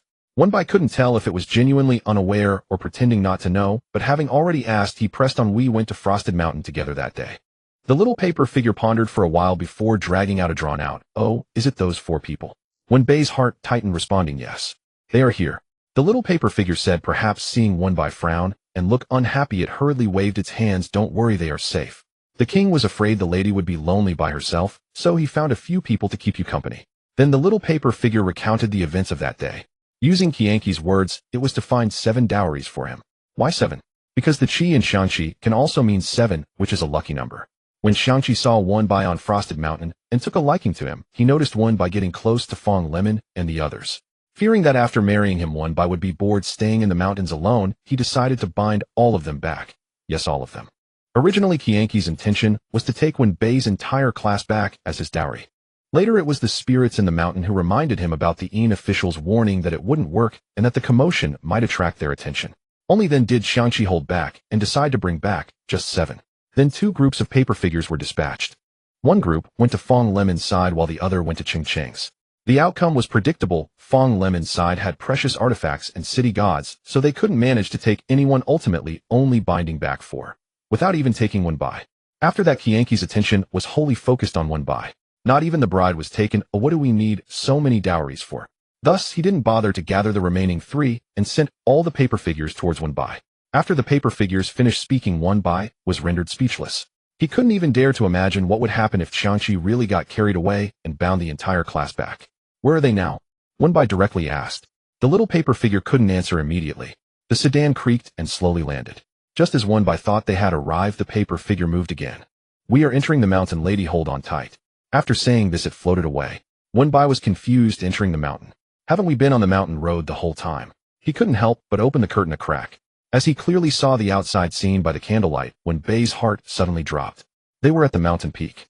The position they were in now was exactly on a mountaintop. The wind howled loudly, even drowning out the singing of the paper figures, yet it didn't stir the lanterns at all. He watched the paper figures line up holding their small gongs and drums and leaping off the mountain peak. So when they said they were entering the mountain, they meant jumping down. One by clenched his fingers. At this moment, the warmth from the gourd on his wrist gradually spread. The warmth was not greater than that of the incense burner in his hand, but One Bai's heart gradually settled down along with it. Lu Zheng is here, One by silently told himself. The little lotus lantern drifted out of the gourd, pushing Wenbei's hand holding the incense burner aside and nestled inside. Once it found the right position, it shook its petals and let out a strong hum. A miniature paper ball dropped out from its. Wenbai recognized Lu Zheng's little paper note at first sight. He gently patted the little lotus lantern which had exerted itself and opened the paper note. The paper read a single sentence: "The barrier is below, oh don't be afraid." Wenbai took a deep breath, suddenly remembering something. He opened the box the paper figures had pushed to him earlier, took out the rouge box, dipped his finger in it, and wrote a good on the back of the note. Yuan, can this be returned to Lu Zheng? Yes, indeed. The little lotus lantern seemed quite pleased, spreading its petals and revealing a length of flame. Put it here. Following its words, Wenbai placed the little paper ball inside. The paper ball was wrapped in the flame and ignited, ultimately transforming into wisps of black smoke. Wenbai had hardly passed notes during elementary school, yet now he passed one. Though he didn't know what use this good would have, he still wrote it. It was as if Lu Zheng only needed to ignite the gourd to tell him not to be afraid, yet Lu Zheng also wrote such a sentence. Perhaps by coincidence, just as Wenbai finished writing, the sedan was lifted again. A rush of strong wind accompanied by a sense of weightlessness surged in, and Wenbai abruptly held his breath. The next second the sedan landed. He hadn't even had time to react when the voice of the bride is getting off the sedan came through the curtain. Unlike the crisp sounds of the paper figures, this voice was even somewhat sharp. Bang bang bang, someone kicked the sedan door 3 times. The red bridal veil was tightly clutched in Wenbei's hand. He didn't want to cover it, nor did he want to get off the sedan. Hesitating, a voice outside called out, "Xiao Xiao, Cheng Cheng." Wenbai thought he had misheard, but the voice was right outside the curtain. In the end, he couldn't help it, pulling back the curtain to meet Cheng Cheng's gaze. Wenbai. He had already prepared for the worst, thinking that perhaps in the end Qianqi would release Cheng Cheng and the others. Who would have known? Where are Zheng Hui and the others? Wenbai asked softly. They are all here. Cheng Cheng's expression was not good. In fact, it could be said that he looked completely dejected. Xiao Baiyu. Cheng Cheng's words were interrupted by a strange voice. On this day of great joy, you a mere dowry, what kind of expression is that? Under the continuous, Qianqi is so eager, he must be an old lecher. Remarks from Zhou Wei and Zhong Shining. Wenbai couldn't help but think that Qianqi should be somewhat older. So when he heard this evidently youthful voice, he was taken aback. Cheng Cheng's expression grew even worse, but he had to force a smile that looked worse than crying. Lady, you have seen my sincerity of 4 dowries, not a single one less. If you find it insufficient, I can bind a few more tomorrow to serve you. He changed his tone. Now shouldn't you get off the sedan with peace of mind? As he spoke, the curtain opened a crack. A hand was about to stretch in when suddenly a thunder rumbled in the sky. The paper figures began to scream in a frenzy, and the hand that had just reached in quickly pulled back. Where did that thunder come from? He shouted. The muffled thunder pressed down. The horrific scene of the heavenly lightning striking 1,000 years ago still lingered in his mind. Qianqi was greatly alarmed and suddenly looked up. As he discerned the celestial phenomenon, he let out a long sigh of relief. Although the world had changed in 1,000 years, his Tao cultivation remained, allowing him to discern that it was not heavenly lightning. However, this sense of relief did not last long, and Qianqi's heart once again leaped to his throat. It shouldn't be. He had clearly set up a barrier to block everything from the outside. Even a great Luo golden immortal would find it difficult to locate this place, let alone break through the barrier from outside. So how did the thunderclouds get in? The more Qianqi thought about it, the more uneasy he felt. In a state of extreme panic, his gaze fell downward, finally landing on the flower sedan that had not even had its curtain lifted. He looked at the flower sedan with reluctance and raised his voice several degrees. Are you really a listener of the truth? As soon as he finished speaking, a resounding thunderclap echoed down. Inside the flower sedan, Wenbai paused. A listener of the truth. What does that have to do with the listener of the truth? Did those paper figures mention that adult, not referring to Lu Zheng, but to the listener of the truth? However, outside there was no opportunity for Wenbai to think deeply. After the increasingly heavy sound of thunder, the small paper figures were all flustered, making a ruckus outside the flower sedan. Several paper figures floated in through the gaps of the flower sedan. Although they were merely paper figures, their faces remained expressionless throughout, yet Wenbai could sense their anxiety. It's thundering. It's raining. The bride is going to get wet. No, she can't get wet. Run quickly. Then some took each other's hands while others tugged at clothing, all wanting to pull Wenbai outside. They even remembered to cover him with a bridal veil. The paper figures were very weak, but there were so many of them that Wenbai was almost pulled off balance. The flower sedan was not very tall, and he couldn't stand straight. Being pulled by the paper figures, Wenbai could only bend slightly at the waist. Xiaobai, it seems like a riot is happening here. Cheng Cheng said, leaning against the window curtains. In that case, Zheng Hui and I will cover for you. You and Lao Lin and the others should take the chance to find a way out, and see if you can get out. Cheng Cheng had been here for 2 days, and even if he was reluctant to believe, he had to accept the fact they had encountered something unexplainable by common logic. Although he knew that this place might be a one-way trip, the thunder clearly presented them with an opportunity from heaven, and they had to try. The most critical point is, they could take it even if they were caught, but this Mountain King, although somewhat wild in his methods, hadn't actually harmed them. But Xiaobai was different. If he was to be abducted as a bride, what else would happen next? Wasn't that obvious? The more Chongqing thought about it, the more anxious he became. Seeing that there was no movement from inside the flower sedan, he said, "Don't worry, Zheng Hui, and I will find an opportunity." Wait, this flower sedan. Chongqing suddenly paused. Something was wrong with the flower sedan. First, the bells and lanterns at each corner fell one after another, then the two horizontal poles that lifted the sedan snapped simultaneously, and the lavish floral designs and golden dragons began to crack. The flower sedan is going to collapse. Xiaobai, run! Chongqing shouted. The paper figures also noticed the abnormality of the flower sedan and scattered in all directions. With a loud bang, the colorful ball on top of the sedan cracked open, but instead of collapsing inward, it scattered. The flower sedan was crafted from top-quality Tianjin wood, bright in color and sturdy, but now it seemed to be split into long strips, collapsing down, and upon touching the ground it shattered into powder. This flower sedan struck by lightning startled everyone, including Chongqi, who was not far away. His bride was still inside. Chongqi waved a gust of wind to disperse the dust, wanting to check on one base condition first. But in the instant the dust settled, he saw two people. One was his bride, and the other. Why was there another person? Chongqi frowned, wanting to step closer for a better look, but he was suddenly overwhelmed by the pressure of the other person's aura. His outstretched foot froze in place.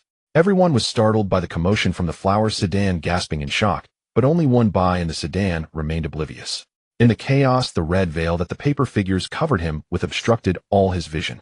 Amidst the mingling sounds of wind and thunder, he finally recalled Chongqing's shouts mentioning collapse and run, realizing that something was wrong with the flower sedan.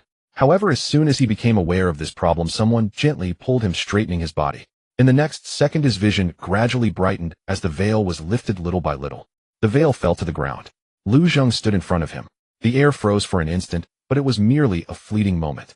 The first to react were the single-minded paper figures. They looked at the red veil thrown on the ground, and throwing the wooden gongs to the ground, their tone was filled with unprecedented panic. "Ah? Not good. Not good. The bride's veil has been lifted by someone. The bride has been taken away. The bride belongs to someone else. King! King! Everyone!" No one expected Lu Zheng to appear at this moment, and upon appearing, he collapsed the sedan and lifted when Bei's veil, not even one by himself had anticipated. He guessed that the muffled thunder was caused by Lu Zheng, and he had also guessed that Lu Zheng was nearby, but the moment the veil was lifted and he saw Lu Zheng, he was genuinely stunned. Lu Zheng looked at Wen Bei's slightly widened eyes and frowned, an obviously surprised expression. So who did he think lifted this veil? Chongqi. Remembering the scene when Chongqi reached into the flower sedan, Lu Zheng's tone turned unfriendly. "Did he touch you?" Wen Bei still had not regained his senses. "What? When he reached out, did he touch you?" Lu Zheng repeated. The one answering him, however, was Chongqi, not far behind. "No. This is the barrier set by Chongqi." As long as he wanted, he could sense even the slightest sound of wind. In a rush to verify Lu Zheng's identity, Chongqi steeled himself for a moment, then heard such a conversation. Now how could Chongqi not know what was happening? He didn't even have time to curse his own unfortunate love life. Preserving his life was more critical. He immediately shouted out, proving the bride's innocence, while also proving his own innocence. What kind of sins had he committed? In 1,000 years he had only set his sights on two people. One had split his mountain in half at Ascension, and this one was even worse. When the heavenly lightning had struck back, then Chongqi had never felt this much pressure. Chongqi was afraid that Wen Bei would hold a grudge. He opened his mouth to say he touched you, but fortunately this bride, who could not pass through the door, did not hold it against him, and shook her head. For a moment Chongqi didn't know whether to say he had good or bad taste in choosing. The good part was this bride herself was beautiful and to his liking. From the moment he laid eyes on her, he was captivated, and his paper figures were quite friendly, winning their favor. But this person already had someone. The little lotus lamp perched on Wen Bei's shoulder, acting as a little monitor, also shook its head. No, it was in vain that he held on to him. Yuan even burned a hole in his veil. Saying this, it flew down from Wen Bei's shoulder, using a leaf to draw a circle on Lu Zheng's hand this big. Lu Zheng hummed in acknowledgement, rubbing its head. Wen Bei smiled slightly, catching a glimpse of Chongqi not far away. He had heard Chongqi's voice twice, but still did not know what he looked like. The first time he was separated by the curtain of the flower sedan and did not see, and this time he was blocked by Lu Zheng. Wen Bei instinctively turned his head, wanting to take a look. After all, he was a mountain spirit of 1,000 years. Just as he moved, he felt a warmth at the back of his neck. Lu Zheng lightly pinched the back of his neck, bringing his wandering gaze back. What are you looking at? Lu Zheng gritted his teeth, speaking each word slowly. His palm was pressed against the back of Wenbei's neck, which felt warm and slightly itchy. Wenbei half-restrained seriously explained, I just wanted to see what the mountain spirit of 1,000 years looks like. Lu Zheng naturally knew that Wenbei was not lying, but he simply was not pleased. He warned him with a pinch at the back of his neck, what he looks like has nothing to do with you. Wenbei felt that Lu Zheng misunderstood something and emphasized softly again, I just wanted to take a look. While the two were debating whether they could take a look, the listener of the truth had already brought the emissary over. A group of headless paper figures was quickly driven into the circle created by the listener of the truth. They no longer spoke, only gazing at Chang-Chi from a distance, huddled together and shivering. The little lotus lamp, perched on its father's shoulder, feeling that the paper figures were possibly more attractive, flew over in their direction. Meanwhile, Cheng and the others, upon seeing Zhou Wei and knowing they were safe, rushed over with cries. Zhou Wei looked the four of them up and down. Chang-Chi didn't do anything to you, right? Is your arm missing? Did your leg break? The emissary hurriedly comforted, it's fine. Just in a soul state, if an arm is missing or a leg is broken, it can be fixed. We can just bring you back. Cheng and the others supported each other. Fortunately, our lives are still tough. Chang-Chi still did not understand Lu Zheng's identity, but upon seeing the listener of the truth, he knew something was wrong. Anyone who could be related to the listener of the truth was certainly not an ordinary person. Not to mention the heavy killing intent emanating from this person. Listener of the truth, I truly did not know he was your person. Chang-Chi sighed heavily. Previously, when the paper figures returned saying that Wenbei had the aura of the listener of the truth, Chang-Chi did not believe it. He had seen the listener of the truth a few times, but had never deepened their relationship. The last time he saw the listener of the truth, it had been at least 1,000 years, and even he could not clearly remember the listener of the truth's aura, let alone the paper figures that were not very good at remembering things. The most critical point was that Chang-Chi truly did not think the listener of the truth would have feelings for someone. The listener of the truth quickly interrupted, your paper figures are mistaken, he is not my person. Saying that Wenbei was his person in front of Lu Zheng, Chang-Chi was indeed causing trouble for himself. However, this matter could be explained. The paper figures perhaps sensed the Yin spirit energy on Wenbei, which was vastly different from ordinary Yin spirit energy only high-ranking Yin spirits would possess, but these paper figures had only seen him, and thus mistook Lu Zheng's aura for his. Let me introduce, this is Lu Zheng, my boss. The listener of the truth seldom referred to Lu Zheng as his boss in front of others, but at this moment nothing could be more straightforward. Chang-Chi's thoughts momentarily blanked. On one hand, he was taken aback by the listener of the truth's statement of my boss. On the other hand, he felt that the name Lu Zheng sounded somewhat familiar. Lu Zheng. It seemed he had heard it somewhere. He recalled that 1,000 years ago the Yin spirit seemed to. Yin spirit. At this moment the sky had returned to normal, but Chang-Chi felt as if a bolt of heavenly lightning struck straight at his forehead. Yin spirit Lu Zheng, it was rumored that if the Emperor of Donyue ascended, the entire Yin spirit would be under his control. Lu Zheng. Chang-Chi almost knelt down. To be honest, before this Chang-Chi had indeed harbored a glimmer of hope. If Wenbei was truly the listener of the truth's person, it was not certain that his barrier could withstand it. Better to marry first, and say more, how many people could he find at first sight? To let someone go for a negligible possibility, where could he find a second person? Moreover, even if the listener of the truth really came after him, he could deal with it at that time. After all, the listener of the truth, like him, was a spiritual being born of heavenly fate. He could just hold on, without letting go, and say he didn't know. Chang-Chi had already made plans. He would marry Wenbei first, and raise him for a while without acting on him. He would cultivate feelings while also giving the listener of the truth some time. Who knew the flower sedan had not even descended, let alone cultivating feelings? He had not even said a word, and the person had already come. And it was not the listener of the truth who had come. Chang-Chi previously thought the worst outcome would be if the listener of the truth came after him. He did not expect there could be something worse. What was he aiming for? Lu Zheng did not spare a glance at Chang-Chi. Chang-Chi's strongest ability was to conceal his aura. Besides that, all cultivation and Tao practices were insignificant before Lu Zheng. Now that the barrier had broken, it would not create much of a stir. He was mostly worried about Wenbei in front of him. Lu Zheng was almost certain that as long as he loosened his grip for just a moment with a little inattention, Wenbei would seize the opportunity to see what Chang-Chi looked like. Naturally, Chang-Chi could not compare to him. But things born of heavenly fate were generally decent looking. Lu Zheng spoke, shifting Wenbei's gaze. What do you want to do with those paper figures? Being reminded by Lu Zheng, Wenbei suddenly remembered that it was very quiet around him, and he hadn't heard the paper figures' voices for a long time. Where are the paper figures? Wenbei asked. Zhong Shining raised his hand. Hi Xiaobai. I'm here. Wenbei looked in the direction of the voice. That group of little paper figures was stuck between two trees, stacked on top of each other, huddled together. Not knowing if they sensed something was wrong, the ones that had been making noise all along suddenly fell silent, looking quite pitiful. Several emissaries gave their suggestions. These paper figures are just minor objects lacking any consciousness, and they won't feel pain. If it comes to worse, burning them is an option. Wenbai quickly stopped. No. Everyone looked at him in unison. It was true that paper figures did not feel pain, but they were indeed scared. Seeing them huddle tighter upon hearing burn them, Wenbai felt a bit guilty. Burning them wouldn't do much good. Chang-Chi can make other small paper figures. He raised his gaze and glanced at Lu Zhang. Actually, they are quite well behaved. They didn't scare me, and on the way they were worried I would be cold, and even gave me a small warming incense burner. He looked again at the little paper figures looking up at him. His heart softened. You see, they are all made of paper. Just like your son. Wenbai did not say this last sentence, but he knew Lu Zhang should understand. Lu Zhang was not surprised by Wenbai. From the very beginning, he did not intend to do anything to these paper figures, merely wanting Wenbai to shift his attention and not dwell on Chang-Chi. Lu Zhang replied. Wenbai's eyes brightened. Can we keep them? Lu Zhang. Besides, knowing that these paper figures had not harmed Wenbai, it would be a lie to say Lu Zhang had no selfish motives. Just when he lifted Wenbai's veil, what the paper figures shouted, Lu Zhang found quite pleasant. The bride belongs to someone else. As soon as Lu Zhang spoke, the little paper figures immediately released themselves and lined up behind Chang-Chi. The little paper figure that had been talking and whistling to Wenbai on the way even bowed to him, not knowing if it was because of Wenbai's request. Chang-Chi thought that after the paper figures were examined it would be his turn, but unexpectedly Lu Zhang took Wenbai and walked straight away, as if he didn't want anyone to linger here for another minute. Chang-Chi, what was going on? Wasn't it always rumored that the second-in-command of the Yin spirit had a bad temper, and it was harder to please him than the emperor? So, he just left like this. So magnanimous. At this moment the thoughts of the Yin spirit crowd were not much different from Chang-Chi's. They even understood Lu Zhang's temperament better, making them even more confused. Although Chang-Chi indeed had not touched even Wenbai's hand, the act of directly showing up for the marriage proposal was a clear display of low aggression and high insult. They had originally thought that Chang-Chi would at least be skinned, if not struck by lightning. Who would have thought? Boss, just like that.